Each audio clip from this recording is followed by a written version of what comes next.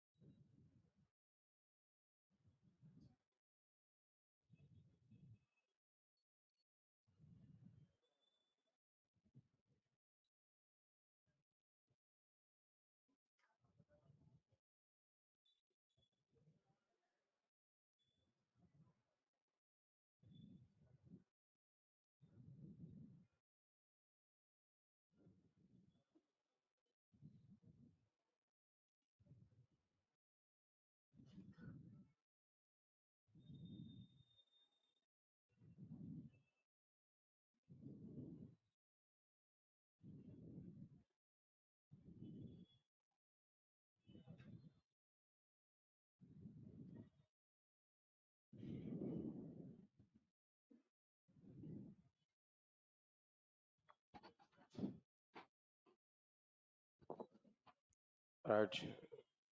Good morning, guys. Right. Is it good morning or good evening? No, I think so. Good morning. Good evening or good morning? Huh?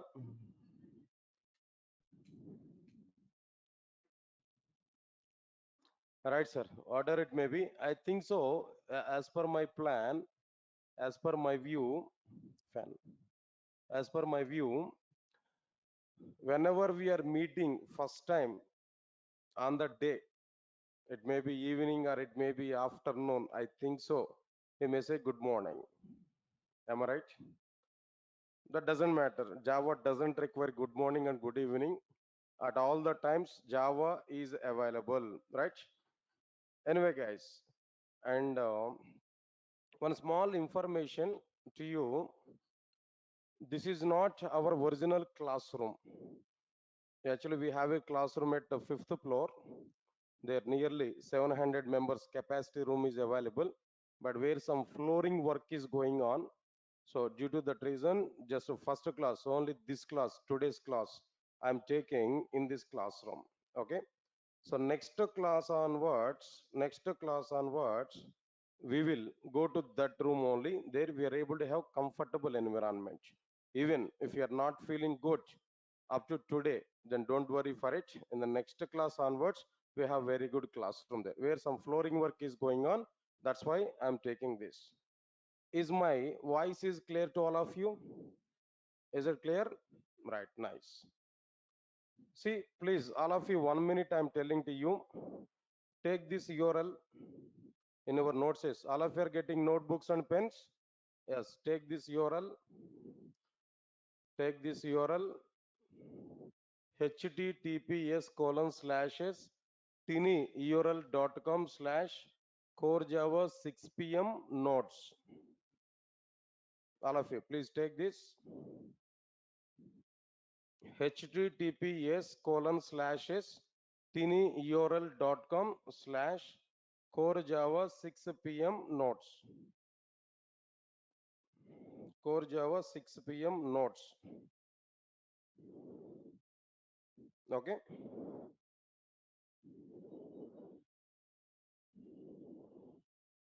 See, why I'm giving this URL to you?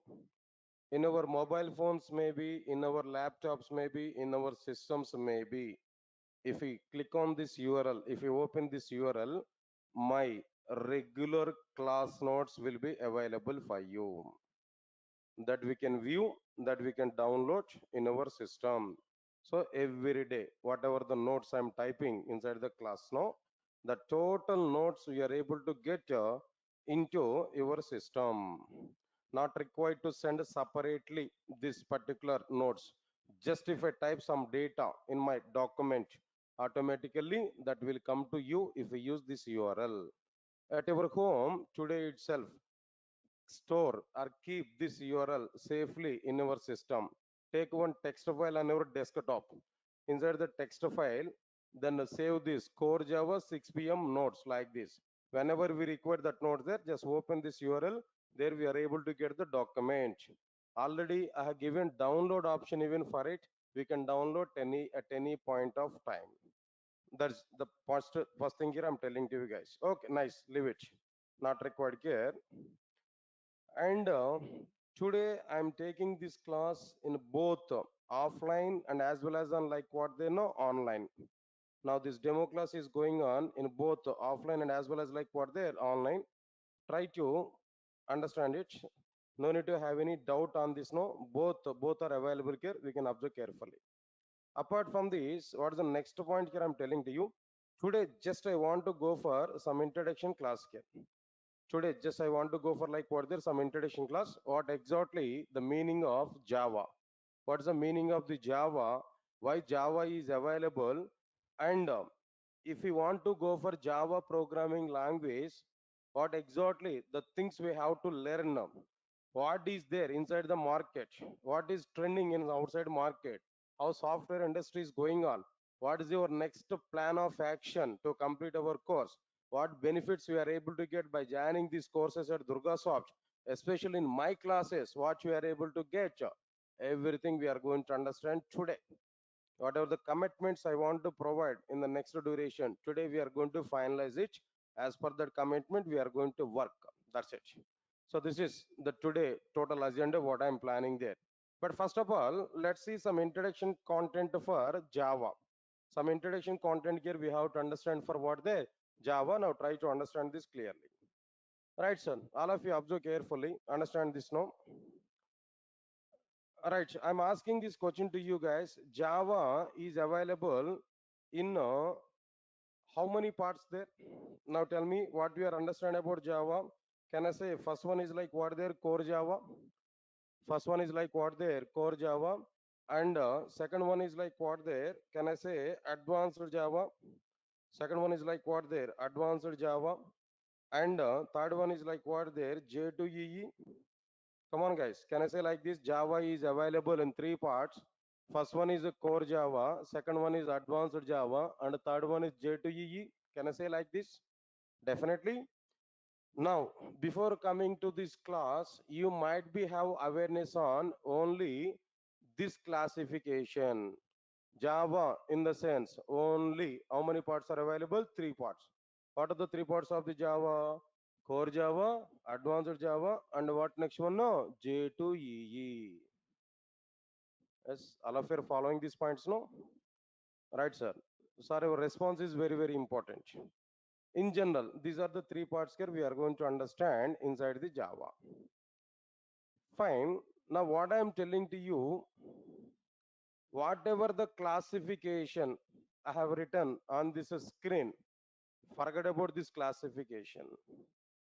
Just forget about this classification. This is not the right classification which is provided by Sun Microsystems. Whatever the classification here I provided, no, this is not the right classification provided by Sun Microsystems. Sir, what is this Sun Microsystems, sir? First time I'm hearing this Sun Microsystems. What is this actually? I'm asking one question to you. Now try to answer for it. Windows is an operating system. Am I right or not? Windows operating system provided by which company? Microsoft. Windows operating system was provided by Microsoft. Very good. Next one. Oracle is a database. Oracle is a database. Am I right or not? Now the database product was provided by which company? Oracle database was provided by which company? Are yaar, Oracle Corporation. What's that company name there? Oracle Corporation. Similarly, Java is a programming language. Java is a programming language that was provided by Sun Microsystems initially. Java was provided by which company? Sun Microsystems initially. Right, sir. I want to say one point. No, Java is like a female. Java is like a female. Then male and female, only two categories in outside world. Male is okay, leave it, no? I'm talking about female. Java is like what there? A female. Born at one place, but surviving at another place. Am I right? I think so. Don't take in wrong way here. The point is what I am telling there. In general, female are born at mother's home, right? Am I right or not? But after getting married, they have to go for what they know, some other home. Of course, nowadays boys are coming to their uncle's place, right? Am I right or not? Definitely, sir. It's a case are available.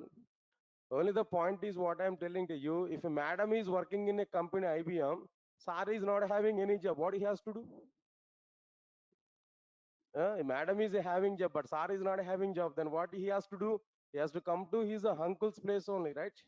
Okay, that is a different story. Later I will talk about it. No, but the scenario is Java born at Sun Microsystems. Java born at Sun Microsystems and growing up at Oracle Corporation.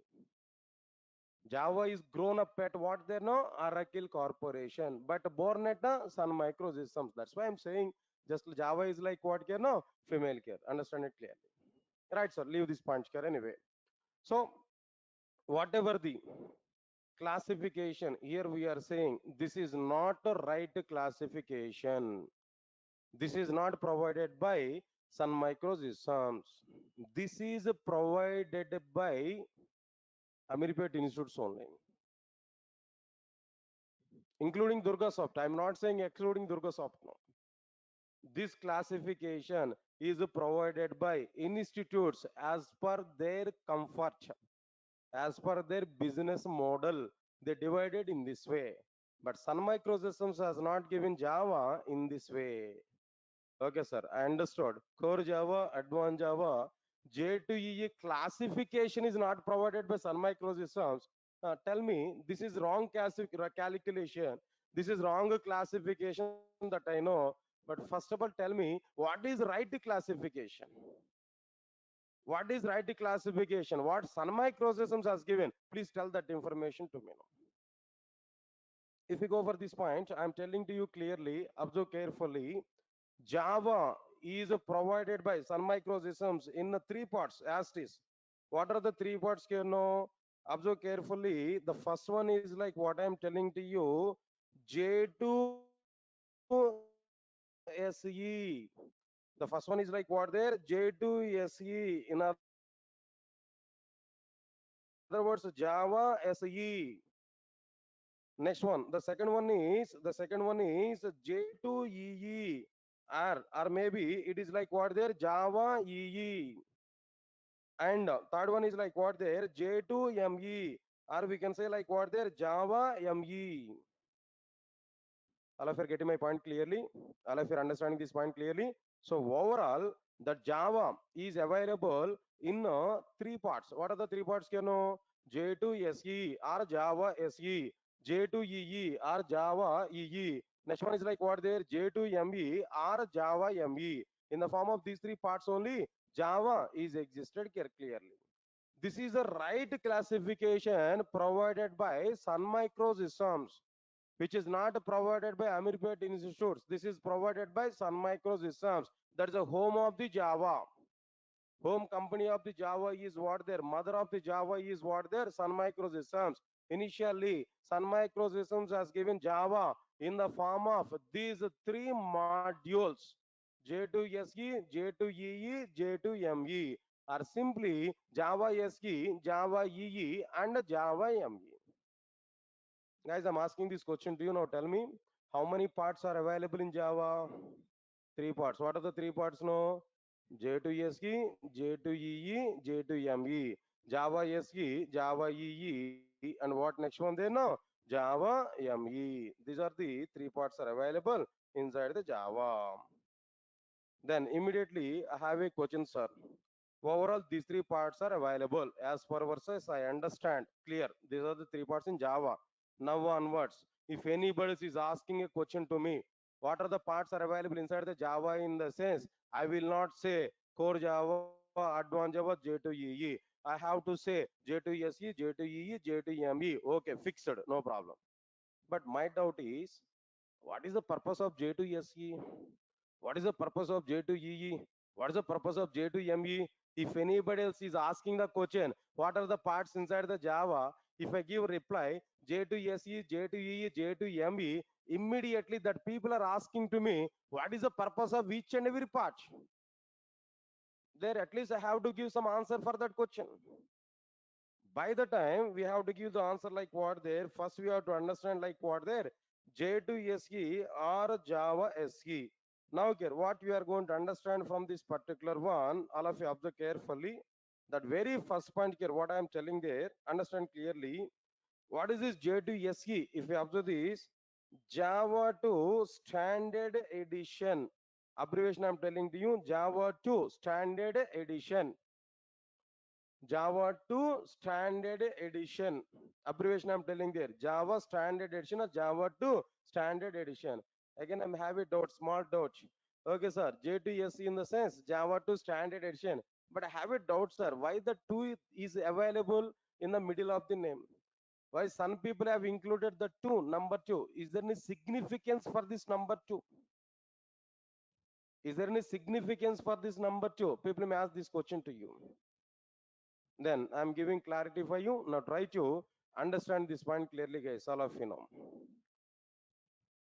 This naming convention J2SE, J2EE, J2ME are provided along with Java second version of the Java. Because of this particular point, number 2 was included in its version name. J2SE, J2ME, J2EE in the sense major changes, the complete Java. Initially, before second version of the Java, little bit Java is available, small Java is available. But in the second version of the Java, huge number of enhancements are available. More and more number of enhancements are available. 75% of the Java was provided along with the second version of the Java. Because of that reason, that number 2 was included inside this name J2SE, J2EE, J2ME. Because of the second version significance, number 2 was included. Later on, when the fifth version of the Java is coming into the picture, again more number of enhancements are added in our Java. From that point onwards, that number 2 was removed. From that point onwards, people are saying Java SE, Java EE, Java ME. Up to fifth version of the Java, J2 is available. Right from fifth or sixth version onwards, huge number of changes are available again in Java. That's why they removed number 2 from their naming convention. From that point onwards, Java SE, Java EE, and Java ME, that names are available. Guys, are of you following my points now? Clear to all of you know? Right, nice. Okay, sir. Abbreviation, I know, sir. Abbreviation is very simple. Even I can search in the internet, I can get it. No problem. What it will provide actually? In Java, in the complete Java, in the total Java programming language, what is the role of the J2SE? What J2SE is providing to me? That I want to know. If you want to know about the purpose of J2SE, if you want to know the purpose of J2SE, only one point here I'm telling to you. That point is like what there. It will cover only fundamentals of Java programming language. It will cover only what they know, fundamentals of Java programming language. It will cover the fundamentals of the Java programming language. Okay, sir. What is this fundamentals of the Java programming language? I will give a list of these fundamentals. No need to worry for it. Right, sir. Now understand this. With these fundamentals of the Java programming language, with these fundamentals of the Java programming language, what I am able to do? Do I prepare any separate application on the basis of the fundamentals? Is it possible for me to prepare any one particular type of program, any one particular type of application in outside here now? Is it possible for me?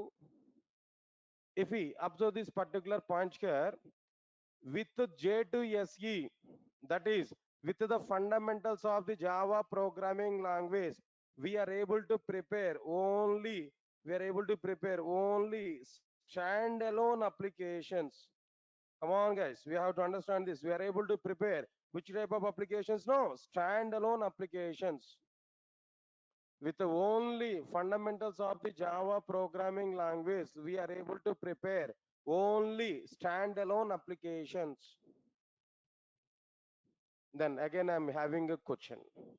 What's my question here? No, sir, you have used the word standalone application.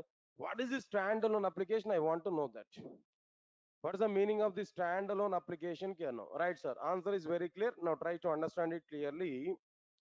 If we listen carefully, if we all of you listen carefully, if we design and execute any application without using client server architecture or without distributing application logic over multiple missions, then that application is called as standalone application.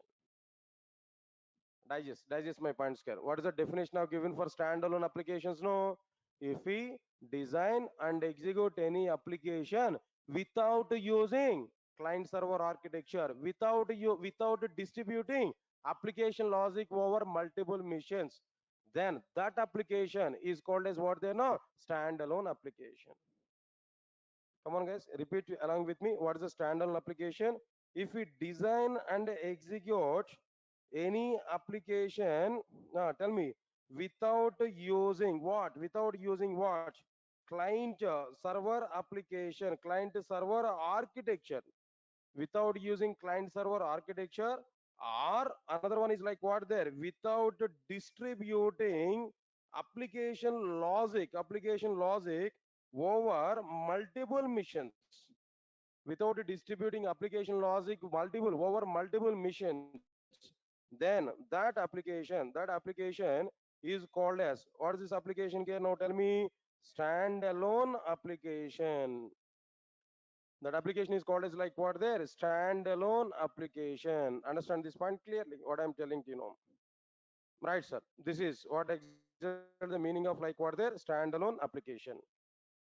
Okay, sir, I understood this point here. I should not use, I should not use what there? I should not use client server architecture. I should not use client server architecture. Okay, or else without distributing application logic, if we design and execute any application, that application is called as what they know? Standalone application. Let's see this punch here. I'm telling to you clearly. I want to give some diagram for this particular one. All of you observe this clearly, guys. Listen carefully. Guys, people are asking one question to me. Is it core Java or full stack Java? As the course today is a full stack Java, part of that full stack Java, I'm taking core Java class.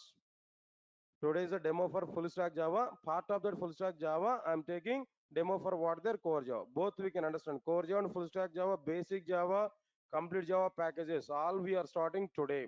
Try to understand it clearly. Right, guys. Now observe carefully here what I'm telling to you. For example, this is my computer. Guys, all of you observe carefully. This is my computer. Now here, inside this computer here, what I provided here, not required. Understand it clearly. Now inside this computer, right, sir. Now I'm going to prepare a Java application inside my computer. Here we prepared like what there? A Java application here I prepared. This is my Java application. Any application, not exactly Java application here. Any application here we prepared now. Now inside this we provided some code, some instructions here we have written. Understand it here. Inside this instruction, some instructions here we have written. All right, sir. Then after completion of this, understand these instructions here. Something else, some instructions, some coding part here we prepared here. Observe carefully. Whenever we prepare this Java program here in a computer or in a mission, this I want to say like what they're a mission. Why I'm saying this is a mission now every time? I don't say it is a computer. Why? Because why I'm saying it is a mission now? Java is not only for computer. Java can run in mobile application. Java can run in like what is some hardware kind of things. Java can run in all the missions now. Nearly 3 billion devices runs Java. So that's why I don't want to say only computer. I want to say that mission may be anything. That will be simply what they know, a mission. it may be mobile phone, or it may be some hardware system, it may be some parking meters, it may be some signaling system, it may be anything, any system where Java is running, that I want to say as a mission. Try to understand it clearly. Right, sir. Now I prepared this Java program here clearly. There itself I'm compiling my program. There itself I compiled my program. There itself I executed my program. My program is asking input to me.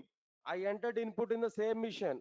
My program is taking input in the same mission. My program is executed there. My program is out giving output in the same mission. How many missions I have used there?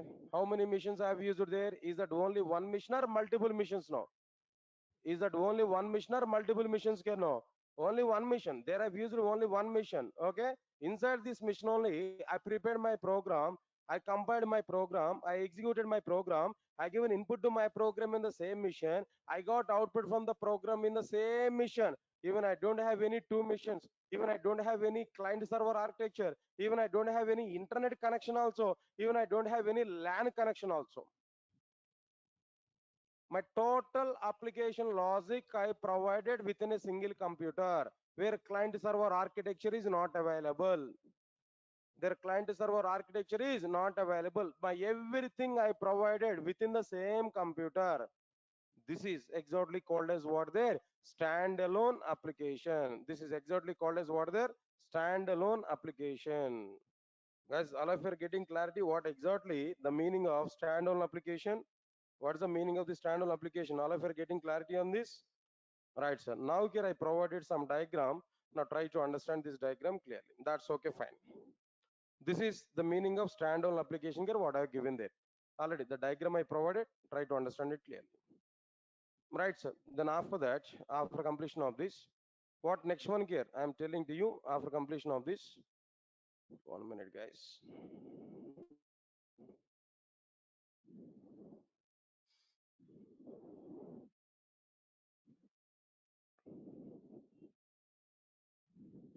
Okay.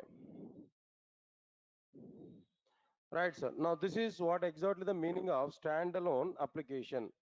Don't worry.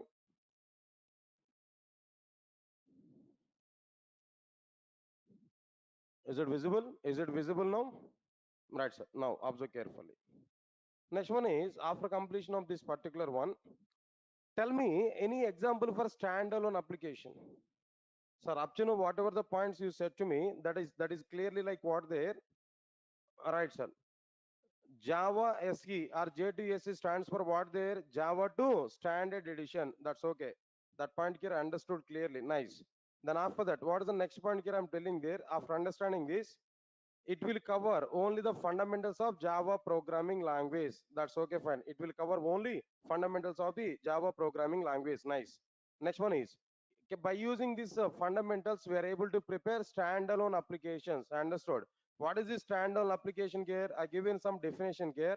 Right, sir. What is the definition here I given there? No. If we design and execute any application without using client server architecture or without distributing application logic over multiple missions, then that application is called as what there? Standalone application. That's okay. Up to these points are very clear.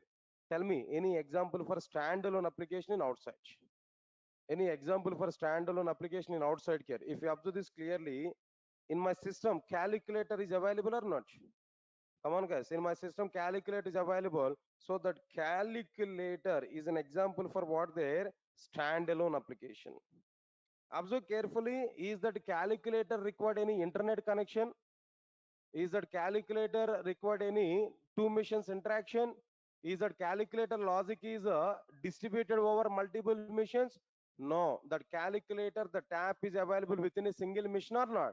Inside the single mission, we provided input or not? In the same mission, we are getting output or not? So it's the best example for what they know, a standalone application.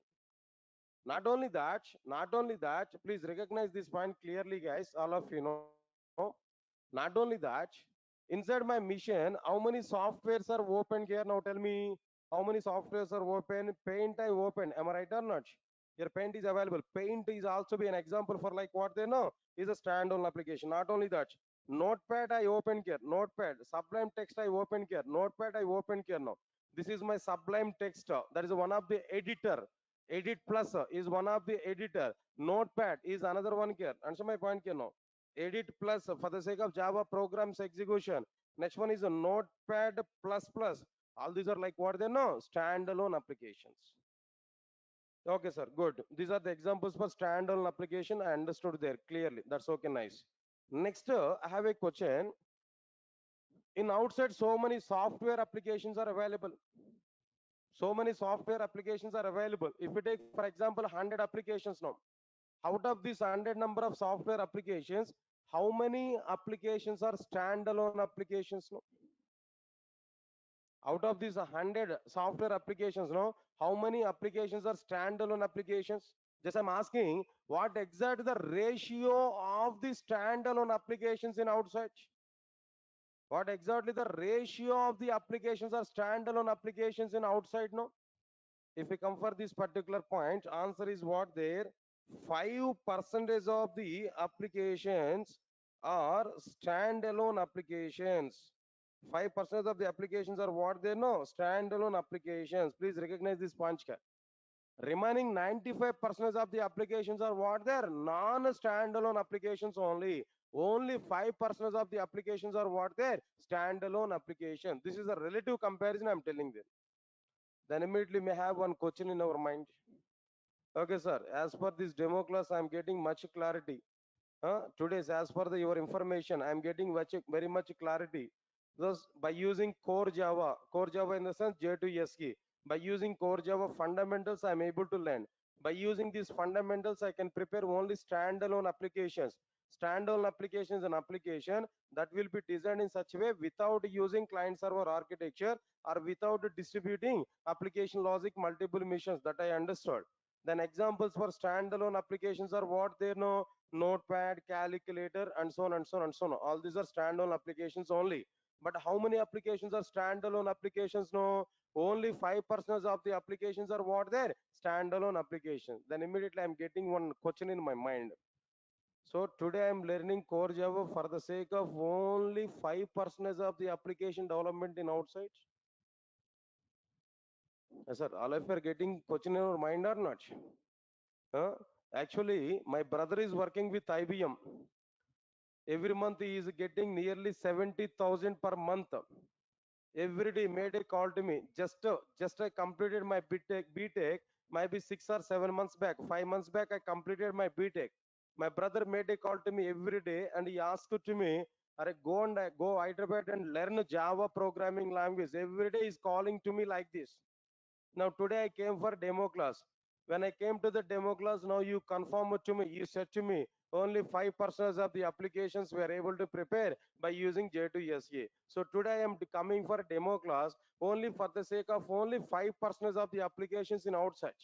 If application development is only 5% no, my job opportunity level is also be 5% no. Today I'm going to start my hard work for the sake of 5% of the opportunities no. Then where is the chance of getting job for me if it is only 5% of the requirement? You may get this type of question in our mind. But I'm giving clarity for all of you guys. Now try to understand it clearly. Understand this clearly what I'm telling to you. It's a direct utilization of the J2SE is only 5%. But it's a dependency level is its a dependency level is 1,000%. It's a direct utilization is only 5% only, but its a dependency level is what they know 1,000%. Are sir, what is this story today? You are giving only numeric values. At one side you are saying 5%, other side you are saying 1,000. What is this? I'm getting somewhat confusion. Don't worry, I'll be clear about all these points. Direct utilization of the J2SE is a 5% only. I do agree that. But its a dependency level is what there 1,000% now. How sir? How 1,000% direct? How 1,000% dependency level is available? Right. I will give some information to you. Now try to understand it clearly. Listen carefully. What I'm telling to you. One student, for example, just he completed his BTech. Then he want to join with a company. He didn't have any job opportunity. So he want to learn a course. With that particular requirement, he came to Amirpet, Hyderabad. When he came to Amirpet and Hyderabad, he inquired in outside which programming language I have to learn. In which programming language I am able to get a job immediately. Just he inquired about the programming languages. All right, sir. He had one default opinion. What is that opinion there? He want to learn Java programming language. With that intentionally came to Hyderabad. But somebody else in outside has given some information to him. Are yaar, if we go for Java, it's a too much coding part and too much difficulties are available. Long time it will take. No, then don't go for Java. If you go for testing tools, no, Selenium testing is available outside. It's getting somewhat demand. Within 40 days, your course will be completed. Within next 1 week of time, you will get a job. Then you will get a company ID card in your neck in the next week. He shown that entire world in a single hand. Then student may felt for it as per his says no. Then immediately searching for an institute to take a Selenium testing course.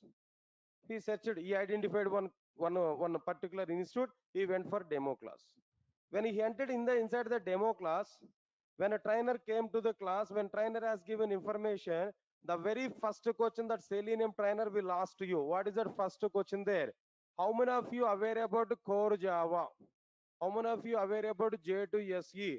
If you know J2SE, then only continue my course. If you don't know J2SE, please leave from the class. Indirectly, what he is saying there, Selenium testing is depending on core Java. Selenium tool, the Selenium product is depending on what they know, Java programming language. So because of that reason, you must have awareness on it. Indirectly, what is the point here? Selenium is depending on J2SE or not? Then the student is changed his mind. Arey, yaar, already thought of it. Java is too much difficult. That's why I came for the Selenium. But the Selenium people are saying to me, then go and join with the Java course. After completion of core Java, only come to the Selenium. Again, they're saying learn Java. Then to avoid the Java only, I came for the Selenium. But again, people are saying to me, then go and join with the Java classes here. So Selenium is not suitable for me. He came outside of the demo class. Again, he inquired about some other people there. What course I have to learn other than this Java, other than the Selenium? Then immediately some other people are giving information to him. What's that information there? Yeah, Salesforce is one of the reporting tool is available outside now. It's having very good demand in outside now. Go and join with the Salesforce classes there. Then if you learn Salesforce class now, within 25 to 1 month of time, you will complete your training, you will get job directly. The same student might be searching for some other institute who they are taking these Salesforce classes now. He went for a demo class. In the same demo class, what happened there? Again, the Salesforce trainer came. He has taken the total demo class. At the end of the demo class, he has given a bomb blast. What is that blast there? No. If you want to learn a Salesforce technology, you must know core Java. Then only it is possible. Otherwise, it is very much difficult to learn a Salesforce. So better to complete core Java than come for the Salesforce technologies. Again, student thinking is what there? Arey yaar, I thought of it. Java is too much difficult. That's why I went for Selenium, where people are saying dependencies on core Java. That's why I came for what they know. Then Salesforce. Again, people are saying what there. Again, Salesforce is also depending on core Java. I want to avoid this core Java. That's my main intention here. That's why again he came out from this content here, the demo class there. He thought of it. Salesforce is also be not suitable. Again, he inquired for some other alternative. Some other people have given there. Araya, don't go for Java, Selenium, and Salesforce. No, nowadays mobile development, mobile application development is very good trending in outside now. Better to go for Android classes now. Android platform is available for mobile application development. Again, he went for one install for the sake of the Android demo class. In the Android demo class also, what happened they know that Android trainer has given prerequisite for this Android is what they know core Java. If you know core Java, then only come for Android technology. Again, the dependency is available. What is the next step of the student? No, again he thought of it. Android is also be not suitable. He went outside there. Some people are giving information there. Hey, don't go for all these technologies. No, SAP related tools are available. SAP related tools are available. ABAP or HR or maybe different things. No, go and join with the classes. No, he went for the demo class also. There also be trained as given information is what there core Java you have to learn. Then only we can come for what there SAP tools. Finally, what he has decided, guys? What he is thinking, no? So without core Java, I'm unable to survive in outside. So if you want to survive in software industry, what I required here, no? Core Java is required. What I thought there, no? Core Java is required. Then again, some other people are giving information. Go and join with Python. Go and join with Python. Okay, then in the case of Python, no dependency on core Java. Yes, I do agree for that. But there is a small logic in that. What's that logic there? No, if you know core Java, nothing is there about Python. If you learn a core Java, Python is nothing. Still, you are not believing my statement now. If you have knowledge on core Java, nothing is available inside the Python. Am I right or not? Say, for example, how many of you are aware about bike riding? Are you aware? I think almost all of you are aware about the bike riding, right? Okay. If you drive a bike in Hyderabad, because of this topic, and if you drive a bike in Hyderabad or maybe car in Hyderabad, you can drive safely in any other city in India. Am I right or not? So that is the situation in Hyderabad here. If you ride bike in Hyderabad, throughout the world, at any location, you can ride the bike in a safest mode. If you learn a Java, if you learn a Java, you can play with any other technology in outside. If you learn a Java, you can survive in any other technology in outside. So finally, the point is what there. If you know Java, Python is nothing. But if you learn already Python, and if you want to come for Java, hands-out situation. Arrested, totally arrested. You may not understand anything. Why? Because even I think you are not believing my statement here. In the case of Java, observe carefully here. In the case of Java, if you want to declare a variable, what we have to do there? Int I is equal to 10. Very good, clear. I is a variable, data type is integer, value is 10 semicolon. Very clear. But the same thing if you want to see in the Python, no, simply I is equal to 10. Now tell me, first if we learn I is equal to 10, if we go for this one, it's very much difficult. First if we learn int I is equal to 10, if we go for Python, that is very simple. Sir, got my point or not? Sir, as per our side, Python is very simple. Can I go for Python class now? Your life will be ended there itself. Finish. Don't have such kind of thinking here. Example I'm telling to you. Observe carefully what I'm telling to you clearly. Right, guys? Anyway, here my intention is not to compare Java and Python here. My intention is not to talk any other information about these two concepts here. My thinking is what there. What's the point I'm telling to you? Observe carefully. Java is a dependent programming language. Dependent programming language. Dependent programming language for multiple things. What are these multiple things here? Now understand this clearly. First one is like what I'm telling to you. Observe carefully. First one is right, sir. First one is like what there? J2EE. If you want to learn J2EE, we require J2SE. Answer my point here. Next one is like what there? Another point is like what I'm telling to you. Observe carefully. After this J2EE, what next one here we are able to say no? Say for example, Android. Android. This is another one. Next one is like what there after completion of this Android here no. Now Selenium. Understand my point here. Selenium. Then and so on. So many technologies. Just some of them are listed here. But so many technologies are saying like that. What here no? These are the dependencies here we are able to understand. So many dependencies are existed here no. So because of that reason, Java is a dependent programming language, and its dependency is available up to like what they know, 1000%. That's why every programmer nowadays in outside, every programmer must learn a Java programming language. Otherwise, it's not possible to survive in a software industry. Minimum one programming language is required. That's why we have to come for what they know, J2SE. Guys, all of you are getting clarity on these points now? Now, can you give clarity on these points here? What exactly the points we discussed up to now? Right, how many parts are available in Java? How many parts are available in Java? Three parts. Can you tell me what are the three parts now? J2SE, J2EE, J2ME. Can you tell me some points about J2SE? What is J2SE? Java 2 standard edition. And what it will cover actually? It will cover only the fundamentals of the Java programming language. By using fundamentals, what applications we are able to prepare?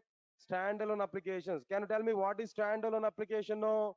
If it design and execute any application without using client server architecture, without distributing application logic over multiple missions, then that application is called as what they know? Standalone application. Answer my point here. Next one is examples for standalone applications are what there? Calculator, Paint, Notepad, Edit Plus, Notepad Plus Plus, and so on.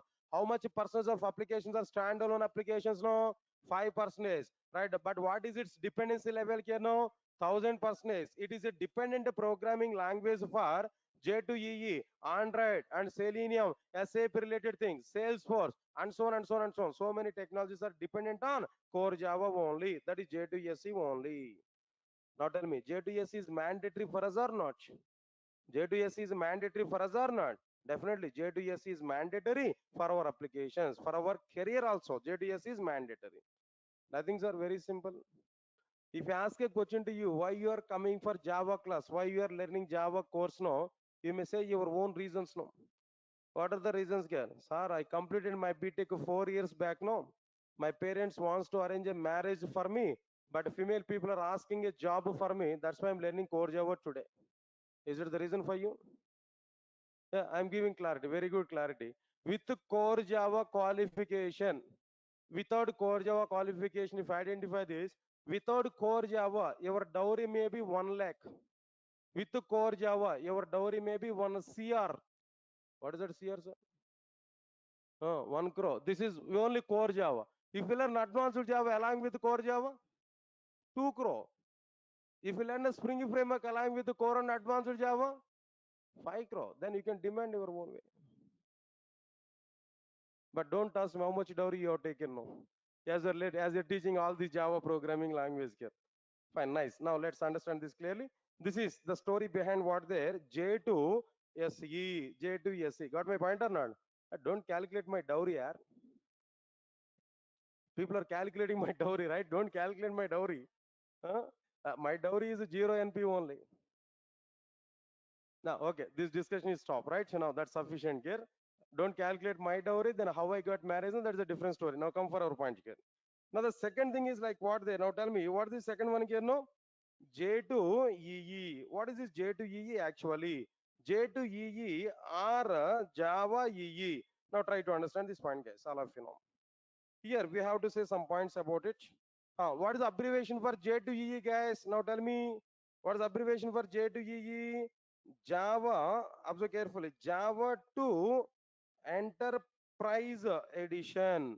Java 2 Enterprise Edition. All of you get my point or not? Java 2 Enterprise Edition. Nice. What is this J2EE in the sense? Java 2 Enterprise Edition. That's okay. J2SE will cover what, sir? Now tell me. J2SE will cover what there? J2SE will cover fundamentals of the Java. But J2EE will cover what there actually? It will cover server side programming. It will cover what, sir? Server side programming. Got my point or not? J2SE will cover, J2EE will cover server side programming. Listen carefully. By using fundamentals of the Java programming language, which type of applications we prepared there? Come on, guys. By using fundamentals of Java, by using J2SE, which type of applications we prepared there? Standalone applications. But by using server-side programming in the sense client-server architecture is involved or not? By using server-side programming, which type of applications can we are able to prepare? Which type of applications can we are able to prepare? In the sense, we can observe this clearly. We are able to prepare distributed applications. In other words, R enterprise applications. By using the server side programming, which type of applications we are able to prepare? No, distributed applications are what there? Enterprise applications. Guys, all of you are following or not? Now tell me, sir, what is standalone application? Can you tell me? Already you had information about it. What is the standalone application? Tell me if we design and execute any application or what there any application without using client server architecture, without distributing application logic over multiple missions, then that application is called as what there standalone application. But here what is a distributed application now? If we design and execute any application on the basis of client server architecture, on the basis of what they know client server architecture, or by distributing application logic over multiple missions, by distributing application logic what their multiple missions, then that application is called as like what there distributed application. In other words distributed application, in other words we can say like it is what they know enterprise application. That's it guys. Distributed application or enterprise application, tell me what exactly the definition for distributed application or enterprise application. No, if we design and execute any application on the basis of client server architecture or by distributing application logic over multiple missions, then that application is called as like what there distributed application, or like what there stand that means enterprise application. Right, now let's understand this example clearly, all of you know. Now I want to show one diagram here. Now try to understand this diagram guys, all of you observe carefully. As I said to you, now this is like what I'm telling there clearly. This is standalone application. Now here I want to take a computer here. This is my computer, one computer. Now this is my another computer, observe carefully. Two computers, maybe simply speaking like what there two missions here I've taken. This is like what I'm telling there, one mission and this is another mission. Two missions here I've taken.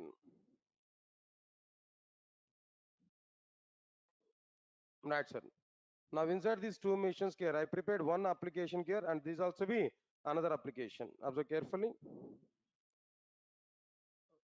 Two different applications here I prepared and two different missions. My program, my application logic is distributed over two missions. Now I want to say this is like what their client mission, and this is like what their what I'm telling they know server mission. Client mission, then what next one can know server mission. Between these two missions, internet is required. Network is required or not? Between these two missions, internet is required, network is required. Okay, fine. Over the network, we are able to have some protocol. That's a different story, what I'm telling to you. After completion of this, then what I'm telling to you, when we execute these two programs, now okay, at client mission, I've written one program there. At server mission also, I've written another program. All of you observe carefully. At client mission, whatever the program we have written there, that program is called as like what there client application. At server mission, whatever the program I have written here, that is called as like what there server application, server side application. When we execute this particular application, when we execute this particular client application, already class server is started, already server side program is ready to serve. Now when we execute client side application, automatically a request will be submitted to the server side program. A request, this is a request which is submitted by client. A request will be submitted to the server side program. Server side program will be executed whatever the request which is coming there with respect to a server side program will be executed. By the execution of the server side program, automatically some response will come to the respective client program.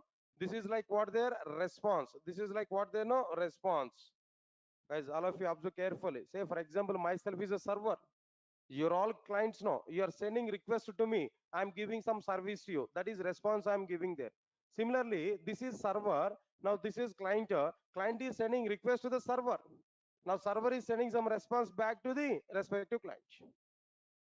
All of you get my point or not? Client is sending request to the server, server is sending some response back to the respective client here. Get my point or not? Clearly, right? So now this is what exactly the meaning of like what the distributed application. Now tell me here, client side application and server side application collectively is an enterprise application.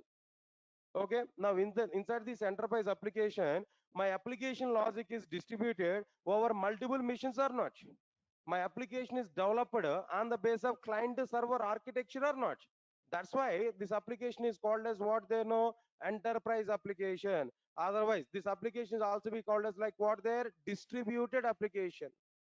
Guys, all of you are getting my point or not? What is the meaning of distributed applications? Is everything is clear to all of you guys? No response. Right, sir? Then you have to give some response to me. Now, this is like what I'm telling to you clearly the distributed application here. What I prepared clearly. Understand this now. That's okay, fine. Then after that, after completion of this distributed application here, how many applications are distributed applications in outside now? Now tell me here. How many applications are distributed applications here? Now tell me here. How many applications are standalone applications in outside there? Now tell me. How many applications are standalone applications? No, 5% of the applications are what there? Standalone applications. But in outside, how much percentage of the applications are distributed applications? No, 95% of the applications are what they know? Distributed applications only. How much percentage of the applications are distributed applications? No, 95% of the applications are what there? Distributed applications. Okay, sir. Now understand it now. For standalone applications, we are given some examples. Maybe small applications, calculator or paint or browser or something else in my system, what I install. Everything is a standalone application. Okay, that I know. But tell me in the same way now, tell me some examples for distributed applications. Right, sir. Nowadays, in every sector, distributed applications or enterprise applications are going on. Nowadays, in every sector, distributed applications or enterprise applications are going on. Tell me some examples still. Bank application, guys, understand it now. For example, I have an account in ICICI Bank. My friend has an account in HDFC Bank. My friend requested for me. He's unemployed actually. He didn't have any job. He requested to me, send some 10,000 now. Send 10,000 rupees now. Then immediately what I have to do there? Then I'm going to transfer 10,000 amount from my account to my friend account. Then what I have to do there? First of all, I have to send a request to ICICI server side application. ICICI server side application will send some transformation to what they know HDFC Bank application. HDFC Bank application will confirm some transaction there and giving some acknowledgement to the ICICI Bank application. Then final ICICI Bank application will perform its transactions and giving some acknowledgement to me. Now tell me, two server-side programs are communicated or not? Myself, I'm communicating with ICICI application or not? My friend is communicating with HDFC Bank application or not? So this entire thing is nothing but client-server architecture or not? Myself is a client, ICICI Bank server-side application is a server-side program. ICICI server-side program is a client for a HDFC server-side application. My friend is a client for HDFC server-side application. Everything is related with the client-server architecture or not? That is an example for what there distributed application or an enterprise application. Leave it. That is not the example. Okay, another example here. Sir, no need to transfer amount from one account to another account here. Nowadays, maybe Google Pay, Phone Pay, number of things are coming. Just if you have mobile number that's sufficient, I can transfer the amount. And then here, what is going to be happen there? I have a Phone Pay account. I have Phone Pay with my mobile phone here. Then what I have to do there? I have to open that Phone Pay application. Then I have to give some acknowledgement to my friend where I have to pay or not, where I have to enter my friend mobile number or not. When I click on process to pay, when I click on pay, some application server. That phone pay application server will contact with what their ICICI application server. ICICI application server side program will contact with what they know HDFC Bank application there. HDFC Bank application will complete the transaction and giving acknowledgement to my friend and giving again acknowledgement to what their ICICI application. ICICI application will give acknowledgement to what they know phone pay application server. Phone pay application server is giving acknowledgement to me. Phone pay application server is giving some acknowledgement to me or not. So this is a process here. Everything is what the client server architecture on. No, sir. Today I learned Java perfectly. Okay, after completion of the class, I want to take a food. Unfortunately, when I go to my hostel, when I go to my mansion, when I go to my room, but food is not good today. Food is not good today. Then, but I am hungry. I want to take some food. Then what I have to do now? No, then what I have to do there? Immediately, so many alternatives are available. I don't want to go to the restaurant now because of pandemic now. I don't like to go for restaurant here. Am I right or not? I don't want to go for restaurant here. So what I have to do there? Then I'm going to take your mobile phone and order in a Swiggy or Zomato or not. Sir, am I right or not?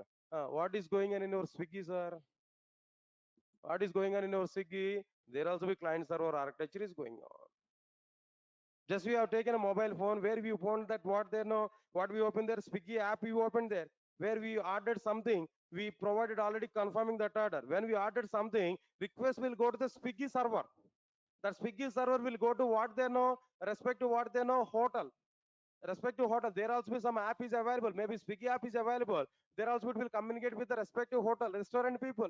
From restaurant people, they will get confirmation. That confirmation will be given back to me. Then after that, the Swiggy server side application will give a notification to the nearest delivery boy. The nearest delivery boy will accept it. He will go to the hotel. He will take the food item and come to our home and giving that food item to me. Then after that, he submitted some feedback form to us. The rating we have to give there. Here also be what is going to be happen here. Myself is a client for Swiggy server side application. Now Swiggy is a client for what they know, restaurant server side application. And as well as that is delivery boy. Delivery boy is a client for what they know, Swiggy application. Then here also everything is going on with a client server architecture or not. Then here also everything is going on under distributed environment or not. So because of that reason, every domain, even in educational domain, aerospace domain, banking domain, healthcare domain, insurance domain, every domain, every platform, all the applications are what they know, enterprise applications only. Enterprise applications only are what they know, distributed applications only. Guys, all of you are following these points, no? Right, so just 1 minute, no? I think I don't know what is this, and our admin people are giving some intimation to us. Uh, Respected sir, please announce to students regarding special offer applicable for those who are attended today demo class for Java. Okay, and they are given both some concessions related to this offline and online classes, guys. I think so. I don't like to talk about payments inside the class, but once it is benefit to you, then only I can talk about it. I think so. There is a benefit for you, so I can talk about it. Anyway, further details you can reach out our office. That my admin people will give more clarity on it. What they are given there, some concessions they are giving on the courses now below courses. Basic Java package. How much amount is available original? Just you can talk with our admin people there. Where in the basic Java, 1,000 rupees concession is going on. In a complete Java package, 2,000. In a full stack Java, 3,000 concession is going on. Then you can reach out our office for getting further details now. So just only primary information I'm telling there, but how much cost is available for each and every course. And this is valid up to Monday. Up to Monday. Today is the first demo class.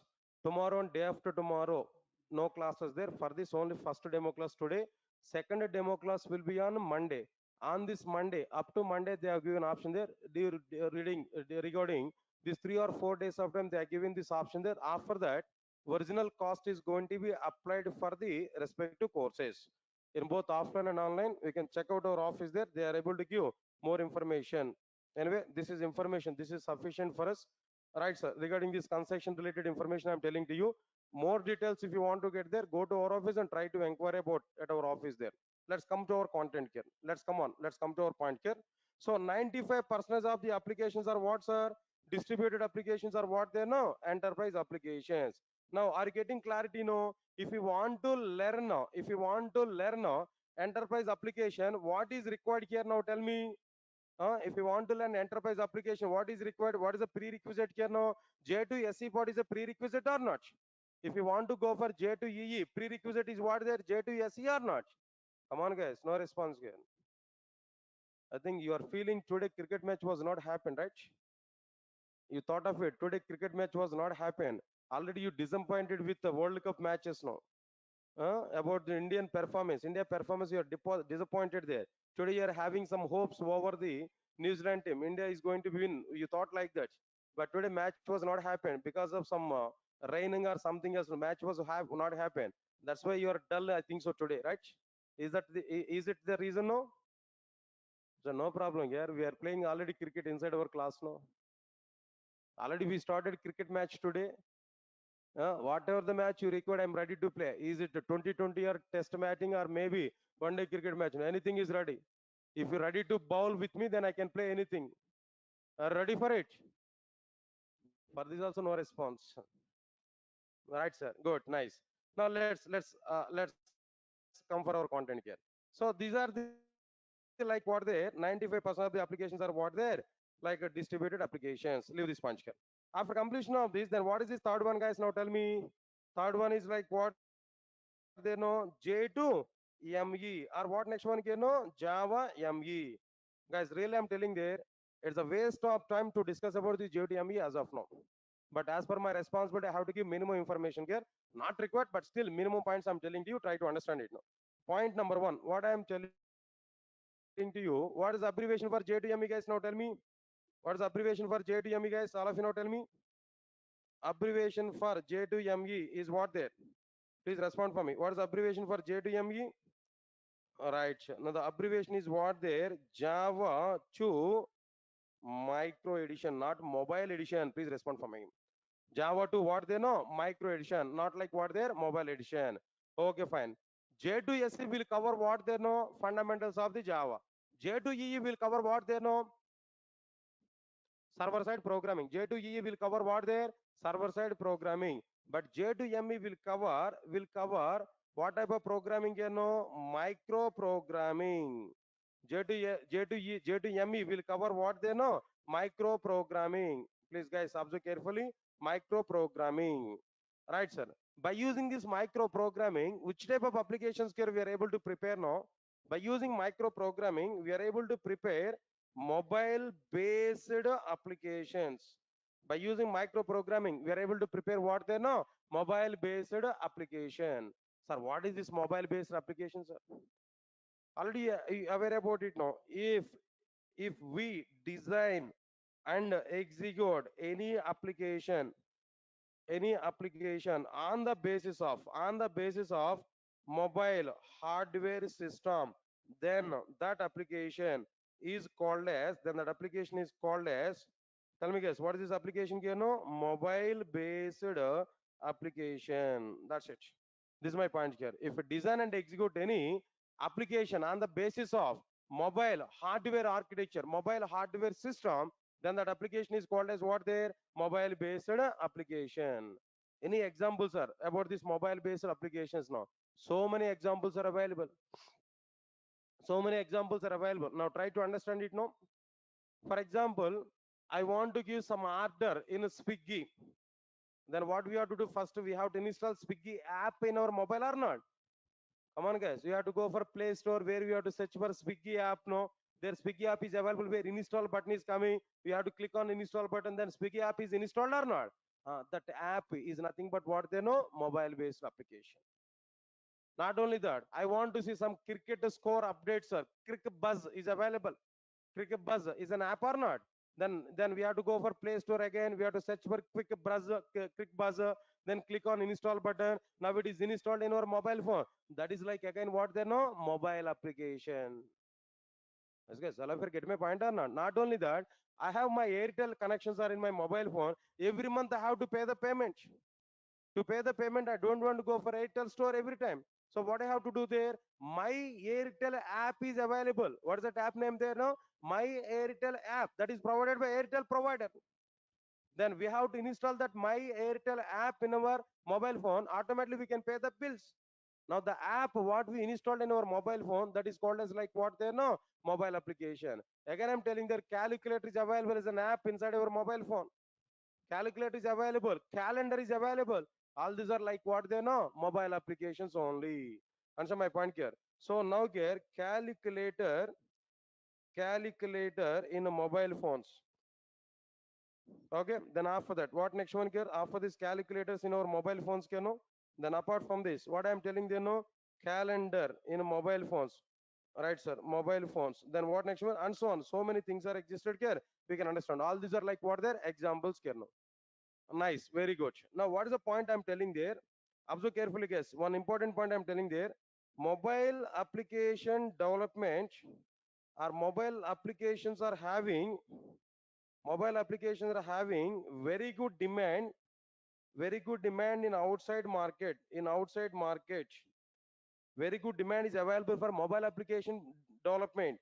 But No demand is available for J2ME. Very good demand is available for mobile application development and outside, but no demand is available for, no demand is available for what there?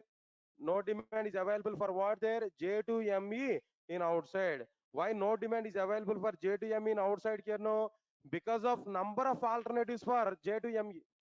Number of alternatives are available for mobile application development. Like Android is available. When Android coming into the picture, when Android came into the picture, J2ME got down totally. J2ME is dead totally when Android came into the picture. Nobody is thinking about J2ME. When iPhone technology is available, Apple iPhone technology is available, when Swift is available there, because of these many alternatives, no, J2ME is not having any demand in outside. It's almost all dead in outside here. Because of that reason, nobody is thinking about J2ME. Nobody is thinking about like what they know, mobile application development in outside with J2ME. That's why no need to think much about like what there J2ME in our content. Nobody is thinking about like what there J2ME in our content. So J2SE, J2EE are the two main concepts of like what there no Java.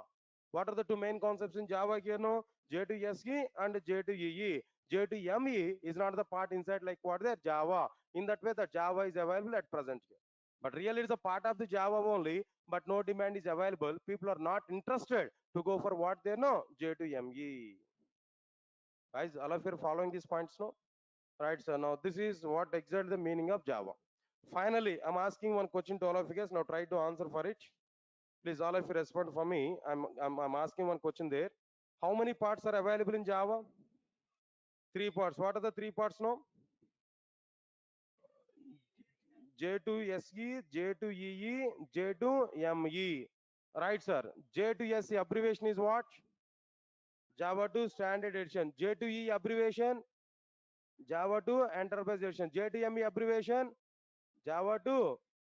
Please, for the sake of me, please loud your voice there at least. I want to hear your sweet voices, no? Right?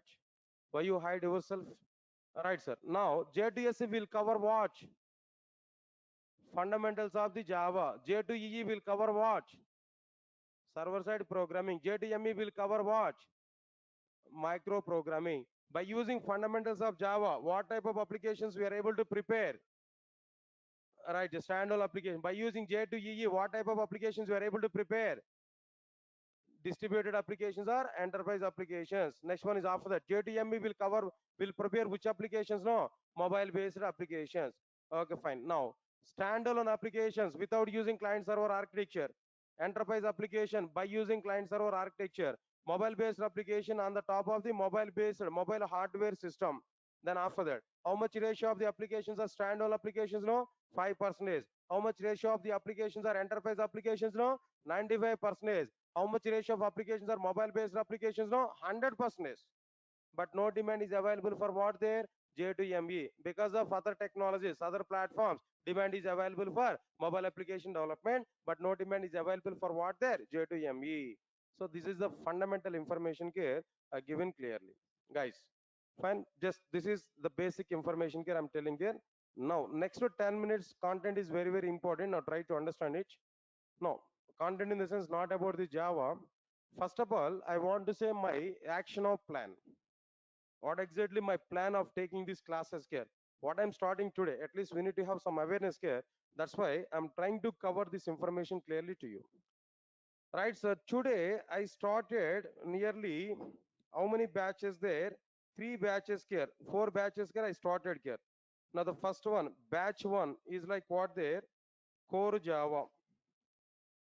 Guys, is it visible to all of you? Last term. Okay, first batch is what there? Core Java. I started. Next one is second batch here. I'm telling to you, this second batch is what there? Now, basic Java package. Basic Java package. This is second batch. And third batch here. What is the third batch here? I started here. Understand this. Third batch is complete Java package. Complete Java package. Then after that, fourth batch, what I started here inside this fourth batch, Observe carefully. Now, this is what I'm telling there. Full stack Java package. Full stack Java developer. Simply, I'm saying full stack Java package. These are the batches. Today I started here. Core Java is only single course here. We can understand it. No. Under this basic Java, what I'm going to be covered. Number one, core Java. Guys, all of you observe this clearly. Number one, core Java. Number two, advanced Java. Number three, like Oracle on database is required. Number four, basic UI. Basic UI in the sense HTML, CSS, JavaScript. Then what next one here? And Bootstrap and jQuery. These basic concepts only. Not Angular, not React JS. Other things are in a different. Right. So these are the things are going to be covered inside what there basic Java. But if you observe this complete Java package here, what we are able to get now, first one is like what there core Java we are able to get, and second one is like what there advanced Java. Next, third one is like what there Hibernate. Then after that, fourth one is like what there Spring, and the fifth one is like what there Spring Boot, and sixth one is like what there. Then after this microservices. Then seventh one is like what their web services. These things are going to be covered under this complete Java. Seven topics are available. Along with all these seven now, then few more things are available. Eighth one is like what there Oracle is going to be start. Next one is ninth one is like what there no basic UI part. Again, I'm telling there basic UI includes like HTML, CSS, JavaScript, jQuery, Bootstrap, like these five topics only. Not Angular and not what they know React JS. Understand it now. Next one, under this full stack Java, what we are going to understand under this full stack Java, what we are going to be covered here, whatever the courses which are available, all whatever the courses which are available here, all the courses are going to be covered under this full stack Java, but extra few more concepts are available. What few more concepts here we are going to understand there. Next, 10th one is Angular, then Angular or React. React JS, either of this. But okay, if you want to learn both, then I'm able to give some permission regarding that. Next one is after that, 11th one is like Linux, we are going to understand, and the 12th one is a cloud, cloud, AWS only, not Azure, not required here for Java development. In general, we should go for what they know, AWS, Amazon Web Services now. That's another one here we are able to cover. Next one is DevOps. DevOps here we are able to see. Then 14th one is like what their testing tools. Testing tools, both manual and Selenium. Testing tools, both manual and Selenium, like this. These many things here we are able to cover under like what their full stack Java. Guys, all of you are getting this point clearly? So today, now this is a demo class for what there. Officially Java introduction are given there, but part of the core Java for batch 2 basic Java, for batch 3 complete Java, for batch 4 full stack Java are given today. Just it is a demo class. Just I'm giving awareness here. They are the batches here we started clearly. Understand it clearly now. Next one, after completion of this, after understanding these batches information clearly, okay, don't worry. I will share even these details also to you. Right, sir. After getting clarity on this, then what next one here apart from this here no? Regarding this durations point of view, if you observe this, durations point of view, if you observe this, maybe then core Java, it may take nearly 3 months of time. 3 months of time. I'll give information to you, 2.5 to 3 months of time. Damn sure I have to take it.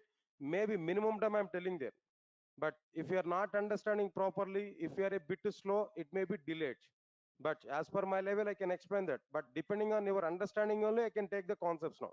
If you are in a bit slow, then definitely I have to put more concentration on my explanation, but then definitely it's going to be delayed here. But if you're catching every point immediately, then it's okay, fine. Now I can go for like what there in my own flow there now. So that's it. Now, next one is, now this basic Java package, it may take nearly 4 to 5 months of time. Observe carefully. Now here, this complete Java package 5 to 6 months of time it will take, but this full stack it will take minimum 7 to 8 months of time it will take. Why? Because total nearly 14 topics. I think so something I missed out in this full stack Java. After completion of this class, everybody will get a mail and WhatsApp message to you with the syllabus and everything there. After completion of this session, there we are able to get it. Complete Java nearly 50 to 60 pages syllabus content only we are able to get regarding this. Okay, fine. Like this, these are the durations here we can understand. Okay, guys, that's okay, nice. Out of all these things, what is my area? My area, what I'm able to discuss. For example, if we come for this one, total Java stream I'm going to take, guys. As of now, my part is what there in a full stack. If you observe this, up to this part is my area. Myself will be available for all of you up to this part, right from core Java up to like what they know web services. I'm going to take the classes. Oracle, Basic UI, and remaining classes might be taken by some other faculty members. This is full stack Java course. Understand it now. So Java is a mainstream. Max a major part. That means major part I am going to take the responsibility. But if time is possible, I may involve in either of these technologies, but not conformed there. Why? Because I'm going to be busy with the Java stream only. Why? Because parallelly I have to take these classes, Keno. So parallel to these Java classes, these classes are going to be start automatically. And so my point here, these are independent on these concepts. These are not related to this particular content here. So independent here. So along with this basic pack, along with this total core Java, no, one by one, all of them are going to be started. Guys, observe carefully what I'm telling to you. Okay, now listen carefully. What about my slots actually? What is my schedule actually? How I'm planning my schedules here? I'm going to give some clarity here. Now try to understand it. Here, two options are available. If you follow my schedule, it's okay, well and good. Sir, time is not possible as per our schedule. No, I want to attend all courses randomly. In the sense, morning to evening, all classes are going to be started. Durga sir, you can plan your own way according to your schedule. But I'm going to give one roadmap to you to attend for these classes. No, if time is not suitable with my roadmap there, you want to attend the classes in our own way. I will give time to time batches information to you. Randomly, you can attend these classes at Durga sir morning 7 to night 9. Classes are going on completely. But first of all, let me talk about my schedule here. What about my schedule here? Understand this clearly. For this Java stream, total Java stream, I'm going to assign two slots. One is like what there, 6 p.m. to 7:30 p.m. This is one slot. Then another slot here, what I am taking there for the sake of this, 7:30 p.m. to 9 p.m. 9 o'clock is very good in Hyderabad here. Then up to 10, 10:30, every service is available in Hyderabad. No need to think much about it here.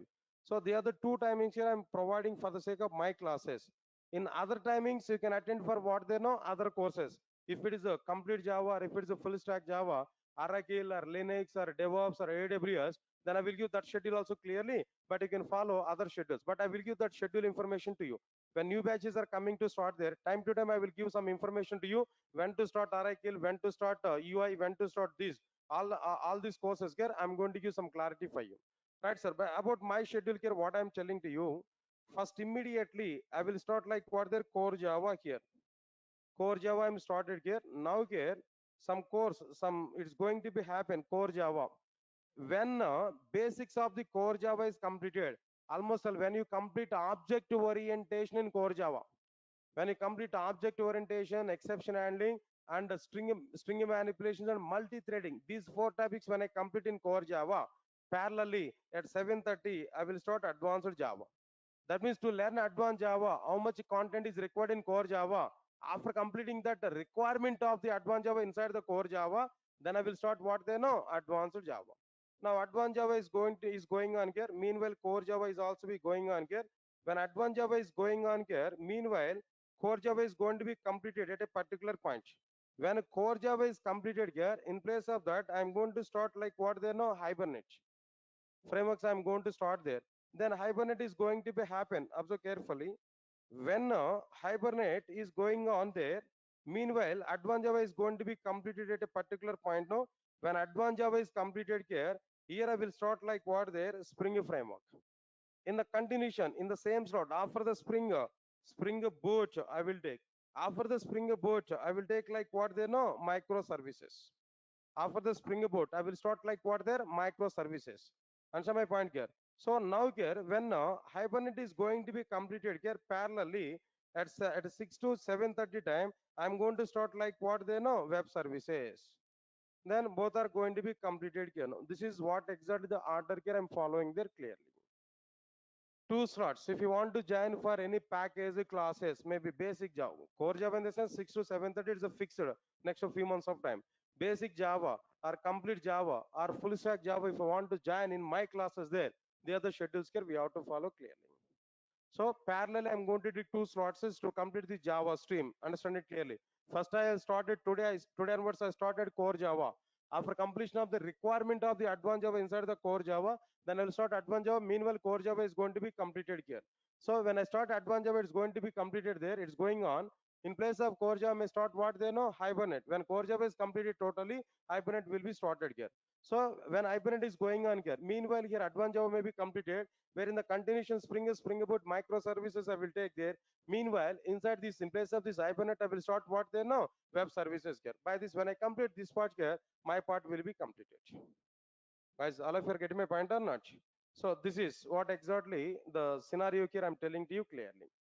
After that, then other timings maximum I'm going to provide the remaining Oracle or maybe what next one here, Oracle or Linux or DevOps or remaining courses also we are planning to provide before 6 o'clock.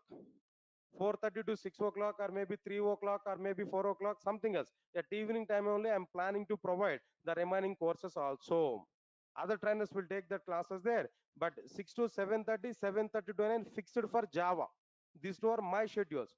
Remaining classes will be taken by other trainers before the 6 o'clock. No. Anyway, after 9 o'clock, not possible. Anyway, before 6 o'clock, other trainers will take the classes. No. Maximum, if we come for this full stack Java, we are able to get the total awareness clearly. Guys, one thing I'm telling to you, out of all these things now, full stack Java is a trending nowadays in outside. Every company is looking for full stack Java only. Guys, I'm not giving any fake information. Every company is taking like what there, full stack Java only. Yes, guys, all of you are getting my point or not? Right, sir. Now here, observe carefully how much it is important here. I'll give some video to you. I think recently I identified one video in internet here. Now let me check that. I think the sounds may not be calm, but try to see at least that image here. I will explain that what's going to be happen here. One funny video I got there. How much importance is available for full stack Java? You can understand it now. Some fire accident is going on actually. In a company, some fire accident is going on there. He is a team lead, this character. Then all team members are searching for Kiran. Who is that Kiran? Actually, full stack Java Kiran. They are searching for full stack Java Kiran. Right. Unfortunately, they identified one person. One person. His name is Kiran in outside there. Now see this. So next one is one person identified. His name is Kiran actually. But unfortunately, he saved that person there by taking some risk. No. And then what happened here? No, he is a team lead. The team lead identified he is not full stack Java Kiran. Again, they are searching for full stack Java Kiran. Searching for it, searching for it.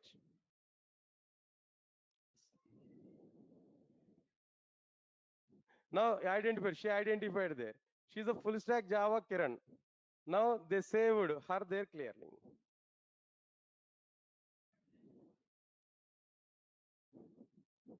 Understand it?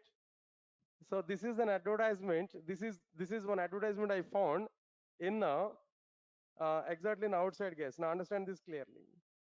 Okay, so the example I shown there. This is the demand for full stack Java nowadays in outside. Java with DevOps, cloud DevOps, Java cloud DevOps. If you have these three in your resume, you will get very good demand in outside. That's what just example here I'm telling to you. Try to understand it clearly. Next one is after that, people are asking to me, sir, are you able to take these courses continuously 3 hours of time at a time? No, no. For every 1.5 hour, just a 5 to 10 minutes break. 10 minutes break I'm able to give. With the break only, I can take the class. I don't want to give any burden to you inside our classes. You are going to see all the classes in very good entertainment. Easily we can understand everything. That's okay, fine.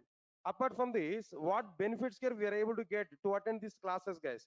Advantages of this course here, guys. All of you have to this. These things are also important for try to understand it. At least only one day only I'm going to talk all these things. Next class are about direct attack, direct subject only. Then no need to waste our time here.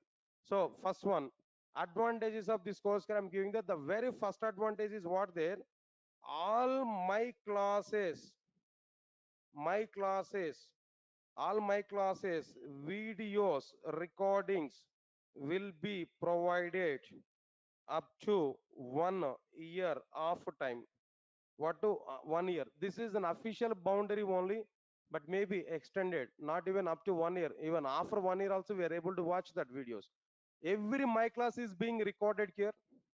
Every my class is being recorded here. Then every class video recording will be provided.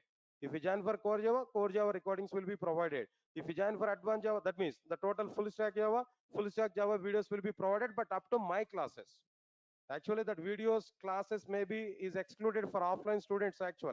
For online student, by default, videos will be provided for every course, but for offline, videos will not be provided, but up to my classes, I'm going to provide.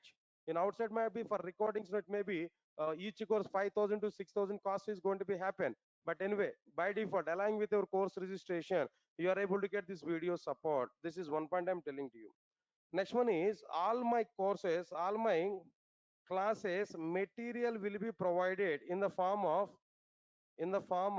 hard copy for offline students. Hard copy will be provided here, offline students, offline, and soft copy for online students. Let's understand this clearly. Soft copy for what? Their online students. But of course, hard copy is a chargeable, guys, little bit. Xerox cost only our people are going to take, no, it's a chargeable. Observe carefully just what I'm telling there. It's a Xerox cost only I'm going to take. We are going to take.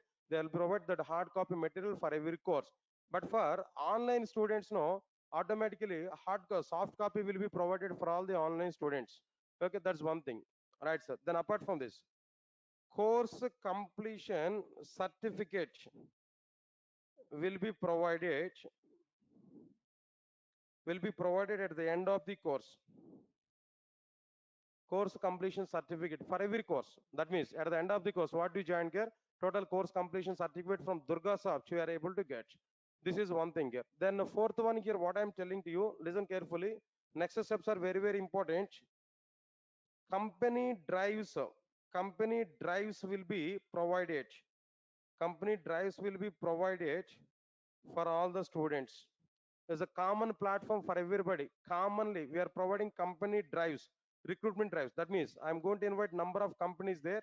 Right, sir. Company people are going to provide some drives here, some opportunities for us there. They are coming here, they're conducting some off-campus drives there. So you're all eligible to attend for it. Eligible candidates, like depending on your qualification, depending on your marks percentage, no, you are going to be eligible for that.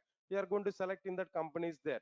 But immediate at core Java, no companies will come there. Whenever we are in advanced Java frameworks, there we are able to get that number of companies. Definitely. But listen carefully. I'm not going to conduct any job guarantee program, but more than job guarantee program, we are going to provide environment. I don't believe the job guarantee program. Why? Because I'm telling you one more point. If you want to get job, 30% is my participation. Remaining 70% is your hard work. Then only you are able to get job. But depending on your 70% hard work, how I can give guarantee for it? No. It's a blunder. In my point of view, job guarantee programs are fake. Blunder. They're not going to be work here. Even if you join with the company through the job guarantee program, your lifespan with the companies may be 2 to 3 months of time only. After that, no company people will provide that. In the job guarantee program, what's going to be happen there? Maybe interview questions only you are going to buttify. That interview questions you are going to deliver. Maybe they are able to manage that interview. After joining with company without having knowledge, how we are going to work with that company? Clearly understand this point what I'm telling there. So because of that reason, here itself I'm confirming to you, I don't believe the job guarantee program. Once you are coming to my class, I want to deliver the completed subject.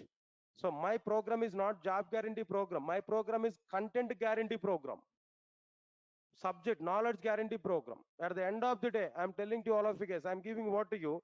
At the end of the day, you should be in a position to teach Java to somebody else in outside. The real subject, if you want to know, then only come for my classes here. With my subject, with my knowledge, whatever the knowledge you are going to gain inside my classes, no. With this knowledge, 80% success rate is available in my classes, no. For every 100 members, 80 members are going to get jobs, even it's not available in job guarantee programs in outside. So here we are totally depending on subject only. I'm going to deliver subject, you are going to learn subject, that's it. With this subject, you are going to get 80% of chance are available to get job in outside here. Not even any off-campus drives are not even anyone. If you go outside company walk-ins now, in our own stand, in our own legs, you are going to get the job.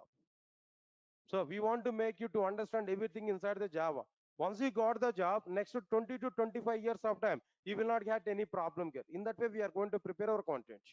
That's the content here. Then what I'm providing there. Now company drives will be provided. Apart from this company drives now, understand clearly some concepts wise, what we are going to provide here, concepts wise, some written tests will be provided. Written tests with respect to the company standards now. Company people required. Companies are going to conduct some written tests here. That I am going to conduct on every concepts here. If I complete one subject, one topic in my Java, then immediately on the topic I'm going to provide what there one test. Then I will display the key in outside. We can check it and we can check your knowledge there. If any problem is coming there in our exam, I will explain that content there inside the classes now. So every topic written test will be provided. Right, sir. Next one is mock interviews will be provided. Mock interviews will be provided depending on the topics. So for example, inside the core Java, we may have 3 to 4 number of mock interviews total overall. I'm going to implement it actually. In this batch onwards, I'm going to implement it. So written tests and mock interviews I'm going to be provided on every content. Right, sir. Then after that, after completion of this, another thing is what they working with multiple databases, guys. When we go for advanced Java, definitely we need to go for what there, some databases, JDBC is available. So we are going to work with multiple databases. What databases here we are going to be covered here now? Oracle. What next one here? MySQL. Then H2, in-memory databases, NoSQL, MongoDB. These many databases here we are going to be covered. That means covering in the sense not entire database course now. Up to for Java development, up to how much is required, up to that I will cover. Up to that I will cover and I will show that. For example, in my JDBC applications, I required Oracle database now. I will show right from scratch how to install Oracle database in our system, how to open Oracle console, how to work with Oracle, how to connect with Oracle from Java application. If it is MySQL, how to install MySQL database, how to open MySQL console, how to work with MySQL database from Java application. Like this here, we are able to see all the content here. Then after that, another thing here, what I'm telling to you, working with multiple servers working with multiple servers, like what there, if you go for servlet programming there, servers we require, what servers here we are able to cover here, like what there, WebLogic, for example, that server here I'm going to be covered, like what there, WebLogic. After this WebLogic, next one is like what there, Wildfly. After this Wildfly, next one is like what there, JBoss and Wildfly both are same here. Next one is Glassfish server here we are able to see. Next one is like what there, Tomcat server. Like sir, so many servers are available that we are going to be covered clearly inside our classes now. Right, sir. Then after that, after completion of this, another thing here, what I'm telling to you, apart from this, right, sir, multiple servers and next one there, multiple things. Now next one is like what there, working with multiple IDs. Multiple IDs. I'm going to use IDs right from core Java onwards. What IDs here we are going to be provided here in our content here. Initially, I'm going to start with like what there, Eclipse.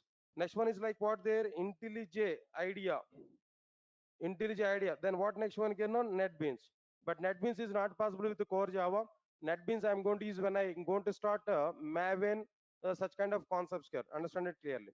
So Maven and Log4j, when I'm going to use that Maven build tools there I'm going to start like what there, NetBeans here. Answer my point clearly. Next one is working with multiple IDs here. Like this, so many advantages now.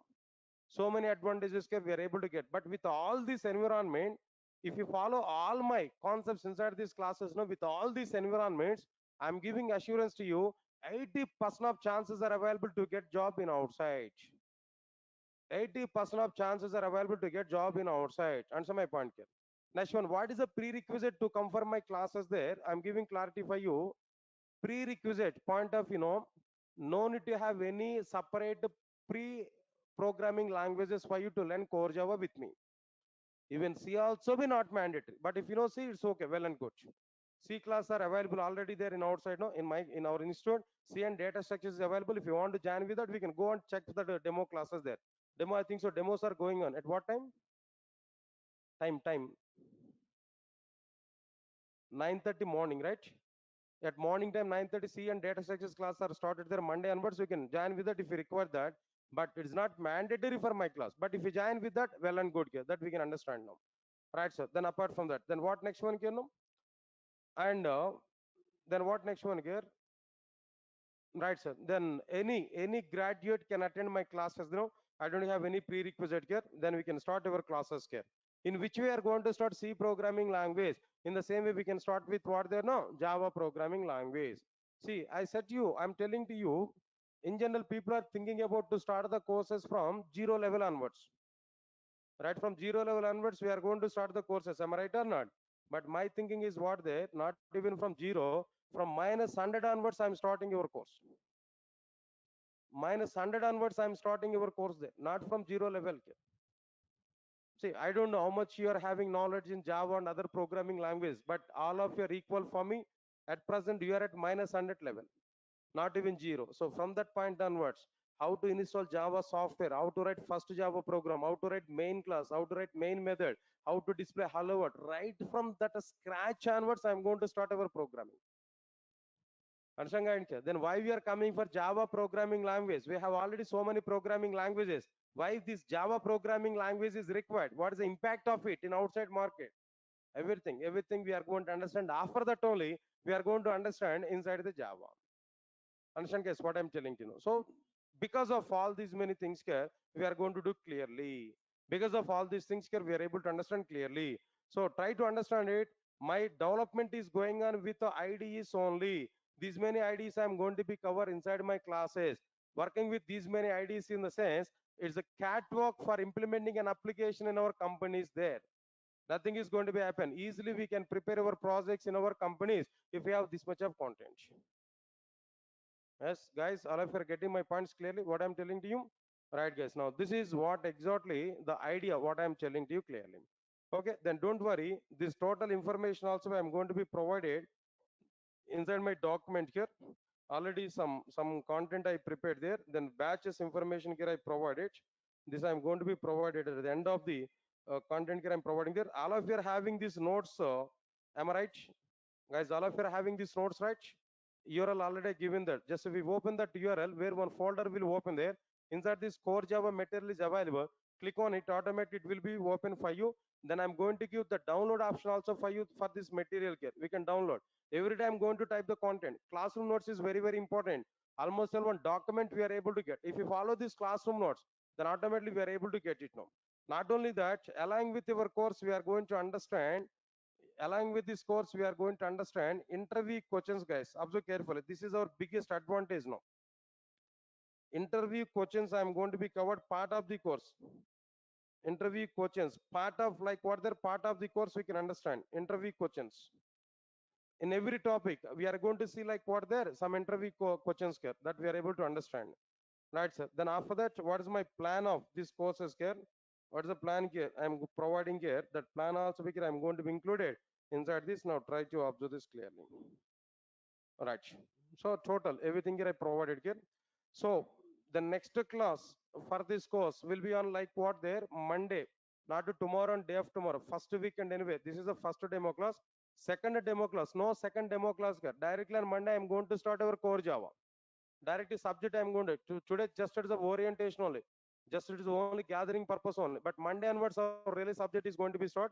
Once again I'm giving some notice to you. Then already our team has given that, right? Some concessions are provided in the form of this like regarding these course fees, no, right? For basic Java 1,000 rupees, for complete Java 2,000 rupees, for full stack Java 3,000 rupees concession is going to be happen. This is valid up to Monday.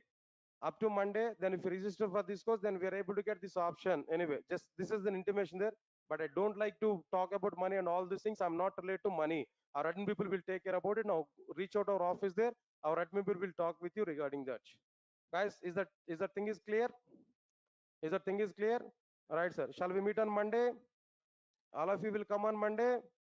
Don't miss out it. On Monday there is an announcement, a big announcement I am going to provide on Monday. That may be useful for you. Not related to this one here. Definitely it will be useful for everybody. Definitely it will be useful for everybody. On Monday, definitely I'm going to give one big announcement without failure. Try to attend for this Monday. Not only you can call your friends there. Anyway, first 2 to 3 classes are going to be available as a free classes for us. Call your friends also. Let them to come attend my demo class there. Monday directly I'm going to start core Java class. Monday directly I'm going to start what there? Core Java classes there clearly. Right, guys. Thank you. Thank you for attending this demo class here. Then, if you want to, guys, 1 minute, and if you want to reach out our office there, Some mobile numbers are available for offline. I'm telling to you, offline. Then double five double eight five two double eight five two. Now we can reach at our office there 63. Next one is a 64.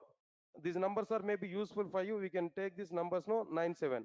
These numbers for offline here. For online if you want to reach to our online there, then we can go for like what there 888 5 25 26 27. This is one number, and 9246212143. Like this, few more numbers are available. You can check in our website there. Then mail for online mail, we can observe this online mail is like what there Durga Soft Online Training at the rate gmail.com. Right, sir. This is for online students. For online classes information there, we can get it now. Then if you want to get some other courses here, website information here, if you want to go there, www.durgasoft.com. We can reach out there. There we can see all the details here now. All the details information here we are able to provide. Right, sir. These mobile numbers and these things here we can use there. There we are able to get required information, guys. Right? Shall we meet on Monday? Right, sir. Thank you. Thanks a lot. We'll meet on Monday. Please go ahead.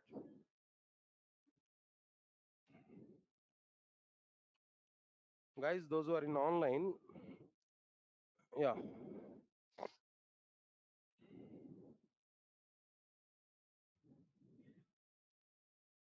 yeah, guys, then definitely here in our classes we are going to take real time classes scenarios only, just so we can go for it. Right, sir. Good. Yeah, guys, then one by one I'll clarify your doubts there. Just give some few minutes of time to me. Yeah. Just give a minute of time, guys. Length of each course, just I'm giving there. What is the time duration for full stack Java? 7 to 8 months of time is the full stack Java, guys. Could you please share fee details now? Raja, please contact with our admin people there, then they will give more clarity on this. Next one is 3 hours continuation in the sense in the middle I'll give maybe 10 to 15 minutes break. Yeah, definitely this course is helpful for you to get job there. Right, sir. How much experience you are able to keep there? Minimum 4 to 5 years of experience we are able to keep with this knowledge. Definitely 4 to 5 years of experience we are able to show. Yeah, Idosa, Edige, right, nice. How many projects you are going to implement it here? Not specifically like that. Depending on the topic, I'm going to implement small projects so that you are able to get some real-time exposure also. All right, sir. Please, how I can pay? Edosa, just contact with your admin people. They will give more clarity on it. Or else then you can go for. You can send a mail to. You can send a mail to Durgasoft offline, Durgasoft online training at gmail.com. Then our people will give that fee details and everything to you. Right, sir. Then for offline, maybe then anyway, then courses, fee details, you can reach out our office there. Our people will give more clarity on it. No timings will be changed, guys. These timings are fixed for Java stream. And for these other courses like Oracle or UI technologies, maybe it may be maybe depending on your schedule, you can attend there. But at morning time, you are able to get these schedules. That means at evening time, we are able to have these schedules maximum. But you can attend right from morning 6 or 7 o'clock to up to 9 or 10 o'clock. Class are going to be happen parallelly so that you can attend for it. That's a paid training only. Right, sir. Online courses fee how much? Just you can contact with your admin people, guys. And then Aditya, then if you want to ask any doubt there, then in the questions box you can type your doubt there. On moment I will explain your doubt. Directly you are able to get your doubt there. On moment I will give that. We'll cover real-time project in the sense that orientation is real-time orientation only, but in every topic, max real-time projects only we are going to do, but no specifically real-time project there. Okay. Batch 2 classes will start from Monday. Yes, all courses are going to be start on Monday. Whatever the batches are given there. For online batch, how long the video is available here? Up to 1 year. After completion of your course, up to 1 year. But more than 1 year, we are able to get. Which tool is used for coding there? Definitely some IDs we am going to use there. Eclipse or maybe some other IDs, no, that I'm able to provide. Eclipse initially I will start there. Then after that, IntelliJ IDEA I will take. Then after that, if it time is possible, then I'll go for NetBeans also. Eclipse initially, both IDs I'm going to use. Initially Eclipse, next IntelliJ IDEA. Work in MSc company and want to recap everything, but 7:30 to 9 time is not suitable for me. But these are the two schedules are fixed, guys. 6 to 7:30 is for core Java. 7:30 to 9 is for what they know. Like 7:30 to 9 is for advanced Java. This in these two timings, the total Java stream is going to be provided here. Right, what Java version we are going to be covered, guys? Just I forgot to give that information there. In the part here, I'm telling to you in core Java, what versions here I'm going to be covered here. I'm giving clarity there up to latest version. I'm going to be covered. Now this is at present Java 18 or maybe 19 is available here. Up to that I'm going to be covered in our core Java classes here. Like this, all latest versions I'm going to be covered. Definitely. We are able to get knowledge up to the latest versions. All right, sir. All right, sir. After completion of the course, will you do project work or just to hands-on? Just hands-on only, not like this. What about recorded classes for other courses? No, other courses, then I have to request for the faculty and they will give that courses. Max, I'll try to provide other courses recordings also, but up to my courses, I'm giving guarantee. Other courses also will request for them. They will provide max. Right, sir. As a fresher, which package is best for me to get a job? Full stack Java for everybody nowadays. For everybody, full stack Java is mandatory here. Duration of the full stack Java 7 to 8 months. How much fee for complete Java package? No, just you can reach out our office, guys. Don't worry. What about record classes for other courses? No, that we will provide. Max recording time period start from ending the course or starting the course. That means after completion of your course up to 1 year. More than 1 year you are able to get. Anyway, right from today onwards we are able to get recordings there. Those who register for this course now. After today, after completion of your course also up to 1 year you are able to get it. Right, sir. Core Java, how many fee will be registered before Monday? No, then core Java is as usual. Then as per the content, no discounts on core Java. What about recorded classes for other, yeah, that I given already? Recorded class for other courses, no, I have to request for other faculty. Maximum 90% they will provide there. But up to my course, I'm giving guarantee. Okay, fine. Will be the test and mock interviews will be available for online students. No, max will provide for online students also. Mean 6 to 9 months, 9 full stack batch people will have sessions. 6 to 9 full stack batch people will have sessions. Yeah, definitely. Full stack Java, basic Java, complete Java. For everybody, 6 to 9. Slot is mandatory. We have to attend for it. Yeah, for full stack Java also, 6 to 9. We have to attend there. But Java course I'm going to take in this time, no? Other courses are going to be provided in other times. These two are fixed for Java. Core Java, Advanced Java, Hibernate, Spring Boot, microservices, and like web services. For all of them, here we are able to get. Is this course good for experienced professionals? I have good knowledge of Java, but I feel that I still have knowledge gap. Then anyway, try to Sumit, then try to attend a few classes there, then we are able to get some clarity. Then within 2 to 3 sessions, you are able to understand it. No? But definitely, it will be good for you. Then fast track batches, no fast track batches as of now. Koja fees, just again, reach out our office there. Meenakshi Rathod, just reach our office there, then our people will give more clarity. If I'm taking basic Java, when you are going to teach Oracle and basic UI, other than this 6 to 9, other than this 6 to 9, randomly class are going to be start, there we can attend for this. Fee structure about complete Java package, guys. Then reach out our office, guys. I given already some numbers there, then you can reach out our office. Some contact details are given. Try to go there. Try to reach out our office, our people will give more clarity on it. Other courses can we join in our flexible timings? No? Yes, definitely. When the courses are going to be start, there we are able to attend for it. Okay. All right, sir. And cloud concepts in a full stack Java course. Nowadays, industry demands cloud concepts also. Yes, exactly. DevOps, that means Linux, AWS, and DevOps getting very good demand in outside. Everybody must know that. How many classes are there in a week now? All right, guys. Then I forgot to give that information here. Monday to Saturday, the class are minimum. Depending on the situation, I may conduct class on Sundays also, but not immediately. Monday to Saturday classes are mandatory. Sunday classes are optional, but depends on our requirement. I'm going to cover Sunday classes. I'm working as a tester. Can I switch my career as Java developer after this course? Will it teach end-to-end projects as we do in company? Definitely max we are able to cover, but I'm not going to conduct any real-time project course here. Just on every topic, real-time exposure we are able to get. On every topic, I'm going to prepare some application there as per the real-time standards. With that, we are able to go for it. How many months course, sir? Then Sharvani, then how much Sharvani? Then which course you are asking there now? Is that basic Java, or complete Java, or full stack Java? Full stack Java 7 to 8 months of time. Complete Java 5 to 6 months of time. Then basic Java 4 to 5 months of time. Then core Java just up to 3 months of time I'll take. Yeah, fine. Guys, anything else apart from this?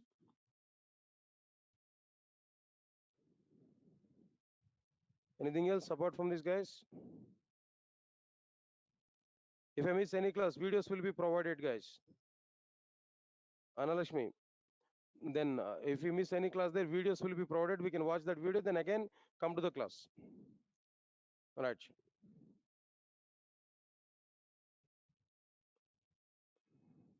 Can attend 6 to 9 p.m. classes continuously? Yes, definitely. Up to Java, total Java stream, you have to attend 6 to 9. Then other UI classes or Oracle classes or maybe Angular, React or testing roles, maybe at some other time you can attend for it. Will there be any problem if I am from non-CS background? No problem here. Even biology, geology, if you have there, then you can attend these classes. You don't have any problem. Can we download recorded videos? No, no. Just it is accessible only. We are providing up to more than 1 year. We are providing that access videos access. Then officially we are not giving any download option. Okay. Right. Anything else, guys?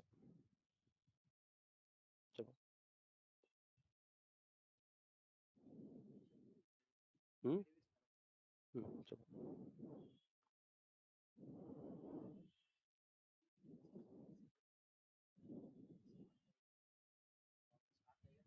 Hmm. Hmm. C capital. Right.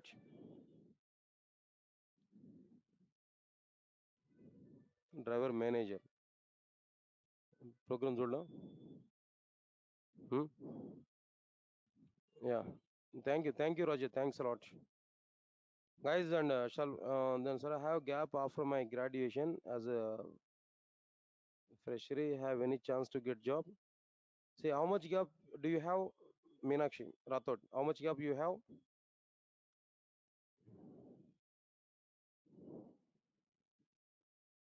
4 years of gap. So no problem, but you have to give the proper reason for it. See, the point is really if you work with any company, if really work with any company, then you are experienced. If you don't have any work experience with any company, even if you have some gap in our academics, there still you are fresher only. So no need to worry for it. But they will interview will ask you what we have done during these 4 years of and there we have to give proper reason for it. Yeah, possibilities are available, but you have to give proper reason. But I am requesting, I am suggesting to you, instead of applying for any fresher, no, better to have some experience there. 3 years of experience you can put, no, then it will be okay. Then nobody will give any pressure on you. Then easily you can get job, even when compared with the freshers. Yeah, nice.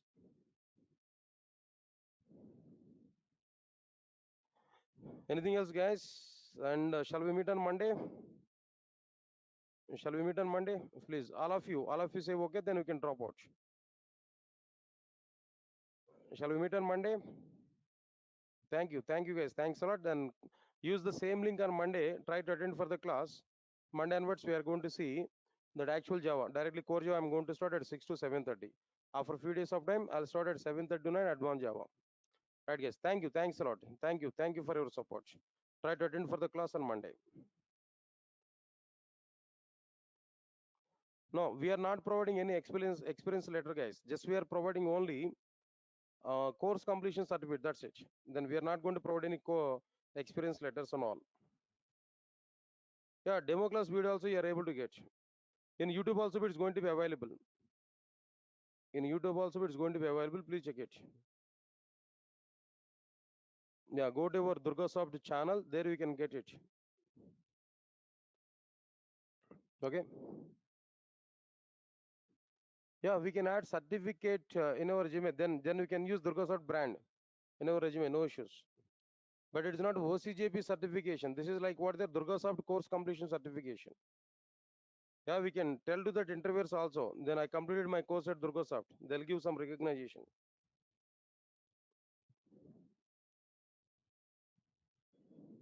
Okay. Thank you. Anything else, guys? Shall we meet on Monday?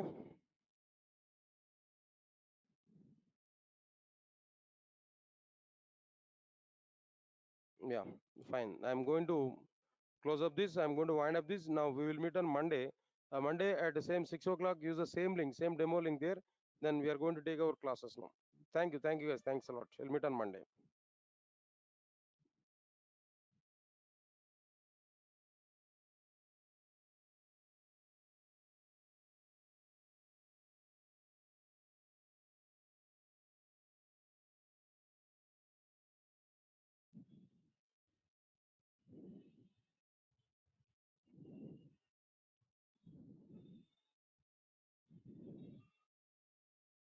Guys, please confirm to me. All of you are getting my voice on screen. Those are attending in online. Guys, please confirm to me. All of you are getting my voice on screen. Those are attending in online. Right. Thank you, guys.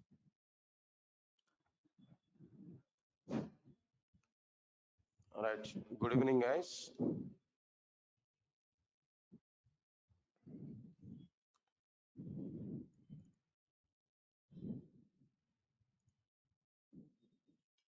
All right. In the last session, just we understood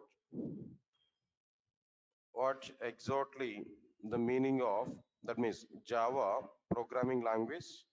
Then what are the various modules are available in Java programming language? That part we understood there in the last session. Harsha. All right. Keyboard mouse. Then what is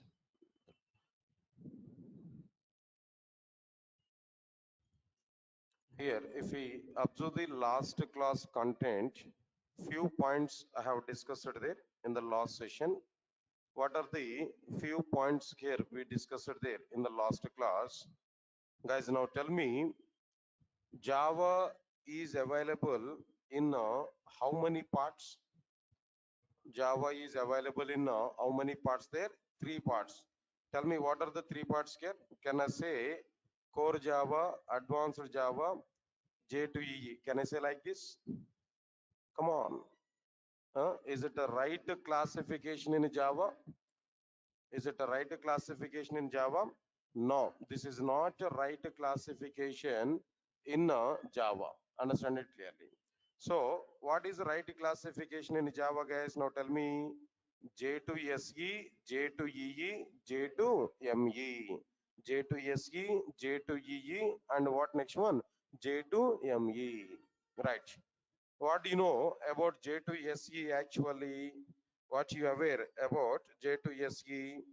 Right, answers are very clear. Try to understand it now. J to SE stands for Java 2 Standard Edition. J to SE stands for what there? Java 2 Standard Edition. Observe carefully. Next one is what it will cover actually. J to SE will cover what part here no? J to SE is able to cover only fundamentals of Java programming language. J to SE will cover what there no? Only fundamentals of Java programming language. With these fundamentals, what we are able to prepare? With these fundamentals, what we are able to prepare? We are able to prepare only standalone applications. We are able to prepare which applications no? Standalone applications. What is standalone application now? What's the meaning of standalone application here? If we design and execute any application without using client server architecture, without using client server architecture, without distributing application logic over multiple machines, then that application is called as what they a standalone application. Guys, can you tell me examples for standalone applications? No, what are the various examples for standalone applications here? Right, here we are having number of examples like a calculator, paint, notepad, edit plus, notepad plus plus. All these things are like what they're examples for standalone applications. Got my point or not? Next one, after that, how much, how many applications are standalone applications actually? Out of 100% of the applications, how many applications are standalone applications? No, only 5% of the applications are what here? Standalone applications. Only 5% of the applications are what there? Standalone applications. Observe carefully. Only 5% of the applications are standalone applications that we understood clearly. Then, but what is its dependency ratio actually? What exactly it's a dependency ratio? No, it's a dependency ratio is a 1000%, not even 5%. 1000% is what their dependency ratio of these standalone applications. Right, sir. Because of that reason only, we have to learn now J2SE effectively without having any content, without having any doubt. Everybody must know, must understand standalone. That means J2SE part here. So these are the points we understood there. Then another point I have given there. What is that another point here? Keyboard. What is that another point now? Java is dependent programming language for J2EE, Android, Selenium is not working. Selenium and so on and so on and so on. Understand it clearly. Next one is what next one can know? J2EE or Java EE. What is that J2EE guys? Now tell me no. What exactly the meaning of J2EE? Java to Enterprise Edition.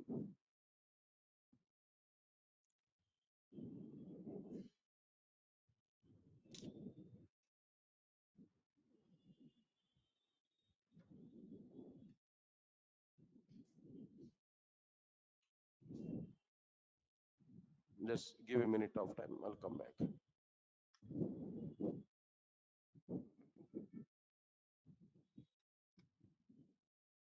Keyboard miss అయిపోతుంది మొత్తం అయిపోతుంది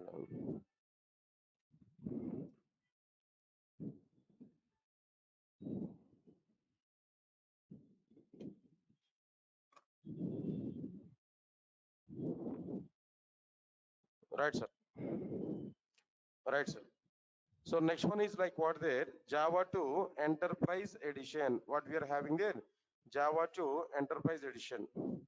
Understand it clearly. Next one is like what I'm telling to you after completion of this.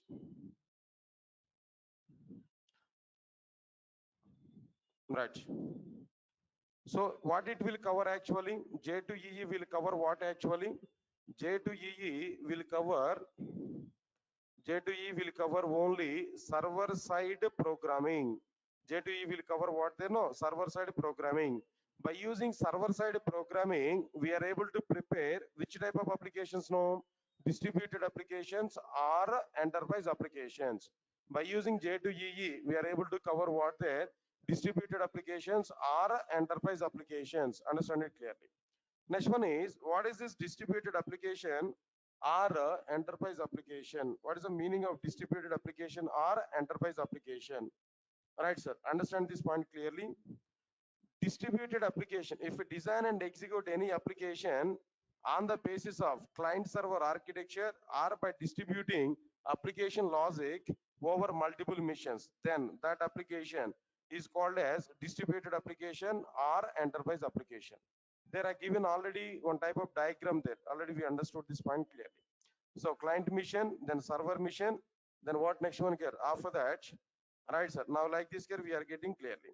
Then what next one here? After completion of this one, how many applications are distributed applications over this? All the applications now, 95% of the applications are what there?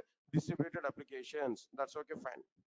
Next one is after that, I given one a simple diagram for what there. This is for standalone applications actually. This is a diagram for standalone applications where we understood this. Here we have to take this diagram here. That's okay, fine. Next one is J2EE. That part here we understood there. All right, sir. Next one is like what I'm telling to you after completion of this J2ME.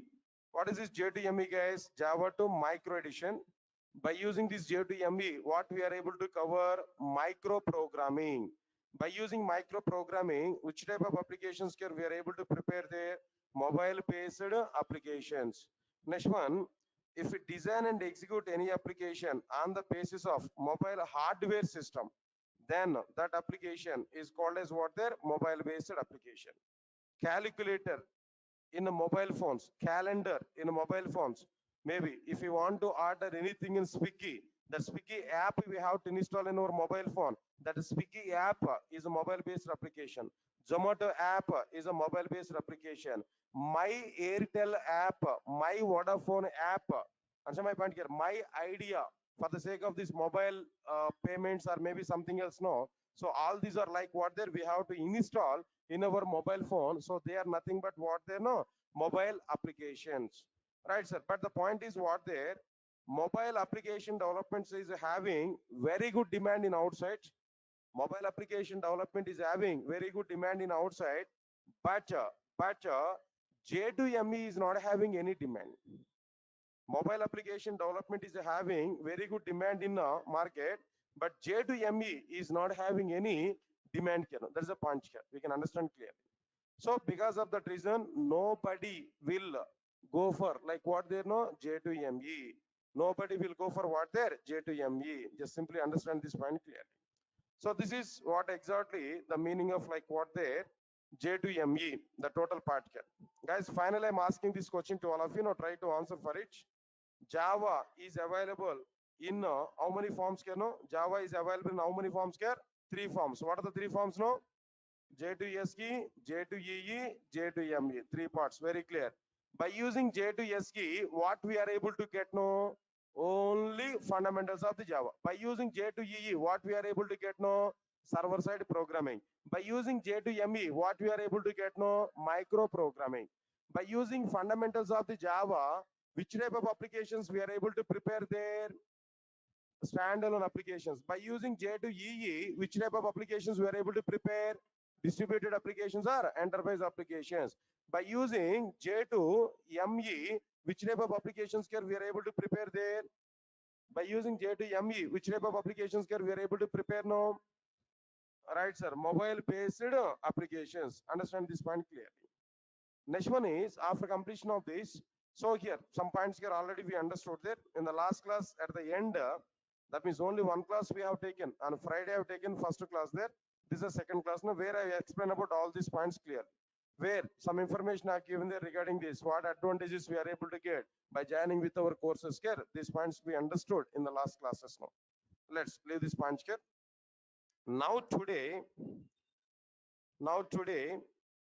I'm going to discuss about that core Java introductory content here. Guys, understand this point clearly. Today, I'm discussing about what topics there. Today we are started. Today we have started. Which topics here we started in today? No, core Java we am starting there. Part of the basic Java package core Java I'm taking. Part of the complete Java I'm taking core Java. Part of the full stack Java core Java class I'm starting today. So now I'm going to understand about this core Java content. So before going to start our actual core Java, let's understand the content of core Java. Content of core Java. Content of core Java. Keyboard. Content of core Java. Right, sir. Let's understand this clearly.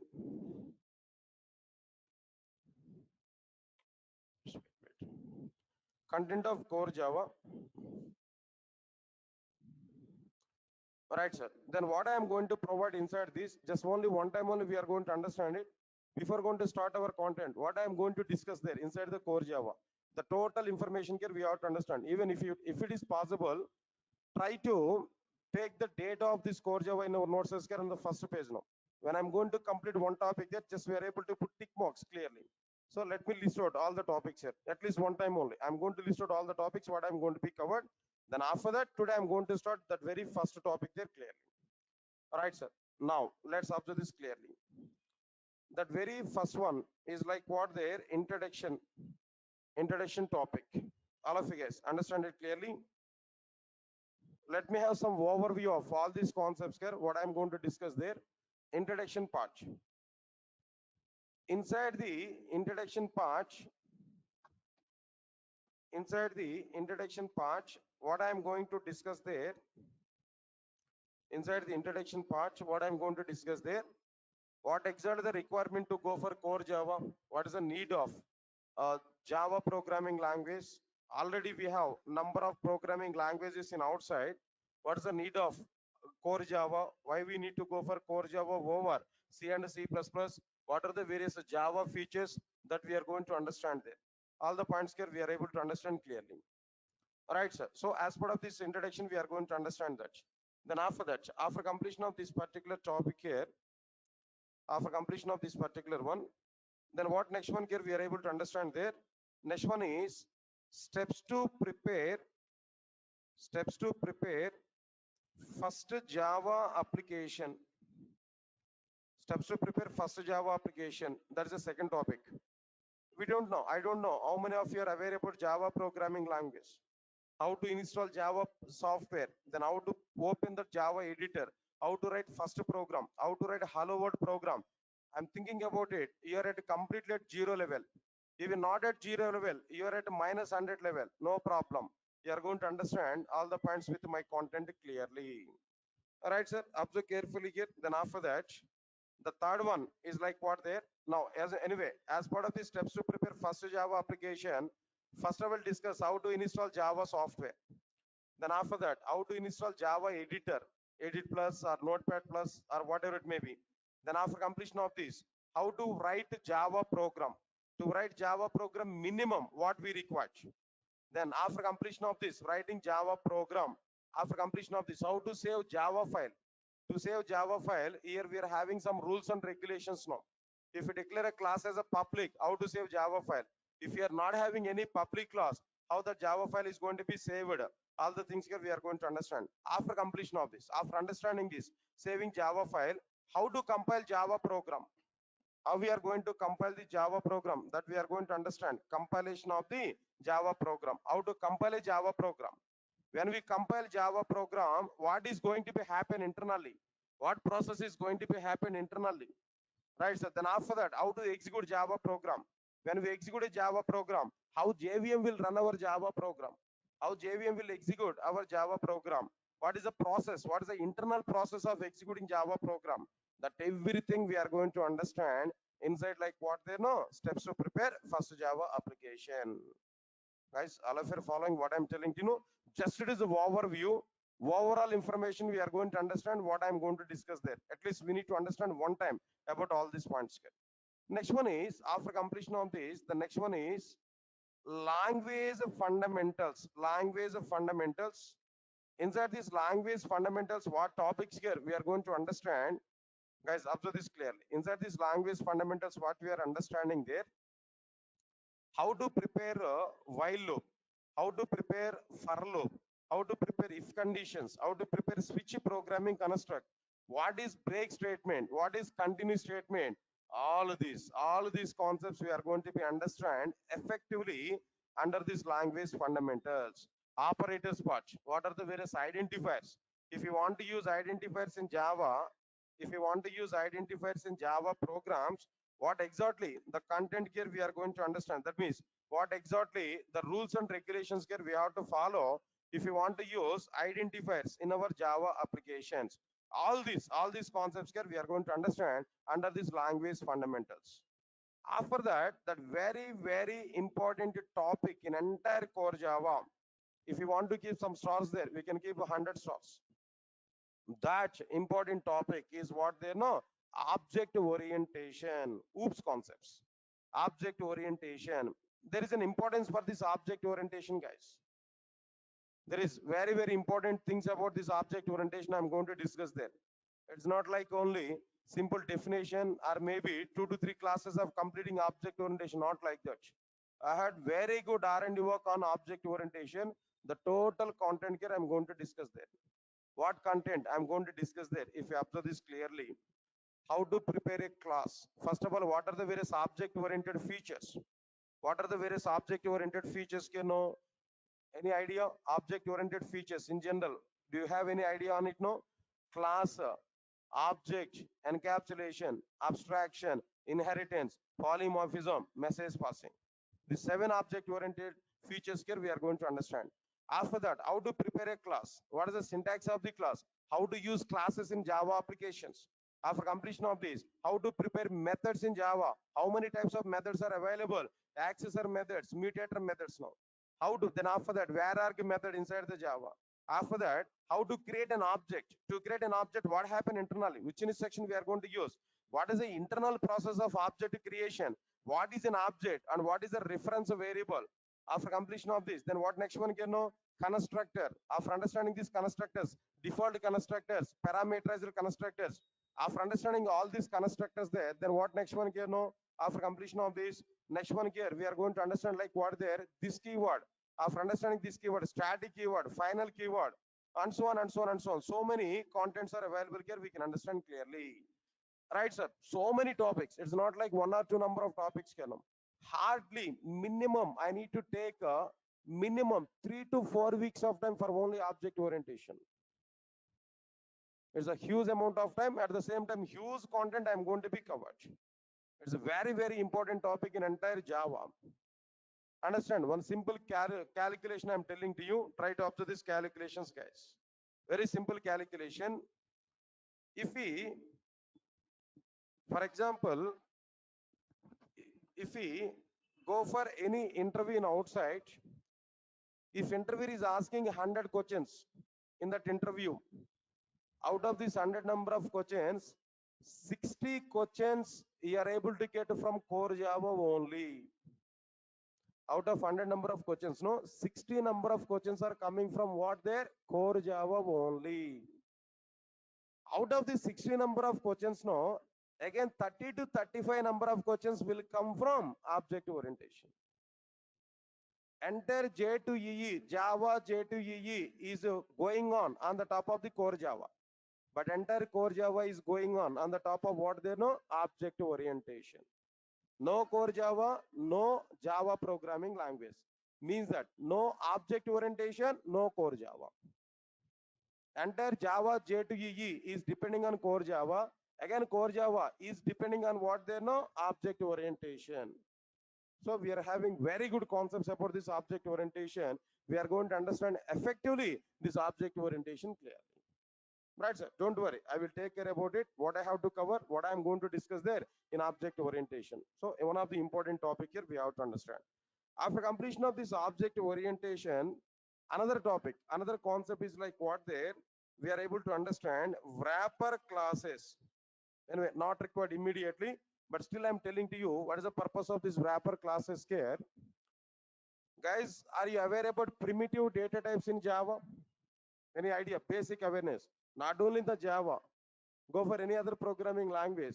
Primitive data types in any programming language. What are the primitive data types? No, maybe int, long, float. Data types I'm asking there. Basic data types. No. Do you have any awareness on these data types? No. Int, long, float, double, boolean, character. These are minimum in all programming languages. Right, sir. For all these primitive data types, no, classes are defined. For each and every primitive data type, a separate class is defined. For each and every primitive data type, a separate class is defined. That classes are called as what they know, wrapper classes. That classes are called as what they know, wrapper classes. I'll teach more information about these wrapper classes in the respective time care. After completion of this, another thing is like what there, string manipulations.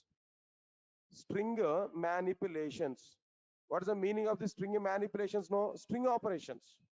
In Java, we are able to perform string operations. Not only in the Java, in all programming languages, string operations here we are able to perform. Am I right or not?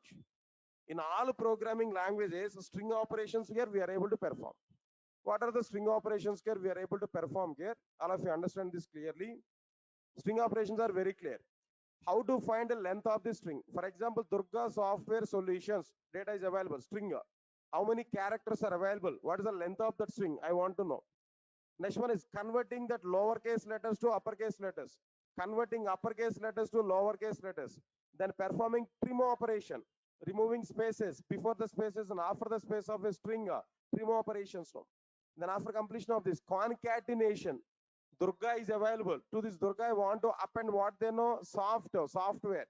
So all these operations here we are going to discuss there, part of the string manipulations. Inside the string manipulations, we are going to discuss about three classes: string class, string buffer, string builder, and a string tokenizer. Overall, four classes we are going to discuss under the string manipulations. What are the four classes here we are discussing there? No, first one is what they know, string. Next one is like what they know, string buffer. Next one is a string builder. Next one is what they know, string tokenization. These are the various things here we are able to understand clearly. Right, sir. After completion of the string manipulations, no. Next one is like what there, inner classes. The topic is what there, no. Inner classes here we are able to understand. What is that inner classes, guys? Understand this, no. And before this, I'm telling to you, string manipulations are having 4 stars, 3 to 4 stars I can give. It's one of the important topic in application development. as well as in the point of what they know interface. In the point of interface or in the point of application development, string manipulations is one of the important topic that we have to understand clearly. All right, sir. Then after that, after completion of this, next one is after completion of this, another thing is inner classes. If you observe this, guys, I'm asking one question to all of you. Now try to answer for it.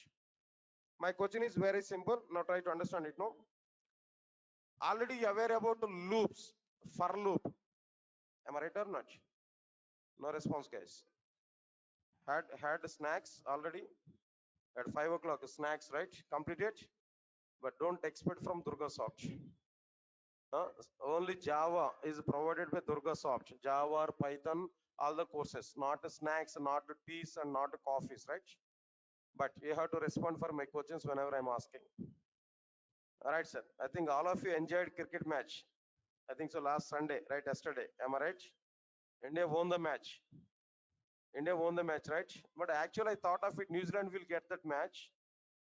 But unfortunately, India won the match because of only one player. Am I right? Who is that player, guys? Huh? Sky shortcut, right? Surya Kumar Yadav, right? Fine. Good, very good. So, what I'm telling there at the end of the Java classes there, I want to make all of you as a Sky in Java programming language. Understand it? So, if you want to become as a professional in a Java programming language, we have to learn effectively Java. But before going to learn Java effectively, first at least we have to understand what is there inside the Java. See, at least we need to have some plan to learn Java. Today you are coming for demo class here, then we are trying to start the Java classes here. But before going to start our content, at least what is there inside the Java we should know. That information all I'm telling you. This is an index of our course. This is syllabus of our core Java that I'm talking there. I'm giving there. Only today only I'm going to talk about all these statements. Next onwards, next minute, once if I completed this now, every day we are going to have one side batting only completely. It's not like 2020, it's not like test batting. One day cricket match is going in our class. So every day you have to field for my success now. All of you ready for it or not? Right, sir. Now understand this clearly. I'm asking one question to you now. Tell me, is it possible to write a for loop inside another for loop? Is it possible to write a loop inside another loop? Possible or not possible? Possible or not possible? Yes, it is possible. It is possible to write a loop, one loop in another loop. Am I right or not?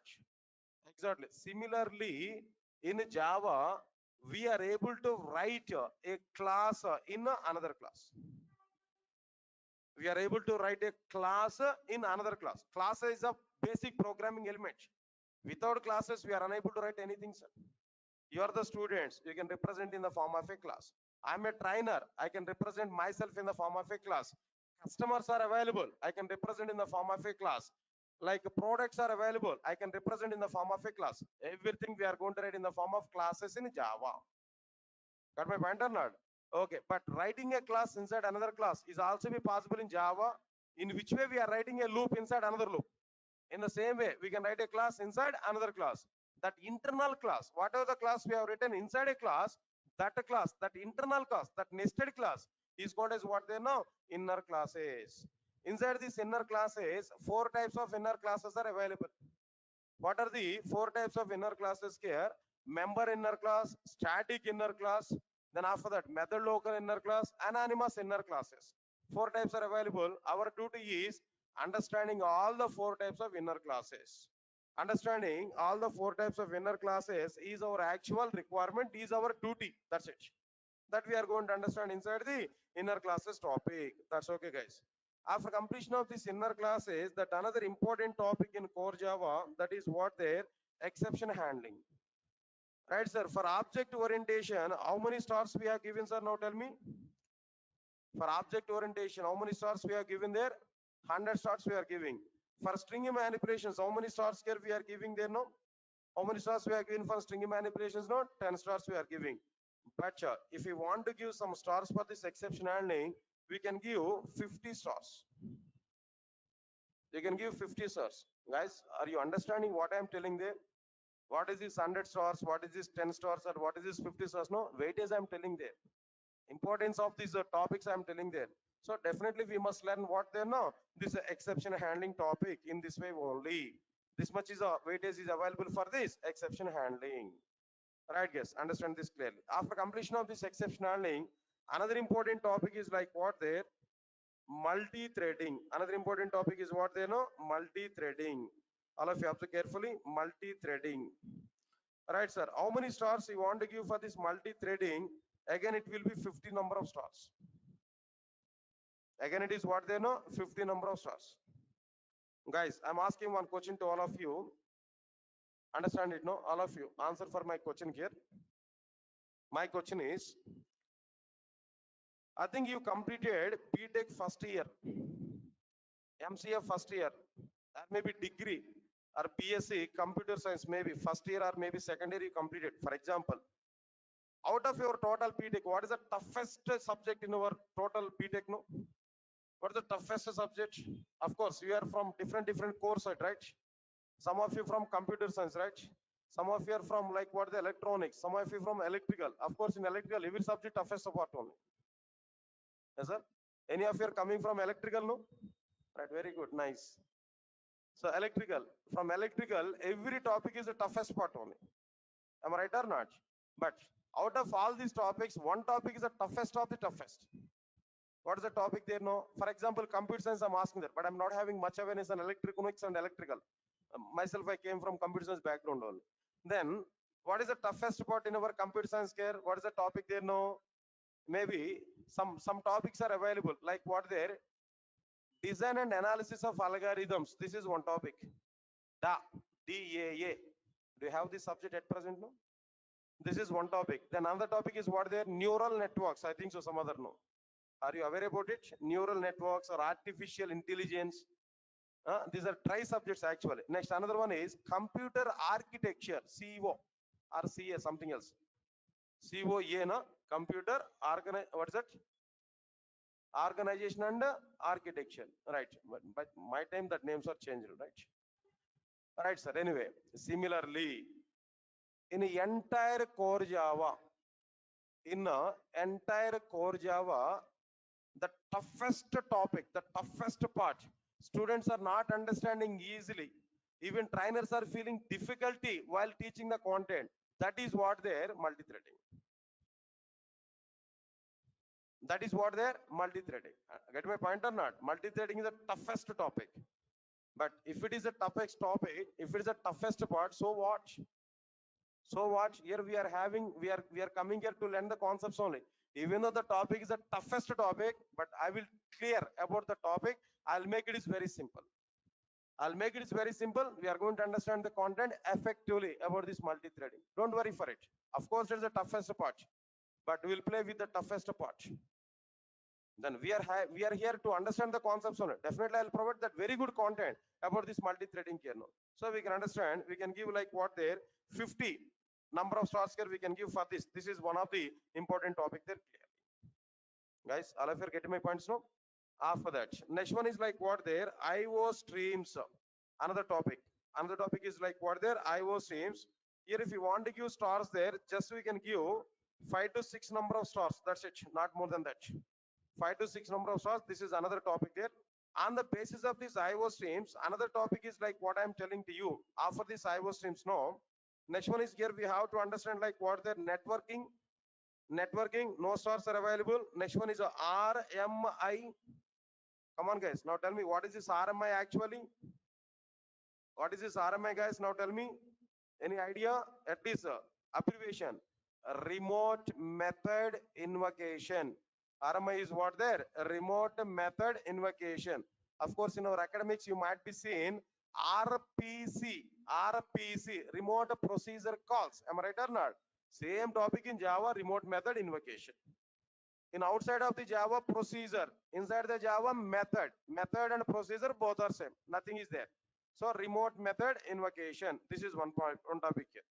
After completion of this RMI, next one is another important topic is like what there? Arrays. Arrays. How to represent more than one element. Integer array. More than one element I want to represent with a single variable. There we have to go for like what there arrays topic here. It's a small topic only. All right, sir. Then after that, another important topic we are going to cover inside the core Java, that is like what there collection framework. Collection framework. If you want to give stars there for this, how many stars we are going to give there? No, just we can give 80 number of stars.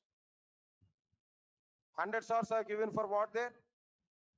Object orientation. Object orientation is having 100 number of stars. Next immediate important topic. After the object orientation, next immediate important topic is what there? No, right, collection framework. Without this collection framework, there is no completeness of core Java. Its importance we are not going to see inside the core Java, but its importance we are going to see where there no, its importance we are going to see in J2EE technologies. In J2EE, we are going to see its effectiveness. Understand guys what I'm telling there? So because of that reason, collection framework here, we are going to understand effectively. Very good content we are having there about this collection framework. Understand it. After completion of this collection framework, extension of this collection framework, we are going to understand generics. Another topic is available. At present, we are not going to understand here. But anyway, just overall view I'm telling to you, try to understand it. First of all, what is this collection framework, guys? What is the meaning of collection framework? No, nothing else. Listen carefully. In my Java application, I have number of objects. What are the various objects are available? 10 number of student objects. Understand my point here? 10 number of student objects, 10 number of customer objects, 10 number of product objects, 10 number of account objects. All these many 10 are available. I get my point or not? To represent all these, if I take arrays now, only one type of elements only we are able to have. If I take arrays now, only one type of elements here we are able to have. Am I right or not? This arrays is like what there? X box. Are you aware about X box? 1 dozen of X I want to keep in a box. That box is available, right? That box is designed for keeping only X. Is it possible to keep mangoes inside the X box? Come on here. Now tell me. Answer for me. Is it possible to keep mangoes inside the X box? No, not possible. So that is nothing but array. Array in the sense only one type of elements. Student array allows only student objects, not allowing customer objects. I get my point or not? But what is my requirement? No, my requirement is 10 number of apples are available. 1 kg of grapes are available. 1 dozen of then what next? Mosambis are available. Maybe 1 dozen of bananas are available. All different types of fruits are available with me. But how am I able to carry all of them at a time? I want to carry all of them. I want to get all of them into my home. Then what I have to do? No, I have to take one carry bag or not?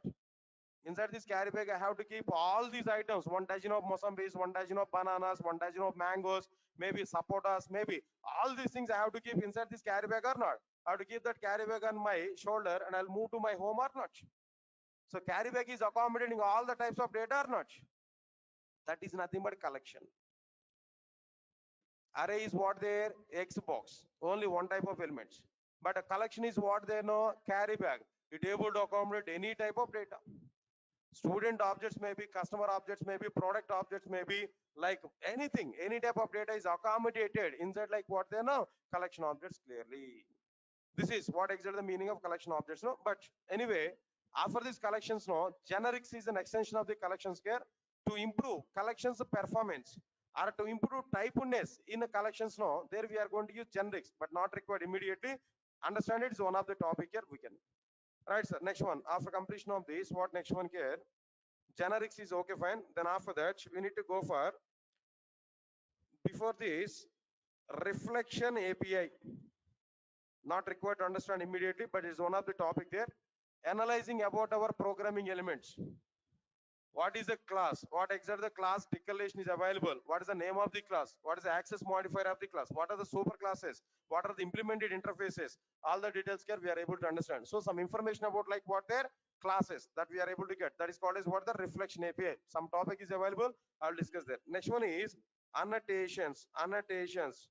This is one of the topic, important topic that we can understand in Java. In the future, in J2EE, we are going to use annotations now. Guys, I'm asking one question to all of you now, try to answer for it. Do you know about XML? Do you have any awareness on XML? XML. What is this XML, guys? Now tell me. What is this XML here? What is this XML actually? Extensible markup language to represent some data, basic data. To representation of the data, we are using what they know, XML. That's okay, nice. In olden days, before 5 years, before 10 years, if you open the Java application, any enterprise application, we are depending more and more on XML documents. We are depending on more and more on what they know, XML document, where developers are feeling burden. Basically, we are Java developers, no? But in my enterprise applications, I need to use XML documents. So I have to learn separately these XML documents. I have to know separately this XML technology. They're having burden. Then after that, all Java people are thinking about this burden to the developers now. Sun Microsystems has given a solution for this XML document. Sun Microsystems has given an alternative for XML documents. That alternative is provided in the form of what they know, annotations. So definitely here what we required here, no, annotations here we required. So annotations is one of the alternative for XML document. XML is a separate language, but annotations is a part of the Java. Annotations is what they know, part of the Java. Developers are feeling very happy with the introduction of the annotations. Just if we cross core Java, right from advanced Java onwards, everywhere we are going to use annotations. So its importance we are going to understand inside like what there, advanced Java onwards in the next frameworks and next in all the concepts here, annotations are required. That is one point here. Next one is after completion of these annotations, no. Next one is JVM architecture. Guys, observe this clearly. What is it? Next one here, no? JVM architecture. Do you know what is this JVM? What is this JVM, guys? Please, all of you respond for me. Java Virtual Machine. Java Virtual Machine. Are you getting my point or not? Java Virtual Machine. What is this Java Virtual Machine? What is this Java Virtual Machine? I'm asking one question to you. Now try to answer for this question here. What is the question here I'm telling to you? Listen, guys. All of you listen carefully. What is my question here? C programs are executed by a separate engine. C programs are executed by an engine. That engine is what they know, C engine. C programs are executed by an engine. That engine is what they know, C engine. C++ programs are executed by an engine. That is what their C++ engine. Similarly, Java programs are executed by an engine. That engine is called as Java engine. Java engine. The Java engine is also be called as what there? Java Virtual Machine. To run Java applications, we are going to use one separate mission. That mission is called as what they know? JVM, Java Virtual Machine. Similarly, Python programs are executed by one engine. Python programs are executed by a separate engine. That engine is what their Python engine. That Python engine is also be called as PVM. PVM. What is that PVM? No, Python Virtual Machine. JVM. What is that JVM? No, Java Virtual Machine. PVM, Python Virtual Machine. Understand? Just names only. I'm not expecting to learn too much content in today itself. Just I'm giving clarity to you. What are the various topics are available? Which topics are available inside the core Java? At least one time we have to know before starting our actual content. That's why I'm talking about all these concepts. Next one, guys, JVM is okay. Then after that, after completion of this, next topic is like what there? Garbage collection. Another topic is like what there? Garbage collection. Guys, I'm asking one question to all of you. Try to answer for it. What exactly is garbage collection now? Listen, all of you. All of you are going to some restaurants. Am I right? All of you are going to the restaurants. Am I right? Okay. Here I'm telling to you, restaurant is the best example. In the restaurant, two options here I'm telling to you. Case number one.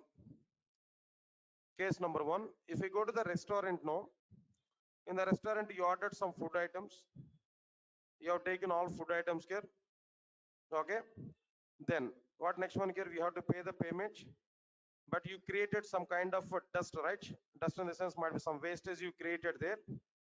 Case number one, I'm telling to you, whatever the wastage we created there after completing your food items and everything, where case number one is Just you left that wastage there itself, we have to go outside of the restaurant after completion of your payment. Then a hotel person, that restaurant people, cleaners, they will come to your table, they will clean everything. That's okay. This is case number one. Case number two. Case number two. Restaurant has given one notice board inside the dining room. Inside the restaurant, there is some notice board. What is that notice board? No. While eating food in this restaurant, if you create any wastage, no, you should take the responsibility of moving out that wastage. A restaurant is not responsible for your wastage. If you create wastage, you have to take the responsibility of getting out of that wastage. Taking out of this wastage is your responsibility. Restaurant is not responsible for it. If you keep that wastage still after completion of your food, there will be a fine for you. This is another case. Guys, all of you are getting my point or not? Case number one, restaurant will take the responsibility of our wastage. Case number two, restaurant is not taking the responsibility of our wastage, then we have to take the responsibility of our wastage. Now tell me guys, which restaurant is good for you? Which restaurant you like? Is the first restaurant or second restaurant? Always first restaurant. Am I right or not? Of course, we created that food, right? Some wastage we created, even though we created that, but we are in a busy work, right? We went for the restaurant with the busy work. They're also doing some cleaning work in the sense who will take care about it now? Who will go to that restaurant here no? So that's why definitely everybody likes what there no? First restaurant only. First restaurant is a Java, second restaurant is a C++. Understand my point clearly? In the first restaurant, what happened? Inside the Java application, what happened? Create any number of objects as you require. Create any number of objects as you require. Don't have any responsibility to destroy that objects. You can create any number of objects as you like, but not required to destroy that objects at the end of the program. To destroy the objects inside the Java, a separate cleaner was provided. In hotels, how cleaners are available to clean your tables? No. Similarly, inside the Java, whatever the objects we created here, a separate cleaner was provided here inside the Java. That cleaner is called as what there? Garbage collector. That cleaner is what they know? Garbage collector. Garbage collector will take the responsibility of destroying your objects, what we created inside the Java. But in the case of C++, what happened now? You are responsible for creating objects only. At the same time, you are the same responsible persons to destroy that objects. C++ programming language is not giving any responsibility, is not having any responsibility to destroy your objects. If you create object, take the responsibility of destroying that objects. But in the case of Java, what is the role of the developer? No, create the objects as you require, but don't destroy that objects. There is a mission, there is a component inside the Java to destroy that objects. No, that internal component is called as what there now? Garbage collector. Now tell me guys, as you are understanding this point now, which programming language is a good programming language? Obviously Java, you have to say Java. Why? Because you are sitting in front of me, right? You are sitting inside the Java class only, right? You don't have any second option, right? But practically understand this now. Developers work is very simple in the case of Java, but developers work is not simple in the case of what they know, C++. That's why every developer likes to work with what they know, Java programming language. This is one example I'm telling there, but so many examples are available. Why Java is simple programming language? To say the reasons of Java is a simple programming language, number of points are available here. But we are going to understand one by one in the future here. But one of the point I'm telling there, study about garbage collectors, we are going to understand in this particular topic there clearly. Right, sir. Then after that, another content is like what there? I18N. Topic name is what there? I18N. Guys, are getting clarity what I'm telling there? I18N. What is this I18N actually?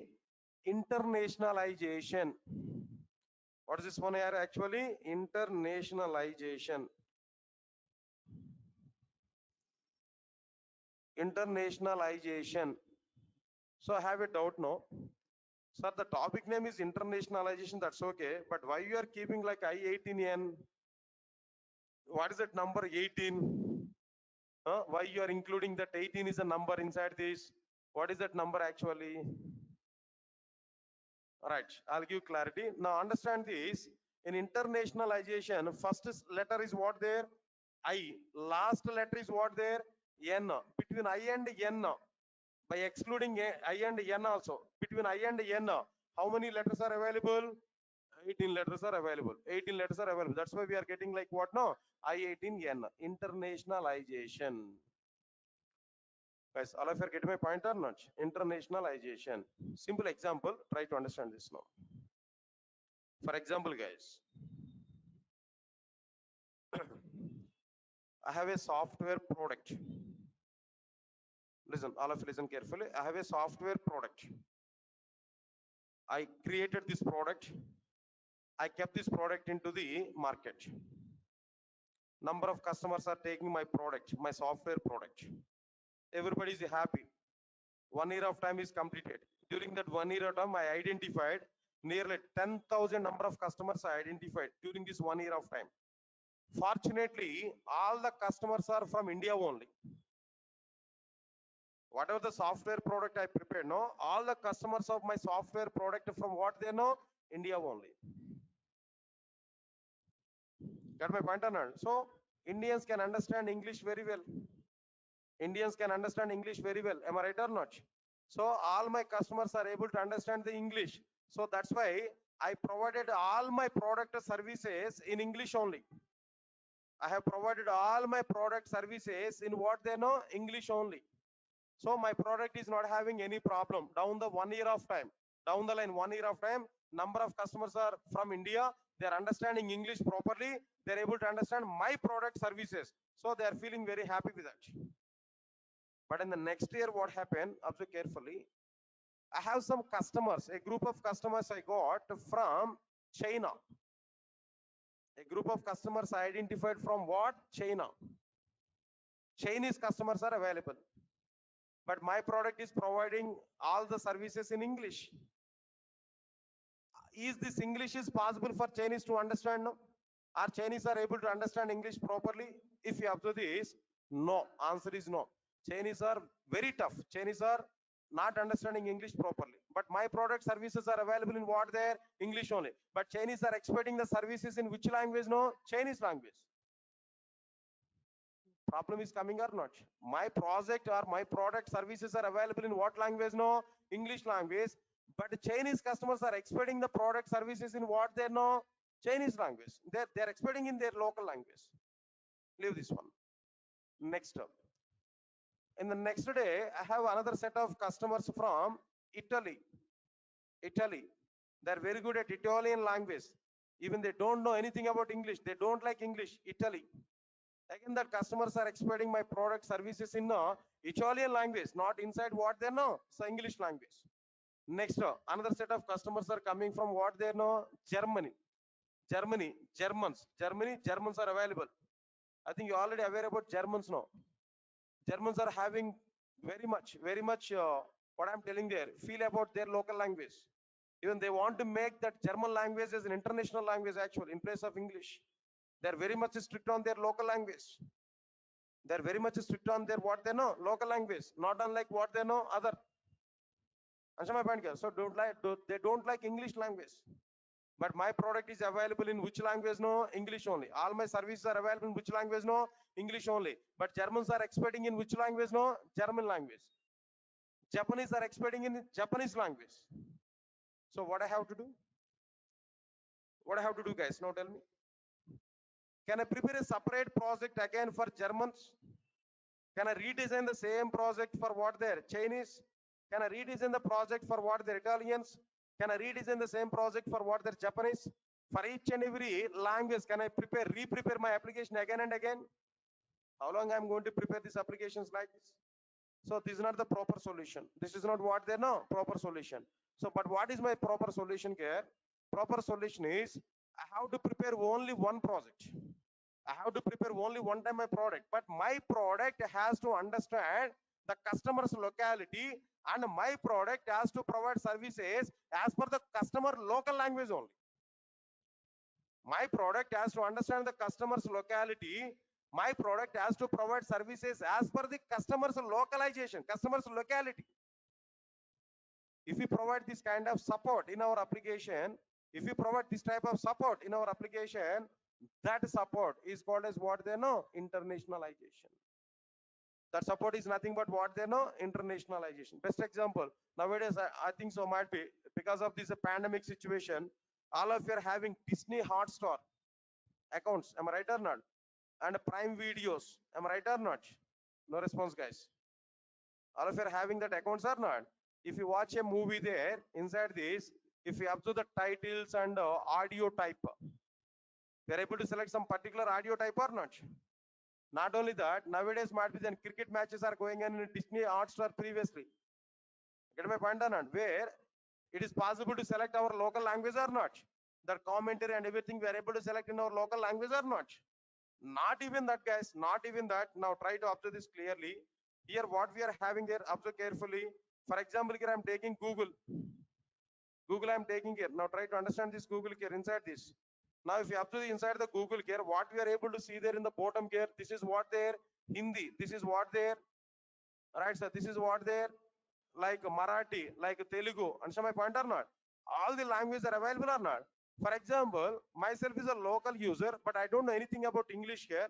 I want to get all my services in Telugu. So let me click on this Telugu. Now we are getting that Google services in Telugu or not? Say for example, myself is like what that I know English very well. I don't know any local language here. Click on English. Then we are able to get all the services in English or not? So this type of support which is provided by Google is called as what they know, internationalization. Of course, localization, internet is what they know, internationalization. Strictly speaking, localization only. Locality is maintained inside this Google, but overall, internationalization. Now, if it is a case, no, then we can use this Google at each and every corner of the earth or not. At each and every corner of the earth, we can use that Google. Google can work. Wherever internet is available, there automatically Google is able to work. Why? Because it is providing support for all local languages. Understand my point? So this type of support is very good. In the case of Java, is what they know, internationalization. So this internationalization is very good in the case of what they're Java. That we have to understand. Guys, all of you get my point or not? Next one, after completion of this, understand this clearly. Next topic is what there, GUI. Come on, guys. What is the meaning of the GUI? Graphical user interface. Understand it, no?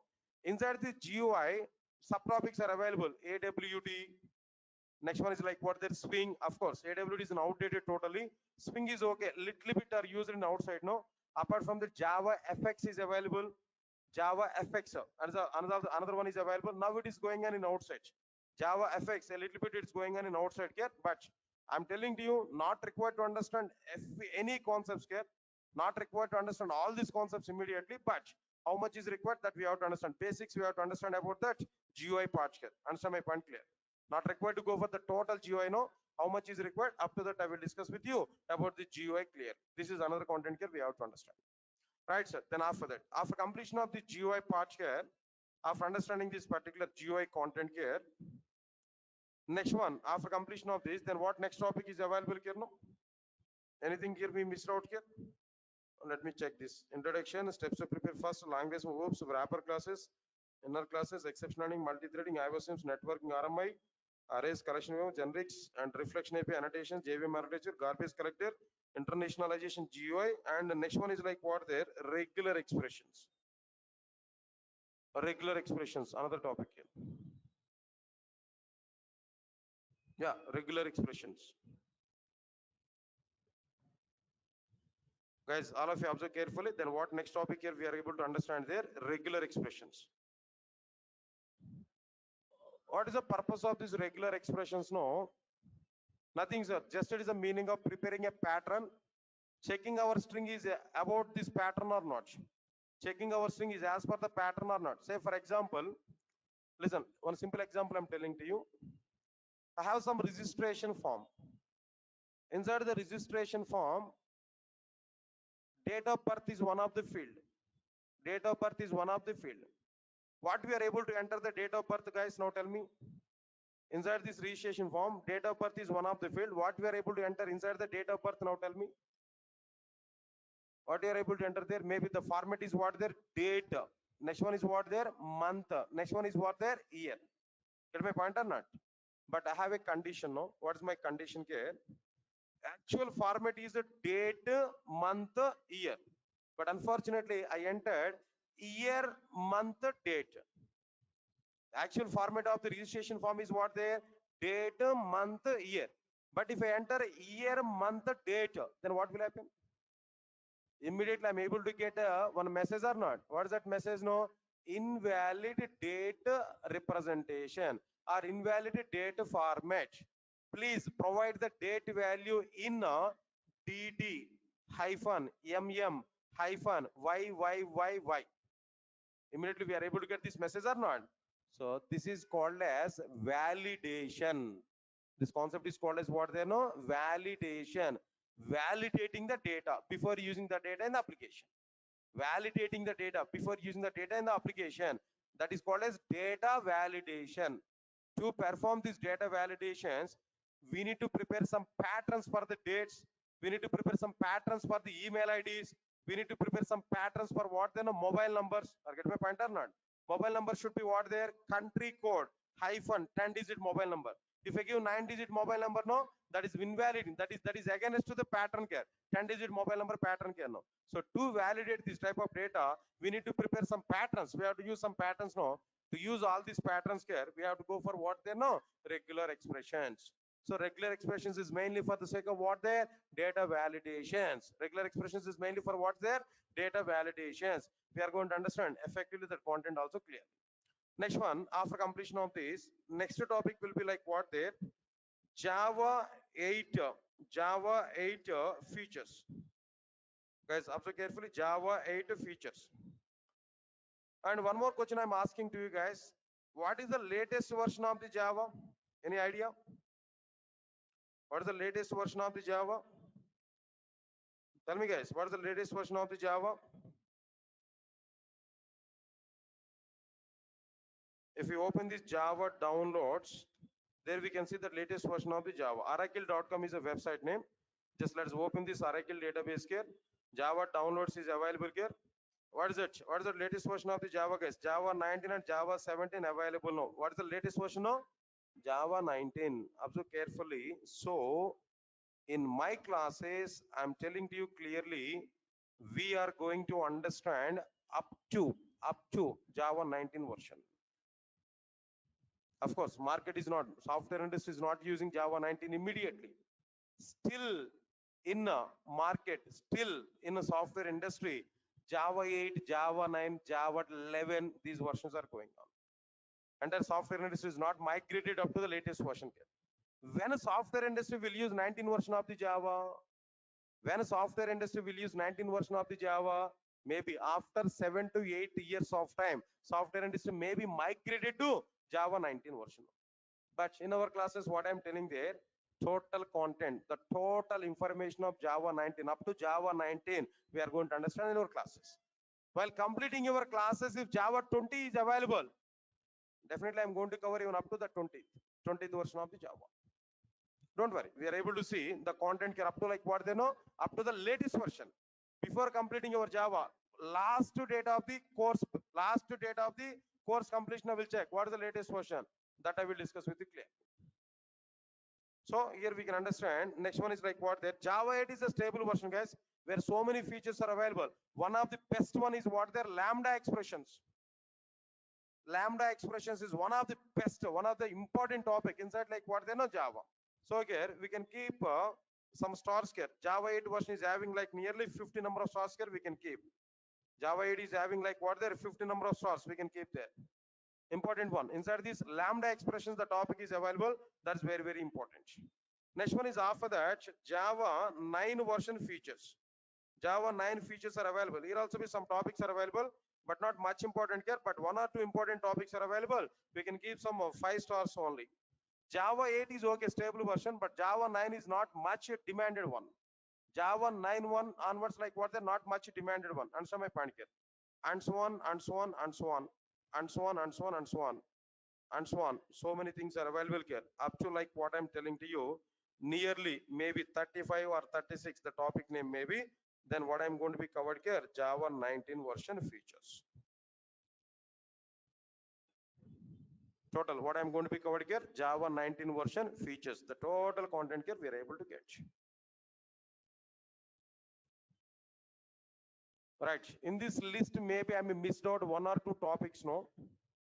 Maybe not recollecting all the topics here, one or two topics I might be missed there, but on flow, whenever we are taking the classes there, on flow, all the topics will be covered automatically.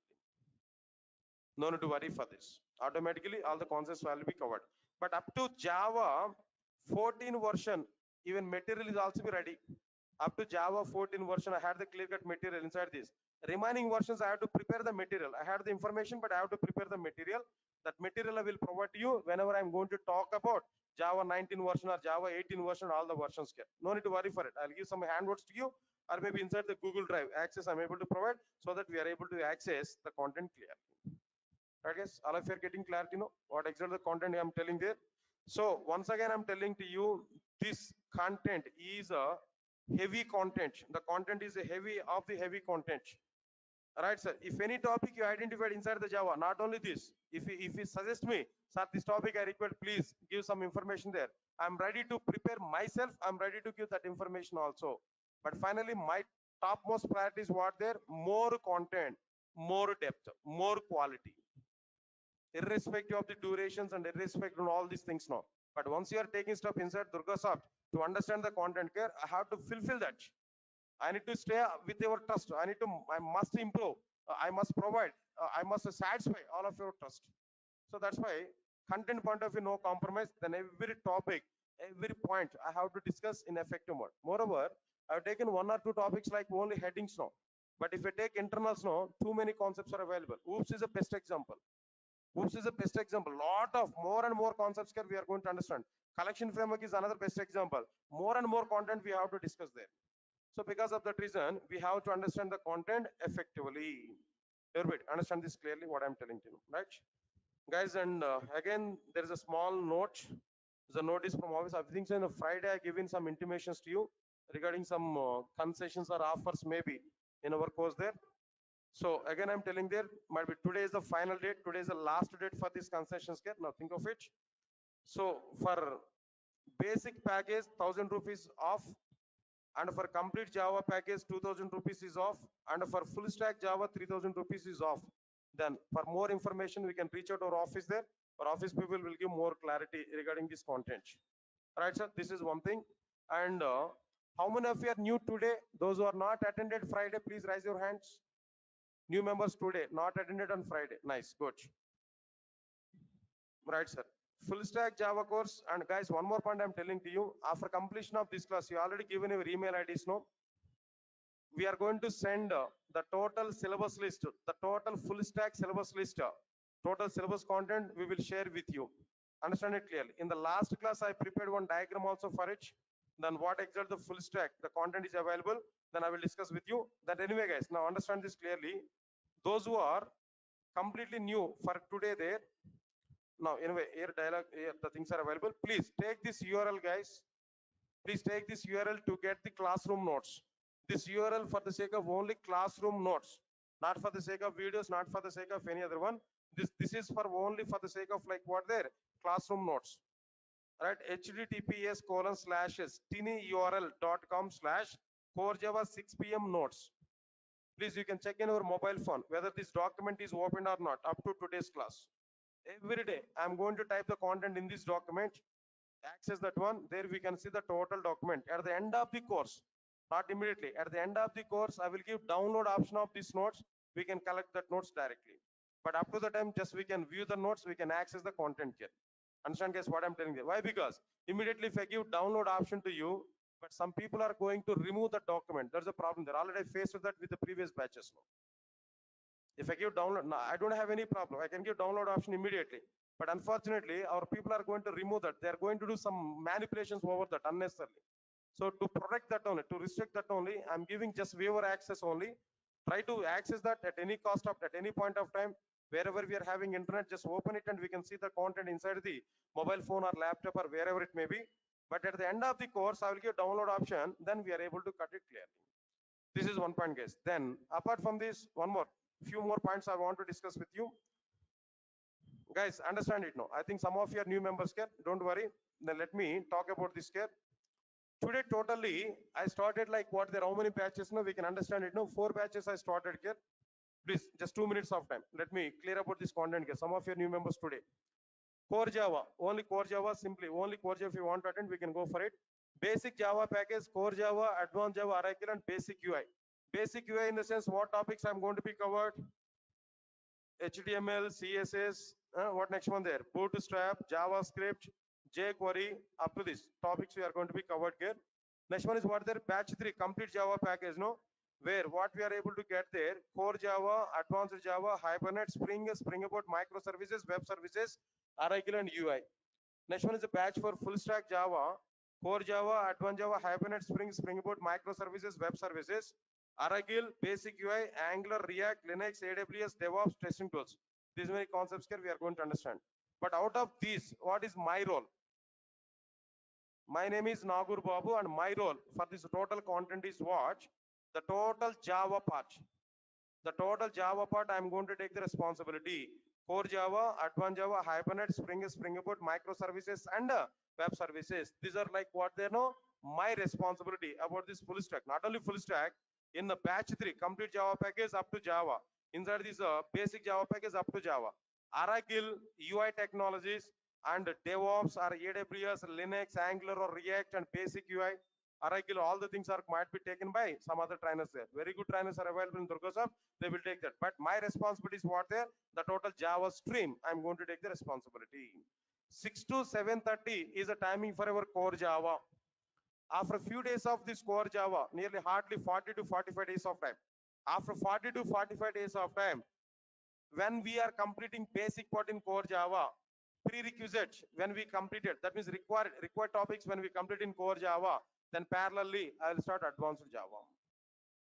Don't wait to start advanced Java after completion of the core Java. If it is a case, no, years and years of time will be taken for Java. What I'm telling there, parallelly we have to complete the courses. Then only we are able to complete the content within the specified number. Please recognize this punch card. After 40 to 45 days of time in core Java only, I'm able to start what they know, advanced Java parallel to this. Parallelly, advanced Java and core Java both are going to be completed there. Both are going on there. When core Java is completed, in place of that, directly I will start frameworks like a Hibernate or maybe Spring framework or Spring Boot, something else I'm able to start there. Then when advanced Java is completed there, another course I'm going to be start. Parallelly, 2 courses are going to be done. In the case of like what the Java stream. But parallelly, Oracle and UI technologies at any time we can start. Oracle and UI and all the things we can start at any time. We don't have any problem here. Guys, all of you get my points or not?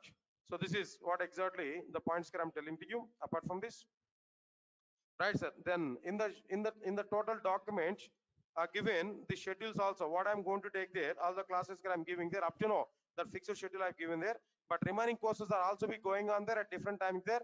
Just inquire about that courses, or else our admin people will contact with you about the new courses there regarding Oracle and UI.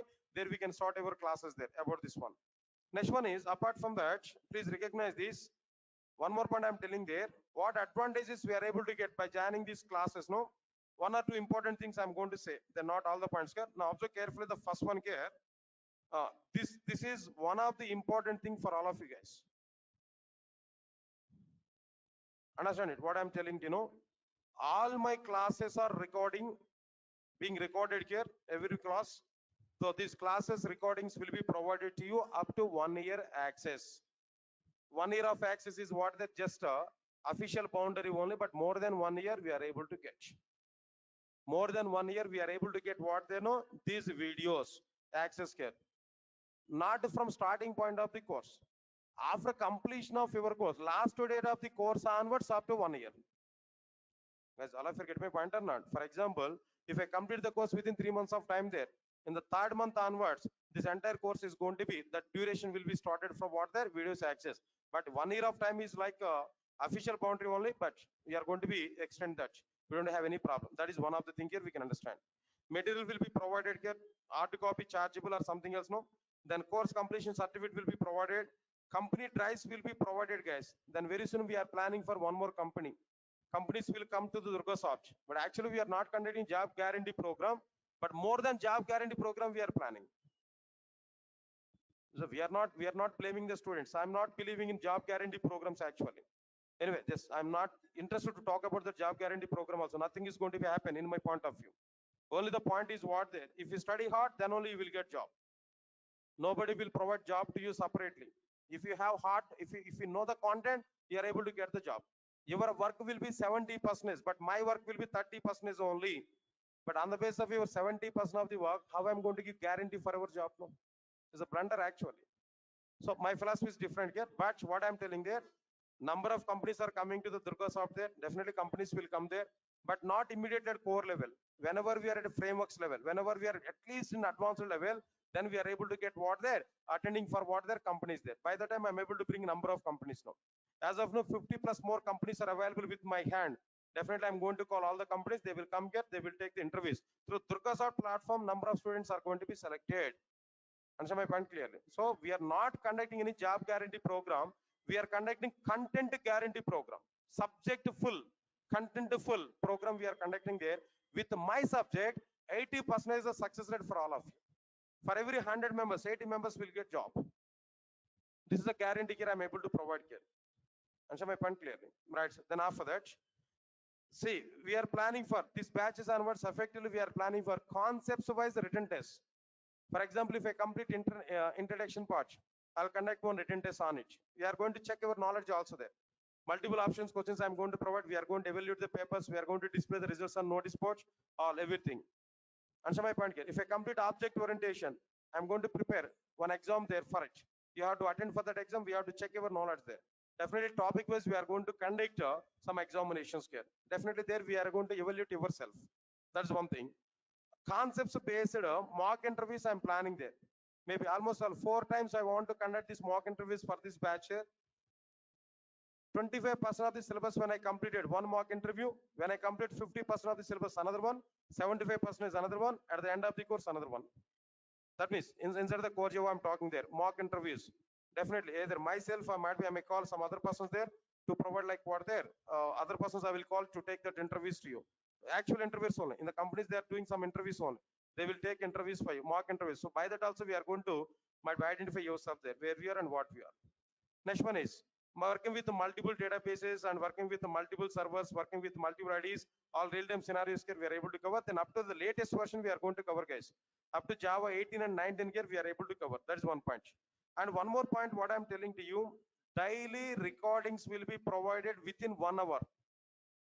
Now, for example, if the class is completed at 7:30, by 8:30 you can see this recording video, this video. If you want to watch again, we can watch that video again. So my services will be effective. No need to worry for it. And the content coverage is also effective. Just give that option to me. I will take care about it. How to teach the total Java to you. This one point, guys, what I'm telling you. But another thing is, timings are very, very important. Definitely. Then I don't have any recession over you, but I will start the class by exactly 6 o'clock. Whatever may be the situation outside, classes are going to be happen. Even entire Hyderabad is just shrinking in Hussain Sagar. That doesn't matter for me.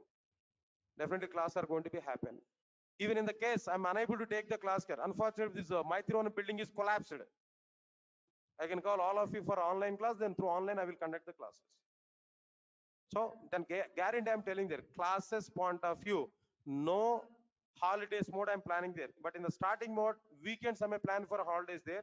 Once the content is started effectively, then even on Sundays also we may have classes.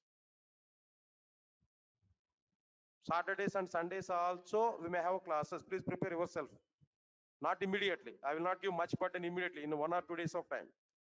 Get my point or not? But slowly, when you are habituated with my classes there, definitely I will show my performance totally.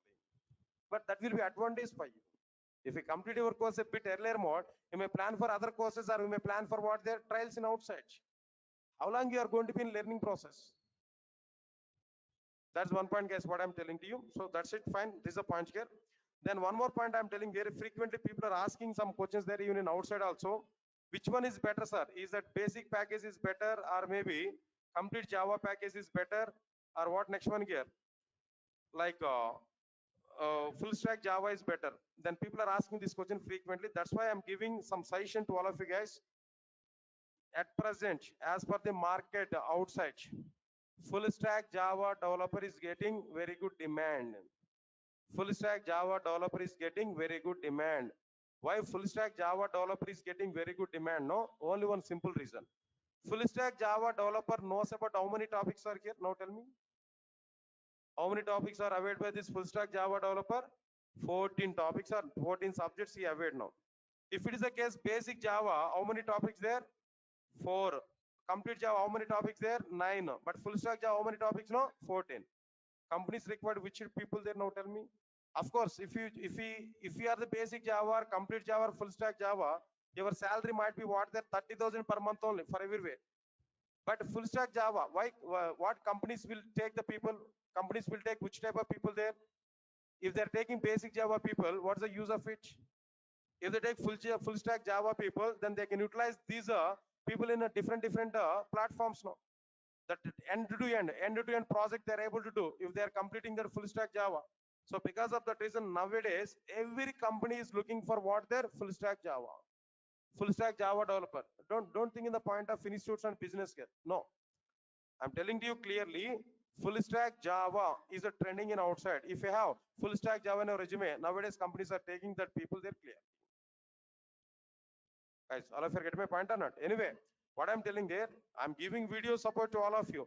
Even if you are missing 1 or 2 classes there, on that day itself, we can check that video and we can come to the classes there.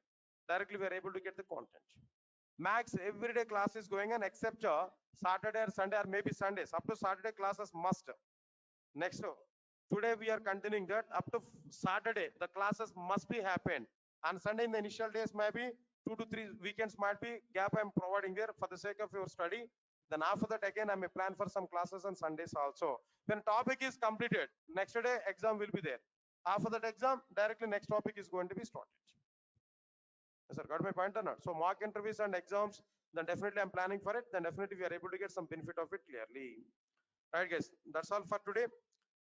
Right, if you have any queries in outside there, just we can reach out our office there regarding these payments or whatever it may be. Reach out our office and our admin people will give more clarity on it. Right, that's all, guys. Thank you for attending demo class, and tomorrow come for the class at the same time 6 o'clock. Then tomorrow directly I'm going to start introduction part, core Java introduction part. Today just I've given the content and overview. Tomorrow we are going to start our original content directly. Java history. After the differences between Java and other programming languages. The topics I'm going to discuss on tomorrow onwards, right? Thank you. Thanks a lot. Thank you for attending demo class. Thanks a lot.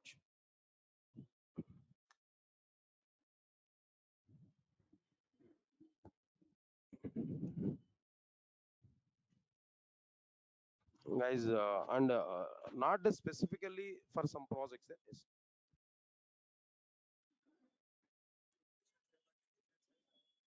Arrays and collection framework. No? So many differences are available. Just simple point is arrays are able to manage only one type of data, but collection frameworks are able to manage different. That's why an example I taken one example there.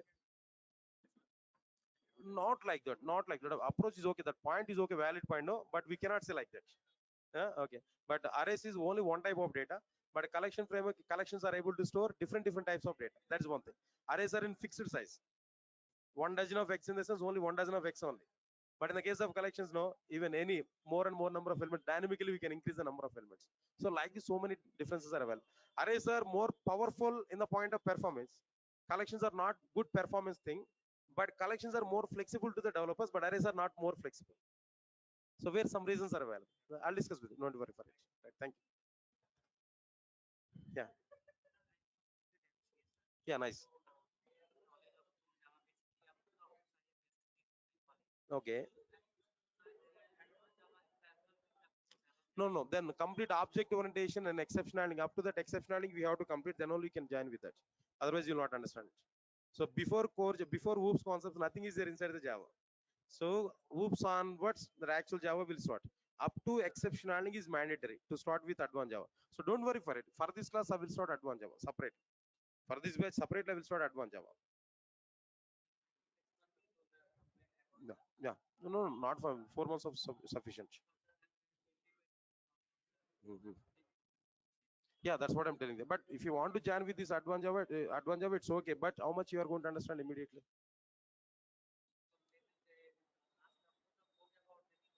No. Up to frameworks. Every company will ask up to microservices minimum.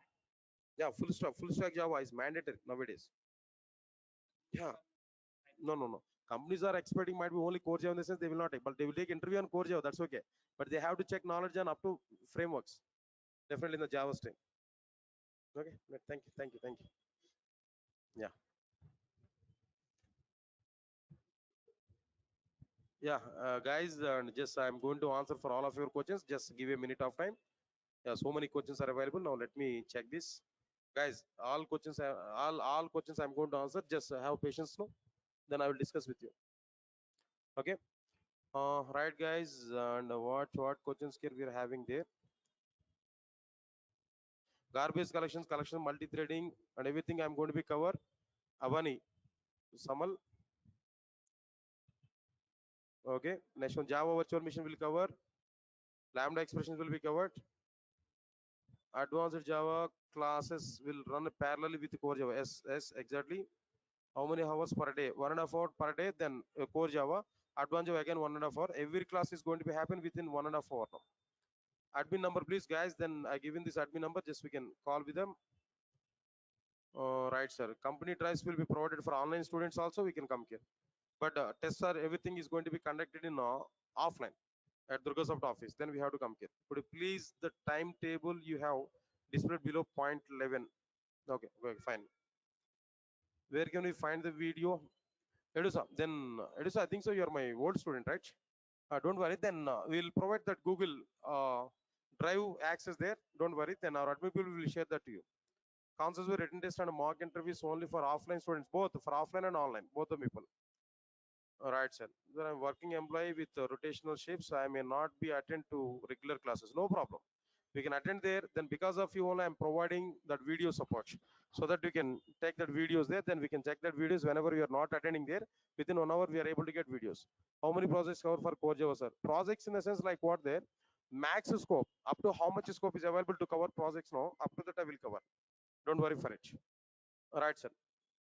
May I know if you are planning any other time, early hours like 7 a.m. or 8 a.m. in the future, not immediately, it may take 2 to 3 months of time. So how can be Java related to cloud? Oh, so then every project here we are going to be prepared in Java only that we are going to be deployed in cloud. The deployment or maybe some automation is going and everything through cloud only. But application development is going on with Java. Java is a development programming language. Yeah. Okay. Then after that, sir, would we make any project using all the concepts? No, definitely. When the concepts are going on one by one, there we are going to see some little bit project kind of approach we are going to see. Everyday video record will be provided after the class immediately. Exactly within 1 hour you will get video. Sarojini, definitely. Yeah, Python. Yeah, exactly. Edusa, I know that. Mock interviews will be provided for full stack course only. No, guys, for all courses. That means whatever the courses I am taking there, up to that I will provide. Ashika. Yeah, definitely. Is it okay to listen advanced Java now? Not immediate. If you want to learn advanced Java, guys, we have to get minimum up to exceptional. Don't worry, I'm going to start advanced Java classes there when the basics are covered inside the core Java. Definitely, I'm planning for advanced Java effectively. No need to worry for it. Okay,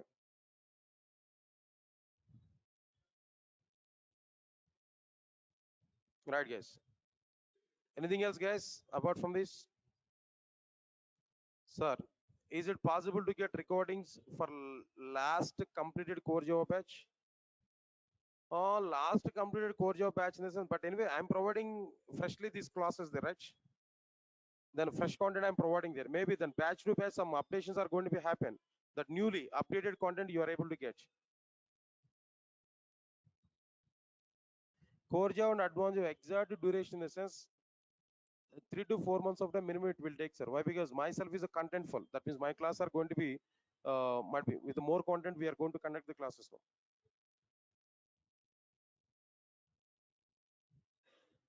Yeah, Akshit Pahuja. Then we are going to cover all the concepts right from scratch only. In object orientation, right from scratch, we are going to understand. Even if we don't know anything about classes now, I'll give more clarity how to prepare classes, then how to use that class in a Java program. From that point onwards, we are going to understand. So from our advanced Java class will start aligning with the core Java. No, tomorrow I'm not going to start any advanced Java class, guys. Kalyani, what you are asking there? No. Then this batch is for core Java immediately. After a few days of time, I'll start what there advanced Java. Yeah, I will give clarity on it. Then when I'm going to start advanced Java, I will give that information to you. Don't worry. Right, sir. The core Java, advanced Java classes will start along with the core Java, not immediately. After 40 to 45 days of time, I will start what the advanced Java. Why? Because we have to understand that advanced Java there. Core Java timings will be same, 6 to 7:30. No changes on it. No changes on this timing, sir. 6 to 7:30. Sure. Okay. No changes on this timing, sir. Then 6 to 7:30 is a core Java. If advanced Java, I'll give that schedule again. Don't worry.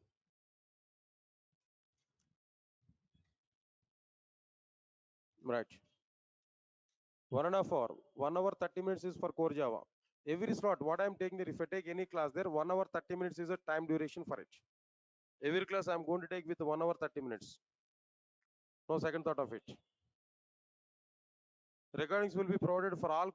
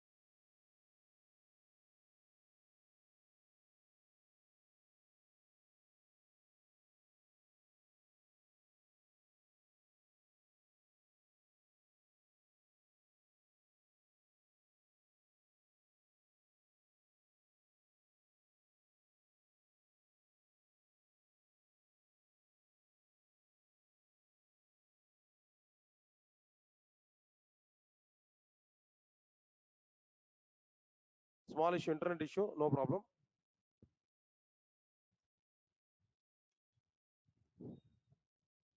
Right, guys. Now tell me. Recordings will be provided for all courses, guys. Those who are attending in online, then definitely will get all courses recordings. Yeah, nice. Anything else, guys, apart from this?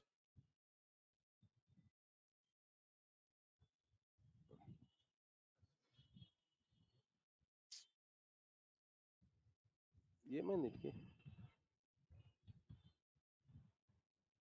అవి మారిపోయినాయి చూసావా దీనికి వచ్చేసి దీనికి అది ఇందాక అది వరకే ఉన్నాయి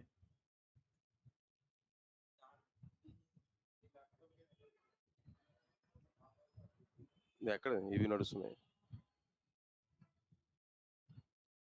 అవి లేట్గా వస్తున్నాయి ఇది మళ్ళీ ఇది డౌట్ఫుల్ రావట్లా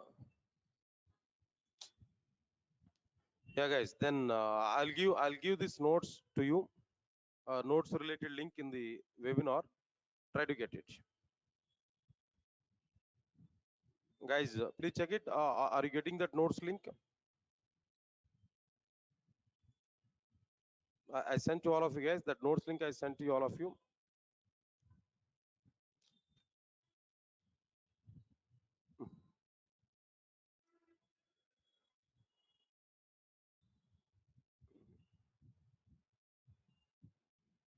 full stack batch at least core Java concepts are covered to understand advanced Java concepts. Yes, exactly. Then to understand advanced Java, what content we are going to be understand there. First, I will cover the topics. Then after that, I'll start advanced Java parallelly. Akshit.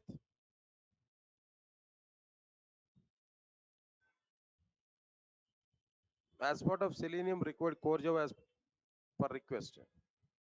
Already you have mentioned few of the topics are important, and of course others are also be required. But if you don't mind, may I know which topics can be skipped from Selenium?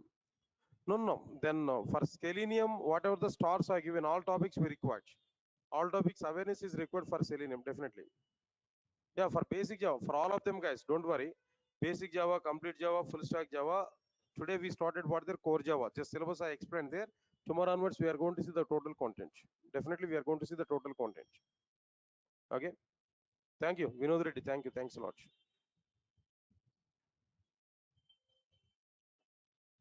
Okay.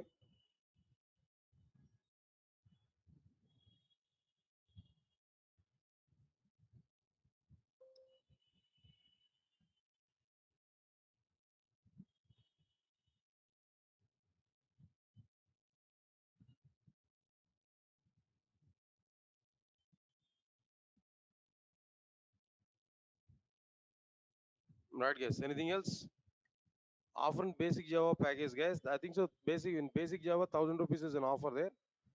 For complete Java package and 2,000 for full stack Java, 3,000 rupees offer. Okay.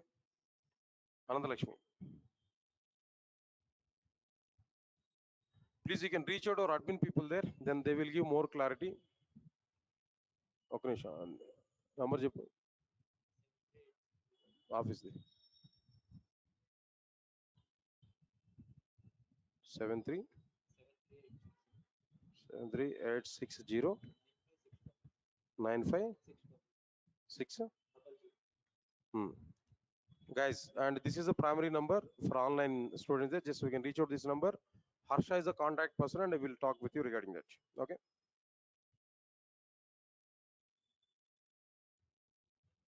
Right, guys. Anything else apart from this?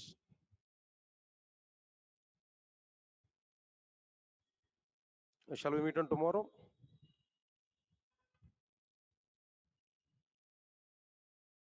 Guys, shall we meet on tomorrow? No response.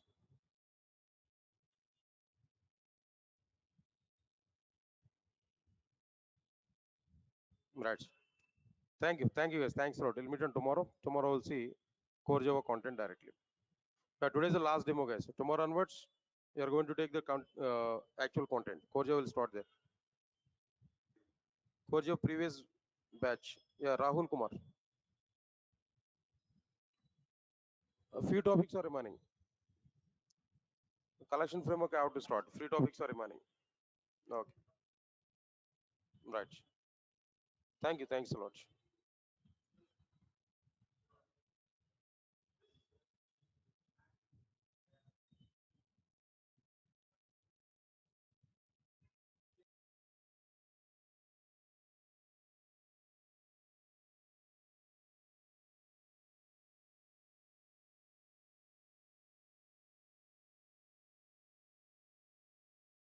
Guys, please confirm to me. All of you get my voice on the screen. Chudam, wait. Guys, please confirm to me. All of you get my voice on the screen. Those are attending in online.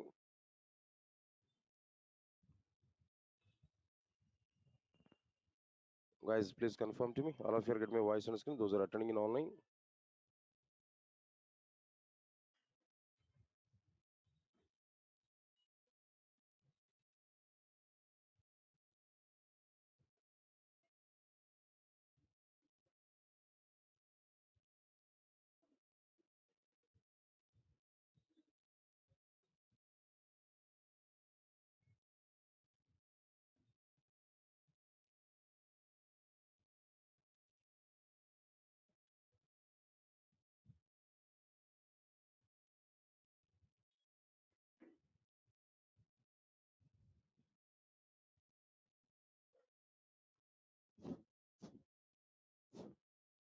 Hello. All right.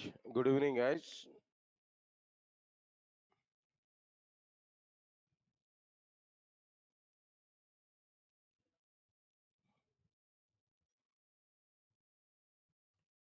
All right. And in the last session, what we understand there, in the last session.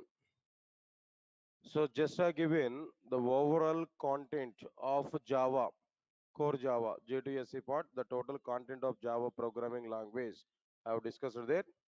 Today we are going to understand the very first topic in the core Java. The very first topic in core Java that we are going to understand in today's session. What is that first topic here? We can understand introduction part.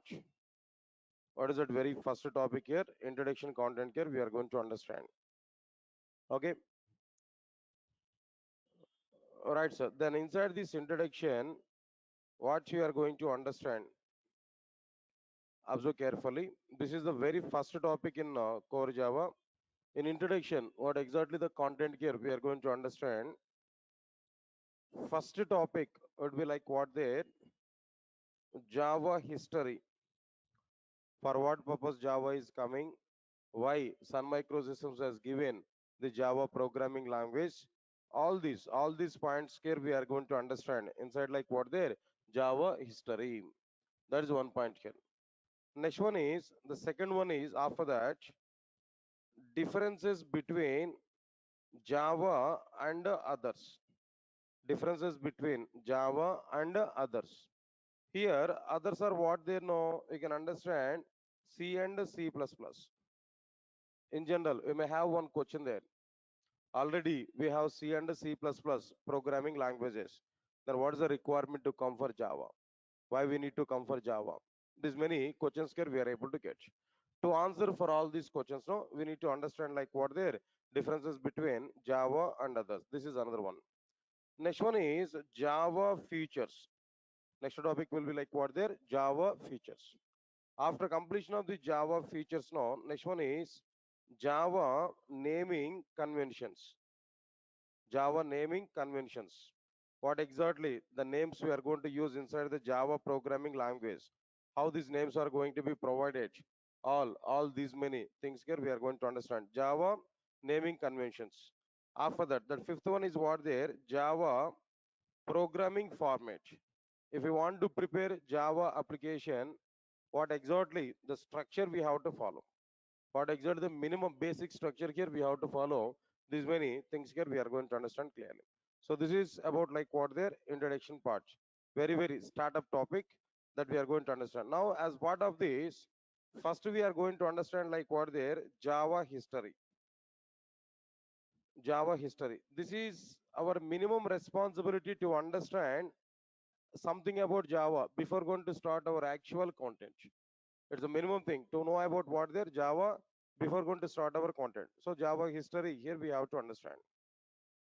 Right, guys? I'm asking few questions to you. Now try to answer for my questions, kid.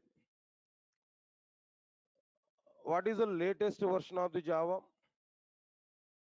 19th version of the Java. Latest version of the Java is what there? 19th version, kid. Nice. After that, what is the first version of the Java? What is the first version of the Java? What is the first version of the Java? Very first version is what there? Oh, 1.0 obviously. First version of the Java is what there? 1.0. Okay. 1.0 is what there? No, first version of the Java. Understand it clearly. All right, sir. When first version of the Java was provided actually, when the very first version of the Java was provided, no, if you understand this, the very first version of the Java was provided in 1996 January 27th, 26th, I think so, 27th. Right. Exact date might not be remembered here, but anyway, January. That means to 1996 January 27th, I think so. The date we may forget about it. No problem here. 1996 January. There we are getting the very first version of the Java. Right, sir. Now here my point is what there. In 1996, the first version of the Java was provided in the sense when Sun Microsystems has started to prepare Java programming language. Java was provided by Sun Microsystems in 1996, January 27th. But when it was started to prepare the Java programming language, when Sun Microsystems has started to prepare Java programming language, That point here we have to understand. Notebook. All right, sir. For that, I am giving some answers to you. Understand it clearly. 1991. At 1991, Sun Microsystems has started to prepare new programming language. And which year, 1991, Sun Microsystems, notebook. 1991, Sun Microsystems has started to prepare a new programming language. Why Sun Microsystems has provided, why Sun Microsystems has started to prepare a new programming language, what is its requirement actually? If we come for this particular point here, I'm going to give some answers to you, now try to understand it clearly. 1991, Sun Microsystems had a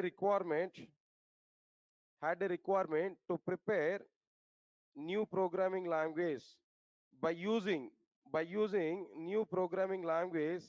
Sun Microsystems wants to prepare Sun Microsystems wants to prepare Sun Microsystems wants to prepare software for electronic consumer goods. Electronic consumer goods, guys. Answer my point here. At 1991, Sun Microsystems had a requirement to prepare a new programming language. By using that new programming language, they want to prepare some softwares for the electronic consumer goods. Like what are the various electronic consumer goods now? Understand it clearly. All right, so remote controllers, cable TV, switch boxes, and so on. To prepare such type of electronic consumer goods, Sun Microsystems wants to prepare some softwares. To prepare these softwares, Sun Microsystems required a new programming language. Because of this particular reason, Sun Microsystems wants to prepare a new programming language at 1991. Guys, all of you are following this point, what I'm telling to you? The point what I'm telling to you, understand it clearly. Why Sun Microsystem is preparing a new programming language? This is my question. What is the requirement of the Sun Microsystems to prepare a new programming language? And before all these things, I'm using the term Sun Microsystems every time. Do you know about it? What is this Sun Microsystems? What is the Sun Microsystems? Is a company. It has introduced Java programming language to the market. It's a company. It has introduced Java programming language to what their market here. I get my point or not? Okay. Now anyway, what exactly the reason why Java programming language was provided? That's the question. What is the requirement of Sun Microsystems to prepare new programming language? If it is a question, this is the reason here now. What exactly the reason here we provided? Can now understand this clearly? In 1991, Sun Microsystems had a requirement to prepare a new programming language. What is that requirement here now? Right, by using new programming language, Sun Microsystems wants to prepare softwares for the electronic consumer goods like what there, like remote controllers or cable, that means cable TV switch boxes, no, for such kind of things. Sun Microsystems wants to prepare a new programming language. Understand it clearly. This is what exactly the requirement of the Sun Microsystems in 1992. Guys, all of you are following these points here? Simple point. What is the requirement of Java programming language? I'm giving there clearly. Next one is after that, after completion of this, then what next one here? To prepare this new programming language, Sun Microsystems gathered a nearly 30 members team. Answer my point here. To prepare this new programming language, Sun Microsystems has gathered a nearly 30 members team. Now, this team led by James Gosling and Patrick Nathan. James Gosling and Patrick Norton, they are the two members, are the leads for this 30 members team. Guys, understand this what I'm telling to you? Sun Microsystems had a requirement to prepare new programming language, that is to prepare softwares for the electronic consumer goods. By using that electronic consumer goods, they want to prepare some hardware component. That means like some electronic products like what there, cable TV, switch boxes, or remote controllers, and so on. So to prepare new programming language for this particular requirement, Sun Microsystems has gathered nearly 30 members team. The team is led by James Gosling and Patrick Nathan. This name is more famous, I think so, in outside. James Gosling is a name, right? Guys, I'm asking one question to you now. Try to answer for it. Who is the father of India? No? Right, sir. No response. Who is the father of India? Mahatma Gandhi, right? Mahatma Gandhi is the father of India, that we know already, right? Similarly, who is the father of Java? For Java also there is a father. Who is father of Java? James Gosling. James Gosling is the father of the Java. Am I right or not? Who is mother of Java? Why you think seriously about this question? Who is mother of Java? Nothing here. James Gosling wife is mother of Java, right? Right. So we don't have any such type of topics there. Mother of Java or father of Java. In general, James Gosling is a lead for 30 members team. They are prepared this new programming language. That's why we thought father of Java is what there? James Gosling. Right, sir. But even still, people are thinking like that only. But if you observe this Java totally, James Gosling is associated with the Sun Microsystems up to Java 3 or Java 4th version only. James Gosling is associated with the Sun Microsystems up to which version of Java in Sun Microsystems here? Maybe third version or fourth version of the Java, not more than that. Understand, guys, what I'm telling you? So fine. Anyway, 30 members team was formed there. The 30 members team was led by James Gosling and Patrick Nathan. They are the two members here. They are leading this total now. So finally, with this particular 30 members team, a separate project was started. A separate project was started by Sun Microsystem. The name of this project is what their Green Project. Name of this project is what their Green Project. Understand it clearly. Under this green project only, they want to prepare a new programming language. The name of the project is what their green project. Under this project only, they want to prepare a new programming language. Observe carefully. New programming language they want to prepare. But before preparing this new programming language, before starting to prepare new programming language, Sun Microsystems wants to include some features about this new programming language. They want to have some paper plan. They want to have some description about this new programming language.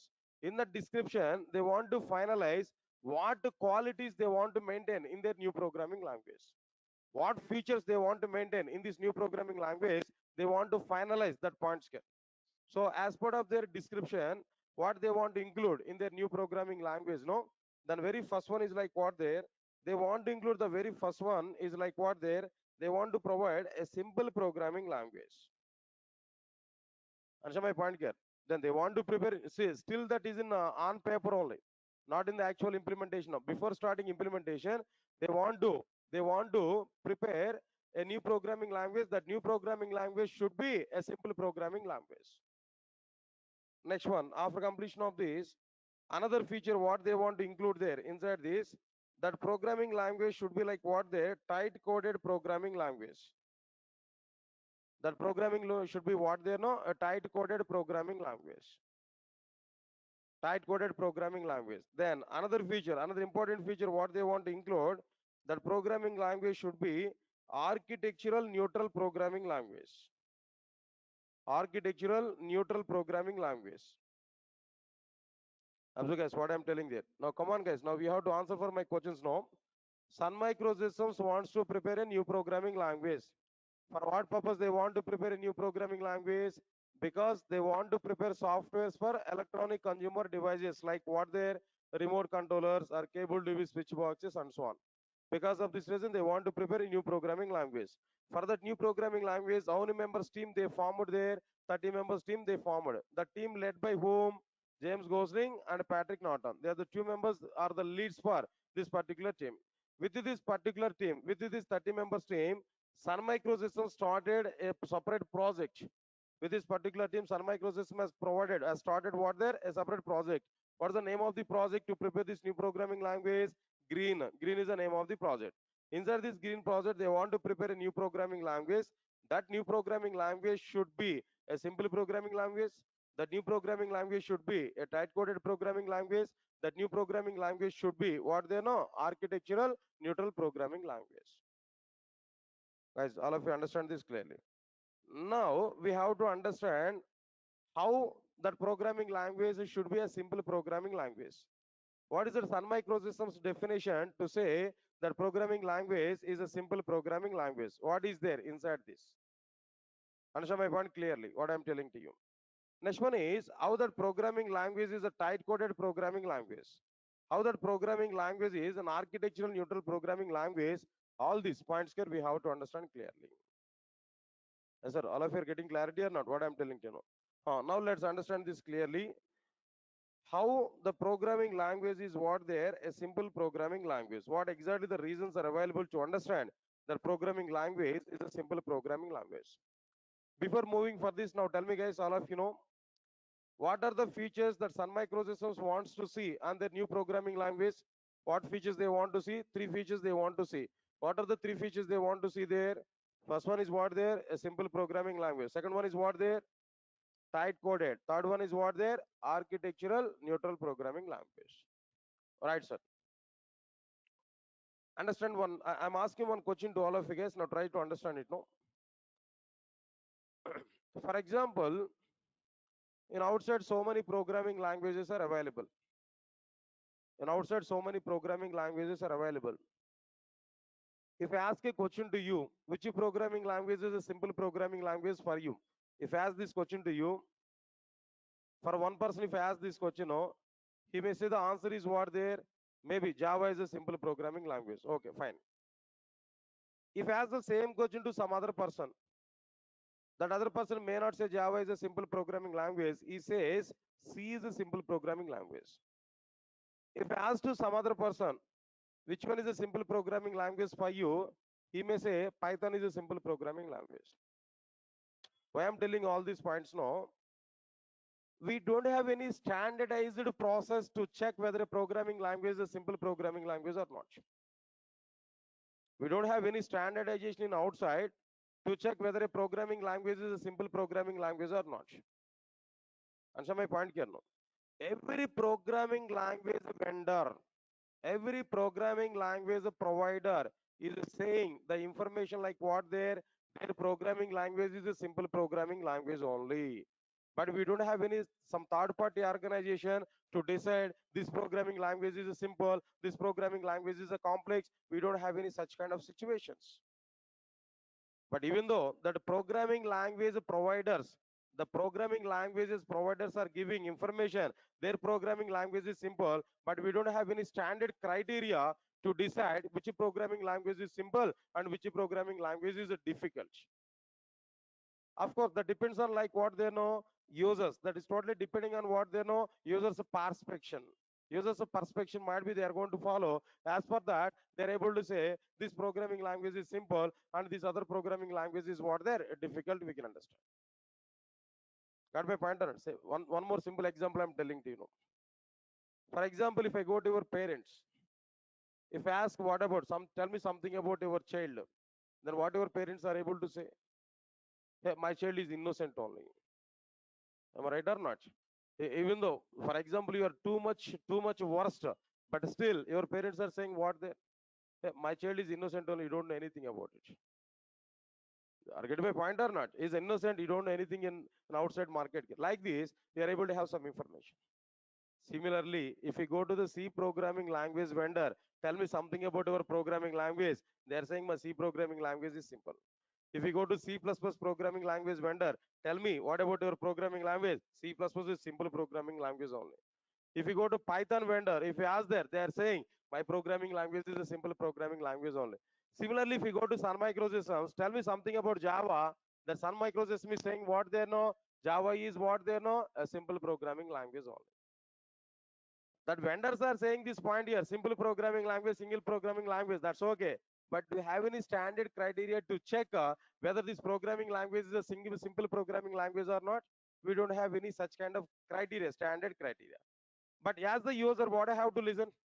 As the user, what I have to listen? How can I say this programming language is simple, that programming language is simple? What reasons I have to know? As a other person, how can we decide, how can we check, or what exactly the reasons? I want to know why this programming language is simple. If you want to answer for this kind of questions, no, first you have to ask to the respective programming language vendor. Tell me how your programming language is simple. What reasons you made to say your programming language is simple? Then we have to get this answer from the programming languages vendor only. Every programming language vendor has given a set of points about to say their programming language is a simple programming language. C vendor has given some reasons. C++ vendor has given some reasons. Java vendor has given some reasons.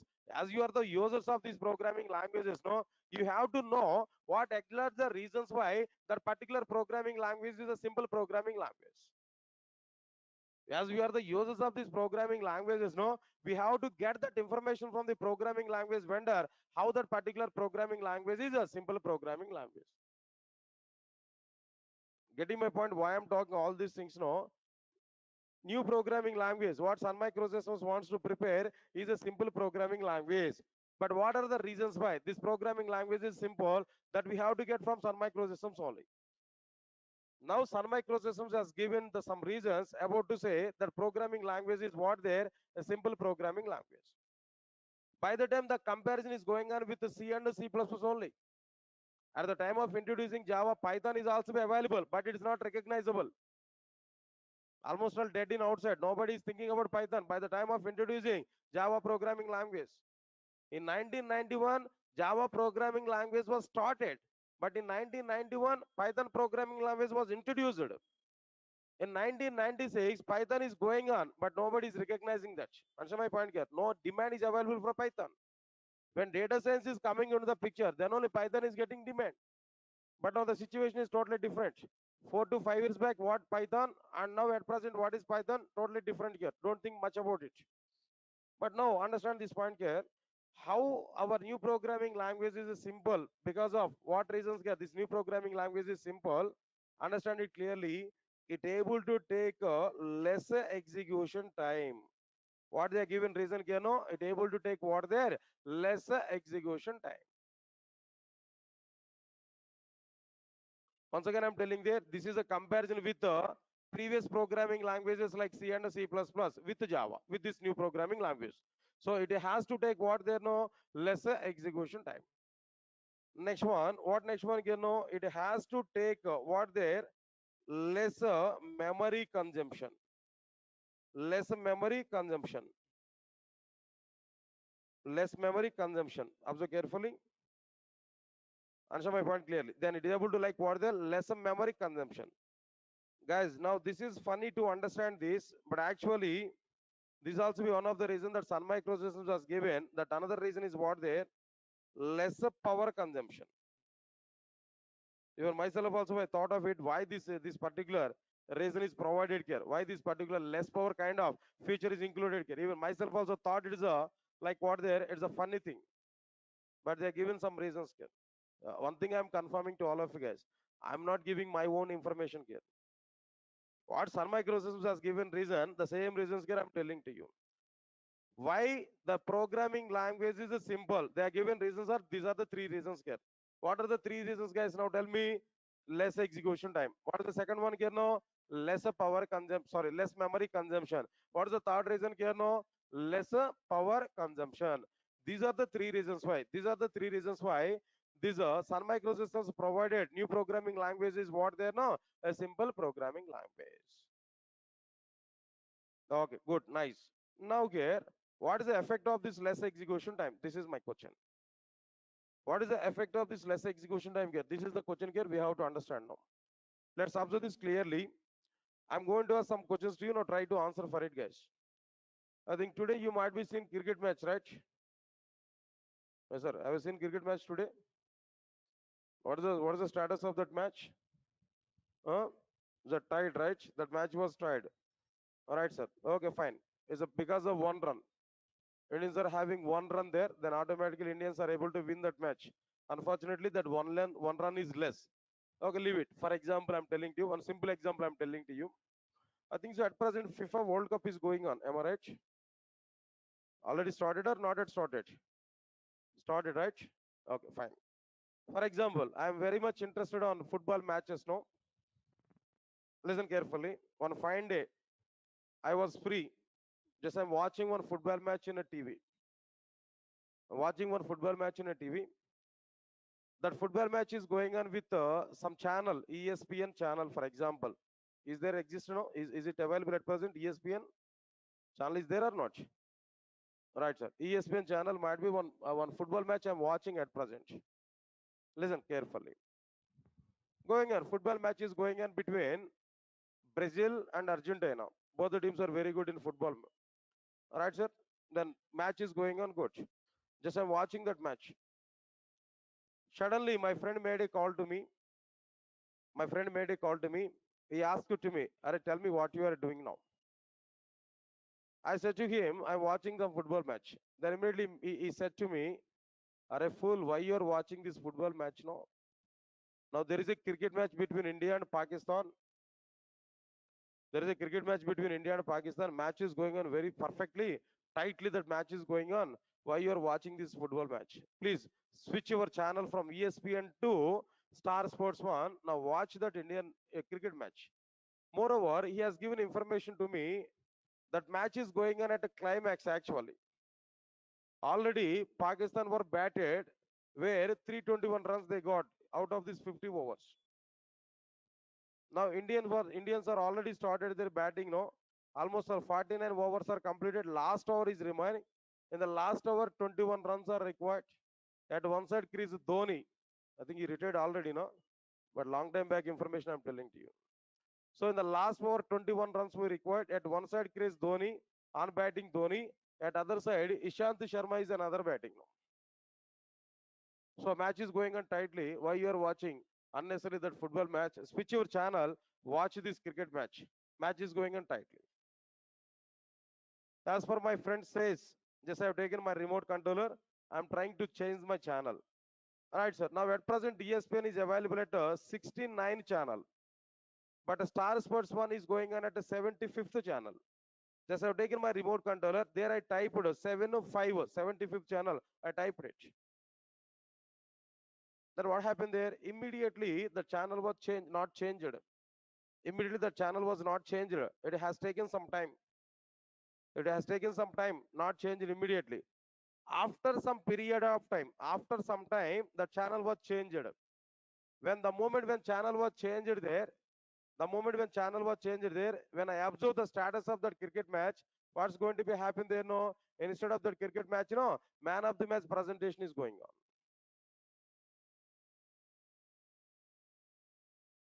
Yes, sir. What happened there? No, man of the match presentation is going on. I lost that last over of the cricket match.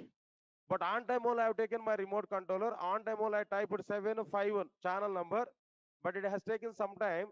During the time that over was completed, when channel is switched, there I have seen that man of the match presentation. Dhoni is getting man of the match. Now tell me, in this overall context, where is the problem? Watching football match is the problem with me? Where is the problem actually? Then giving that information by my friend with a bit delay, is it a problem with me?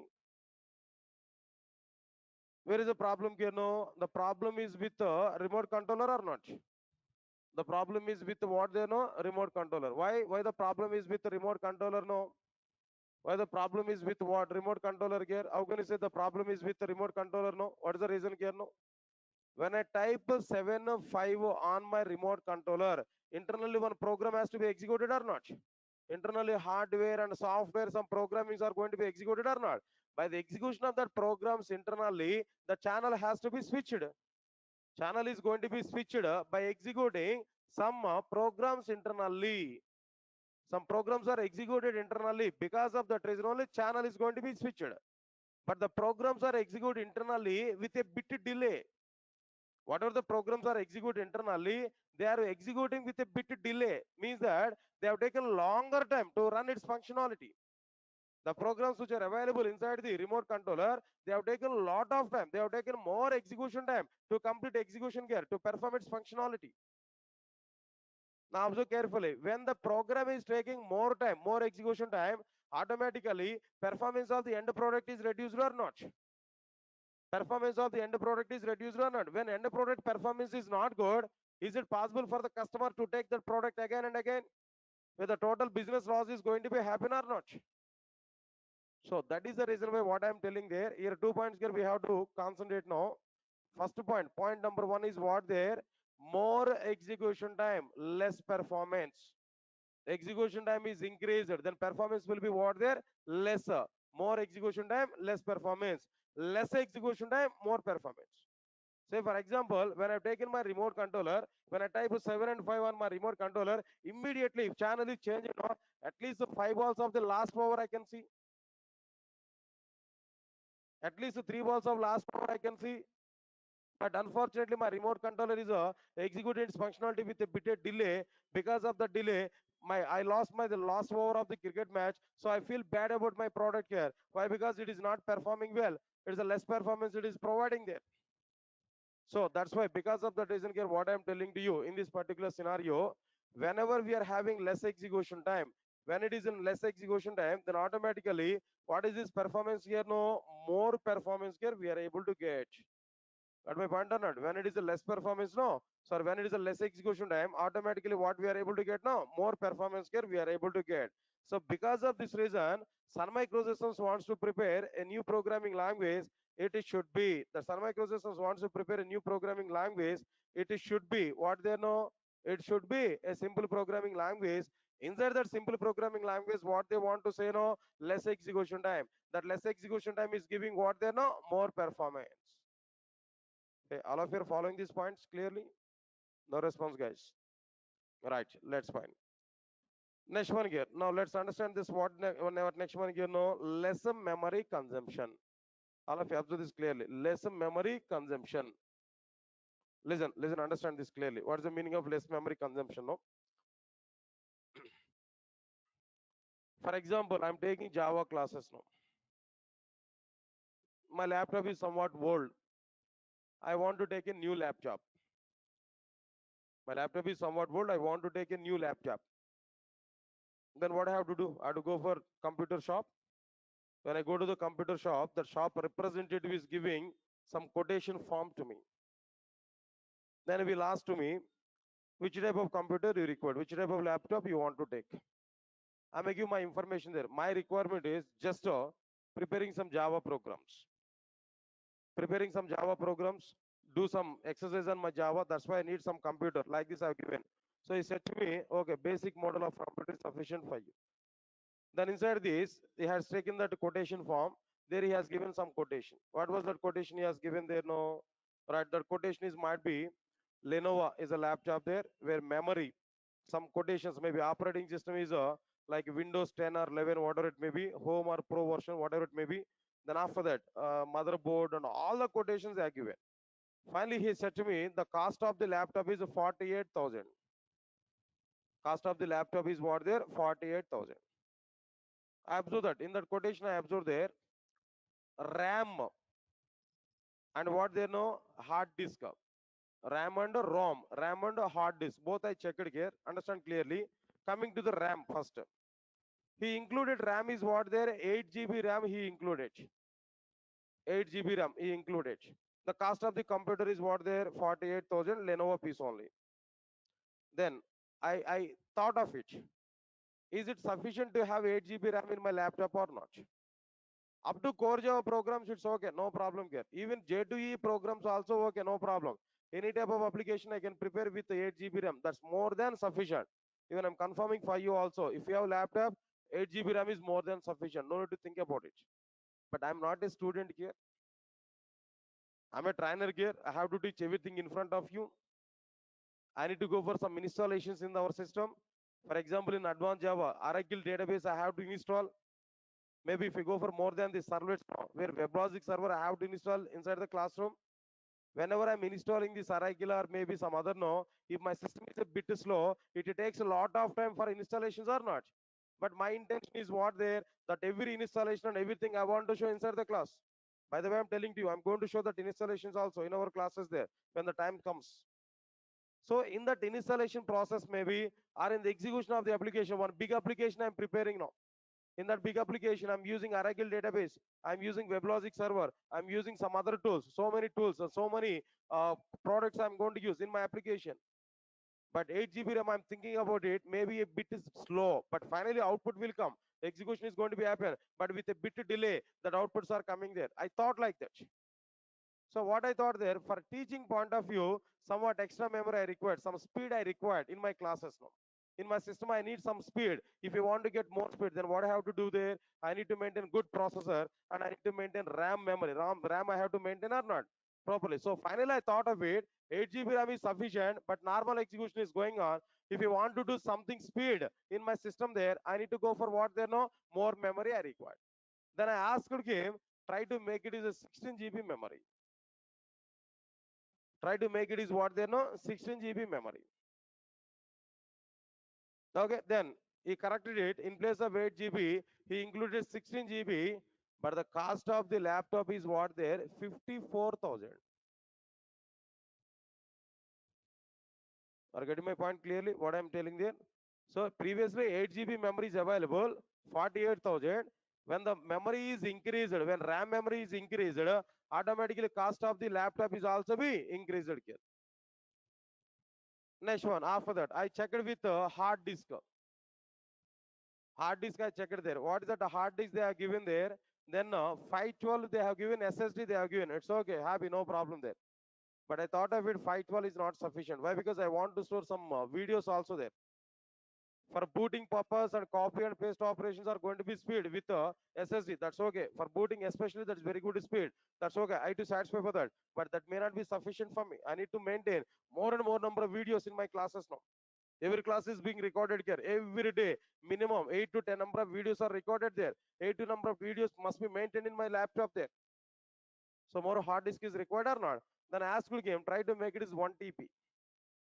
Try to make it is 1 TB. Again, what he has done there, then 54,000 is the cost of the laptop now. When memory component I increased, when hard disk I increased here, now it is becoming as like what they know, 58,000, 60,000 yearly. So in this overall scenario, we have to understand only one point. What is that point here? We have to understand there. When a memory component's size is increased, when a memory is increased, automatically cost of the end product is increased or not?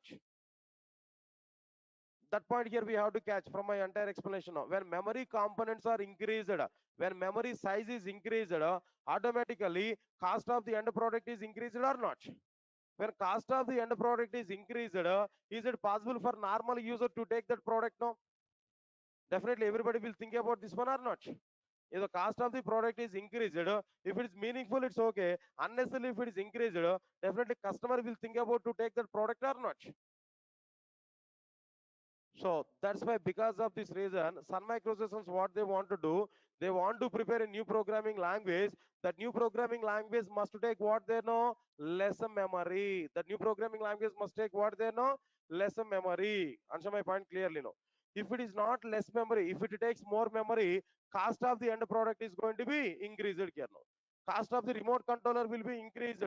Cost of the what next one? Cable TV switch box cost may be increased. Nobody will take that particular one. So because of that reason, Sun Microsystems has provided a new programming language. That new programming language must take what they know, less memory consumption. If it is less memory, less cost for end product. Less cost for what they know, end product. That is another point here we have to understand, guys. Observe carefully. Guys, all of you are following these points clearly? Now tell me, all of you now tell me, Sun Microsystems wants to prepare a new programming language. What qualities that Sun Microsystems wants to see on this new programming language? Three qualities they want to see, three features they want to see. What are the three features? No. First one is what there? Simple programming language. Next one is what there? Tight coded. Next one is what there? Architectural neutral. First we have taken simple. What reasons that Sun Microsystems has given about to say that programming language is a simple programming language? What reasons that Sun Microsystems has given? Three reasons now. What are the three reasons? You know, first one is what there? Less execution time. Second one is what there? Less memory consumption. Third one is what there? Less power consumption. Anyway, then first two are accurate point now. Third one, Sun Microsystems has given reason. What elaboration they are given, I'm explaining that. Anyway, try to understand it clearly. Guys, now I'm telling one point here. Remote controller, if we take now, not only remote controller, in every electronic consumer good, two types of programs are available internally. One is a software program, another one is what they know hardware program. Am I right or not? Two components are available, software and hardware. Both are going to be available or not? Please, guys, then give response to me now. Software and hardware both are available or not? Fine. Remote control is the best example. When I take in remote controller, when I type some number 705 to change the channel there, first software program will listen our requirement.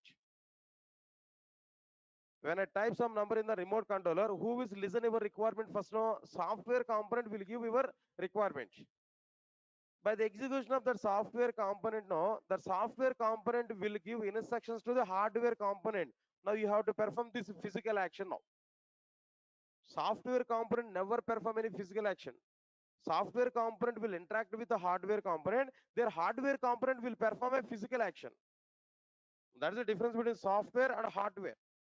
Actual physical actions could be done by whom? Their hardware components. But who will give that instructions to the hardware component? No, software component.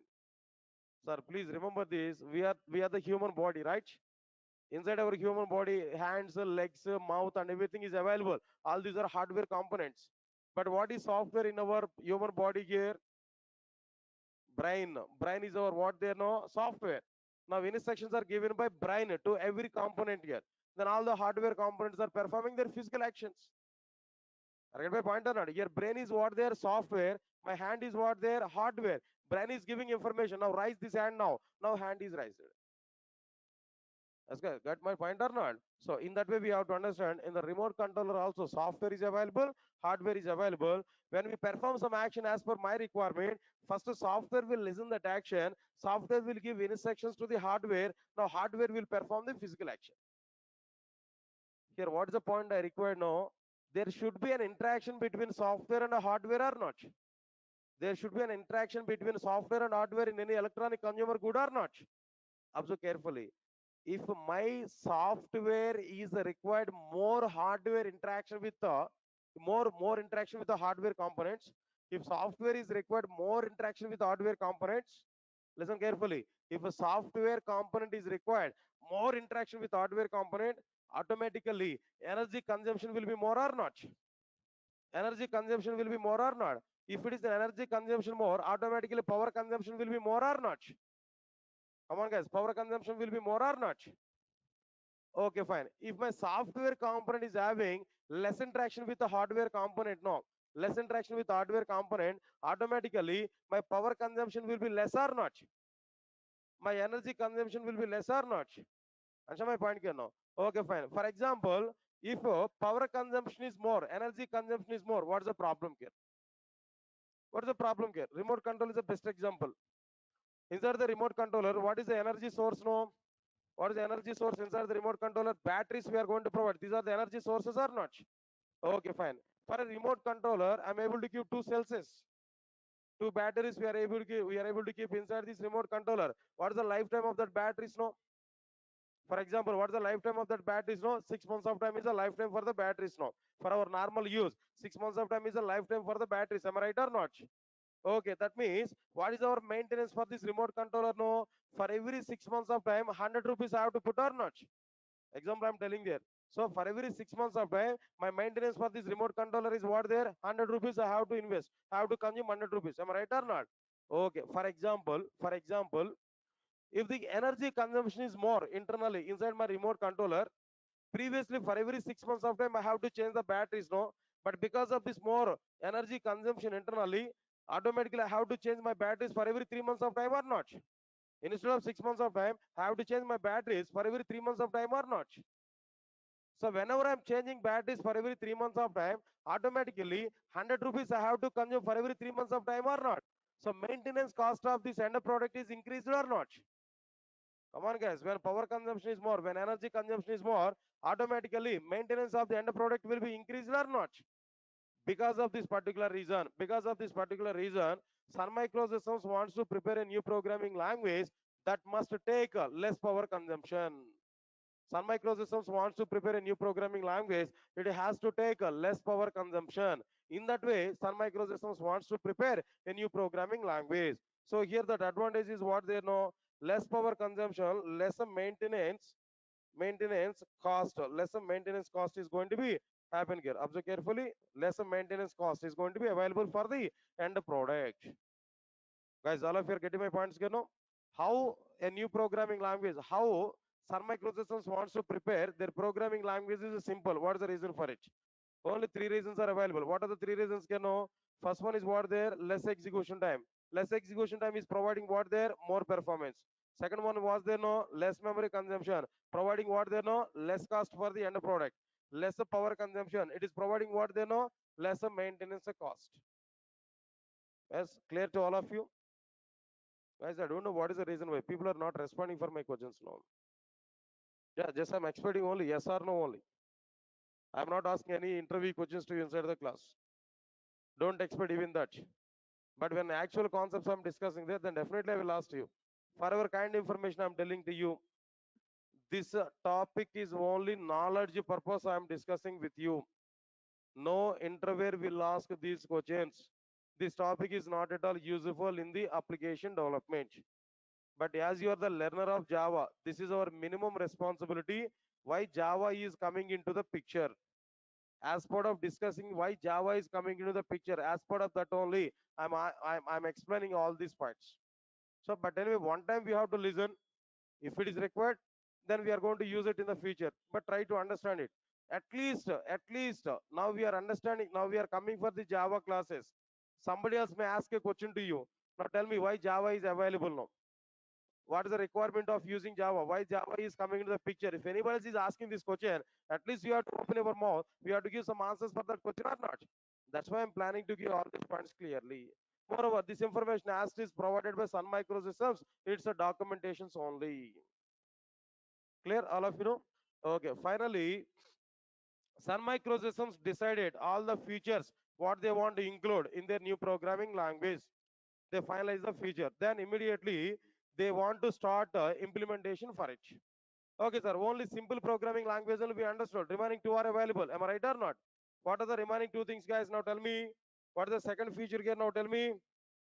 Tight coded. What is the second feature here? Now tight coded. What is the meaning of this tight coded here? Now? All right. All of you observe carefully. I'm giving some clarity for you. I think now, guys, I'm asking one question there. Now, please raise your hands. How many of you are still in academics, attending colleges, attending classes in colleges? No. How many of you are still academics? Raise your hands. How many of you completed your graduation? That's nice. Nice. Okay, fine. Right, sir. Anyway, so you completed your academics, right? Finally. Good. I'm going to ask some questions to you. Now try to answer for it. Do you know about the data structures topic? General awareness only.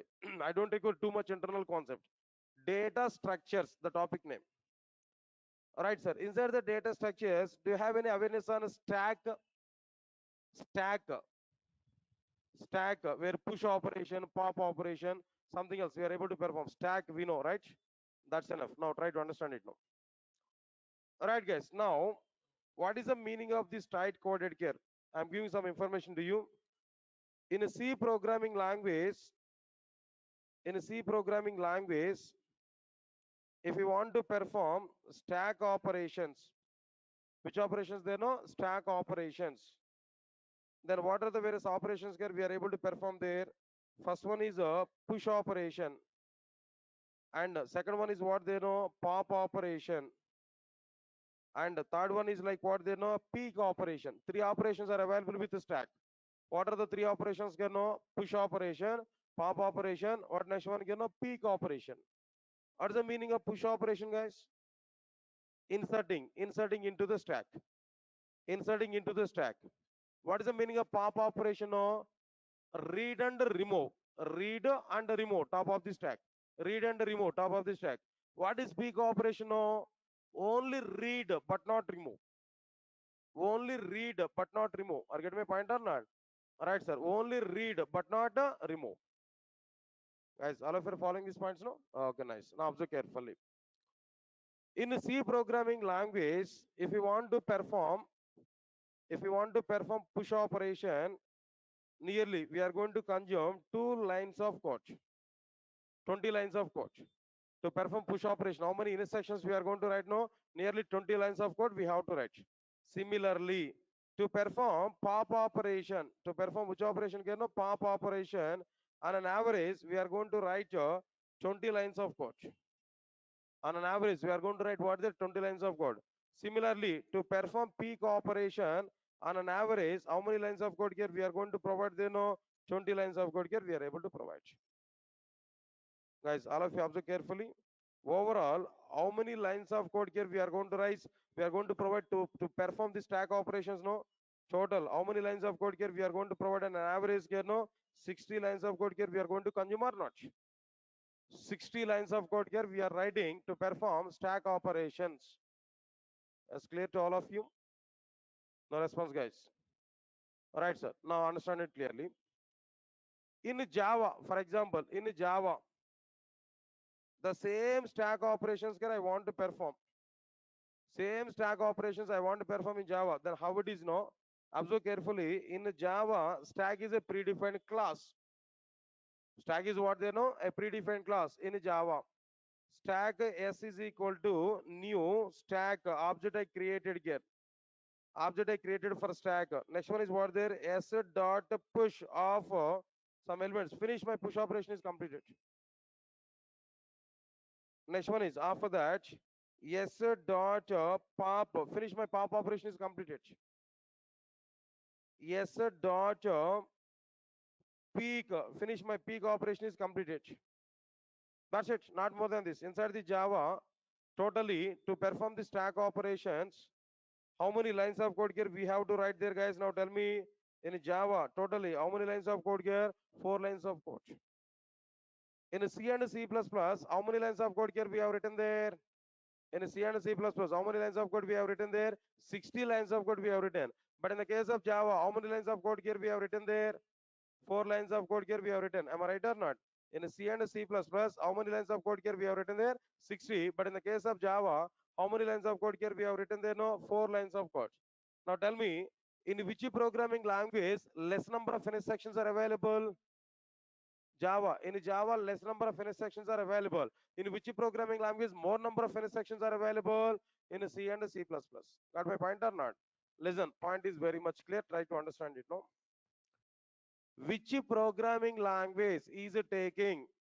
Which programming language is taking more number of instructions for a particular requirement? That a programming language is loose coded programming language. This is the terminology. Which programming language is taking more number of instructions to perform a particular task? That programming language is what there? Loose coded programming language. Which programming language is taking less number of instructions? Which programming language is taking less number of instructions to perform a particular task? That a programming language is what there? Tight coded programming language. Tight coded programming language in the sense what there? Less number of instructions, more implementation. Then loose coded programming language is what there? More number of instructions and more task. Understand my point here? So which programming language is suggestible for our applications now? Tight coded or loose coded? Come on, tight coded or loose coded? Tight coded programming languages are suggestible.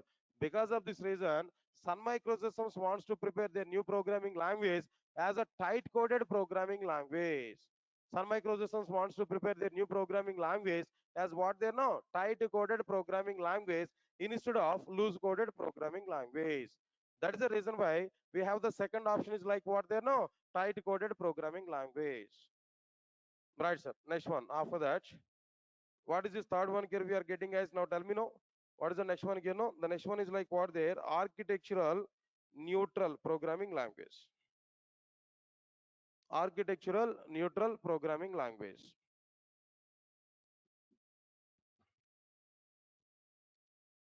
Right? Understand all of you know? One question I'm asking to all of you know, try to answer for it. How many of you are coming from computer science background? Please raise your hands. In our BTech maybe. How many of you are computer science? 1, 2, 3, 4, 5, 6, hardly 7 or 8, maybe less than 10. How many of you are from non-computer science background? Wow, nice. Okay, fine. See, might be some people maybe after the classes they used to ask to me, sir, I came from mechanical background. Is the software industry suitable for me or not? And some other people, sir, I came from civil background. Can I go for the software industry or not? Can I attend these classes or not? So that's what I'm telling you. This is a result. This is a solution for this question here. This is answer for this question. Right. I'm telling to you, software industry is an open field for everybody. Is an open platform for every graduate. Understand my point here? It's an open market, open field for every graduate. Understand it now? Previously, maybe 10 years back, if you observe this, only engineering students or MCA students are getting jobs in software industry. Now the trend is going on like what there. If you complete BSc, just BSc, BSc, if you complete BSc, now software companies are taking you. If you are the BSc graduate, degree graduate, normal degree graduate, no issues. Companies are taking you. That scenario is going on here now. Maybe in the future, after next 10 years of time, maybe intermediate students may be selected with companies now. Yes, sir. Am I right or not? That situations are going to be happen maybe. Already some companies are started their own process. Some companies are providing some education for the right from LKG, UKG onwards. They're preparing students as per their requirement.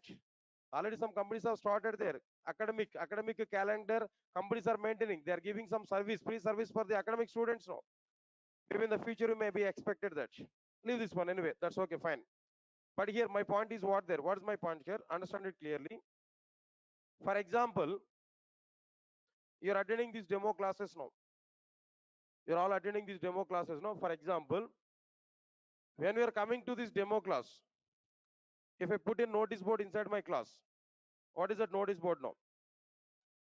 Only computer sciences students are eligible to attend my class. If I put this type of board here, guys, observe carefully what I'm telling to you now. Only computer sciences students are eligible to attend my class. If I put this board, then what is your situation now? How many members can attend my class there? How many members can attend my class there? Less members or more members now? Less members only. Okay, fine. This is case number one. Understand it now. Fine. For example, case number two. If I put a board, any graduate can attend my class. Any graduate is eligible to attend my class. If I put that board now, then how many members can attend my class there? Definitely more members are attending my class. Am I right or not? Understand? Simple example I'm telling there. If my services are required for less number of people, less demand is available for my service. If my service is required for more number of people, more demand is available. Am I right or not? More demand is required. Guys, understand it what I'm telling you. If less number of members or less people are required my services, no less demand is going for my classes.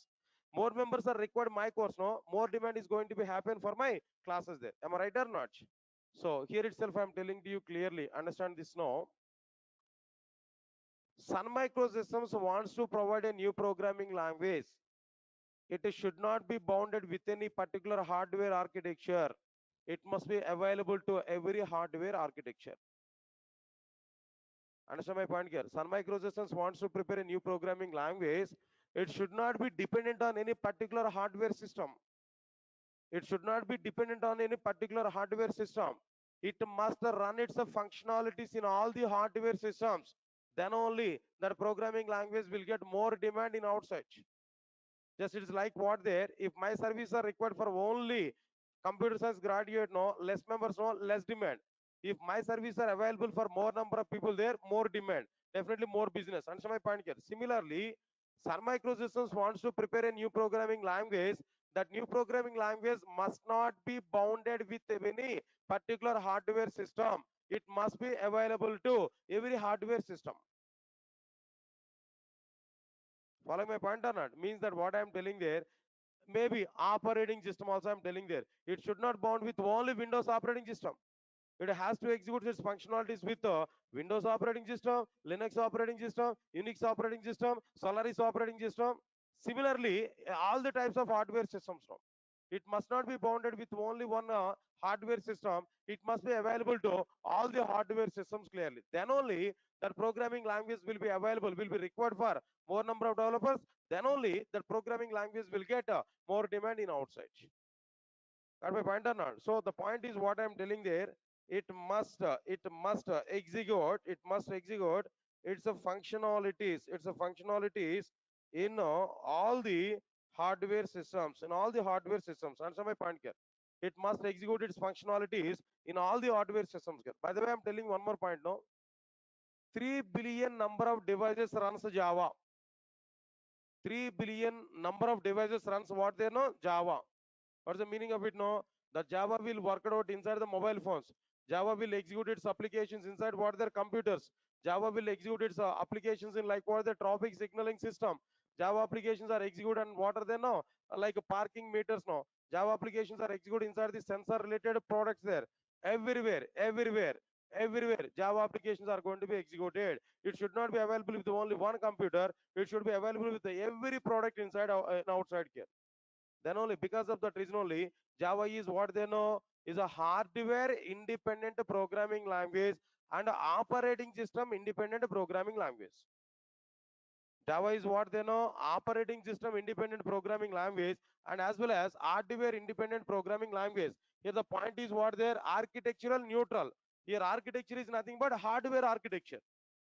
Architecture is nothing but what they know hardware architecture. And so my point here. So this is a hardware architecture neutral in the sense like what there hardware independent programming language. It should not bound with any particular hardware system. It has to execute its functionalities in all the hardware architecture. Then only that programming language is what their architectural neutral programming language. This is what exactly the thinking of what they know Sun Microsystems clearly. Guys, it's somewhat interesting actually. It's a history of the Java, but it will not be asked in any other any interviews, no. But the history, if you observe there, the content is very, very simple, very, very important. Now, just I'm asking some outlines of this topic only. Now, try to answer for my questions, guys. All of you know what exactly that outlines here I'm asking there. Now, tell me first of all of you know. Tell me all of you guys. Sun Microsystems wants to prepare a new programming language. What exactly the features they want to maintain in their new programming language? Three features they want to maintain. What three features? No, simple. Next one is what there? Tight coded. Next one is what there? Architectural neutral programming language. They are the three features they want to maintain. Can you tell me what exactly the meaning of simple? What three factors are available inside the simple? No, lesser execution time. Next one is what there? Lesser memory. Third one is what there? Lesser power consumption. That's very nice. Second one is what they know? Tight coded. What exactly the concept is available inside the tight coded? What's the meaning of tight coded programming language? Less number of instructions, more functionality. Number of instructions are what? Lesser. But functionality would be what there? More functionality. Tight coded. What is the last one here? No? Architectural neutral. What is the meaning of this architectural neutral here? No? It should execute its functionalities in all the hardware systems that's the meaning of like what their architectural neutral. Yes, all of you are following these points. No, sir, why you are totally silent today? Yesterday somewhat better. Are you feeling any difficulty with your content? Are these topics are any difficult? Very simple only, I think so. General terminology, general points all I'm talking there. Don't think of it that still I'm starting that still I'm not starting Java actually. I didn't started Java. Just I'm talking about what there. Sun Microsystems wants to prepare a new programming language. For that, what is thinking of Sun Microsystems? That I'm telling there. This much of discussion I provided here. This total description is on paper only for Sun Microsystems. Now we are at which year? Now tell me. Come on, guys. Now we are at which year? I'm not asking about 2022. No. In this overall story, now we are at which year? Come on. Now we are at which year? I think you have to remember this. What is the year I given there now? 1991. Still Sun Microsystem is thinking about the programming language. Now we are at 1991. It's a time mission, right? Time mission. We went back to what there now? 1991. Now we are at 1991. Now we are thinking about that 1991, the requirement of the Sun Microsystems. Fine. In 1991, we are at 1991. We are at 1991. Sun Microsystem has given information about like what there? I need a new programming language with these many features. That abstract was given to the James Gosling and his team. Now they are working under green project now, and they have to prepare a new programming language. In 1991, they started new programming language preparation. After having this much of analysis part, they started to prepare new programming language. Nearly 2 years of time they have taken. How many years of time they have taken there? No, 2 years of time. 30 members team. 2 years of time they have taken there. Finally, they completed new programming language preparation. They completed new language program, new programming language preparation at the end of 1992. At the end of 1992, they prepared new programming language. At the end of 1992, they prepared new programming language. Nice. Then what next one there after preparing new programming language? Then they want to give a name for this new programming language. So whenever we prepare a product, no, definitely name is required or not? Name is required or not? So definitely Sun Microsystems wants to give a name to the new programming language. Now Sun Microsystems is searching for the new programming language name. Sun Microsystems is searching for name for the new programming language.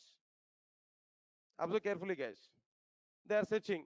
Then at the end of the 1992, they prepared programming language. They are searching for new name for the programming language. Okay, very good.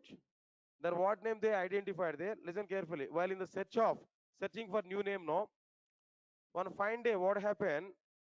James Gosling sat at his cabin at Sun Microsystems. James Gosling sat in his cabin at Sun Microsystems. Understand it carefully. When he sat at his cabin at Sun Microsystems, he always likes to see one type of tree through his cabin window. In his cabin, there is a window. Through that window in outside, he always likes to see one type of tree in outside. Name of that tree is what there? Oak. Name of the tree is what there? Oak. James Gosling had a thought of it. He has given that information to Sun Microsystems. He said to the Sun Microsystems, I want to give name for this new programming language is what there? Oak. O-A-K, Oak. That opinion, his opinion is shared with the Sun Microsystems. Unfortunately, what happened there? Sun Microsystems has rejected this opinion from James Gosling. Sun Microsystems has not accepted that. The James Gosling opinion was not accepted by Sun Microsystems. Why Sun Microsystems has not accepted this work is a name from James Gosling? What is the reason for it? Answer is very clear. Try to understand it. No. Sun Microsystems identified work is already one of the existed programming language. Before 1991, another programming language is available with the same name work. If we give again the same name to our new programming language, we may lose our identity for our new programming language. Our new programming language may lose its identity. People may think about it. It is an extension of the existed programming language work. So we should not give. We are not supposed to give this name again to our new programming language like wow. Then search for another name there. Again, people are in search for new name for the new programming language. But understand one more point I'm telling there. While preparing this new programming language, all green project people, 30 members team, they used to go for their cafeteria at Sun Microsystems. They used to take one brand labeled coffee. Remember carefully, while preparing this new programming language, all the green project people, they used to go for their cafeteria at Sun Microsystems. At their cafeteria, they used to take one brand labeled coffee. The name of that brand labeled coffee is what their Java. The name of that brand labeled coffee is what their Java. Got my point or not? They had a spark in their mind. Why don't we give this name to our new programming language? They're giving that proposal to Sun Microsystems. Fortunate or unfortunate, Sun Microsystems has accepted this name for this new programming language. Because of that reason, now we are discussing Java programming language. The name of the programming language is what there? Java. Sun Microsystems has confirmed it. Understand it? No? Why the name of this programming language Java? What is the name this Java actually? Java is a brand labeled coffee which is there at Sun Microsystems cafeteria by the time of preparing this Java programming language. Because of that reason only, Sun Microsystems has given name for this new programming language is what there? Java. Guys, all of you are getting my point what I'm telling to you? Because of this reason only, that new programming language name is what there? Java. And unfortunately, in outside, what happened there? Some people are trying to give abbreviation for Java, JAVA. Don't felt for that abbreviation. That is a fake information. As I checked the total documentation of the Java, I'm telling to you, no abbreviation is available for JAVA. If anybody else is giving abbreviation for JAVA, that is their opinion only. But Sun Microsystems has not given any official abbreviation for Java. Why? Because there is no abbreviation for Java. Java is what actually is a coffee powder name. Understand my point here? Java is what there actually is a coffee powder name. No abbreviation for Java. But if we talk more about Java, what I'm telling there, Java is a place name in Indonesia actually. Java is a place name in Indonesia. You know already where frequently earthquakes are coming there. Java in Indonesia. That place is famous for coffee trees agriculture. Where coffee powder will be released. Coffee powder was provided with the land name with the Java. Java coffee powder is available. Because of that reason only, that coffee name is what there? Java. That was used by Sun Microsystems cafeteria by the time of preparing, at the time of preparing Java programming language. Because of that reason, that some people are getting thought of Java. Because of that reason, Sun Microsystems has given name for this programming language is what they know, Java. Otherwise, we don't have any specific abbreviation for Java. Yes, sir, got my point or not? So finally, name they have given. What's the name of the programming language? No, Java. Okay, listen carefully. All right, sir. That name is okay, fine. That name is okay, fine. Then we are getting that name here. That's okay, fine. Then what next one here? After completion of after giving that name, no. By using the Java programming language, Sun Microsystems has provided that very first product. By using Java programming language, Sun Microsystems has prepared that very first product. The name of that first product is what they know, Star 7. The name of that first product is what they know, Star 7. It is a remote controller, an intelligent remote controller. Guys, now tell me, first of all, now tell me, on which year we are available now? At which year we are available now? At present, what is our year now? 1992, ending point of the 1992. Now there, Sun Microsystems has prepared a product, first product on the base of the Java. What is the name of this first product now? Star 7. That is the first product. Okay, that Star 7 is what actually an intelligent remote controller. It's a remote controller. Then they're keeping that Star 7 in selling mode. Sun Microsystems kept the Star 7 in a public mode. But unfortunately, what happened?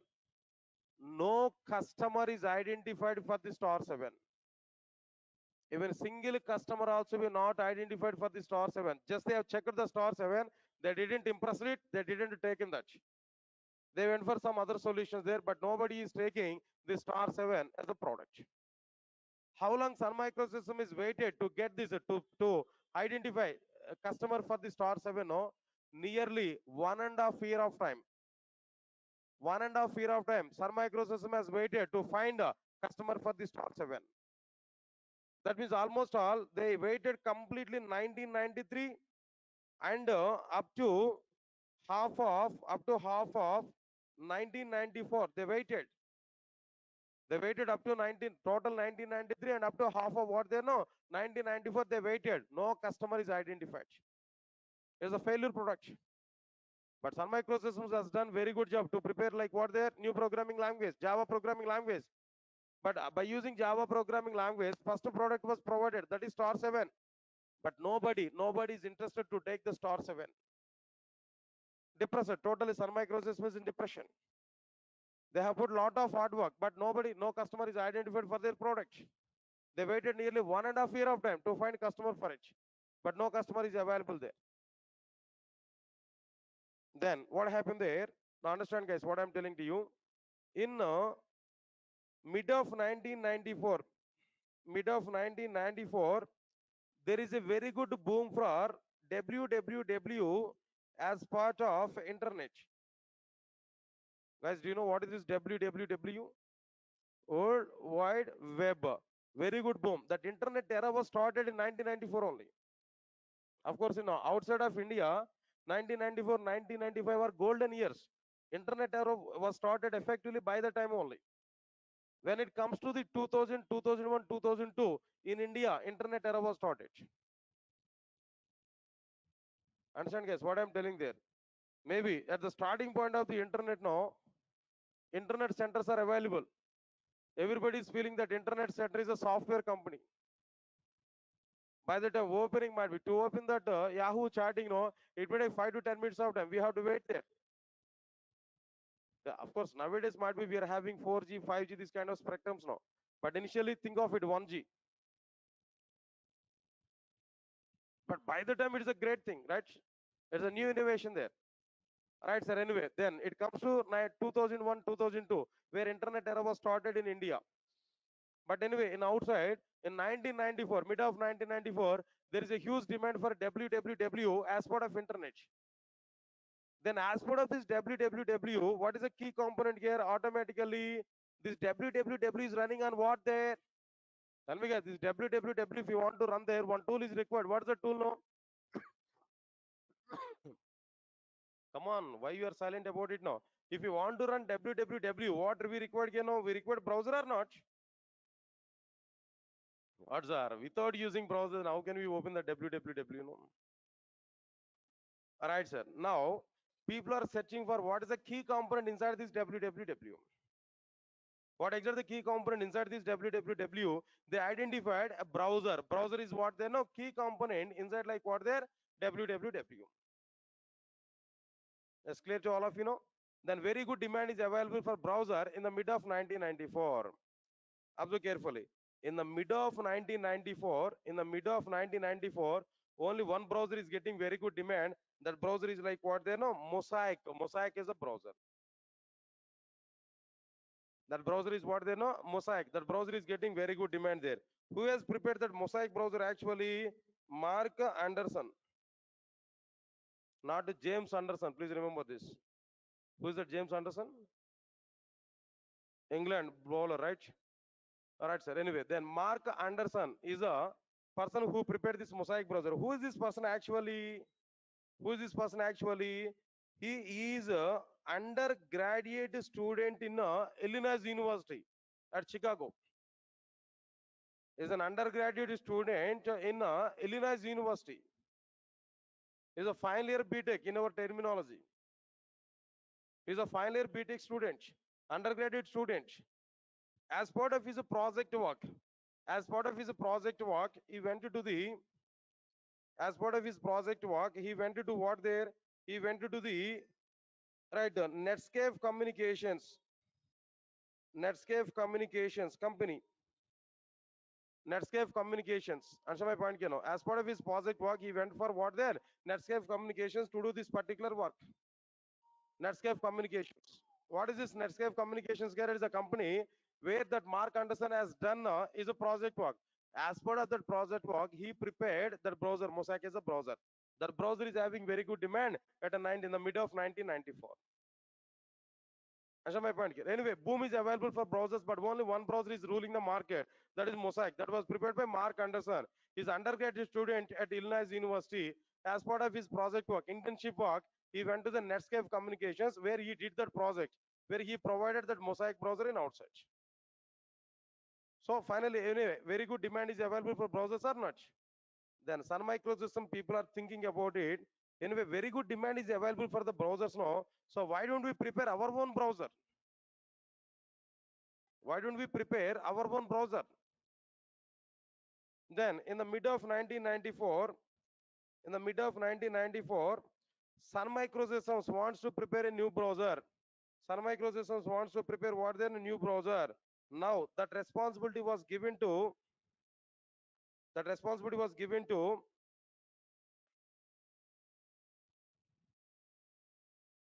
Jonathan Payne and Patrick Nathan.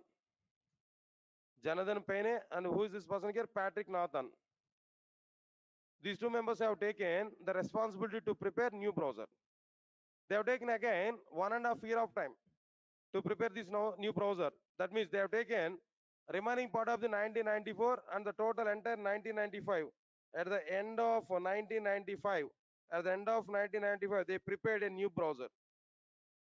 At the end of 1995, they prepared a new browser and they have given name for this new browser is what there, then Heart Java browser. At the end of 1995, they are given a new browser. They prepared a new browser. The name of that new browser is what they know, Heart Java browser. They prepared it and by default they are given name for this in the December month of 1995. Because of this reason, some people are misunderstanding now. Java was introduced in the end of 1995. People are misunderstanding about what there end of 1995. Then that Java browser, Java was provided to the outside market. No, that is not Java programming language. That is a browser, Heart Java browser that was prepared at the end of 1995. Okay, when this browser was provided to the outside market, no, when this browser was provided to outside market, then this browser is getting very good demand. This browser is getting what their very good demand. Then people are thinking about it. What exactly the technology they have used to prepare this browser? What they have used internally to prepare this browser? Then people came to know the technology which was used to prepare this browser is what their Java programming language. To prepare this browser, Sun Microsystems has used internally what their Java. By the time people came to know Java is one of the programming language that was provided by Sun Microsystems, then by the time people are talking about Java programming language. When more number of requests coming to the Sun Microsystems about to release Java programming language, Sun Microsystems wants to prepare new programming language to the market. Sun Microsystems wants to release the Java programming language to the market. Further, they set the date 1996 January 27th or 23rd, I don't know exactly, but we can check with that later and I'll confirm it.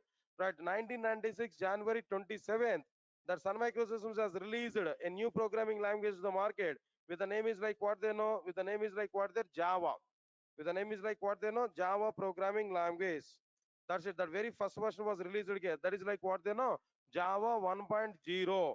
And with the internal software product is what they know, JDK 1.0 version that was released there in 1996 January 27th. Yes, guys, all of you are getting this point or not? So this is the first date for Java programming language to the outside market. From that point onwards, every 1 year or 2 years of time, another version is released here. 1.0, next 1.1, next 1.2. At 1.2, major changes are available. 70% of the Java was added in 1.2. There only J2SE 1. J2SE, J2EE, J2ME, the terminologies are coming into the picture. Along with its second version of the Java, J2SE, J2EE, J2ME, three modules are provided. Okay, 1.2 is a major version there. Next 1.3, 1.4 are normal versions only. Again 1.5 is a major version. After 1.5 version there, again 1.6, 1.7, okay, normal only. But again 1.8 is a major version. After that 1.9 is also be okay, but demand is somewhat less for that. Next one is a 1.8 to 1.9, it's okay. Again 1.10 is okay, but 1.11 is major version again. Long-term support for what they know, 1.11.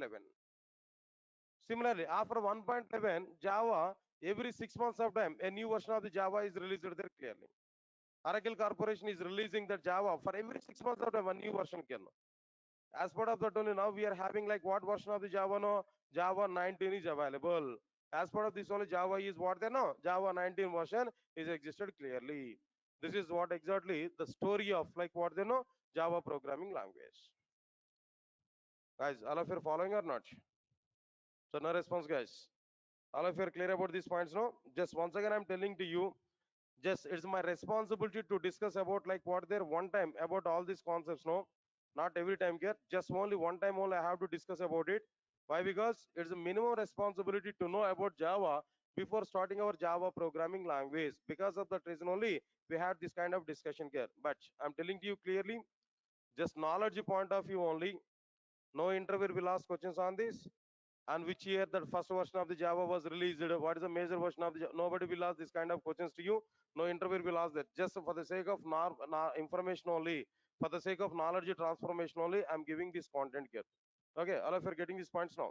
Okay, then next onwards, tomorrow onwards, we are going to talk about like what there, another new concepts here. What is that new concept here? I'm going to discuss there. The second topic in introduction part, differences between Java and others. These are very, very important and more content I'm going to be covered inside this. Now here, other things are like what they know, C and C++.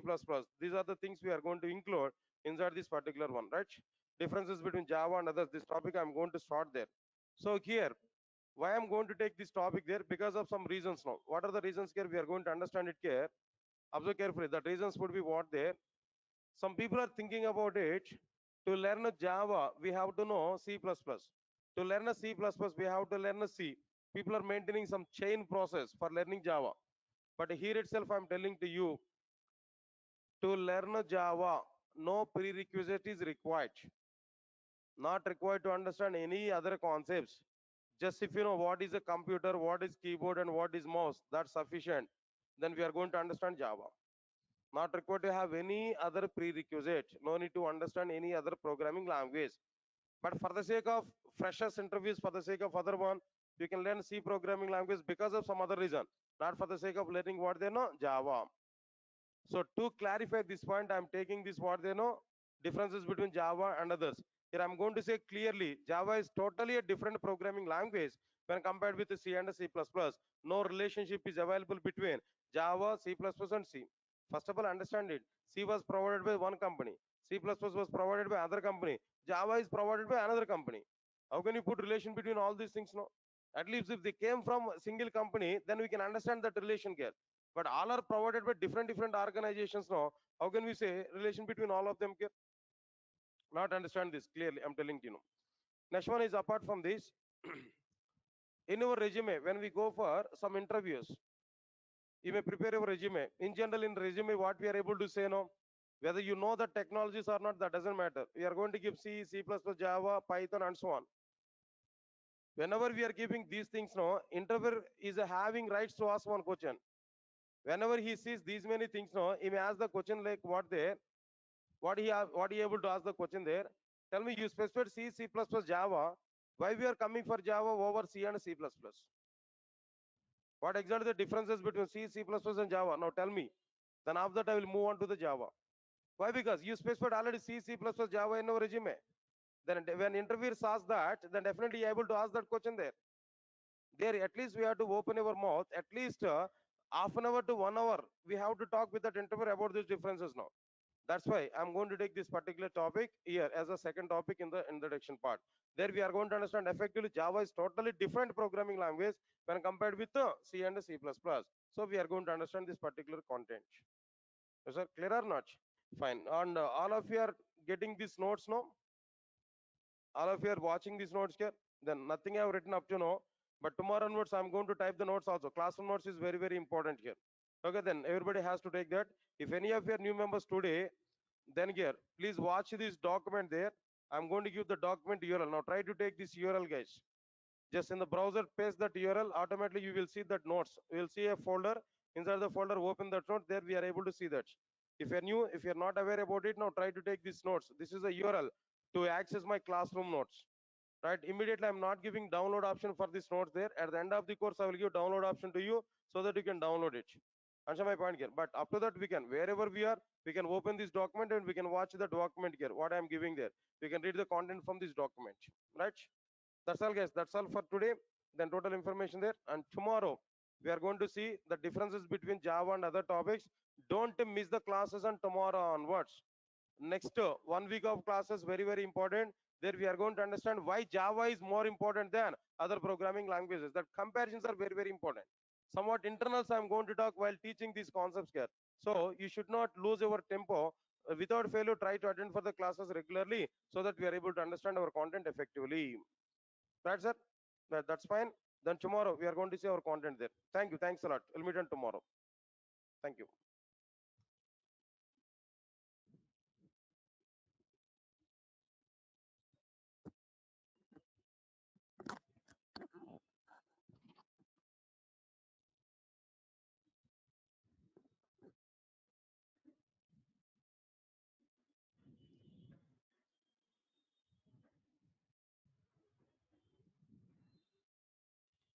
Right, sir. I'm opting this course to change my domain. I've been working in middleware from last 5 years. I want to ask approx what package will be the offered when the view drives would be conductor of the completion of the course. Exactly. Then Udit, here full stack Java is the main thing. Then everybody is expecting full stack Java developer nowadays in companies there. So better to go for that option there. Why? Because nowadays every company is expecting full stack Java developer only. Right. Class from there? Inside the class. Yeah, now tell me, no problem. I can understand. Acha. Okay.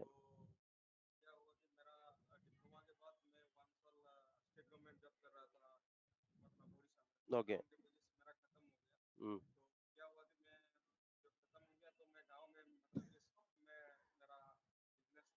Okay, fine. What business you have done? Acha, pretty size right now. Okay. What's your name? His name?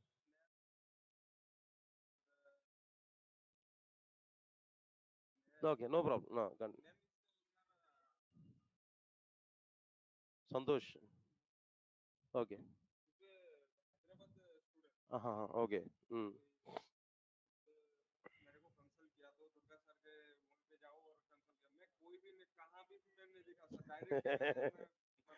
Yeah, yeah, yeah, yeah, yeah.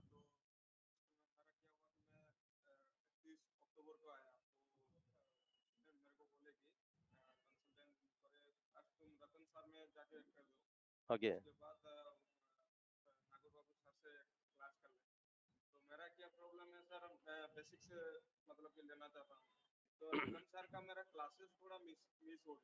Okay.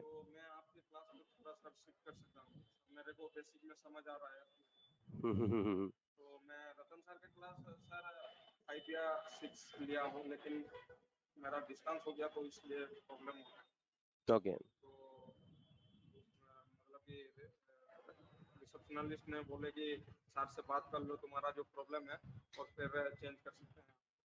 Okay, then better to talk with Vobaya sir is there. He's our admin there. Tell to him, then he will listen it and definitely will change it. Okay. Then after that, then I have discussion with Vobaya sir. Then after that, still it is not working, then come to me, then I will talk with him. Okay, don't worry. Then what package you have taken there? What package you have taken there? For Ratan sir, you joined there, right? What package you have taken? You joined only core Java. Just anyway, then talk with Vobaya sir, then he will give information to you, right? Okay, don't worry. Then come to the classes regularly. Then meanwhile talk with him. Then he will give information to you. Right? Sure. Okay, fine. Yeah. Just one. Guys, just give a minute of time. I'll talk with you. If you could just to tell the approx package offered, since I already have an experience in other domain. Yeah, that's what I'm telling there. Full stack Java is the best as of now at present. Okay. Full stack Java. With it, full stack Java is the best option for everybody now. Even for our situation also, full stack Java is a good. Please recognize this statement. Okay, fine. Hmm.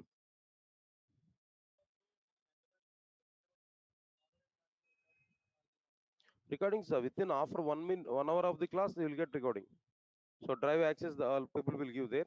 Okay, then directly we can within 1 hour of our class. So now the time is 7:30, right? Within 8:30 or 9 o'clock, you will get recording. So you can watch it. Sure. That's fine. Thank you. Yeah, it's okay then. Udit here, unmute option is disabled here. Why? Because so many members are attending these classes. Yeah? So because of that reason, then everybody can talk like that. Then so that everybody can talk there. Nobody will understand anything. That's why the unmute option is not available. We can type a message there. I can wait and I can listen your information there. Close it.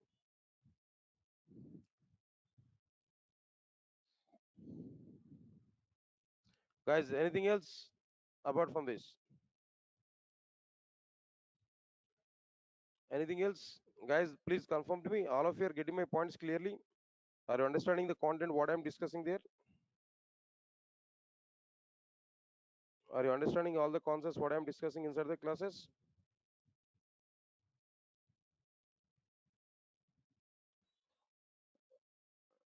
Yeah, Ashika. As Java is a open source software only, but it is not related to architectural neutral. That is different story. That's a different story. Then open source software is a different story. Maybe both are may not be related. Both are in two different directions, but content may be same. Similar thing we can expect there, but both are different. I'll give clarity again here. When I'm going to talk about Java installation there I'm going to give that information to you. Architectural neutral is what there. We can compile our program in one hardware. We can execute the same program in another hardware. That's the meaning of it. But open source in the sense like what they know, we can get the Java software from internet. We can modify it as per our requirement. The Java software what we are getting from internet there that we can modify as per our requirement. Understand what I'm telling there? So then both are at different levels, not in the same way.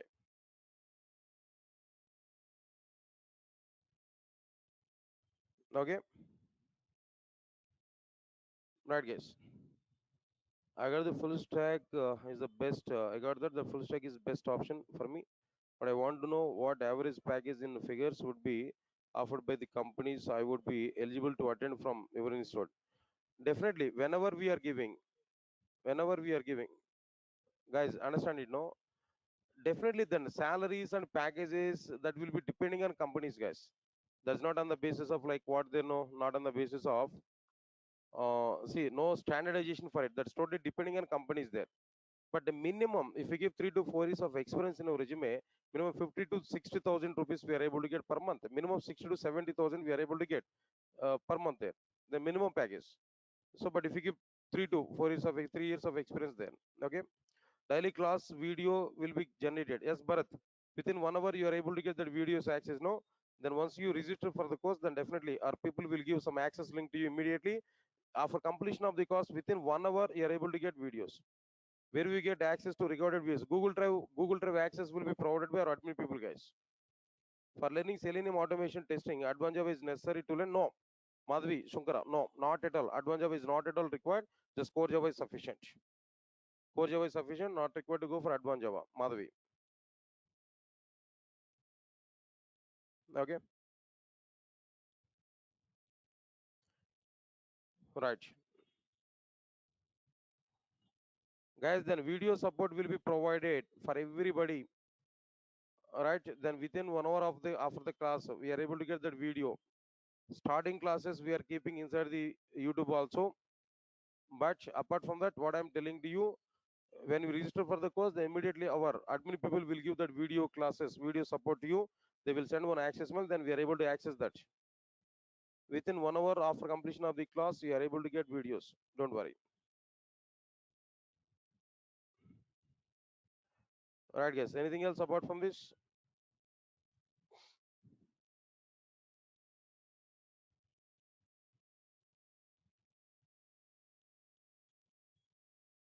Right, guys, and all of you, tell me, shall we meet on tomorrow? Shall we meet on tomorrow?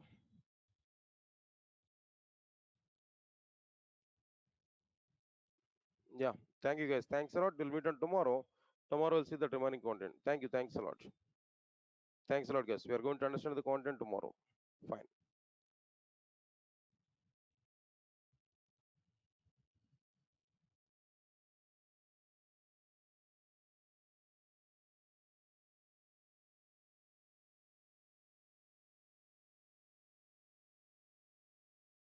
Guys, please confirm to me. All of you are getting my voice on screen. Those are attending in online. Guys, please check it. All of you are getting my voice on screen. Those are attending in online.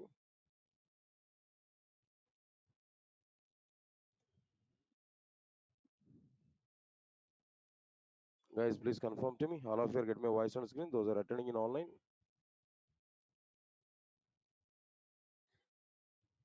But thank you.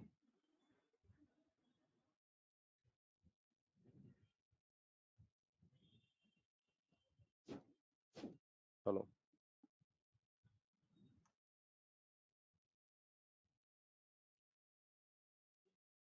Hello. Hello. Hello.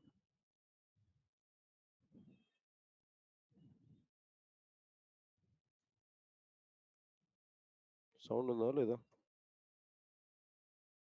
Hello hello hello hello hello bat is దీనికి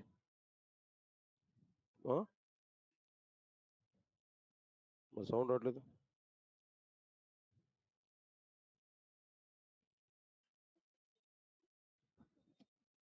hello hello daily ఒకసారి class ముందు check చేయి, hello అను. Hello అంటే తెలుస్తుంది మనకి. మరి ఎందుకు రావట్లేదు ఇప్పుడు?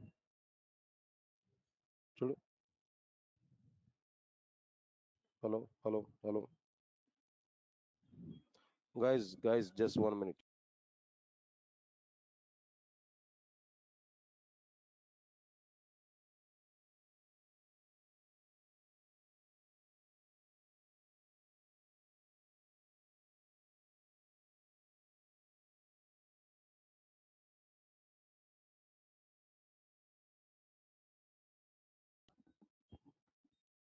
Right. Good evening, guys. Right, sir. And just 1 or 2 days of time, a small adjustment that another projector is in repair actually. Then maybe tomorrow evening it will come. Then up to that, you have to attend at one side only. Then after that, we'll provide that both the sides. Right. Now, let's understand the content today, what I am going to discuss there. Officially, we are going to start that actual content in today.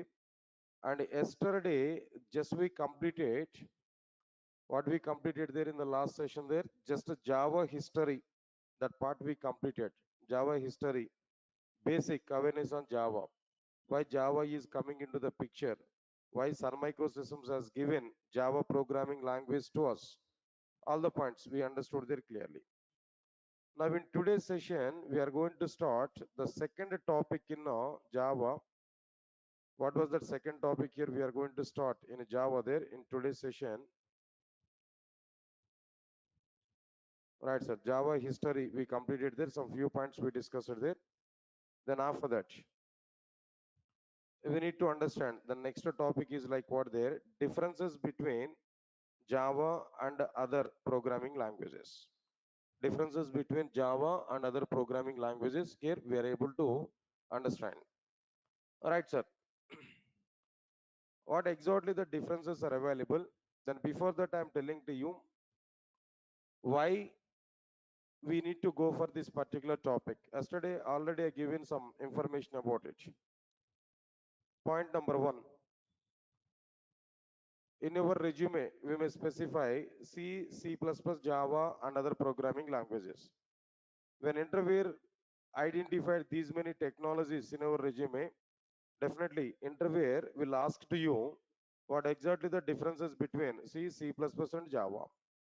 Already we have C and C++, then what is the requirement to go for Java? This question we may get when we specify these many technologies in our resume. So where to answer for that question, we have to understand what there this particular topic. And other thing is what there, in general, people are giving some information to you. If you want to learn a Java programming language, you have to learn C++ programming language. To learn a C++ programming language, we have to learn C programming language. Like this, people are giving some chain formation for all the technologies. But I'm really, in fact, what I'm telling to you, no prerequisite is required to learn a Java. In which way we are understanding C programming language, in which way we are understanding C++. In the same way, we can go for like what there, Java. Directly we are going to understand Java without having any prerequisite. But for the sake of your interviews at a fresher level, if you want to know C programming language, then we can go for it. Understand it here. For explicit requirement only, we can go for C programming language. Otherwise, for the sake of only Java, if you want to learn C programming language, not mandatory. Up to how much C programming language is required in our applications for Java, I will discuss up to that level in our classes. As part of that only, I started today, I'm going to start today, differences between Java and other programming languages. Here, other programming languages are what there, C and C++. Right, guys? Now, understand that very first point here, very first difference here I'm going to discuss there. That very first difference is like what I'm telling to you.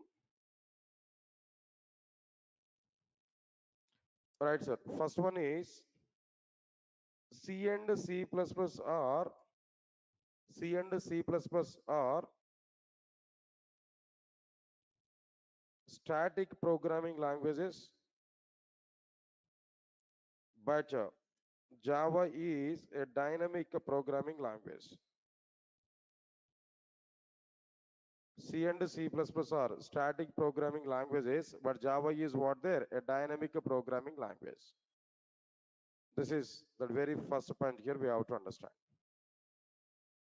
Guys, all of you are following this point here. What is the first difference here we are going to understand?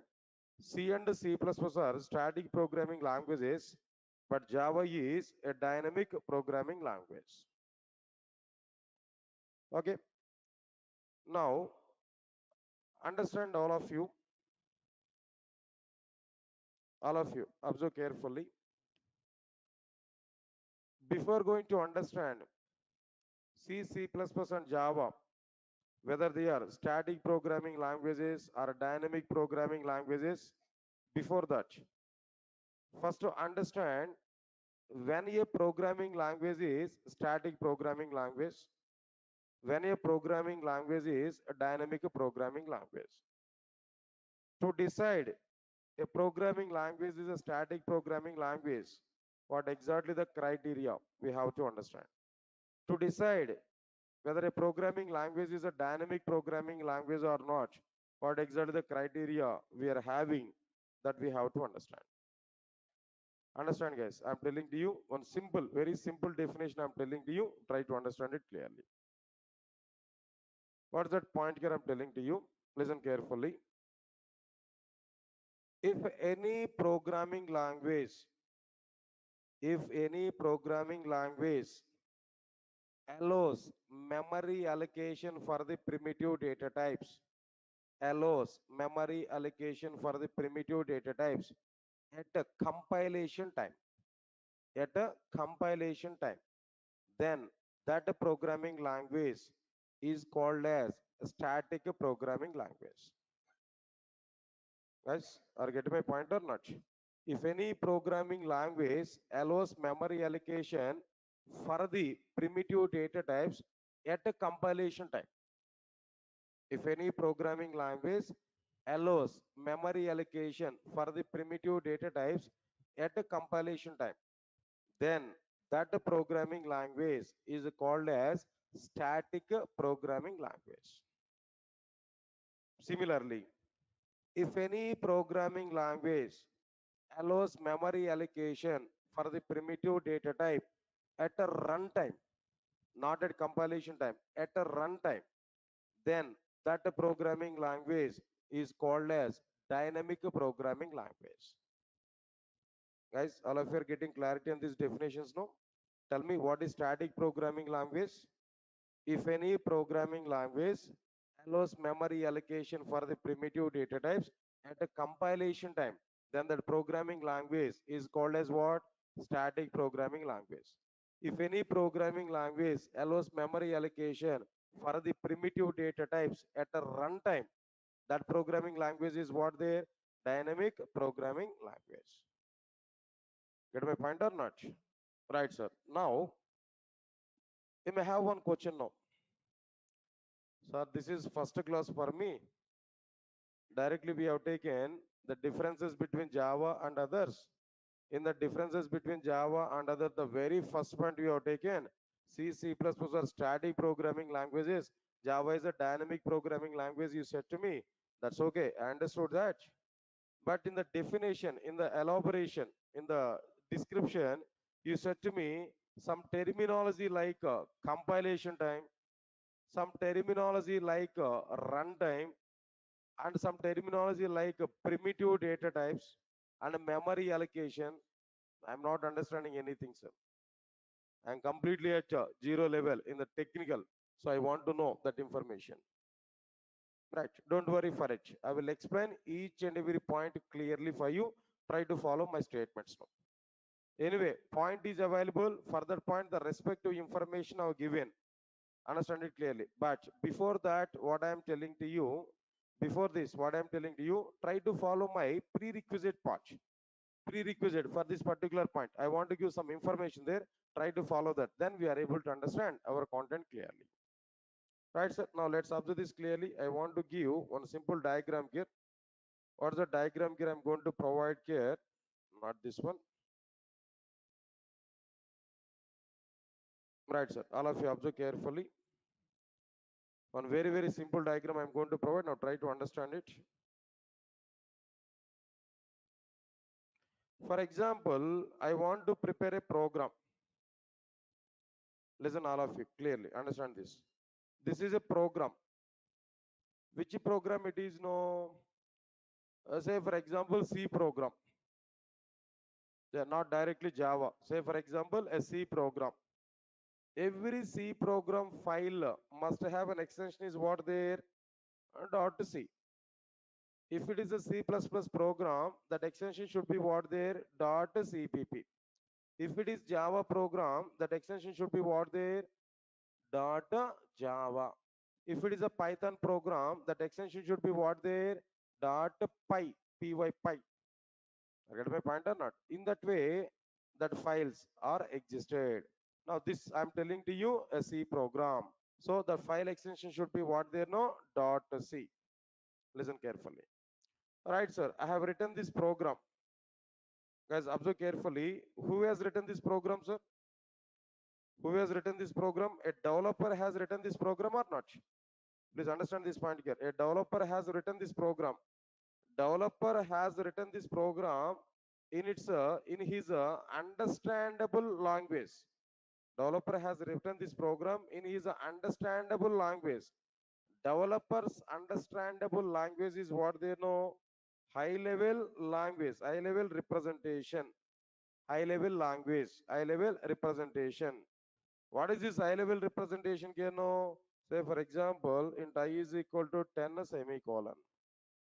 Int I is equal to 10 semicolon. Clear or not? That is high level syntax. Int data type, I variable, equal an operator, 10 is a constant, semicolon, terminator. Every part is having meaning that developer can understand. That is developer understandable language. Nice. I prepared this program, high level program I prepared. All right, so then whenever we prepare this program, one mission has to execute this program or not? See, tell me first of all, why we have read this program there? Why we have written this program? To get some outputs, we have written this program or not? But when we are able to get output from this program, there no. When we execute this program, then only we are able to get output. When we execute this program, then only we are able to get output from this program. Am I right or not? To execute this program, here we are going to use one separate mission. To execute this program, we are going to use what there? Some separate mission. Now this is like what I'm telling there, execution. This could be done by a separate mission. That mission is called as what they know, C engine. C programs are executed by C engine. C++ programs are executed by C++ engine. Java programs are executed by Java engine. That is also be called as a JVM, Java Virtual Machine. Python programs are executed by Python engine. It is also be called as what they know, PVM, Python Virtual Machine. C programs are executed by what they know, C engine.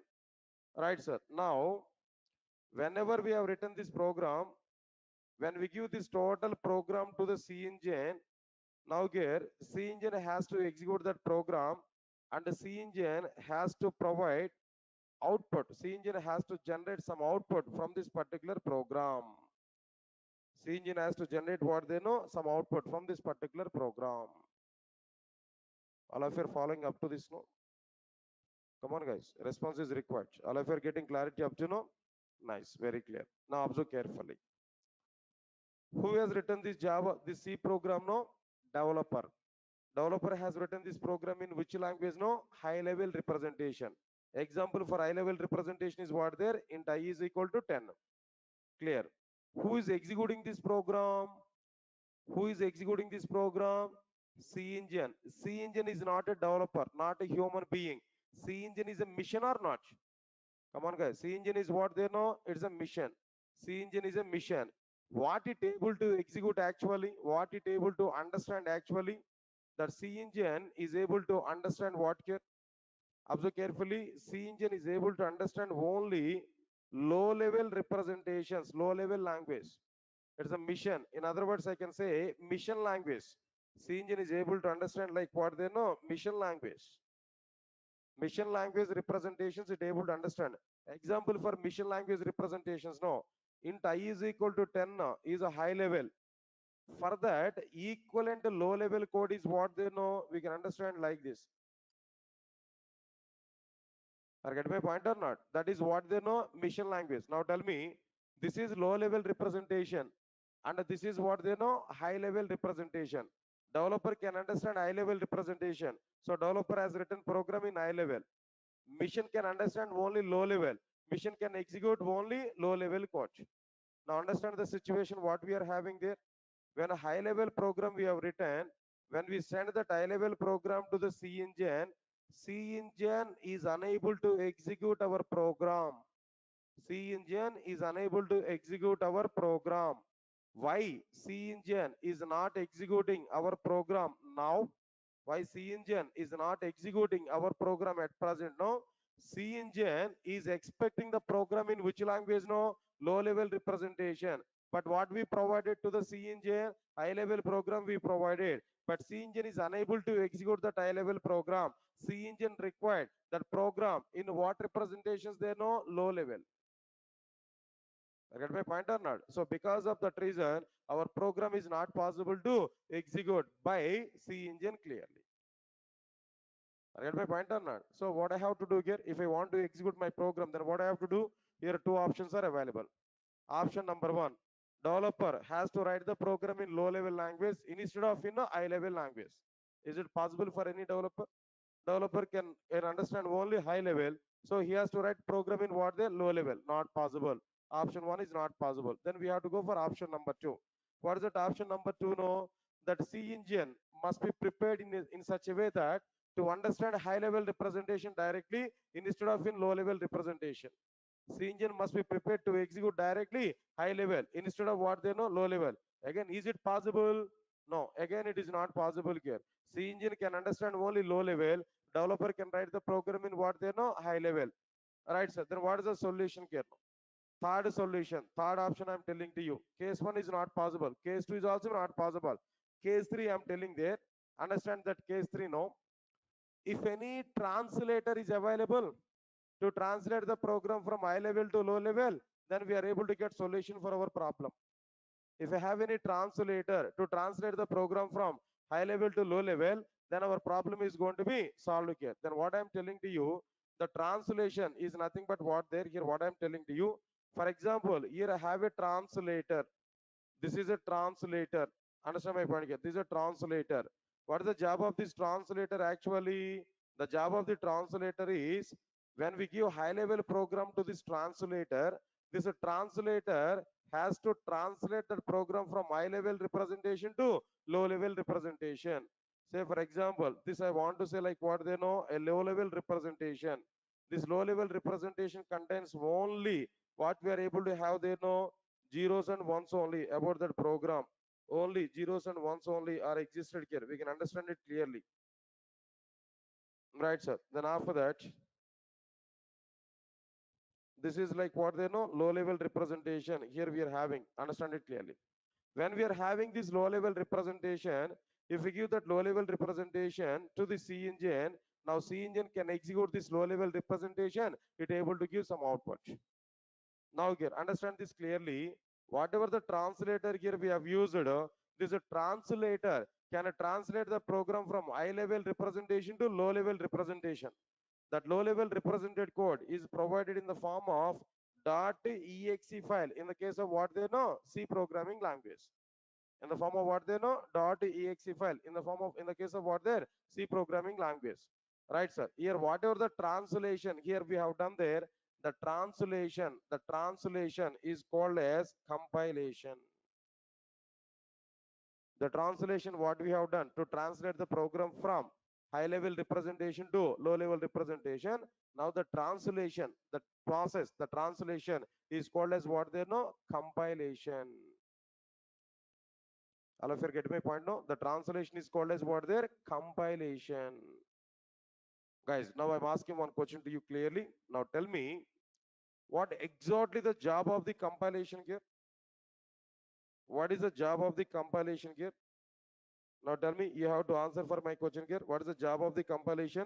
Point number one, to translate, to translate program from, to translate program from what to what? Now tell me here. Program from high level representation to high level language to low level language. High level language to low level language, or high level representations to low level representation. High level representation to low level representation. That is what exactly the job of the compilation. Am I right or not? This is one point here. Right. Observe carefully. The second point I'm telling to you, another point. Guys, all of you listen carefully. Who has written this program? Developer has written this program. Programmer or developer or user, whatever it may be. Developer has written this program. Developer is a human being or not? Obviously, developer is a human being, right? What is the fundamental right for a human being? Committing the mistakes. Am I right or not? Having mistakes is a fundamental right for a human being. That means, even though the developer is very good developer, but while writing that program, he may have n number of errors. No? In my point of view, the developer who is getting more and more number of errors is the right developer. The developer he is not getting any error, even a single error is not available on first attempt itself. No, he is a fake developer only.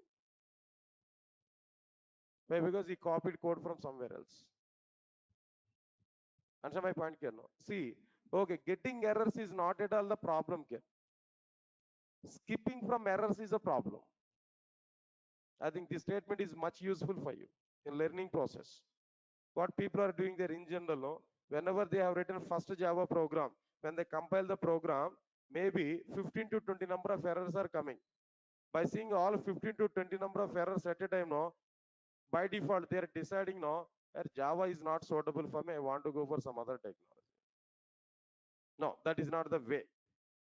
Whenever we are getting more number of errors in our compilation process, feel happy for that. When we are getting more number of errors, feel happy. Why we have to feel happy? No, when we are getting more number of errors, it indirectly giving information to you. You are going to learn more subject. Whenever we are getting more number of errors, no, we are going to resolve the errors. While correcting the errors, you may get more knowledge. So that's why whenever we are getting errors, no, feel very happy for that. But don't go away from your system. Stay at your system. Try to resolve one by one, one by one, one by one. After completion of all errors, whenever we are getting output, no, that feel is totally different. Yes, guys, all of you get my point or not? Okay, fine. Anyway, here coming to our point here, right, sir? Whenever we have written the program, we are able to get some compilation errors. Number of errors here we are able to get.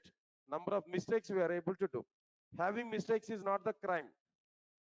But without checking the mistakes, without correcting the mistakes, trying to execute the program is a crime.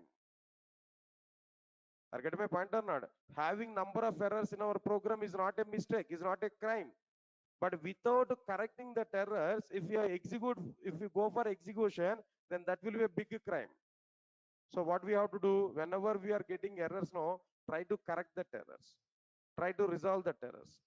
Okay, whatever it may be. Whenever we have written a program, first we have to check whether errors are available or not in my program. When we have written a program, first we have to check whether we are getting an error in our program or not. The checking process is required or not. Checking for the errors is required or not before execution here no. Right, that could be done by whom there no compilation process. The second responsibility of the compilation is what there to check developers mistakes, to check developers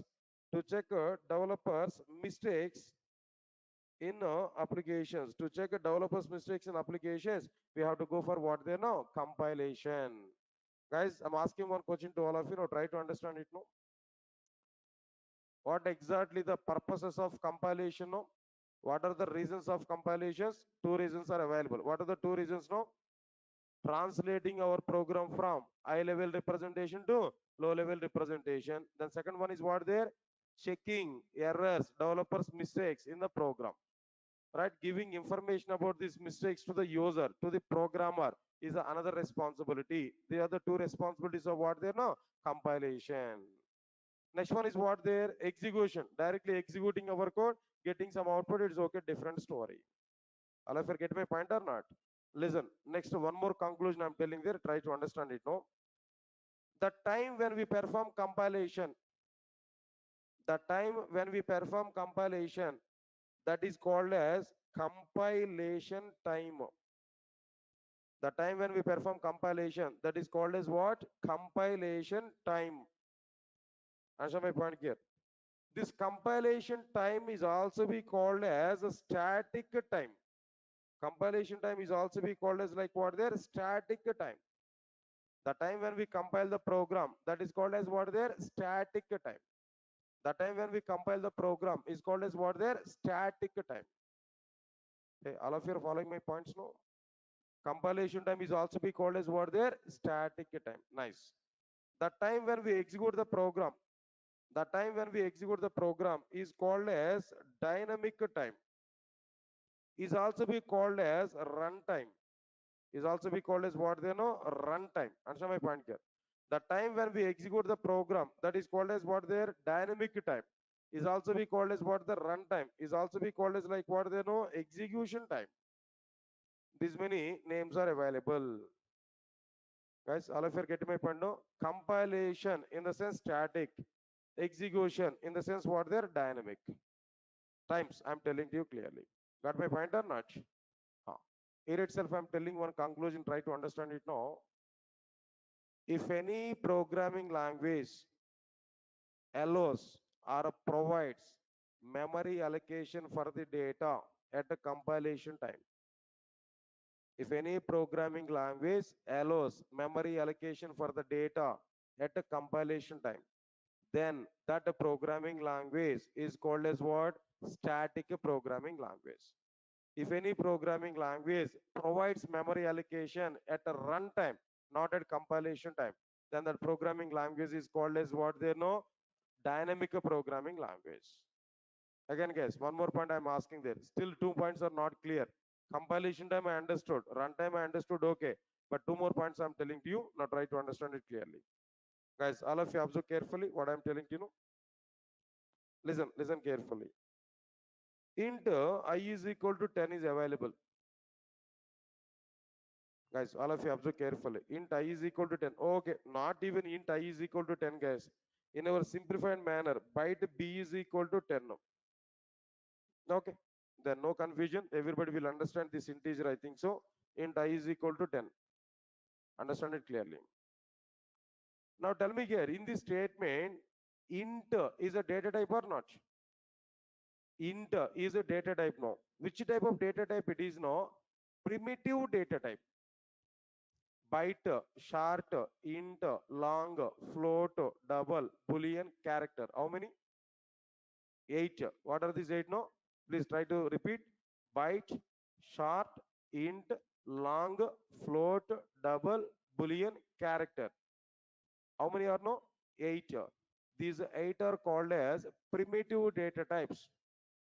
In any programming language, these are what they know? Primitive data types. Int is a primitive data type or not? Okay, that is data type.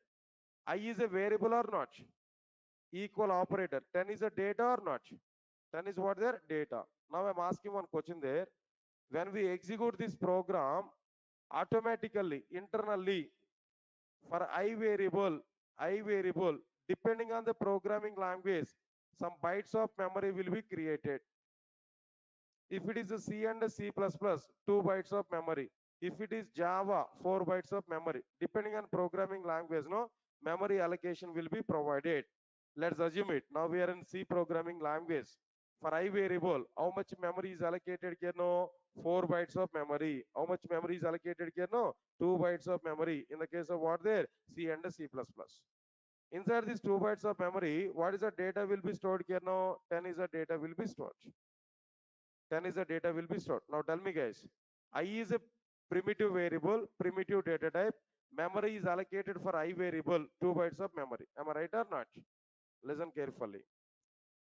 In any programming language, if this memory is allocated at compilation time, if this memory is allocated for I variable at compilation time, not at runtime, then that programming language is called as what there? Static programming language. In any programming language, if this memory is allocated for an I variable at a runtime, not at compilation time, at a runtime, then that programming language is what there no dynamic programming language. Got my point or not? So these are the primitive data types. No, for the primitive data types, if memory is allocated at compilation time, then the programming language is called as what there? Static programming language. If the memory is allocated for primitive data types at a runtime, then the programming language is what there? Dynamic programming language. Yes, sir. All of you are following or not? Can I have two statements document here? Anyway, I need to share the document to all of you. Can I write some information about this document, guys? Right, sir. Observe carefully. Now the heading is what there. C and C++ are static programming languages, but Java is a dynamic programming language. Now try to understand it clearly. If any programming language, PL in the sense what there, programming language, allows memory allocation for primitive data types at a compilation time. At what time they know? Compilation time. Then at a compilation time, then that programming language then that programming language is called as static programming language. Static programming language. Understand it clearly. That programming language is what there? Called as static programming language. Example C and C++. Example C and C++. Understand the point what I'm telling to you now. Okay. Guys, it's not mandatory to write these notes no. Then anyway, I will share this document to all of you. Already given access for it. Now we can check for it also now. For the sake of you only, I'm typing the content here. Okay. Next one is what I'm telling there. In the C and C++ applications, memory will be allocated for the primitive data types at a compilation time only. At a compilation time only. Because of that reason, C and C++ are what they know static programming languages. That's a simple point here I'm telling to you. Clear? I may have one more question now in this case. I think whether you're having question or not, but I'm giving information to you. You may have one more question. If you know something about C programming language, you may have a doubt. What is the doubt now? Sir, in the C programming language, two functions are available. CLAC, MLAC, these two functions are available. By using these two functions, we are able to allocate memory at runtime. We are able to allocate memory at what time they know? Runtime. So how can we say C is a static programming language? Why don't we say C is a dynamic programming language? You may have this type of question. Am I right or not? But I will give answer for you. Try to understand it clearly. What is the answer I'm telling to you? Listen carefully. MLAC and CLAC functions are used to request to the C engine about to allocate memory at runtime. That is not the default memory allocation in the C programming language. I get my point or not? Int I is equal to 10. By default, memory will be allocated for I variable 2 bytes of memory. That's the default memory allocation. MLAC, CLAC in the sense that is our explicit request to the C engine. I need some memory at runtime. That is explicit request. This is not default memory allocation. Default memory allocation is what there? When I provide int I is equal to 10, by default, 2 bytes of memory will be allocated for I variable. That is a default memory allocation. But CLAC, MLAC, this type of functions, if I use no, that is not default memory allocation. That we request to the C engine about to provide a bit memory for my requirement. That will not take as a count. Only default memory allocation only, we have to take it as a count here. Right, leave this point here. Next one is what there. If any programming language, answer my point here. If any programming language allows memory allocation for the primitive data types at a runtime. If any programming language allows memory allocation for the primitive data types at runtime, then that programming language is called as dynamic programming language. Dynamic programming language.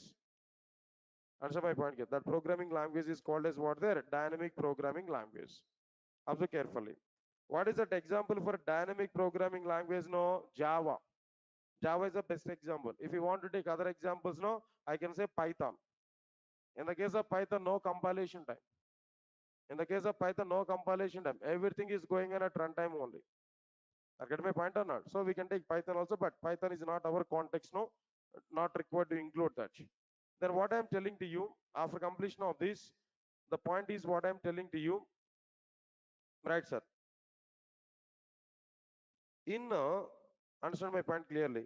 In Java applications, memory will be allocated for the primitive data types at a runtime only, not at compilation time now.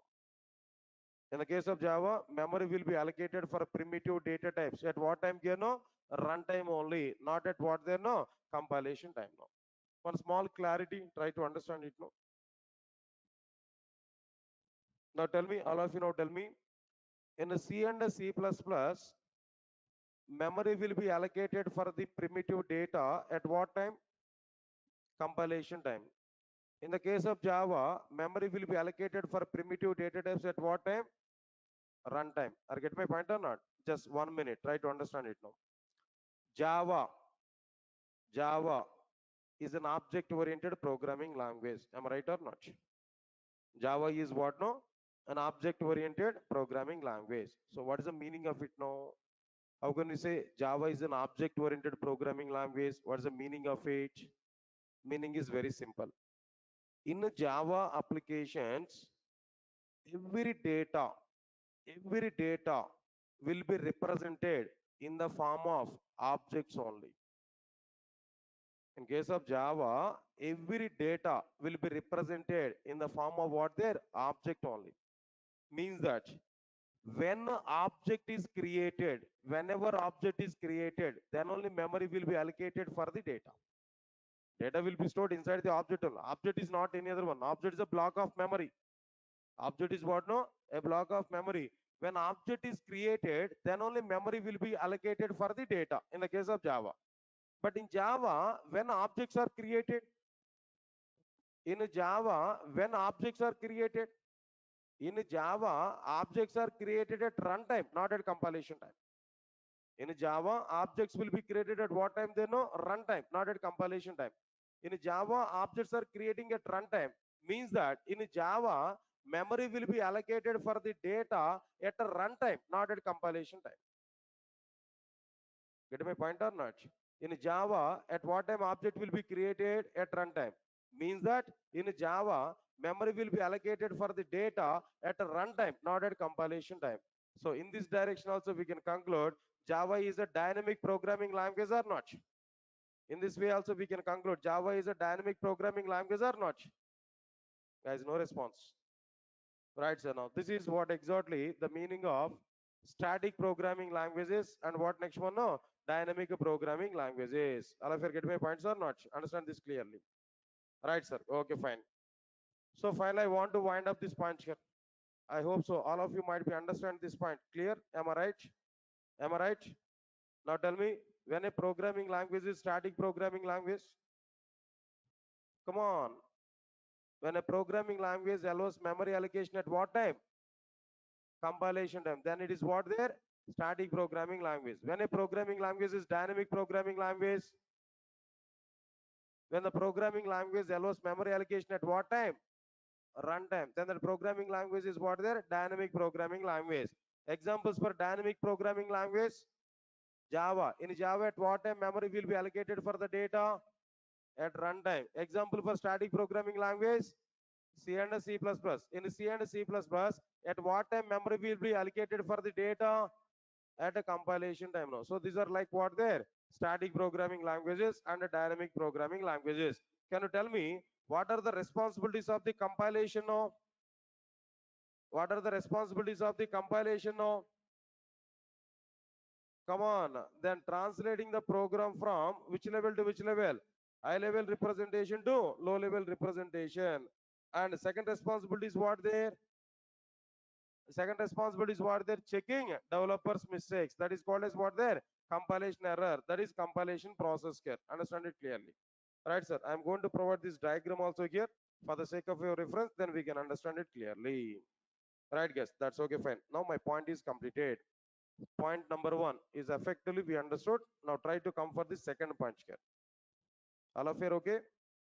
Right sir. Now the second point is like what there, listen carefully. Preprocessor is required in C and C++, but preprocessor is not required in Java. Preprocessor is required in C and C++, but a preprocessor is not required in Java.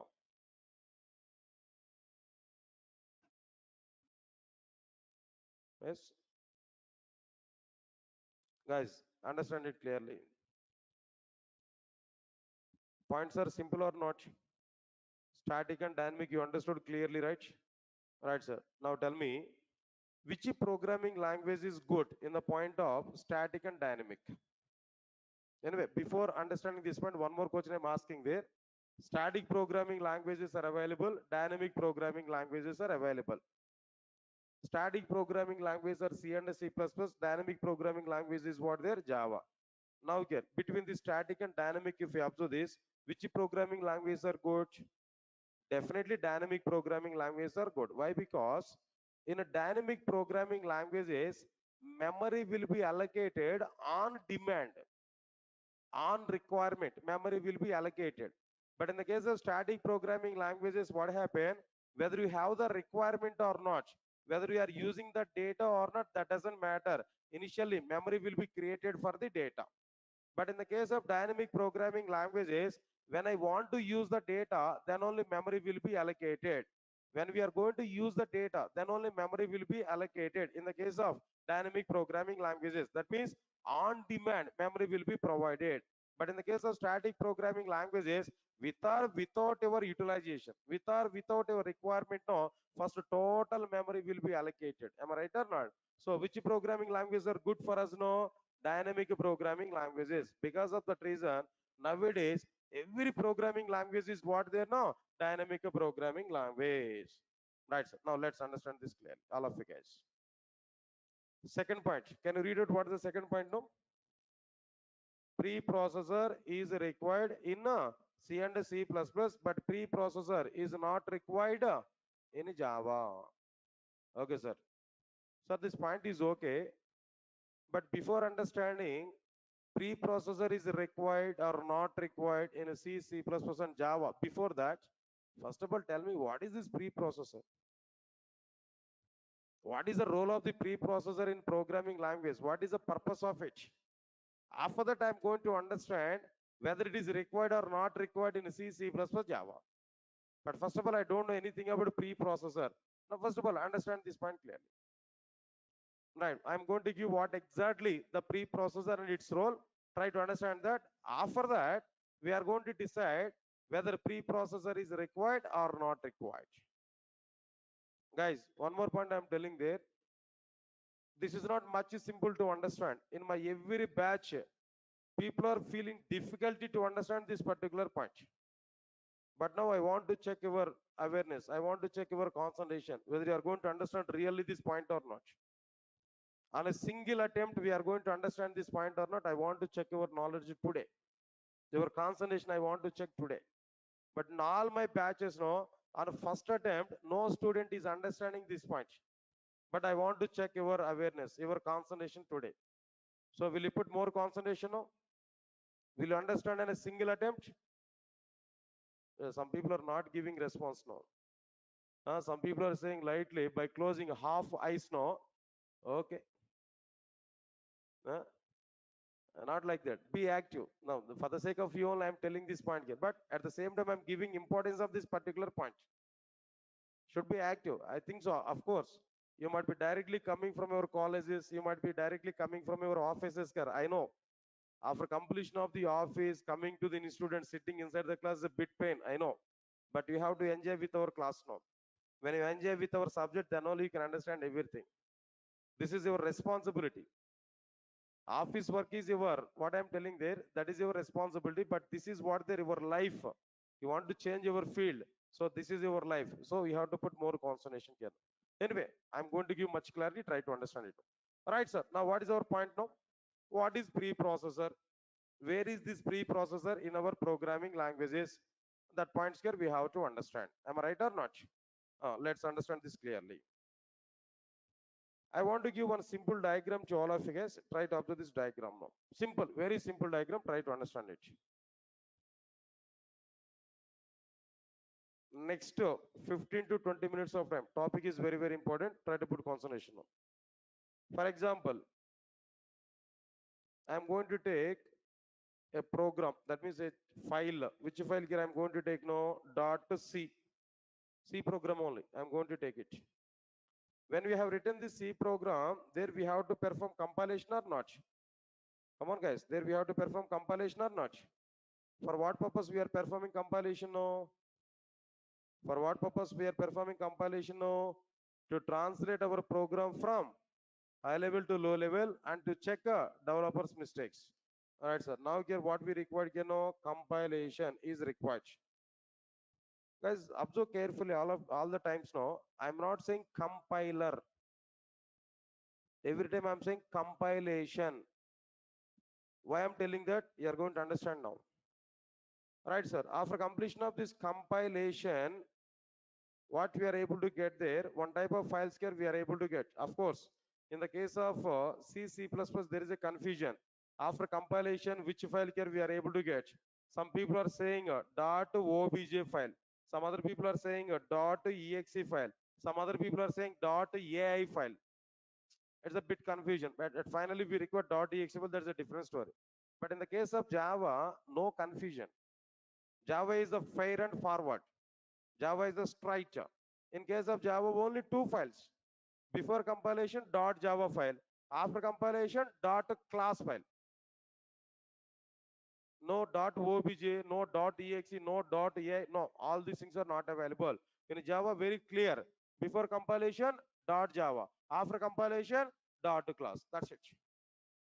Okay, let's understand. Later on, we'll understand that point here. Now understand this point here. .exe file that I have taken there. Next one, after that, I want to execute this program. To execute this program here, what I'm going to do there, here we have to go for like what there, execution. Here we have to understand like what there, no, execution. Execution we have to provide. Whenever we are executing this program there, then definitely here we have to get what they know, some output. Some output here we are able to perform. Output here we are able to provide. Right, sir. Are you getting clarity up to now? Have I used any new terminology? In the first point, what I discussed there, the same thing I've given. .c file, compilation, .exe file, execution, output. Come this side. Get my point or not? Have I done anything extra here? No, nothing. Now observe carefully. Observe carefully. What exactly the meaning of compilation? If you observe this, previously I said you compilation, no? But how this compilation is performed? What mission is performing compilation? If you observe this, understand my point clear. If you observe this particular point now, compilation in the sense is not the work of a single mission. It is not the work of a single mission. It is not the process of a single mission. It is the process of the combination of four missions. Compilation is a work coming out from four missions, collaborated work. Four missions are involved to complete compilation. What are these four missions which are involved to complete this compilation? No, the very first one is like what there, preprocessor. The first one is like what there, preprocessor. And the second one is like what there, compiler. Now I'm telling there, compiler. First one is what there, preprocessor. Second one is what there, compiler. Next one is like what there, assembler. Next one is like what there, assembler. Then after that, another one is what there, loader, link editor. Loader, link editor. Again, it is a combination of two missions, loader and editor, link editor. Right, so these are the 4 missions effort. These are the 4 missions work is going on inside like what they know compilation. Guys, all of you are following these points now? All right, sir. Now tell me, compilation is performed by how many missions work here? No, 4 missions work. What are the 4 missions here? Preprocessor, compiler, assembler, loader, link editor. Loader and link editor. Clear or not? Not required to understand every mission functionality immediately. When I require, I will discuss that information there. But try to follow this diagram here. Right, sir. Anyway, here we have discussion about this compiler. That's why I want to go for again compiler internal architecture. I required only pre-processor information that I got up to now. But anyway, discussion is coming there in the architecture compiler. I want to elaborate the compiler internal content also. Observe carefully. Inside the compiler again, how many phases are available here? Try to understand these phases. No, 6 number of phases are available inside the compilation. What are the 6 number of phases are available inside the compilation here? First one is like what the lexical analysis. Simply lexical analyzer. Lexical analysis or what they know? Lexical analyzer. Next one after that. Syntax analysis or a syntax analyzer. Next one is semantic analysis. Semantic analysis or semantic analyzer. Next one, intermediate code generation. Intermediate code generation or intermediate code generator. Next one is code optimization or code optimizer. At the end, code generation. At the end, what they know? Code generation. Guys, all of you are getting my points or not? Totally, how many missions are available here inside this compilation? No. Overall, how many missions are available here? No. Nearly 6 missions are available. What are the 6 missions here? No. Lexical analysis. Second one is what there? Syntax analysis. Next one is what there? Semantic analysis. Next one is what there? Intermediate code generation. Then after that, what next one? You know, code optimization. At the end, what we are having there? No, code generation. Guys, observe carefully what I am telling to you clearly. Again, here now. All right, sir. Lexical analysis phase, syntax analysis phase, semantic analysis phase, intermediate code generation, code optimization. Then what next one here? Code generation. This is somewhat structure we can understand. I get my point now? Now, at present, what I required here, I don't require compiler internal structure. Just for the sake of your benefit, understanding all I given that. Now, at present, my requirement is what there? What exactly the location of the preprocessor? This is my required information. Why it is a required information? No, I given that the title preprocessor is required in C and C++, but a preprocessor is not required in Java. I given the title. Because of the title here, I'm giving clarity. Preprocessor is existed here. That is a location of the preprocessor. What is the location of the preprocessor here? No, part of the compilation. Preprocessor location is what there? Part of the compilation. That too, which position it is? No, first position. Means that first element, the first processing unit inside the compilation is what there? No, preprocessor. Guys, from this diagram, what we understood there? Location of the preprocessor we understood. I get my point or not? Location of the preprocessor. What is the location of the preprocessor? Part of the compilation first phase. First phase inside the compilation. That's the preprocessor. That's the location of the preprocessor. Is clear? All of you are getting clarity? Now coming to the point here. Coming to the point now. Now here processor now. After understanding the location of the preprocessor, then what is the job of the preprocessor? Observe carefully. Preprocessor is the first phase in compilation. Pre-process the first phase in what they know? Compilation. Answer my point here. That's the point here I'm telling there. Location I'm telling to you. All right, sir. Now immediately I want to give the diagram also. Whatever the diagram I prepared here about this pre-process that I want to give there. That's okay, fine. So that we are able to finish our point also there. This is a diagram here we can understand. Pre-processor location here I've given that. That's okay, fine. Then what is the job of the preprocessor actually? What exactly the job of the preprocessor here now? Answer my point here. Listen carefully. In C and C++, guys, observe carefully. In C and C++, the complete predefined library,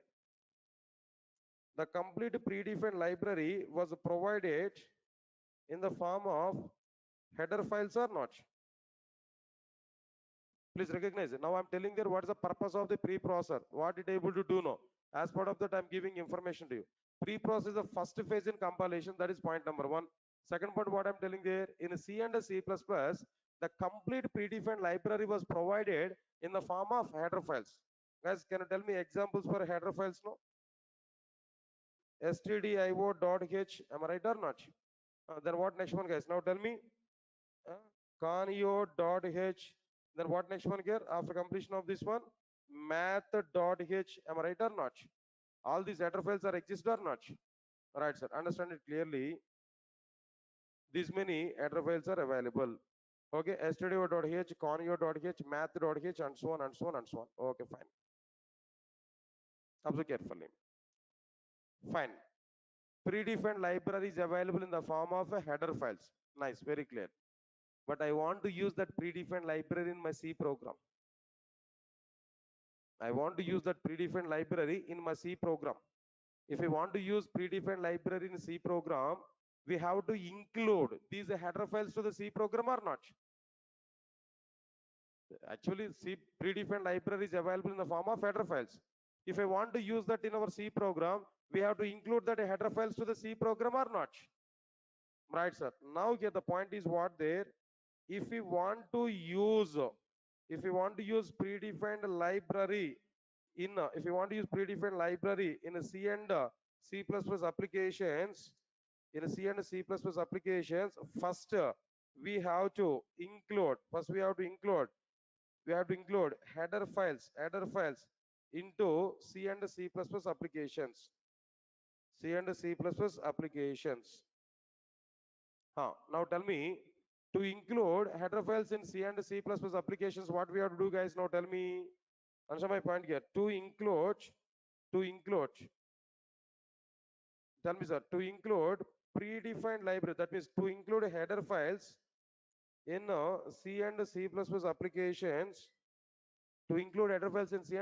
applications, we have to use, which statement here we have to use there? Hash include statement or not? Guys, you have to follow this. Already these points you might be aware about it now. To include header files in our C and C++ program, we have to use what statement there now? Hash include statement. Even though you are not aware, see, I'm giving clarity now.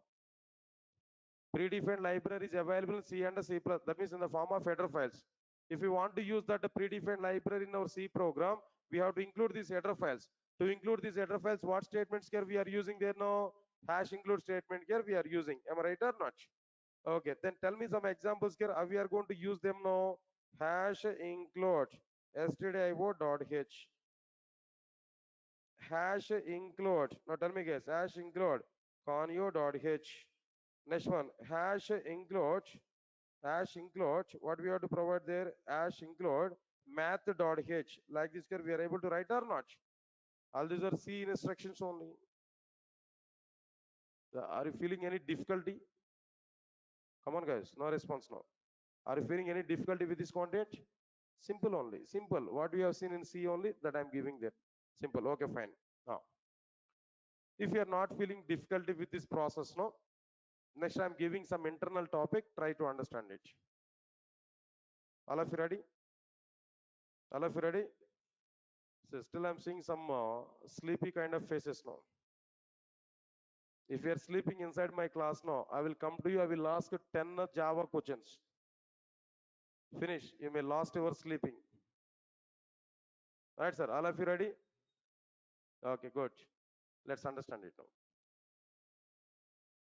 Try to concentrate here with open mind. Forget about all of your problems now.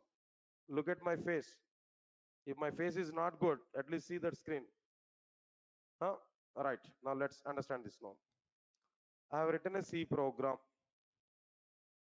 I have written. Inside my C program, I have written these hash include statements. Clear? I have written a C program. Inside that C program, I have written these hash include statements. Clear? I compiled my program. I compiled my C program, which includes all these hash include statements. Now understand it. When I compile my program, when I compile my program, inside the compilation, what phase is the first phase? No. Now preprocessor will start it. It's a process or not? When I compile the program, preprocessor will start its activity or not? Listen carefully now. When I compile my program, preprocessor will recognize all these hash include statements. Who will recognize these hash include statements? No. Preprocessor will recognize all these hash include statements. Preprocessor will take all the header files names what we provided along with hash include statements. Preprocessor will recognize all the hash include statements. Preprocessor will take all the header files names from the hash include statements. After that, preprocessor will go inside C software. Already you installed C software in our system. After taking these header files names now, preprocessor will go inside the C software. Inside the C software, inside C predefined library, preprocessor will go there. Preprocessor will go inside the C software. Inside the C software, preprocessor will go to inside the predefined library. Inside the predefined library, preprocessor will check whether these header files are available or not available. Come again, what is the process I said to you? When I compile my C program, preprocessor will recognize hash include statements. Preprocessor will take all the header files names. Preprocessor will go inside the C software. Inside the C software, there is a block again, predefined library. Preprocessor will go inside the predefined library. Inside the predefined library, preprocessor will search, will check whether these header files are available or not available. For example, if these header files are not available inside the C software, then immediately error will be raised. Alright, you specified these header files in our program. As per my level best, I checked these header files inside the C software, but they are not available. What I have to do now? That's why I'm giving error message to you. I'm giving that information. You used these header files, but I didn't identify these header files at any location there. So this is an error message. Try to check it. For example, if these header files are available in our C software, if these header files are available in our software, immediately preprocessor will take that header files. That header files contains executable code, predefined library executable code. Preprocessor will take that header files. Preprocessor will load these header files provided executable code to the memory. Preprocessor will load these header files content to the memory. Now tell me at what time this preprocessor is doing this work? Come on, at what time this preprocessor is doing this work? At compilation time or at runtime? Compilation time only. At a compilation time, all the header files content will be loaded to the memory or not? At a compilation time, preprocessor is loading all the specified header files content to the memory or not? Loading predefined library to the memory at a compilation time is called as static loading. What is that loading? No, static loading. Guys, all of you are following that internal process? No, come on, understand it once again here. Give response to me. When we compile our C program, first phase of the compilation is what there? Preprocessor. What preprocessor will do? No, preprocessor will recognize all hash include statements. Preprocessor will take the provided header files names. Preprocessor will go to C software. Inside that, preprocessor will go to C predefined library.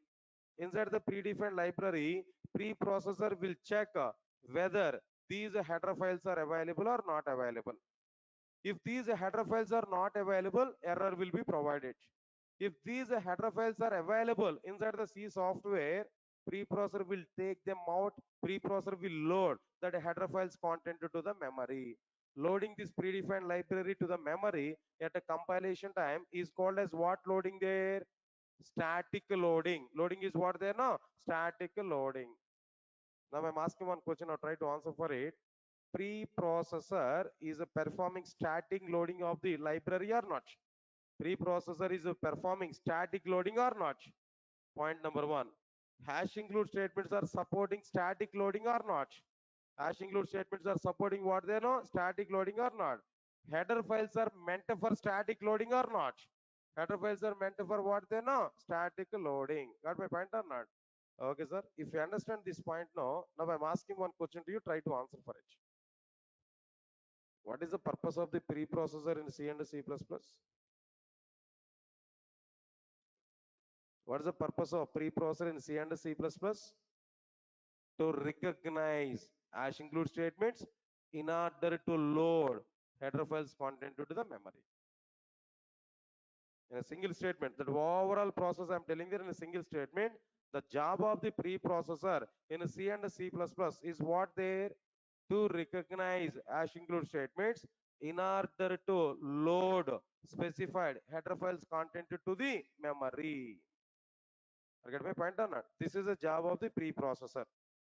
Now tell me, in C and C++, yesterday what .h, conio.h, math.h, these header files are required or not? Come on, in C and C++, these header files are mandatory or not? Mandatory. If these header files are mandatory, so hash include statements are must or not? Hash include statements are mandatory or not?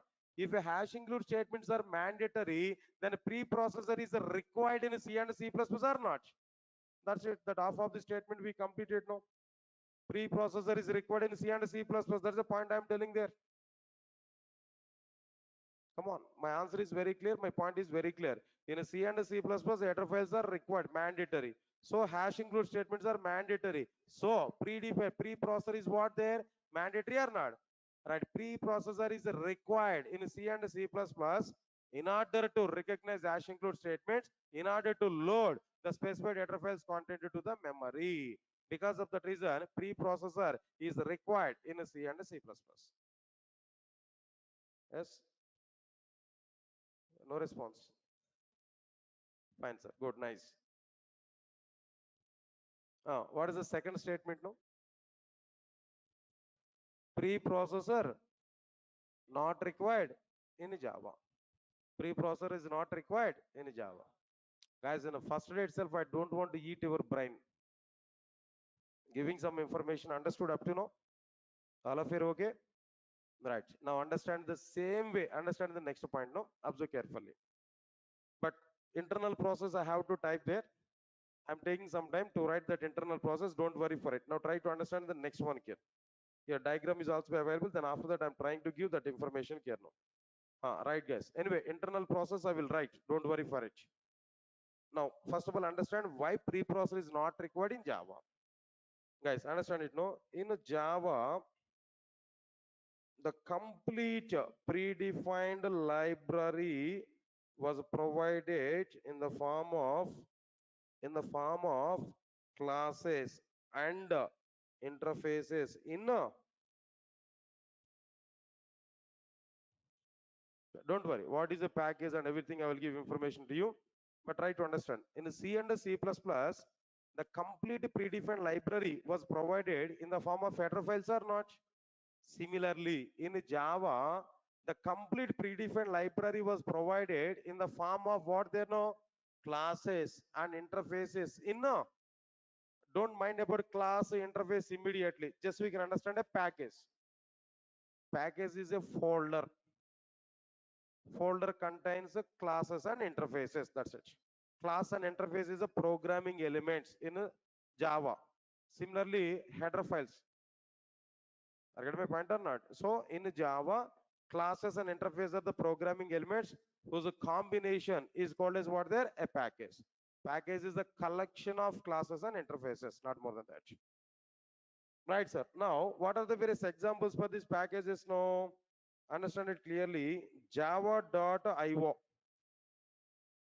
java.util, java.sql. Are get my point or not? Java.sql and so on, so many, and so on, so many packages are available. Guys, now tell me what's the point I said to you in Java? In Java, the complete predefined library was provided in the form of classes and interfaces in packages. Examples for packages are what there? Java.io, Java.util, Java.sql. Their purposes are also be not required. They are the packages now. Nice, good. Next one. I want to use a predefined library in my Java program. In my Java program, I want to use predefined library which is available inside these packages now. In the case of C and C++, if we want to use predefined library which is provided by header files in C program, we have to include that header files or not? We have to include header files in a C program or not by using hash include statement. Am I right or not? Similarly, in Java applications, if we want to use predefined library, if we want to use predefined library in Java applications, if we want to use predefined library, then we have to include the required packages. We have to include the required packages. Observe carefully. Right, sir? We have to include packages or not? Whatever the package we required here. Okay. To include the packages, we have to use which statement? No, import statement. To include the packages, what statement here we have to use there? No, import statement here we have to use. As my got my point or not? So instead of saying include, then what I'm telling there, this is not the right word. Then I have to use what they know. You have to import. We have to import. Answer my point here. What we have to do there? You have to import the packages. Importing the package is almost all equal to what they know. Include the header files. Yes, sir. Got my point or not? Nice. Very good. Next one is what there. Right, sir. Then after that, after completion of this, how we are going to import the packages now? Example, if you observe this, all of you guys. Example, if you observe this, import java.io.star. Next one, import java.util.star. Import java.util.star. Understand it clearly. Next one is after that, import java.sql.star. Sir, what is this star, sir? I said to you previously, package is a collection of classes and interfaces or not? Package is what? Collection of classes and interfaces. Java.io is a package or not? Inside the java.io package, so many classes and interfaces are available. I want to use all of them. I want to get all classes and all interfaces of java.io package. That's why I've used star. Java.util.star. I want to use all classes and interfaces of java.util package to my Java program. Java.sql.star. All classes and interfaces from java.sql I want to use in my Java program. Star is representing all classes and interfaces. Yes, sir. All of you are getting my point now? Good. Listen carefully. I prepared a Java program.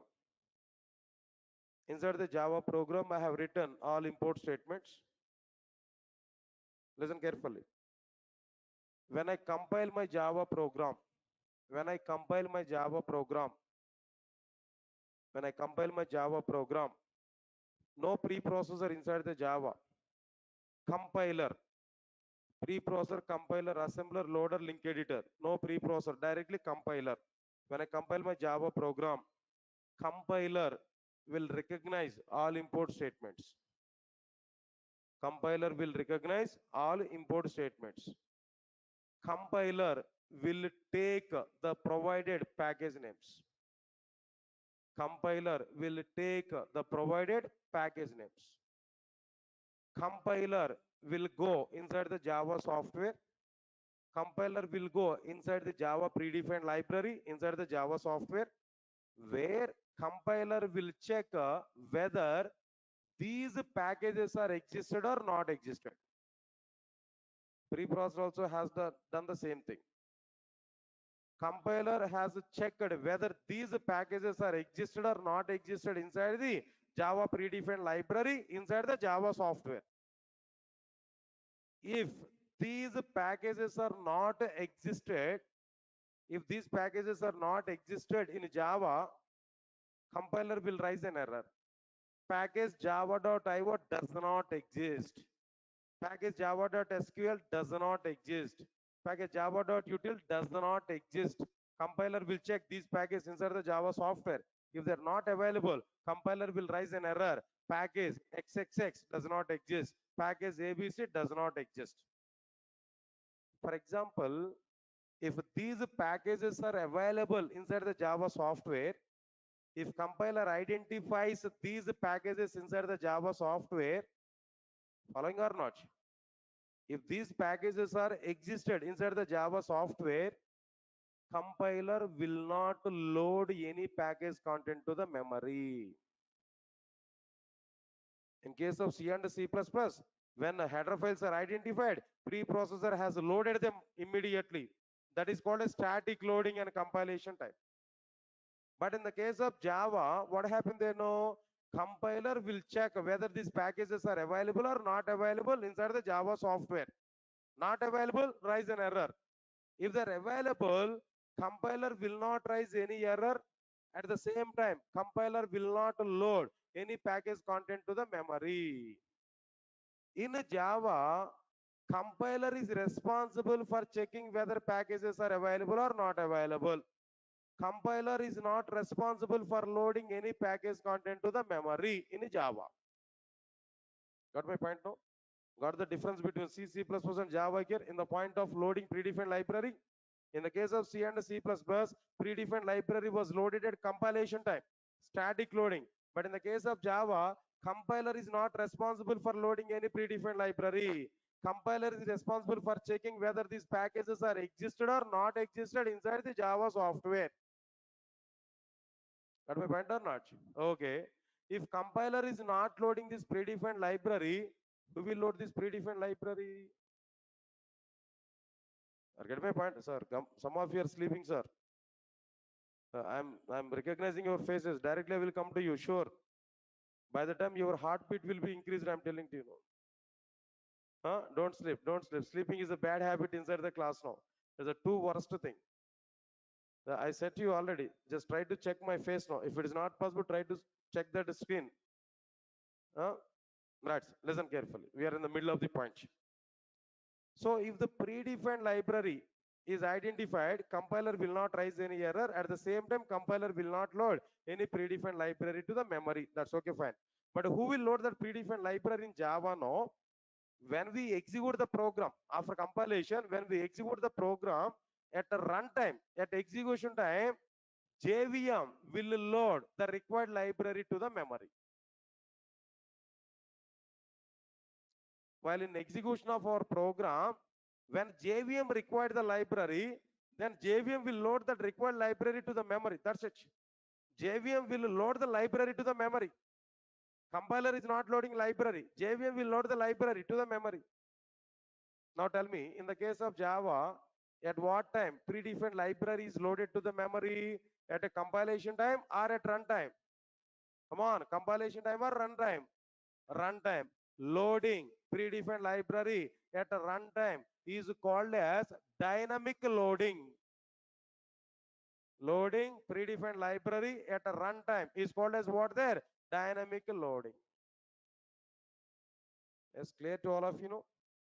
All right, sir. Now I'm asking one question there. Now try to answer for it. Java is following dynamic loading or static loading? Dynamic loading. In Java, import statements are supporting static loading or dynamic loading? Dynamic loading. In Java, JVM is performing dynamic loading or static loading? Dynamic loading only. But in case of C and C++, hash include statements are supporting which type of loading? Static loading. Preprocess is performing which type of loading? Static loading. C, C++ are following which loading? Static loading. But Java is following which loading? Dynamic loading. JVM is following which loading? Dynamic loading. Import statements are following which loading? Dynamic loading. Tell me, C and C++ are static, Java is dynamic. In this context also we can conclude or not? Right, sir. Now coming to the point now, I said to you, preprocessor is required in C and C++. Why? Because to recognize hash include statements, to load header files content to the memory, we require preprocessor. In the case of what there? C and C++. Immediately I'm telling there, preprocessor is not required in Java. Why preprocessor is not required in Java? What is the reason for it? No, reason is very clear. Why preprocessor is not required in Java? Reason is very clear. In Java, hash include statements are not available. Why preprocessor is not required in Java? In Java, hash include statements are not available. Why hash include statements are not available in Java? In Java, header files are not available. Why header files are not available in Java? In Java, predefined libraries are available in the form of classes and interfaces which are available inside the packages. To import the packages, import statement is required, not a hash include statements. To execute import statements, no, to recognize import statements, no, compiler and JVM is available inside the Java, not required preprocessor. So because of that reason, preprocessor does not required inside the Java, but preprocessor is required inside what there? C and C++. So Java doesn't require preprocessor, but C and C++ does require what there? No, that preprocessor. That's the conclusion here we are getting clearly. Yes, sir. Now tell me, Java is a simple or not? Java content is simple or not?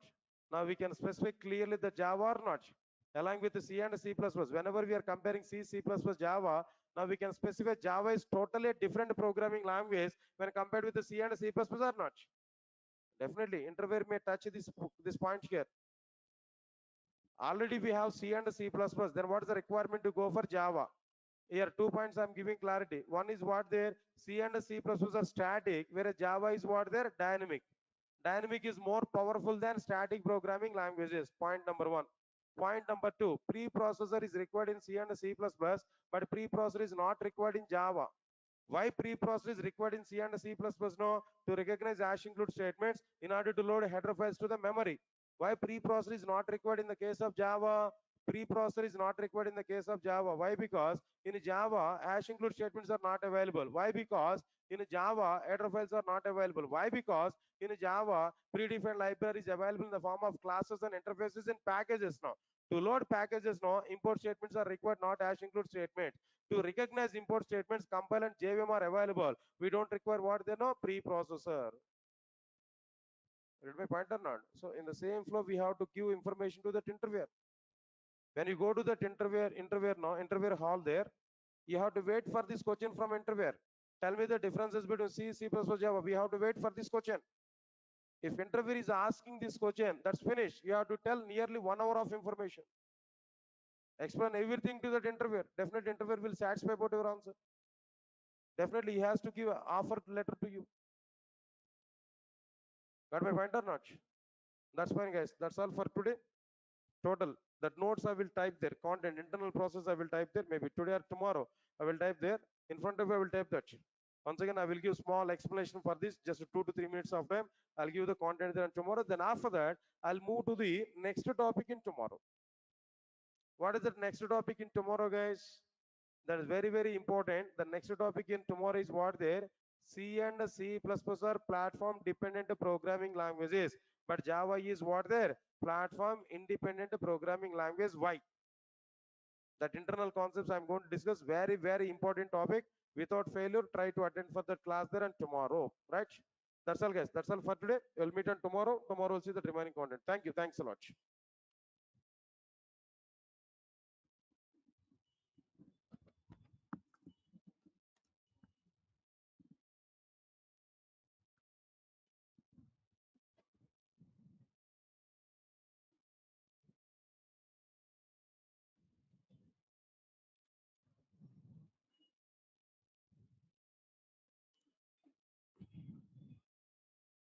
Thank you, guys.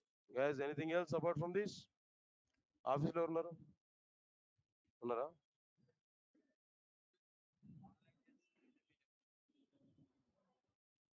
అంటే cash లేదన్నా.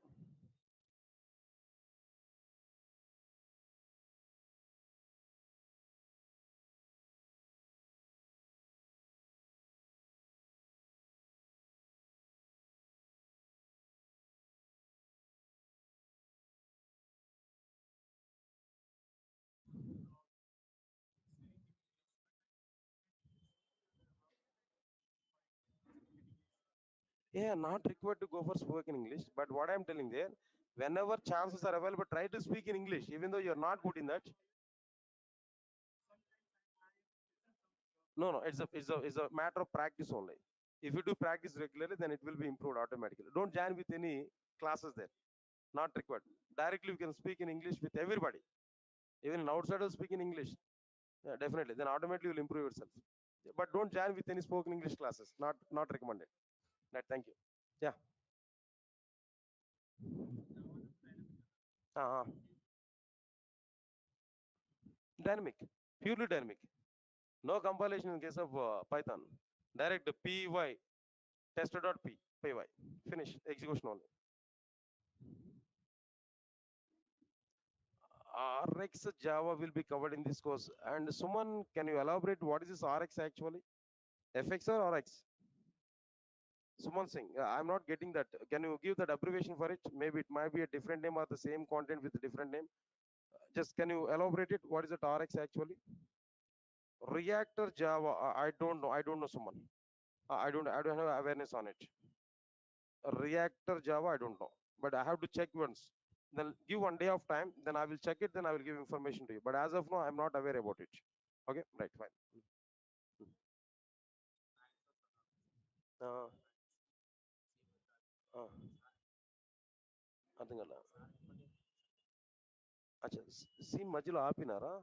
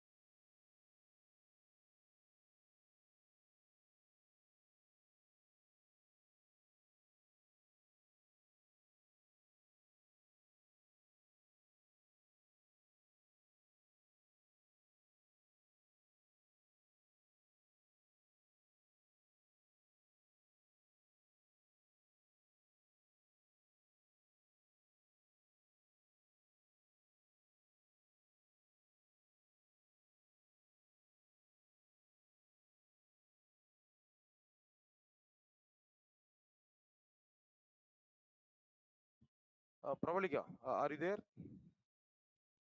Pravalika, are you there? No response. Anyway, Pravalika, Dasika, just please check, reach out to our office people. Then I'm not related to this money and all these things. Please reach out to our office people there. Then you can contact with our office people, and they will give more clarity on this. I think so. Maybe that 15K is not for complete Java package there. I think so. It may be somewhat higher. Then anyway, reach out to our office people there. Then these are the numbers there, and they'll give more clarity and related to money and all. Okay. Yeah, better to ask them, better to request them. Then definitely they will recognize your request and they'll move forward. Don't worry for it. I think so that 15K, I think so it's not the right figure for it. For complete Java, then try to check with your office. Then basic Java payment, I think so it will be. Okay, right. Now try to reach out our office, then our people will give more clarity. Right. Guys, anything else? And shall we meet on tomorrow? Shall we meet on tomorrow, guys?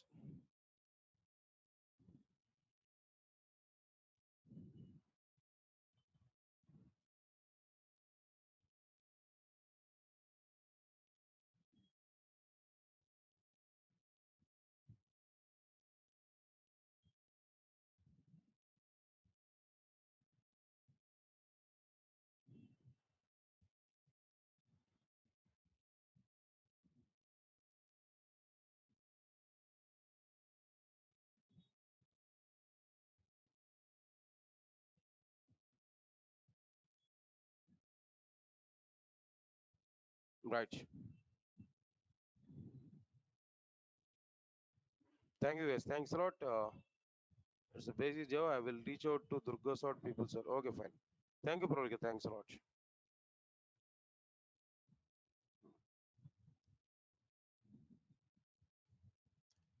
Guys, I'll meet on tomorrow. Tomorrow I'll see the remaining part. Thank you. Thanks a lot.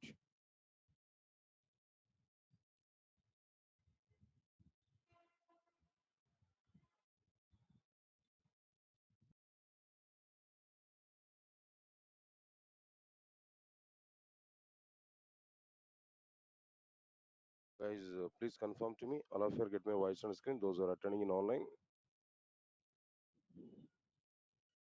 Guys, please confirm to me. All of you get my voice on screen. Those who are attending in online.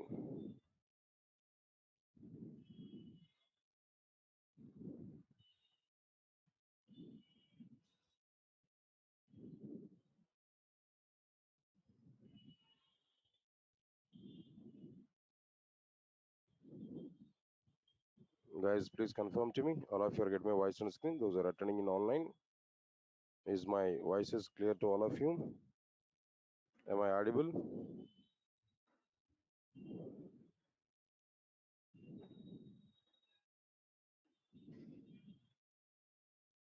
Am I audible, guys? Please, all of you respond for me.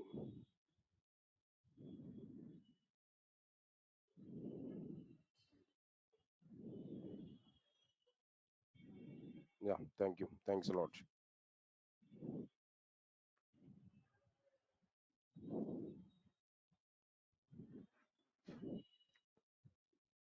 Right. Good evening, guys. And check it what topics we discussed there in the last session. So we started differences between Java and other programming languages. In other programming languages, we understood clearly C and C++, the topic we started there.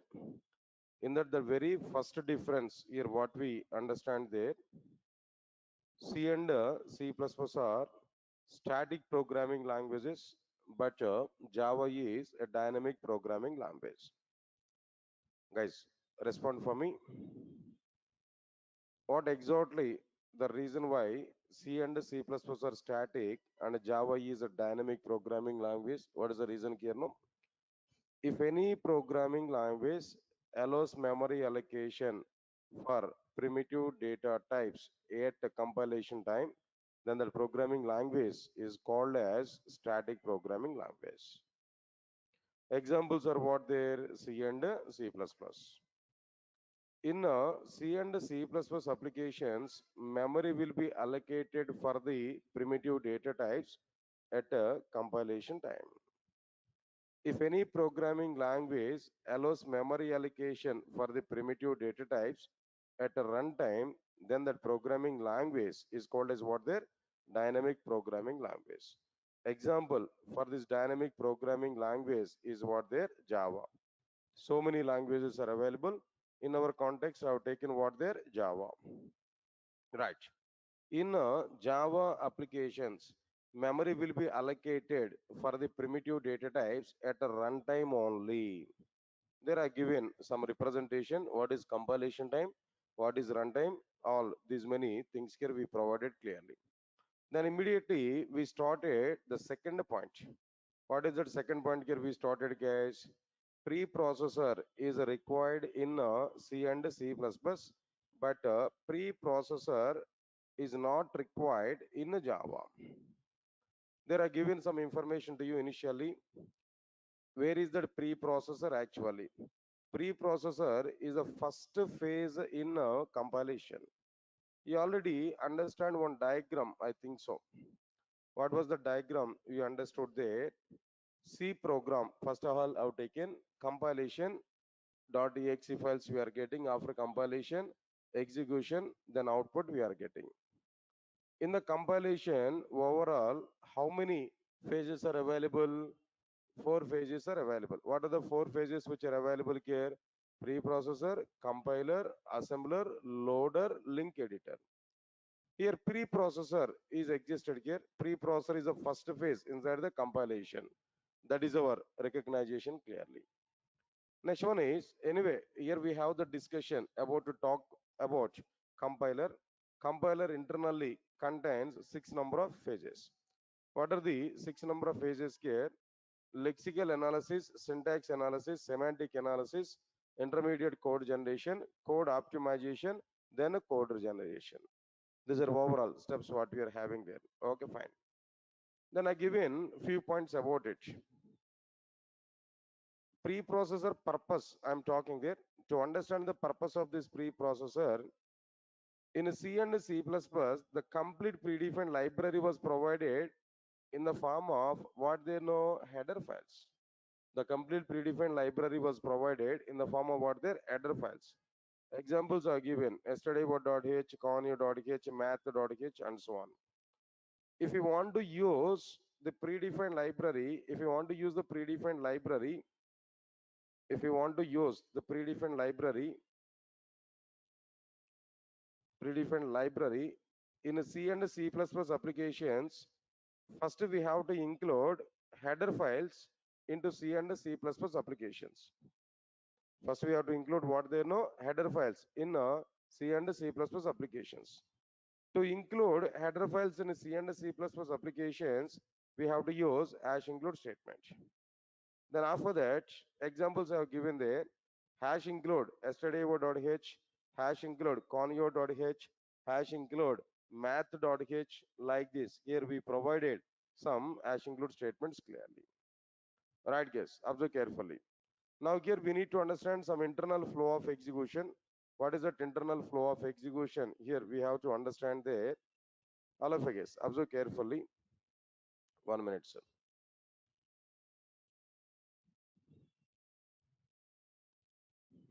The location of this diagram is this. Right.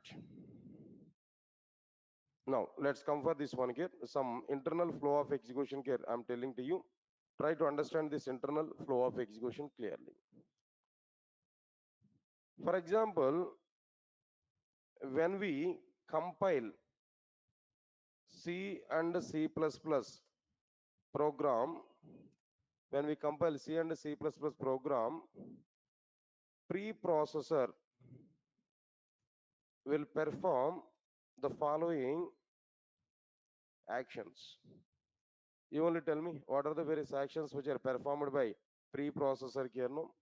First one is what there preprocessor will recognize all hash include statements.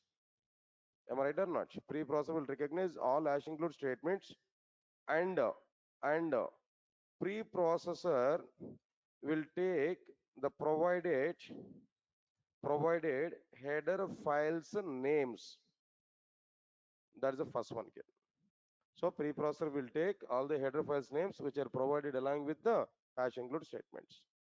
Then after that, what next point here? Observe carefully. After that, preprocessor will check whether these header files are existed or not in C and C++ software. What program we have used there in the respective thing, it able to check. All right, sir.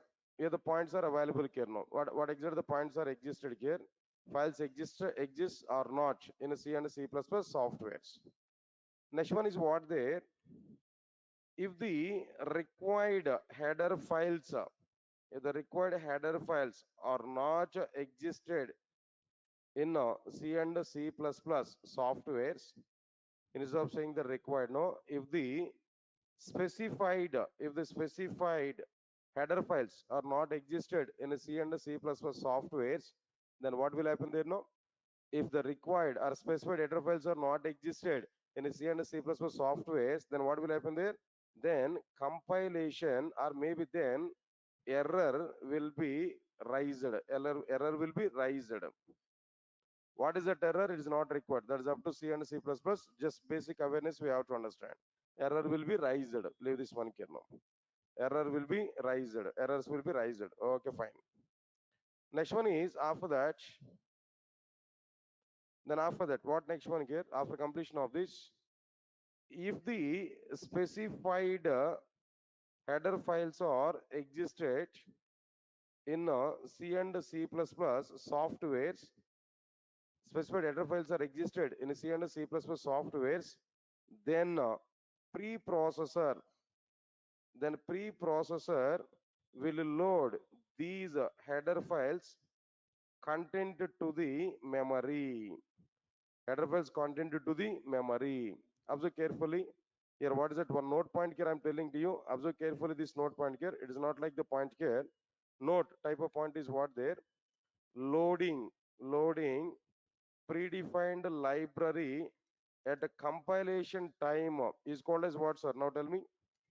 Loading predefined library at compilation time is called as what there? Static loading. That's a point here we have to recognize. Fine, complete it. Then what next one here? After completion of this particular one here, okay, then library is loaded here, loaded to the memory. That is up to that is the responsibility of what they know preprocessor. Get my point or not? Preprocessor responsibilities here we are getting clearly. Next, observe carefully. After completion of this, what next one here I'm telling to you. Listen, conclusion here I'm telling there. What is the conclusion here I'm telling there? In C and C++ applications, in C and C++ applications, preprocessor is required. Preprocessor is required. For what purpose they know required? To recognize hash include statements, to recognize hash include statements in order to load, header files to the memory.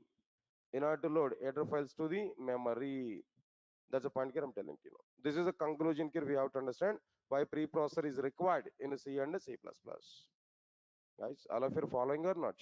Yesterday we had some discussion over these topics. No, already we have some information on it, right? That is the point here I'm telling there. That's okay, fine. Next one is why preprocessor is not required in Java. That's the point here. Why preprocessor is not required in Java? That point here we have to understand. In Java, the complete predefined library was provided in the form of classes and interfaces in the packages. What are the various examples for packages now? Java.io, Java.util, Java.sql. Observe carefully. Then after that, what next one here? After completion of this particular point, in Java applications, if you want to use predefined library, then we have to include the required packages To import the required packages, we have to use what they know, use the import statement. Or maybe we have to include the predefined library. Okay, or else here I need to specify like what there. We have to import the required packages. To import the required packages, we have to use what they know, import statement. What are the examples for import statements? Can know import java.io.star, import java.util.star, import java.sql.star. Like this here we are having clearly.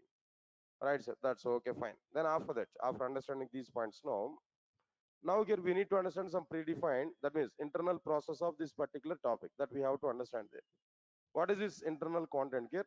Observe carefully, guys, all of you know. When I compile a Java program, the Java program includes like what they know, all the import statements. When I compile a Java program, here what happened there? Compiler, what compiler will perform actions, no, what JVM will perform actions. If you observe this point here we are having some points here. Point number one, compiler, compiler will recognize all import statements. Compiler will take the specified package names. Compiler will go to the Java software where compiler will check whether these packages are existed or not existed. If these packages are not existed, compiler will raise an error.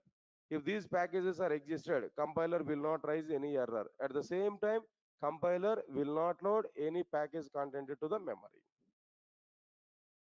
In Java, what is the responsibility of the compiler? Can know compiler responsibility is only checking whether packages are available or not available.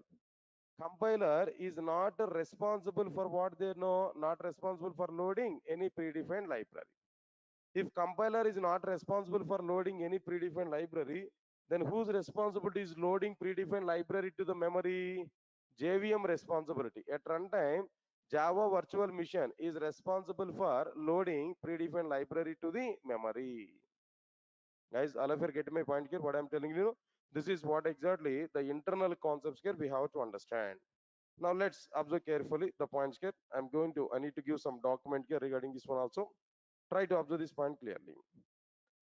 All right, sir. Now, when we compile Java application, compiler will perform the following actions. What actions that compiler is performing there? Now, first one, compiler will recognize all the import statements, all the import statements. Then after that, compiler will take the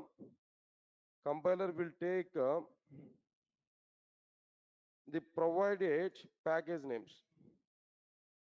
That's point number one. Observe carefully. Compiler, what it able to do there? Compiler will recognize all the import statements. Compiler will take the provided package names. That's the first point.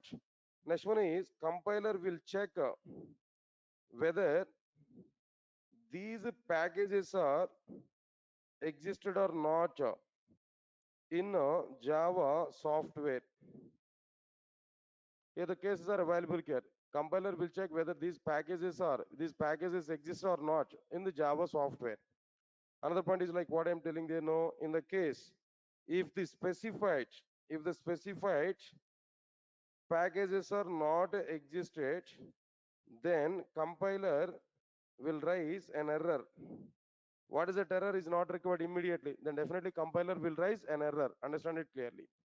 For example, next point is what there, if the specified packages are existed, the specified packages are existed, then what compiler will do, no, then compiler compiler will not raise any error, and at the same time compiler will not load any package content to the memory. Okay, here I want to give some note here. What is that note type of point here? We have to understand there. What is the note type of point I am telling there? In Java, at a runtime in the sense what they know at execution time. In Java, at a runtime, JVM will load the required library to the memory. Required library to the memory. JVM will load the required library to the memory. This type of loading is called as what? This type of loading is called as what, guys? No, dynamic loading. Observe carefully. Now, this is what exactly the point I'm telling you. Finally, I want to go for conclusion. What's my conclusion here? No, why preprocessor is not required in Java? Why preprocessor is not required in Java? That is my question here. For this question, answer is very clear. In Java, preprocessor is not required. Preprocessor is not required. Why? Because. Why? Because. What is the reason? No, preprocessor is not required. Not required. Why? Because. What is the reason for it here? Why? Because in Java, hash include statements and header files are not existed. Hash include statements and header files are not existed. Because of that reason, because of this reason, what is not required? Because of that reason, preprocessor is not required in Java. Guys, all of you are getting clarity. Now, these are the various points here we have to understand there. Next one is after completion of this. Now, here, observe this clearly. We prepared one diagram there clearly, right? I prepared one diagram. The same diagram I want to convert into the Java. Whatever the diagram we have seen there, that we have seen with respect to C and C++. Now we have to convert the same diagram to what they know, Java.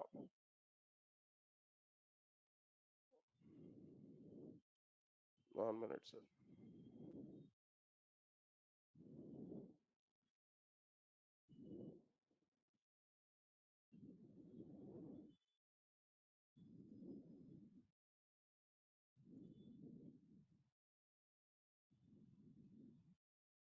Okay, no problem.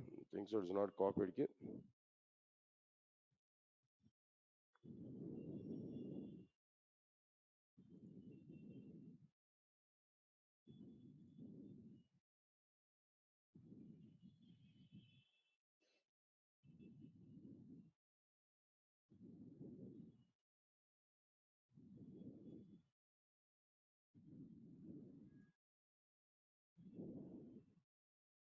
Why it is coming here?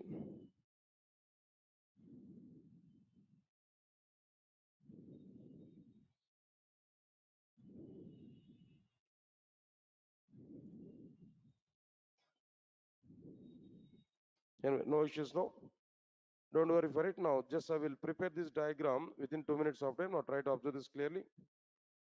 With respect to the Java, I want to prepare this diagram here. Now, if it is Java, now tell me what is that file extension here? No, that file extension should be what they know, dot Java. Dot Java is a file extension. That's okay. Next one is we have to compile this.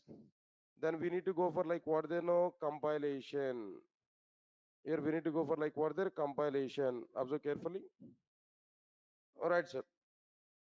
Compilation. When we compile this file, in the case of Java, in the case of C and C++, we are able to get one type of file. What is the type of file here? We are able to get the no dot exe files we are getting in C and C++. But in the case of Java, what we are getting there no dot class files. No confusion. Please recognize these points here. Gradual, I'm including one by one points in Java. So in Java, two types of files. One is a dot Java, another one is what there dot class file. Next one, I need to execute this program here. When we execute this program, there we are able to get some output. Execution. Here we need to get like what there execution. Then after completion of this execution here what we have to do there, some output here we are able to get.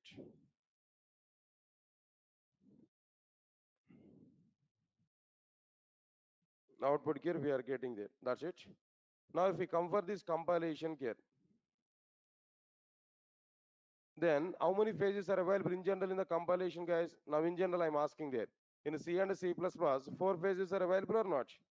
What are the four phases are available here? Pre-processor. Then after that, what next one can know? Compiler. Next one is like what there no? Assembler. Then after that, what next one can know? Loader, link, editor. These are the various phases are available inside like what they know inside the Java. sorry, inside this normal in C and C++ here. Okay. Now here, what I am telling to you after completion of this, if it is Java programming language, what is not going to be existed here? No. If it is Java programming language, what is not going to be existed here? No. Preprocessor is not existed. Please recognize this point here. Preprocessor is not existed.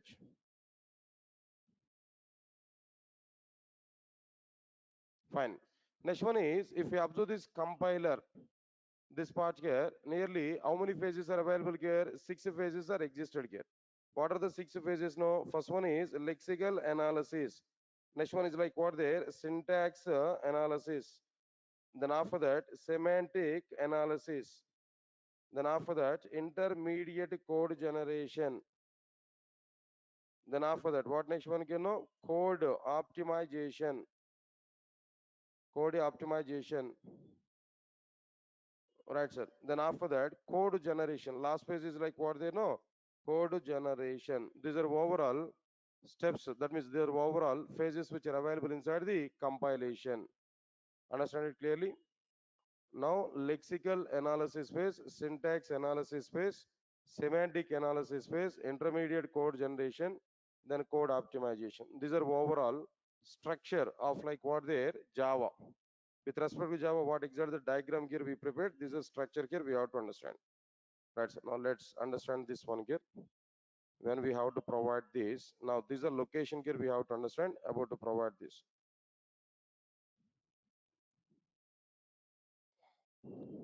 This is a diagram here. With respect to Java, I'm giving there. Good, nice.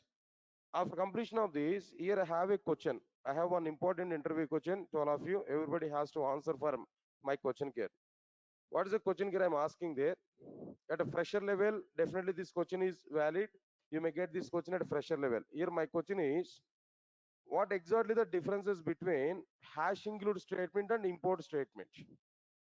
What is the difference between hash include statement and import statement? That is my question here. Right, sir. Now simple. My question is very clear. What are the differences between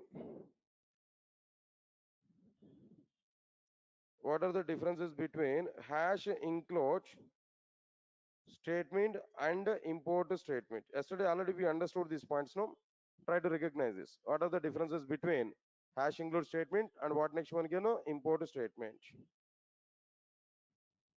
We have to understand answer also. No, then very first point here I'm telling to you. Observe carefully the first point here. What are the differences between hash include statement and import statement? Right, exactly. That very first point. Very first point is what they are doing, what hash include statement is doing, what import statement is doing. That point here we have to understand now. Your answer is very clear.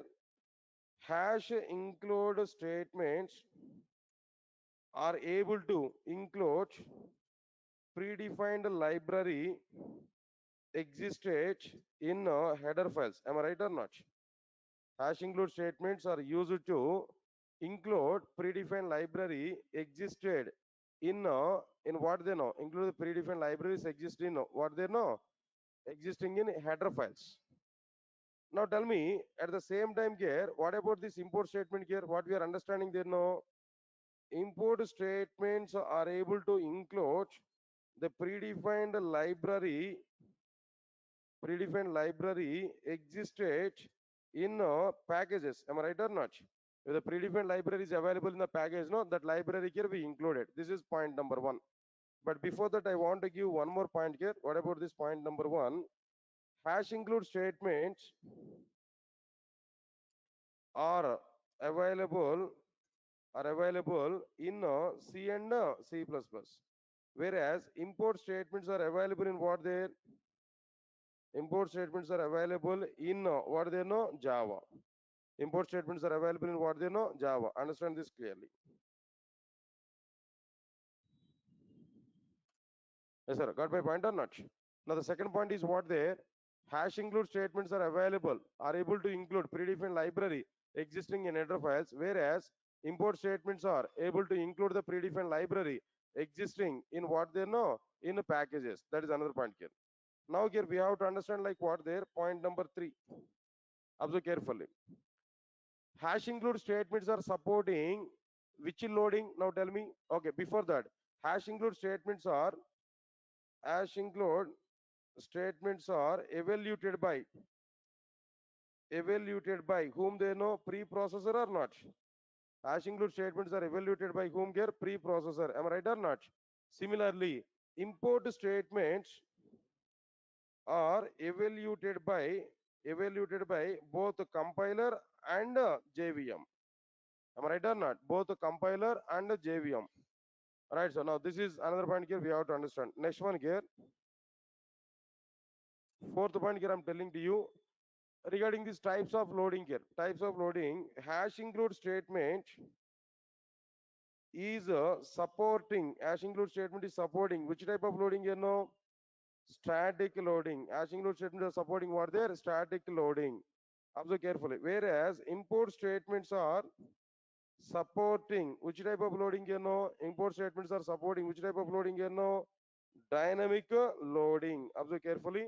Import statements are supporting which type of loading here? No, dynamic loading. Right, sir. This is another point here. Next, I'm telling to you, observe carefully. Fifth point. Now, anyway, fifth point. Before talking about this fifth point, no, let me ask one syntax to you. All of you answer for my question here. One simple syntax, no? Hash include, hash include, observe carefully, stdio.h, comma, conio.h, comma, math.h. Is it possible to provide this type of syntaxes? No. Is it possible in C and C++? That means by using single hash include statement, is it possible to provide more than one header file? Possible or not possible? Definitely not possible. It is not possible to provide more than one header file by using single hash include statement. So this is invalid here. But what is valid here? Now tell me. Here we have to use like what there? Hash include stdio.h, stdio.h. Next one is what there? Hash include conio.h. Then after that, what next one here? Hash include math.h, like this. All these are possible. Am I right or not? So what is the meaning of it here? Answer my point here now. If we want to include more than one, if we want to include more than one header file in C and C++ applications, if you want to include more than one header file in C and C++ applications, then we have to use more than one header file, more than one hash include statement.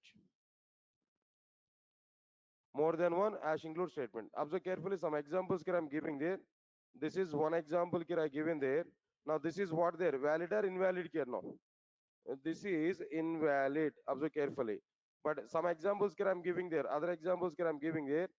Now here, these examples are like what they know, valid here. All these are examples are like what they know, valid. We can understand the status now. Status is what they're valid. Observe carefully. First one is invalid, second one is valid. But in the case of Java, what advantage here we are able to get there inside the Java? Inside the Java, what advantage here we are able to get now in Java by using single import statement.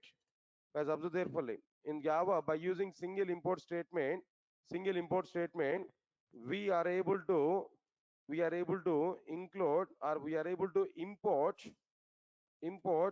more than one class or more than one interface of the same package. More than one class or more than one interface of the same package. Any example, guys? Now observe carefully. Right, sir. Here we are having some example. What is that example here? No.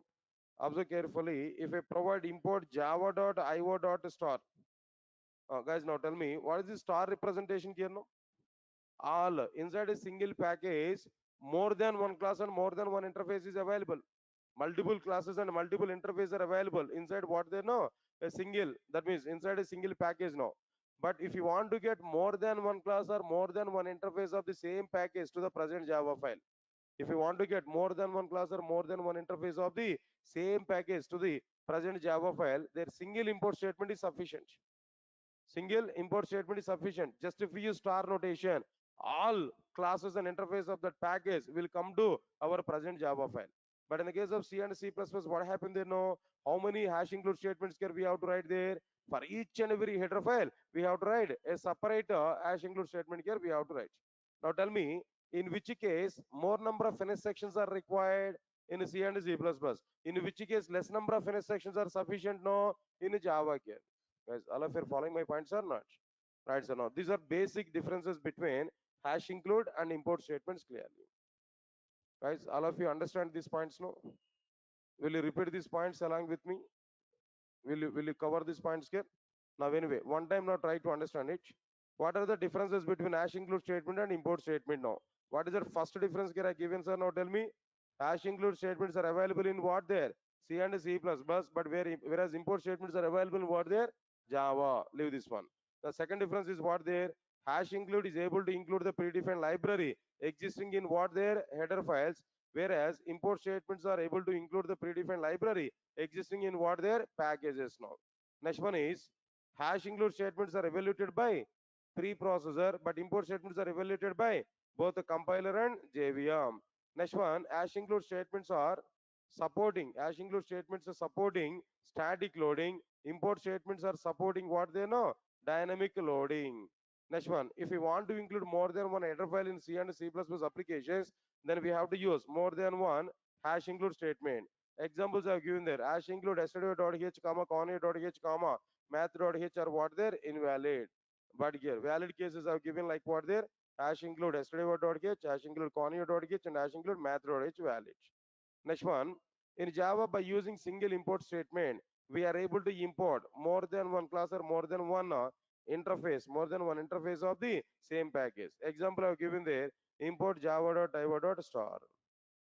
Guys, all of you are following these points now? Well, already everything I explained yesterday. That's why in a overview manner, I given all these points here. This question is important, especially for the freshers. This question is very, very important here. So we have to answer for this question clearly. Guys, now all of you now tell me, I'm going to ask some few questions here, now try to answer for it. Tell me guys, what is the difference between C and C? What is the difference between hash include statement, import statement? No, what is the first point here? Come on, what is the first point here? Hash include statements are available in which language? No, C and C++. Import statements are available in which language? No, Java. Nice, that is the first point here. Which libraries are included by hash include statements? No, header files. Header files. Which libraries which are available in which things are included by import statements? No, packages. Packages are included by that import statements. No. Next one. Static loading is supported by what? Static loading is supported by what? Hash include or import statements? No. Hash include. Import statements are supporting what? Dynamic loading here. Is it possible to include more than one header file by using single hash include statement? No, multiple hash include statements we have to write. Is it possible to include more than one class or more than one interface of the same package by using single import statement? Yes, it is possible. So these are the points here we have to remember. Guys, all of you are okay now? Shall we start our next topic? Next difference. All of you ready for it? Yeah, this is also be very, very important difference.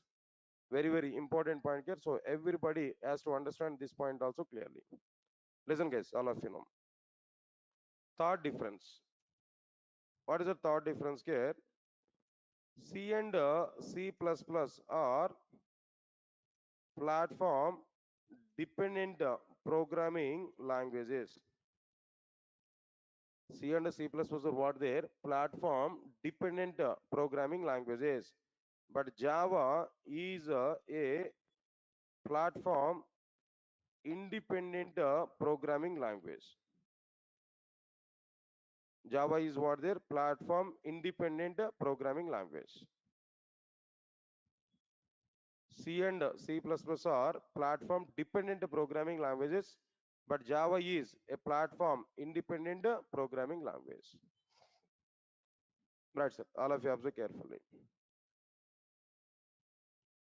Before understanding C and C++, whether they are platform dependent or platform independent, before these points, first we have to understand when a programming language is platform dependent. when a programming language is platform independent. First, we have to understand these points. Guys, just simple logic only. Try to follow these points now. This is very, very important topic. Everybody has to understand this point. Number of times we are going to say Java is a platform independent. Java is a platform independent. But today we are going to understand how Java is a platform independent. So for that, I'm telling this particular point here. Anyway, the point is very clear. Before understanding, before understanding C, C++, Java are platform dependent or platform independent, first we have to understand when a programming language is platform dependent, when a programming language is platform independent. After that, we are going to confirm C, C++ are platform dependent or independent. Java is a platform dependent or independent now. Right, sir. All of you observe carefully. If any programming language, if any programming language allows its applications, allows its applications to perform compilation and execution both on the same operating system, then that programming language is a platform dependent programming language. Simple, very simple point here. If any programming language allows its applications to perform both the compilation and execution on the same operating system, not on two different operating systems. Not possible to compile on one operating system and executing on another operating system. Not possible. Both must be performed on the same operating system. Both the compilation and execution both must be performed on the same operating system. Then that programming language is platform dependent programming language. All of you get my point or not? Simple definition I've given here. Now let me explain this point clearly. If any programming language, if any programming language allows its applications to perform compilation and execution on the same operating system, then that programming language is called as platform dependent programming language. Am I right or not? This is a simple definition, guys. Examples are what there? Example for platform dependent programming languages are what there? C and C++. But here I have a question. Why C and C++ are platform dependent programming languages? Why C and C++? How can you say C and C++ are platform dependent programming languages? I will give some explanation or try to understand this explanation, guys. All of you know, observe carefully. Listen, all of you know. I'll prepare a diagram now. Try to understand this diagram here.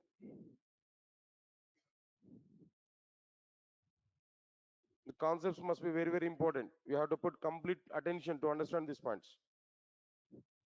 For example, I'm taking C programming language. It's a C program. So dot C is an extension. Dot C is an extension. Observe carefully. When I've written the C program, here I have to compile the program or not? I have to perform compilation or not? So okay, I must go for like what they know compilation. Here I am going to take like what their compilation process. This is what I'm telling to you, compilation. Nice. In a C program, when we compile the program there, automatically here we are able to get one type of file. What file here we are able to generate there? We are able to get there. Inside this, that file should be .exe file. .exe file here we are able to get. Understand it now. Whenever we are getting the .exe file, there we have to execute this. We need to go for like what they know execution here now. So let me go for this execution process here now. Yeah, this is exactly like what their execution. When we execute this program, there we are able to get some output. After executing our program here, we are able to get what there? Some output. Output here we are getting. Right, sir. As per the definition, first of all, I'm telling to you, observe carefully. For compilation, here we have to use one operating system. Let's say, for example, I'm going to use Windows operating system for compilation purpose. And for execution, also we need one operating system. Definitely, execution is also a process. The process could be done on a particular operating system. As per the definition, for execution, we must provide which operating system? No, same operating system here we have to provide. As per the definition, same operating system we have to provide for compilation and for execution. Clear? But for our discussion point of view, to prove C and C++ are platform dependent programming languages, to prove this particular point, I don't want to take Windows operating system for execution. I want to take a Linux operating system for what they know, execution purpose. Linux operating system here I want to take. Yes, sir. All of you are getting my point here. What exactly the points here I'm telling to you. First of all here, I've taken like what they know, a C program here I've taken. Understand it clearly. This is my C program. Now here, whenever we are performing compilation, this is my compilation. When we perform compilation, here what files here we are getting there, no .exe file here we are getting. And whenever we are executing our program there, automatically here we are getting like what there, some output here we are getting there. Understand this clearly. Now here, I'm using one operating system here for compilation. What is that operating system? No, Windows operating system. But what I'm telling there, for execution point of view, I might be go for what there, some other operating system. That is what they know, Linux operating system here I'm using there. Understand my point here. Some other operating system here I'm going to use there. That is like what there, Linux operating system. Observe carefully. Okay, now for our discussion point of view here, we have to understand. Listen carefully, all of you know. Everybody, understand this clearly. First, understand this execution is going on with a C engine or not? Execution is going on with what they know, C engine. Execution in the sense like what they know, C engine will perform this. Now tell me, C engine means that C software is available here also. This C software is installed on the top of what their Linux operating system. Here C engine is available on what their Linux operating system. So the point is what there here C engine is able to execute only Linux Linux based Linux based executable code.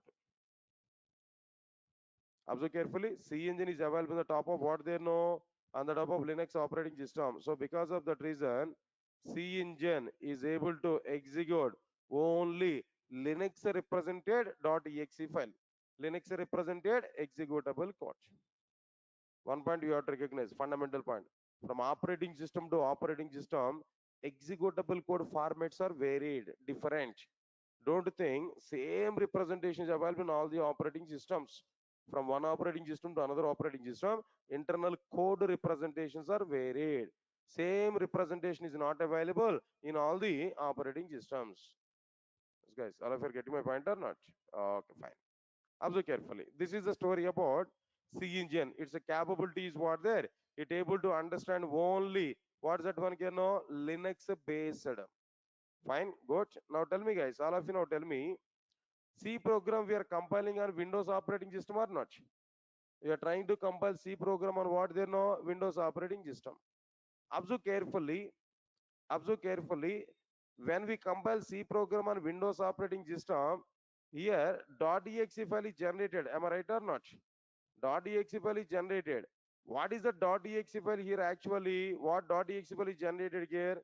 .exe file is generated as per Windows representations. As per which representations they know? Windows representations. It contains Windows based executable code. It contains what there? Windows based executable code. By this explanation, you can understand what is going to be happen here.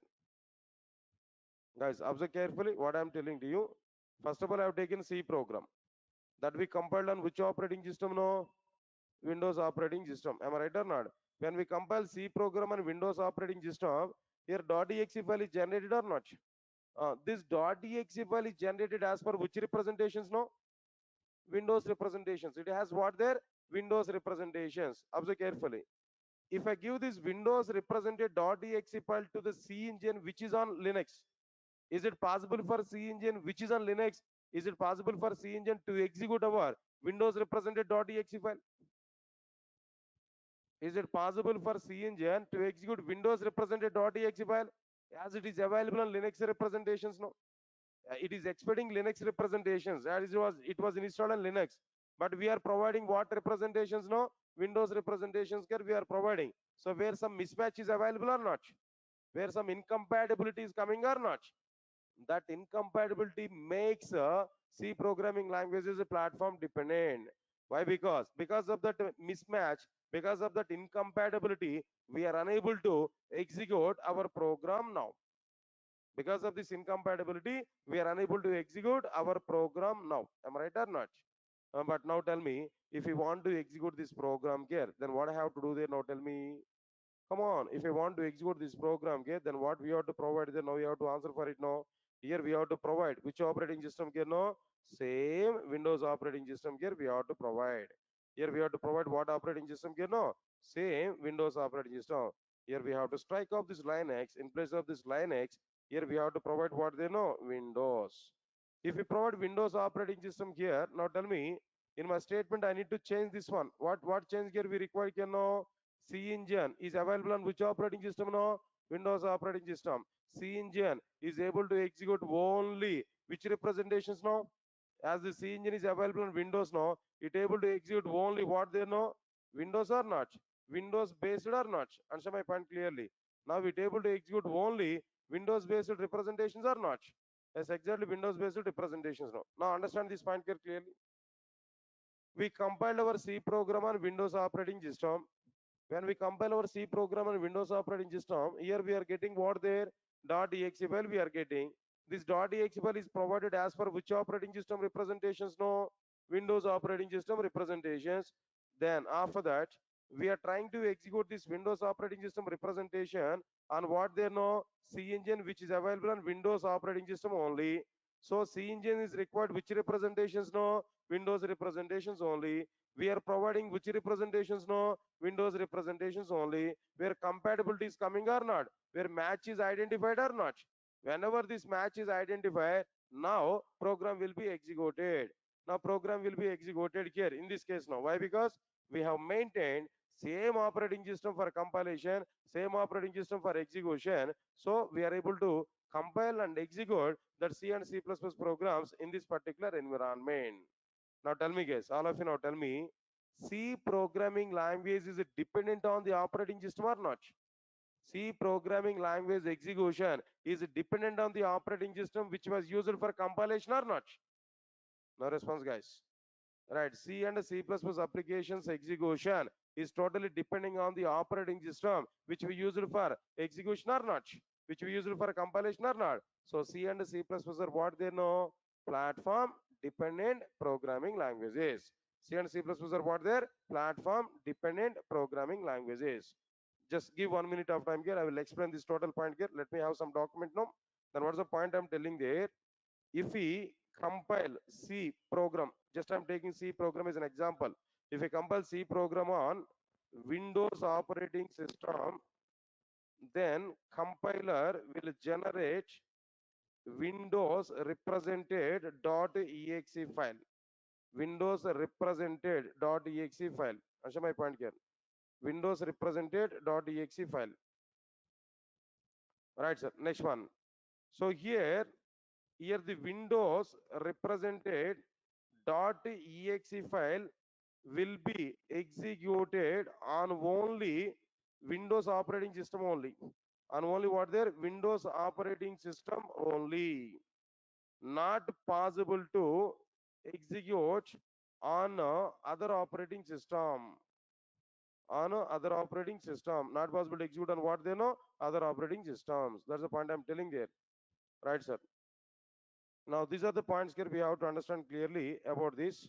If we compile C program on Windows operating systems, then compiler will generate Windows represent.exe file. Here the Windows represent.exe file will be executed on only what they know, on only Windows operating system, on only Windows operating system, not possible to execute on what their other operating systems.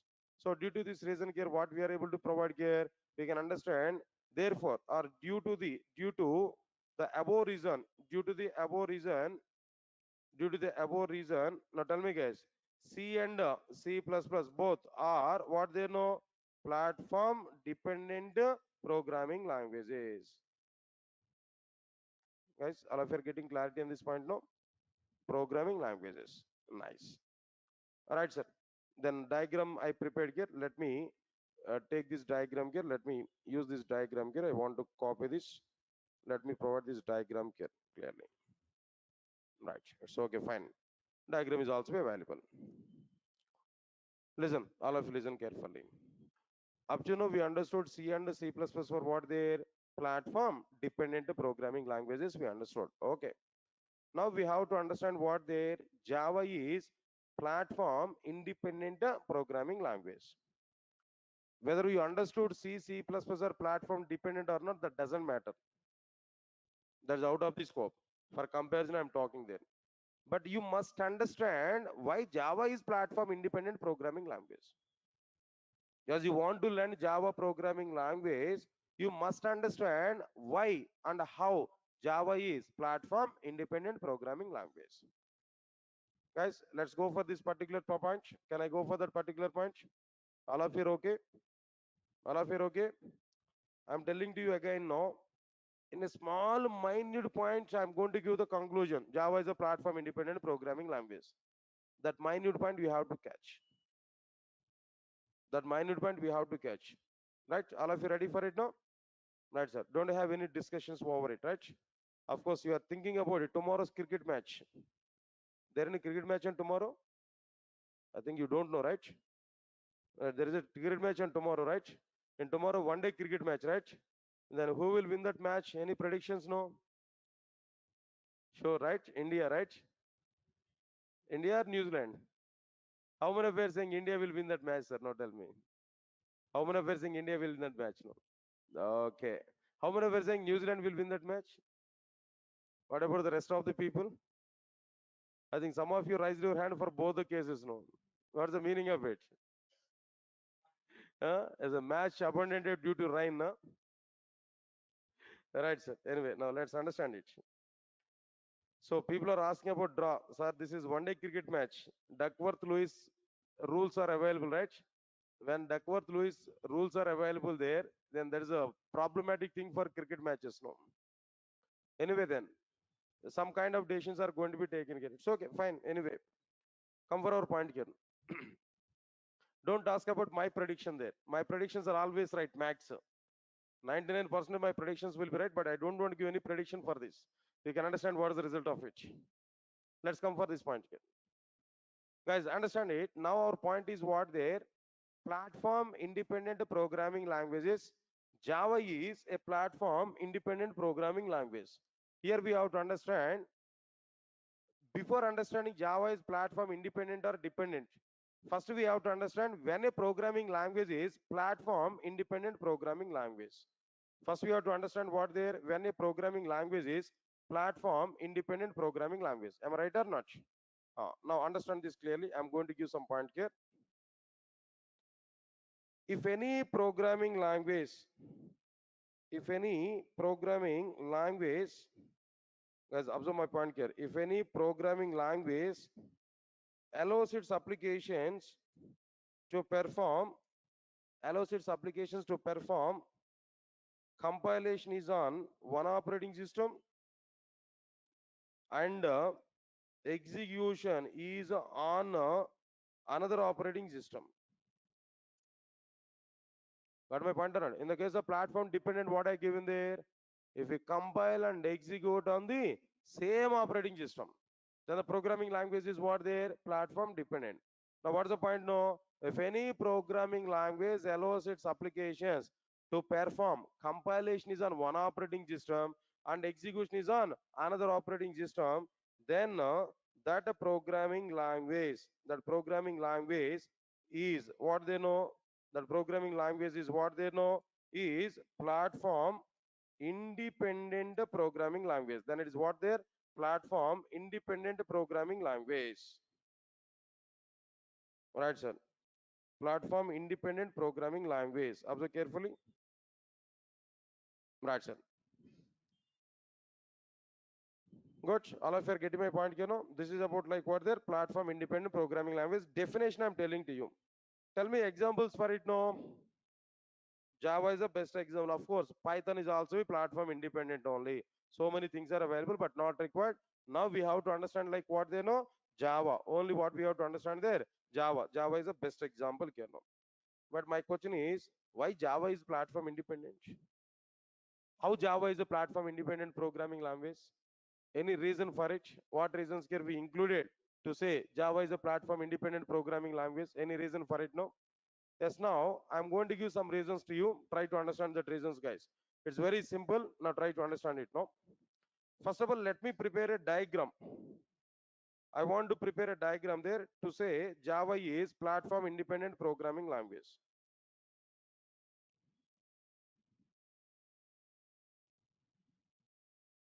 Observe carefully. First of all, as per the definition, I want to prepare a diagram. As per the definition, I want to prepare a diagram. Understand it, no? First of all, I'm going to take a Java program. This is my Java application.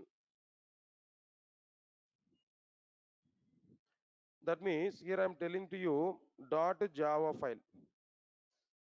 Okay. Then after this .java file, I need to compile this program here. So I have to take compilation process here. I need to take what their compilation.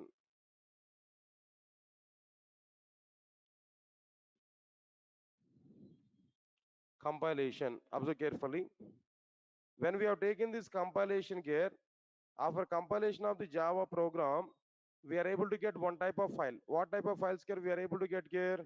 Come on, guys. What files here we are able to get there? Remember this. One time we have to remember this. In case of C and C++, after compilation of the C program, .obj, .exe, .ai, so many files, no confusion. In the case of Java, it's very clear, straightforward.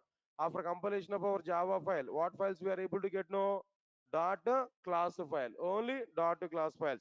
No other files are generated here. No dot class here we are getting. Nice, right, sir? As per the definition, I'm telling to you. I compiled my program here, but I want to execute this program multiple times. Not like in a single time here, multiple times I want to execute my program. What are these multiple times here I want to execute there? Observe carefully. Now here, I'm going to take different executions here, multiple times now. Alright, sir, now here, I want to go for one time. This is like what there, one time execution. This is one time execution here. And then after that, here we are able to get some output.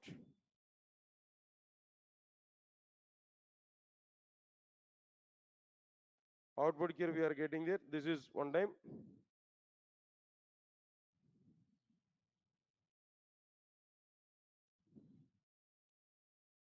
Observe carefully.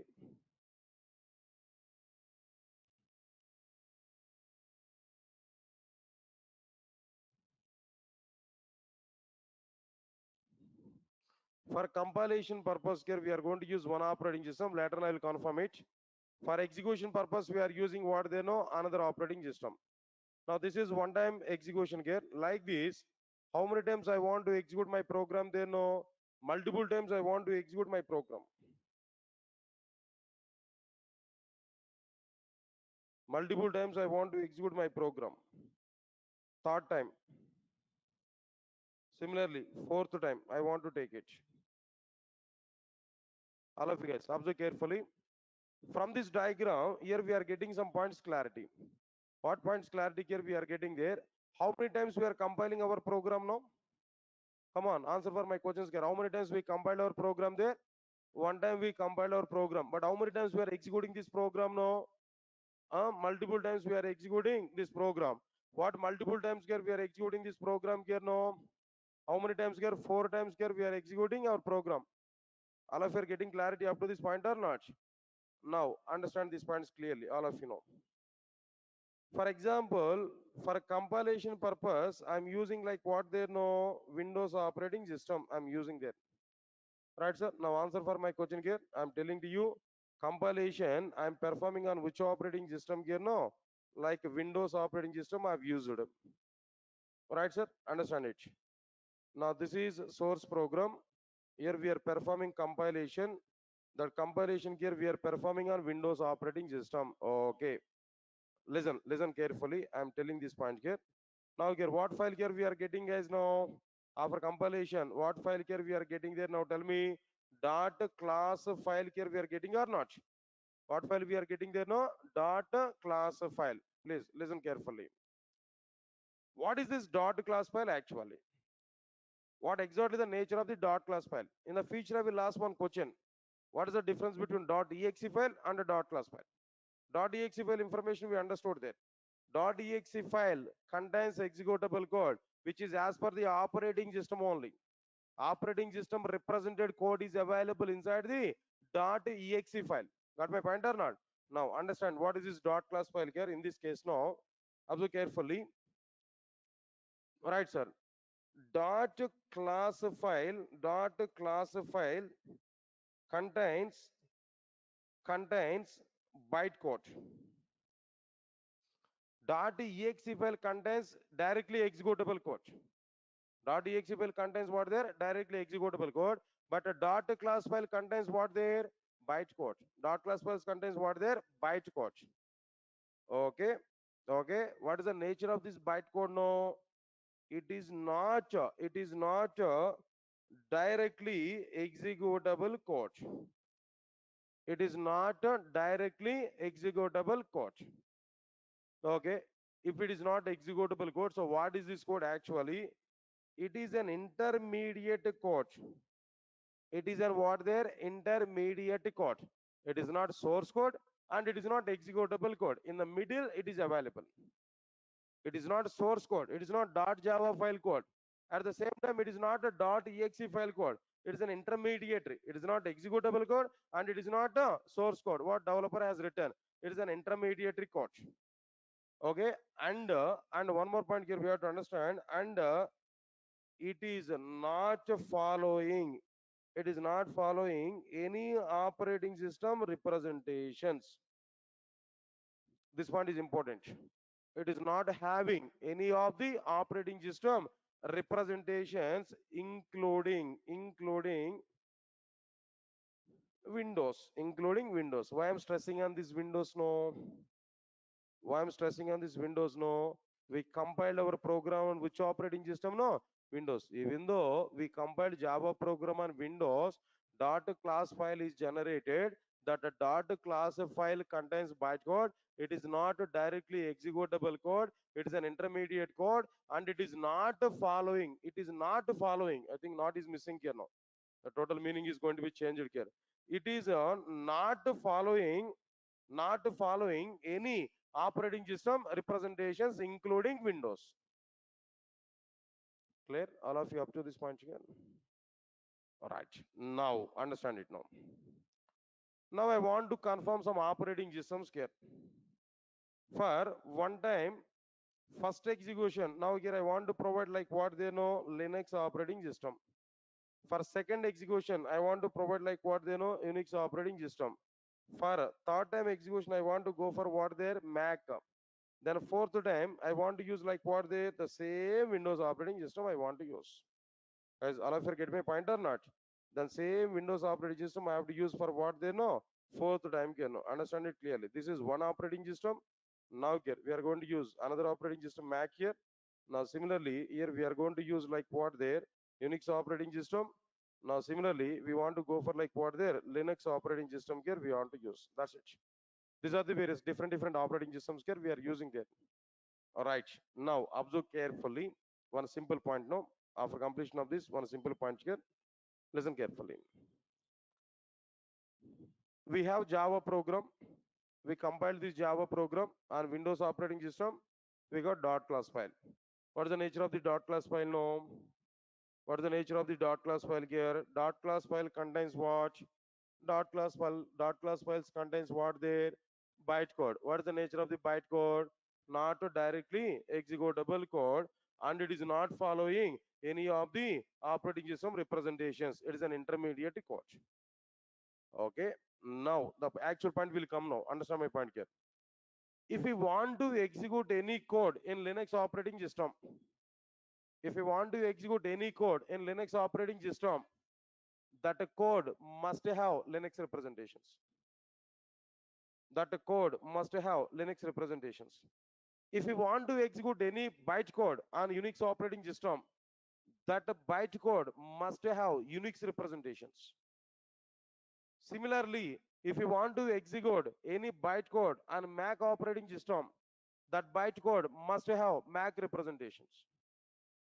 If you want to execute any bytecode on Windows operating system, that bytecode must have Windows representations. Clear to all of you?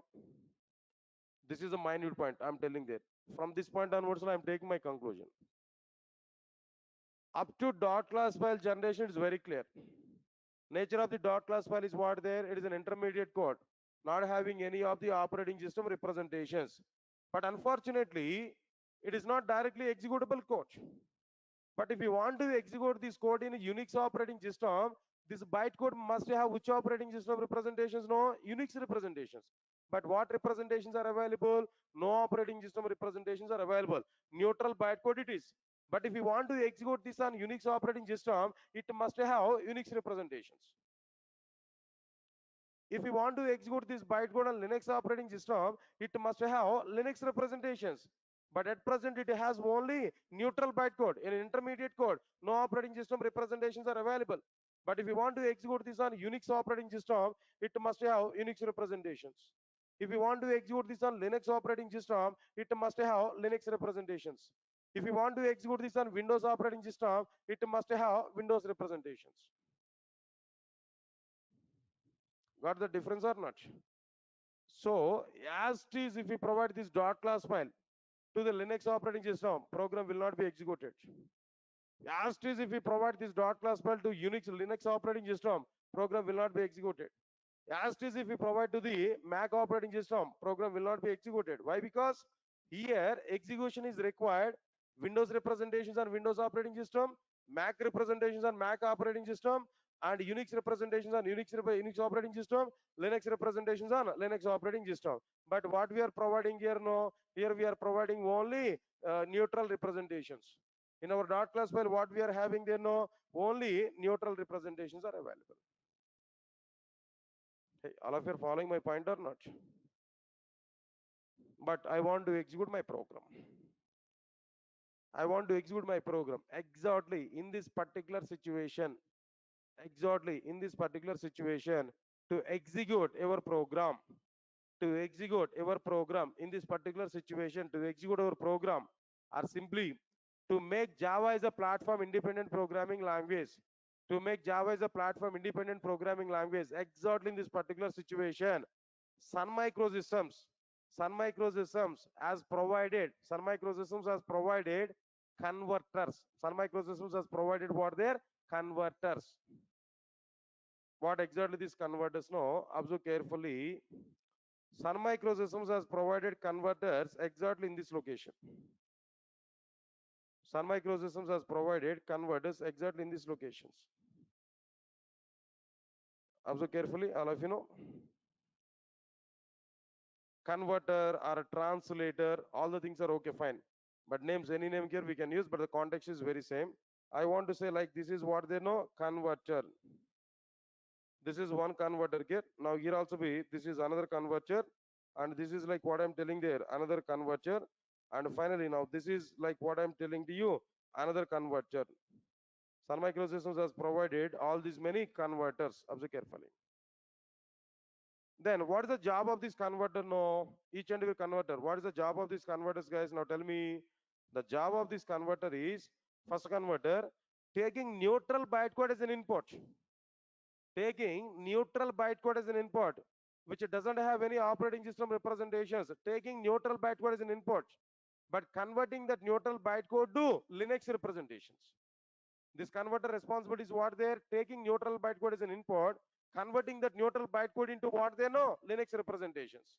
When we give Linux represented code to this execution, automatically this execution is going to be performed successfully or not.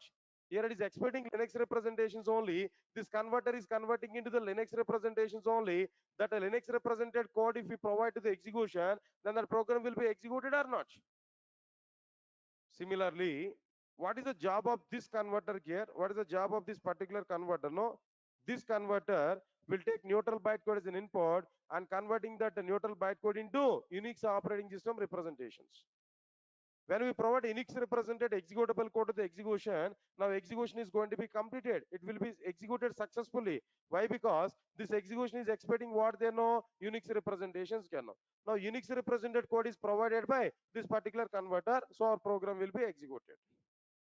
Similarly, now tell me, what is the job of this particular converter here, this third converter here? No, job of the third converter is taking neutral bytecode as an input, taking neutral bytecode which doesn't have any operating system representations, no, taking neutral bytecode as an input, converting that neutral bytecode into which operating system representations? No, MAC representations.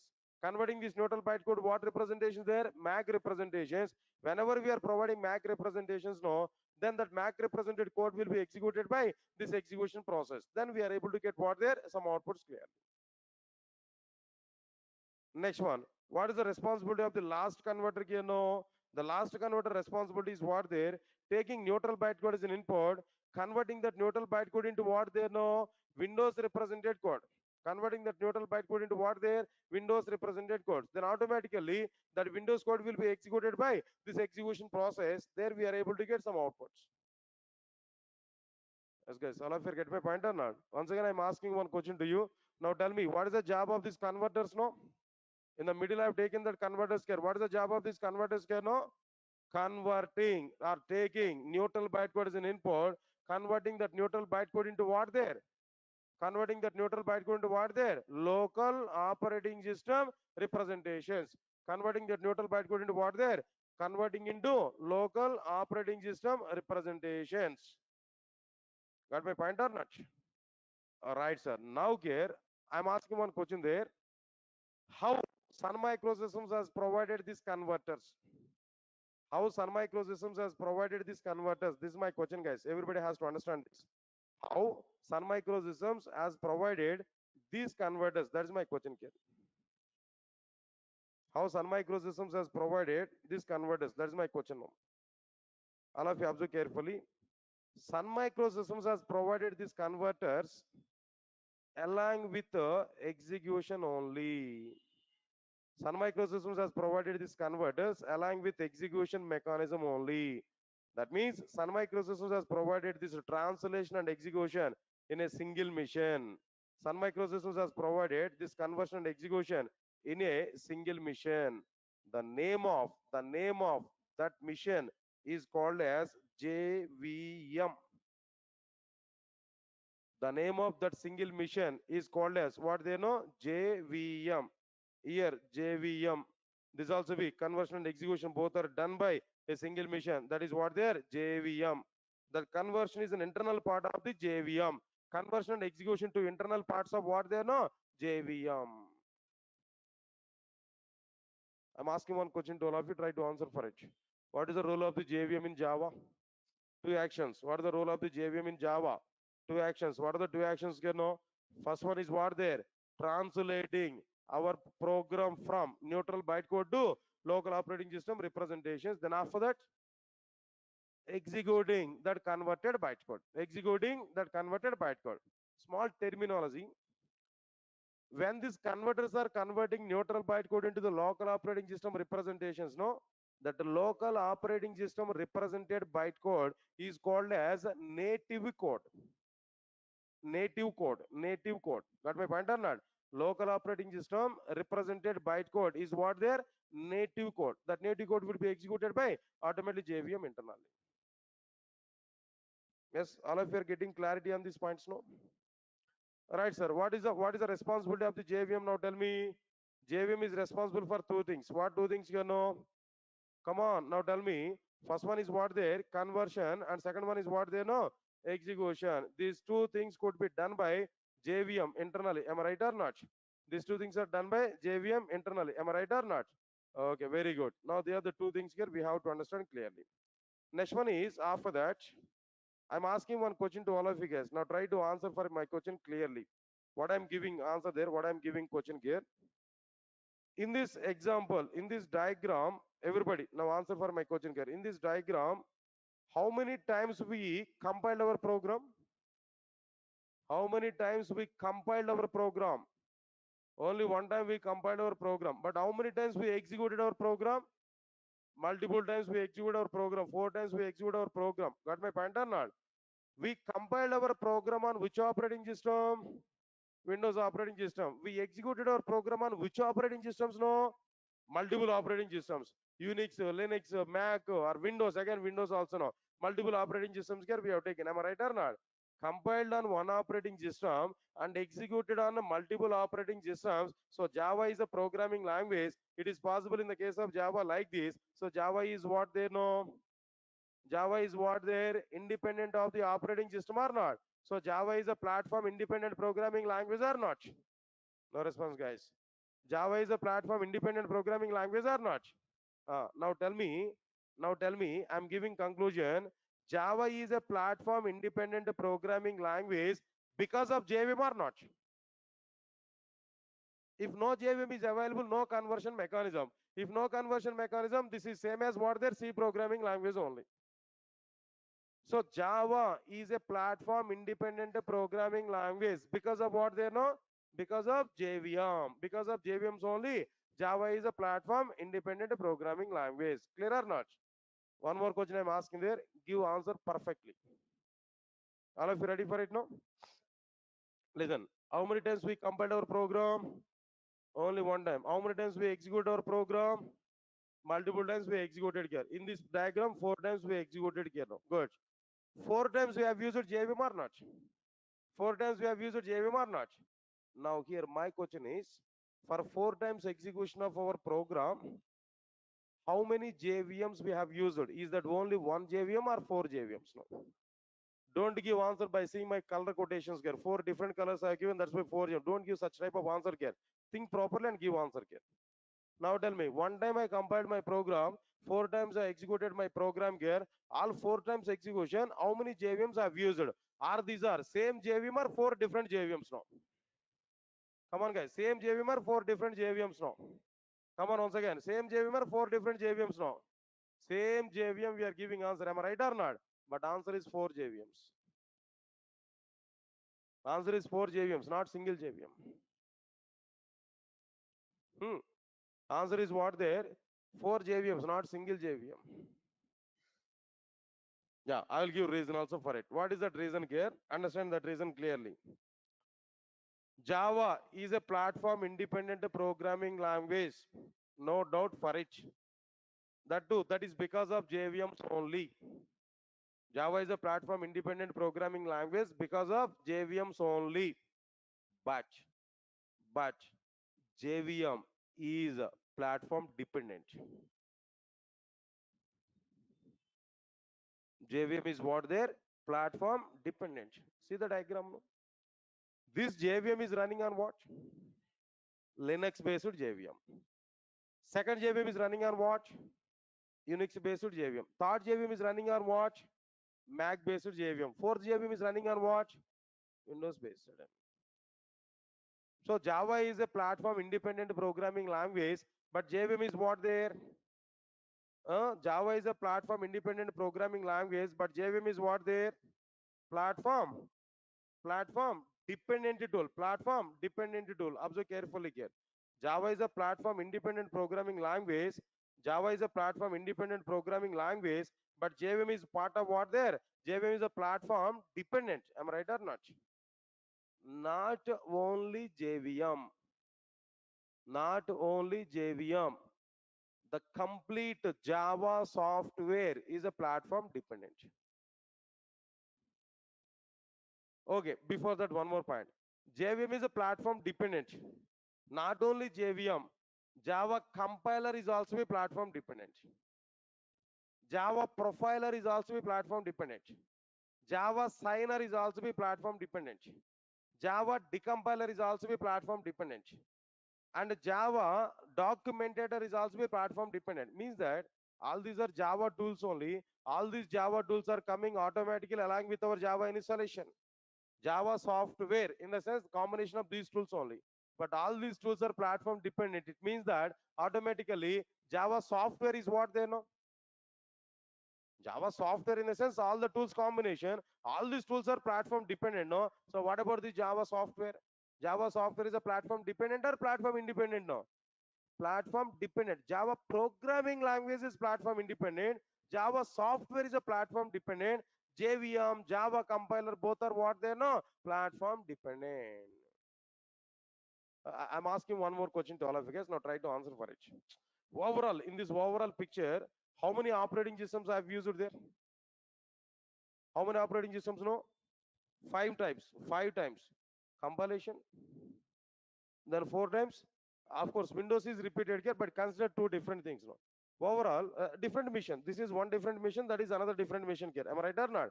Overall, how many missions we have used here? No, five missions we have used. Of course, four or five operating systems we have used there. Am I right or not?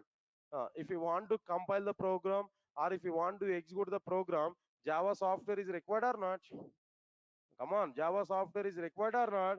That means we are including five missions in this overall process now. In all five missions, Java software is required or not? In all five missions, Java software is required or not? Now tell me, for compilation, which operating system we have used there? Windows. Here we must install Windows-based Java software only. For compilation, we have used Windows operating system now. There we have to install what based Java software there? Windows-based Java software only. First execution we performed on what there no Linux. So in this Linux mission, what the Java software is required no Linux based Java software we have to install. On Unix operating system, which Java software is required? You know, Unix based Java software is required. On Mac operating system, which Java software must be installed? You know, Mac related Java software we have to install. On Windows operating system at the end, again what Java software is required? You know, Windows represented Java software is required. So final conclusion is what there? What is the meaning of it? No, meaning is Java programming language is a platform independent programming language. But JVM is what they know? Platform dependent. Java compiler is what there? Platform dependent. Not only these two, the total Java software is what they know? Platform dependent. Java software is what there? Platform dependent. But still people are not believing my statement. Having question mark faces now. Don't worry, I will show one more point. I will show that proof. Guys, now I want to download Java software. Java downloads. Arakil.com is a website there. Just open a new tab. Let me open this. Java downloads. Guys, observe carefully. I think so. This is not giving much perfect information for you. Let me go for it. Java 7 download. I want to go for somewhat older versions here. There we can understand clearly that point here.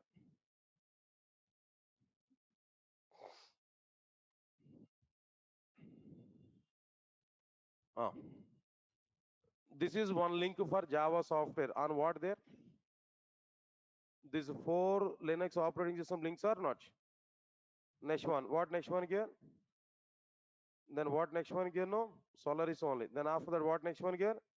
Windows operating system. Of course, if you go for more internal, Mac and everything will be available. My question is very simple.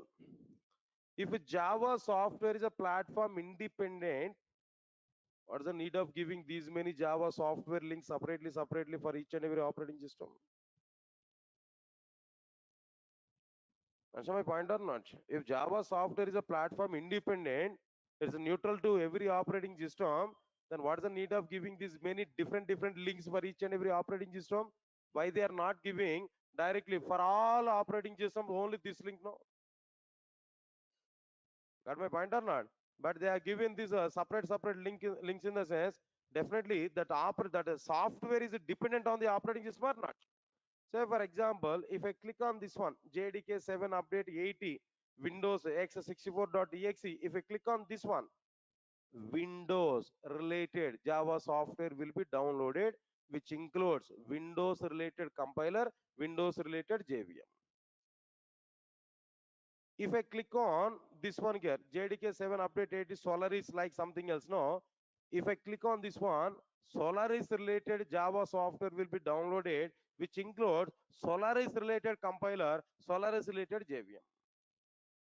Similarly, if I click on like what their Mac, this is available, Mac is available. If I click on this link now, then what we are able to get there, Mac related Java software will be downloaded, which includes Mac represented compiler, Mac represented JVM. Similarly, Linux, same Linux related Java software will be downloaded, where we are able to get a Linux related compiler, Linux related JVM. Guys, all of you are getting my points clearly, what I'm telling to you?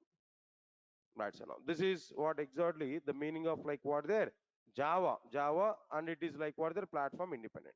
Right, so let me have some small description about this. By this, I want to finish this part, total part here. Right, sir. What exactly the point I'm telling to you regarding this platform independent programming language? How Java is a platform independent here?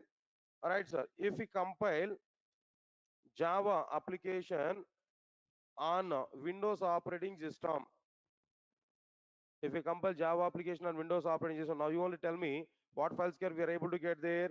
Then compiler will generate what files here no dot class file. And what is the nature of this dot class file, guys? Now tell me. Compile is also a platform dependent, no doubt for that. Then what is this dot class file here? No, it is not having or else it contains what they know bytecode. Am I right or not?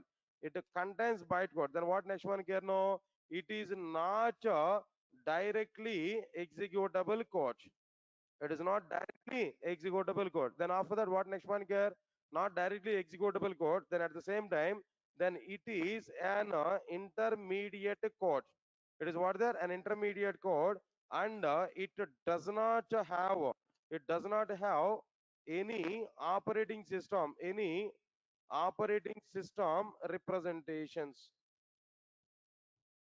It doesn't have any operating system representations. But here, what is the point here? No, if we want to, if we want to execute bytecode, if we want to execute this bytecode on any of the operating systems, if we want to execute this bytecode on any of the operating systems, then then that bytecode, that neutral bytecode I'm telling there, then that neutral bytecode, neutral bytecode must be converted to the respective operating system representations. Guys, why I'm giving this total notes information to you? For the sake of your understanding only, for the sake of your study only, but exactly the class content I'm discussing there, that everything I'm typing for the sake of you only. Otherwise, I will not type this content here, not required. But you will get benefit of it. Right, sir. Now let's understand this clearly. Converted, represented, the local must be converted to the respective operating system representations. Got my point or not?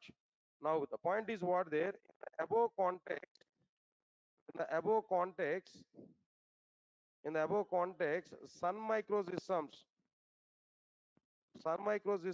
has provided, Sun Microsystems has provided the required, Sun Microsystems has provided the required converters,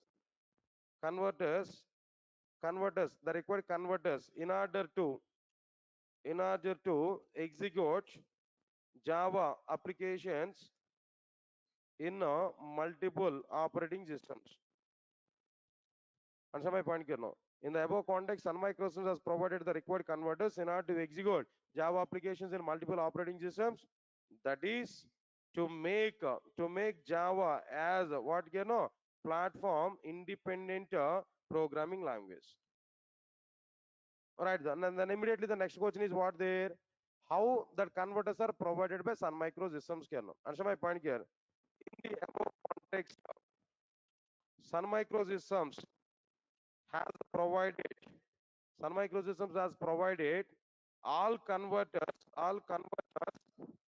all converters allowing with execution process in a single in a single component inside Java software. That is, what is that single component here? No, JVM. Getting my point here clearly? What I am telling there? No. All right, sir. Now here JVM is provided here now with the execution process in a single component inside Java software. That is what their JVM. Now I want to give conclusion for it. What is that conclusion here? No, Java is a platform independent programming language. Am I right or not? Java is a platform independent programming language because of what they know JVMs. But JVM is what there. But JVM is what there? Platform dependent. JVM is what there? Platform dependent. Answer my point here. Platform dependent. Note kind of point I'm telling to you. Not only JVM, the complete Java software is what they know, platform dependent. Java program is platform independent, but Java software is what they know, platform dependent. Right, so now they are the conclusions here we have to provide there. After that, I need to go for this diagram, guys. Already I prepared this diagram now. I want to give this diagram to you clearly, but please recognize these diagrams also. You have to understand this content clearly. All right, sir. Because of that reason, I'm giving every point you now try to recognize this. Okay, fine.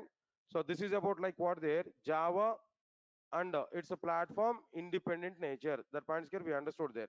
But at finally, I have a question. Anyway, I'm not going to talk about this question immediately, but I have a question. Then tomorrow we have to start with this particular question only. What is my question here?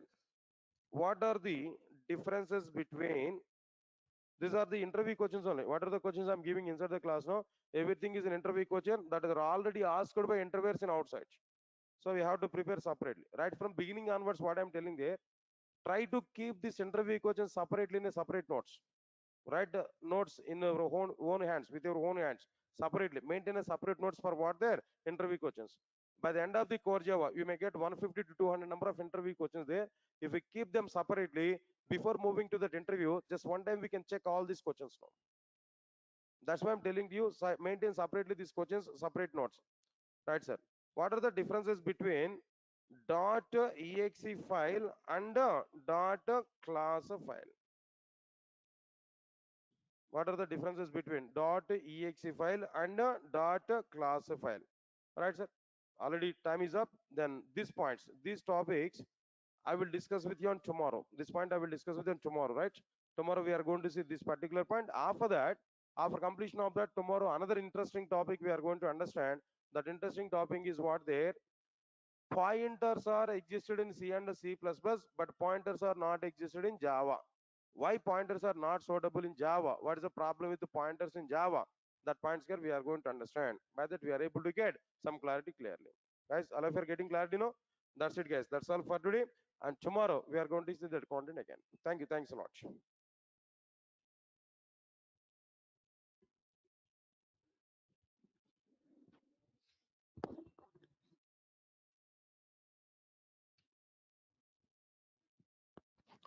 Yeah, dot classifier is a platform independent only. That tomorrow I will discuss about it. Don't worry for it. Compile is also platform dependent. Yes, Jyoteshwara. Sir, previous class videos are available. Yes, definitely.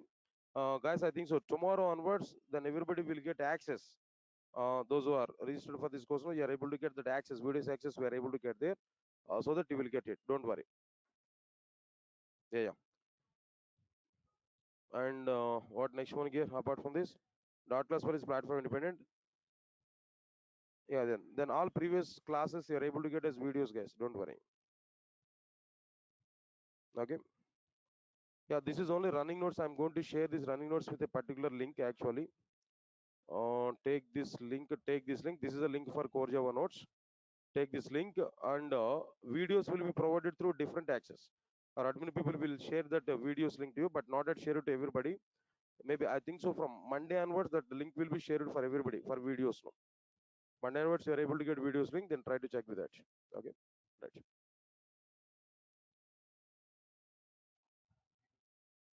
Hmm.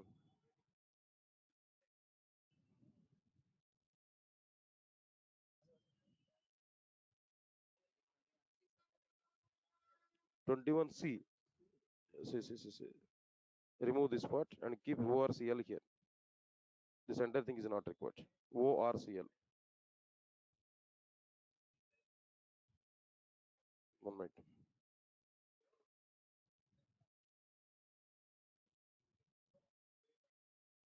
I'm sorry. ORCL. Hmm. Save it. Save it. Save it. What happened? Hmm. https://tinyurl.com/core java 6 pm notes. Yeah, Meenakshi, then you are able to provide that videos link to you. Just click on that link, automatically you will get that videos. Don't worry.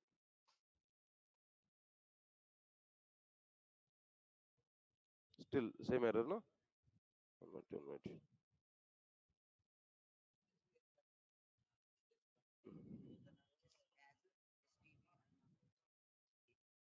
See this.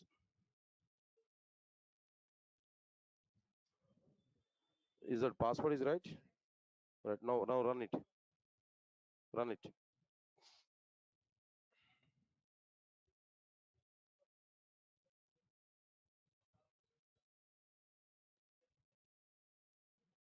Hmm. What is it error here? All private instances are in restricted mode only. Connection is refused. Why? Because your username and password may not be right.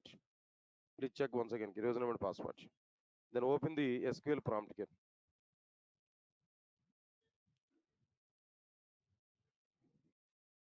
Shubham, please provide the complete details of this batch. Yeah, thank you.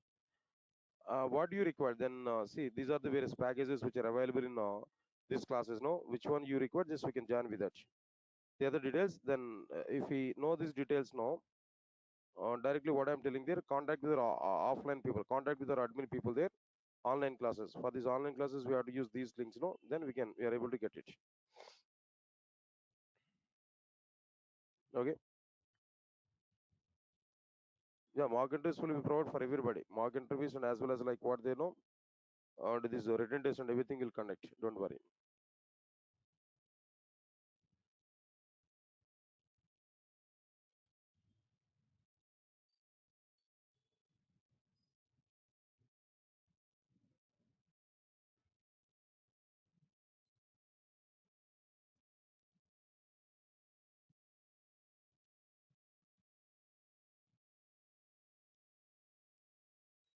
Connected.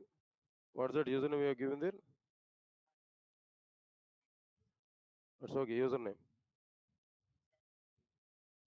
What's that username there? Sys. What you have given there? Use that sys. Save it. Is that password is right? Oh, okay. Now check it. Yeah. Thank you guys. We'll meet on tomorrow. Tomorrow we'll see the remaining content. Thank you. Thanks a lot.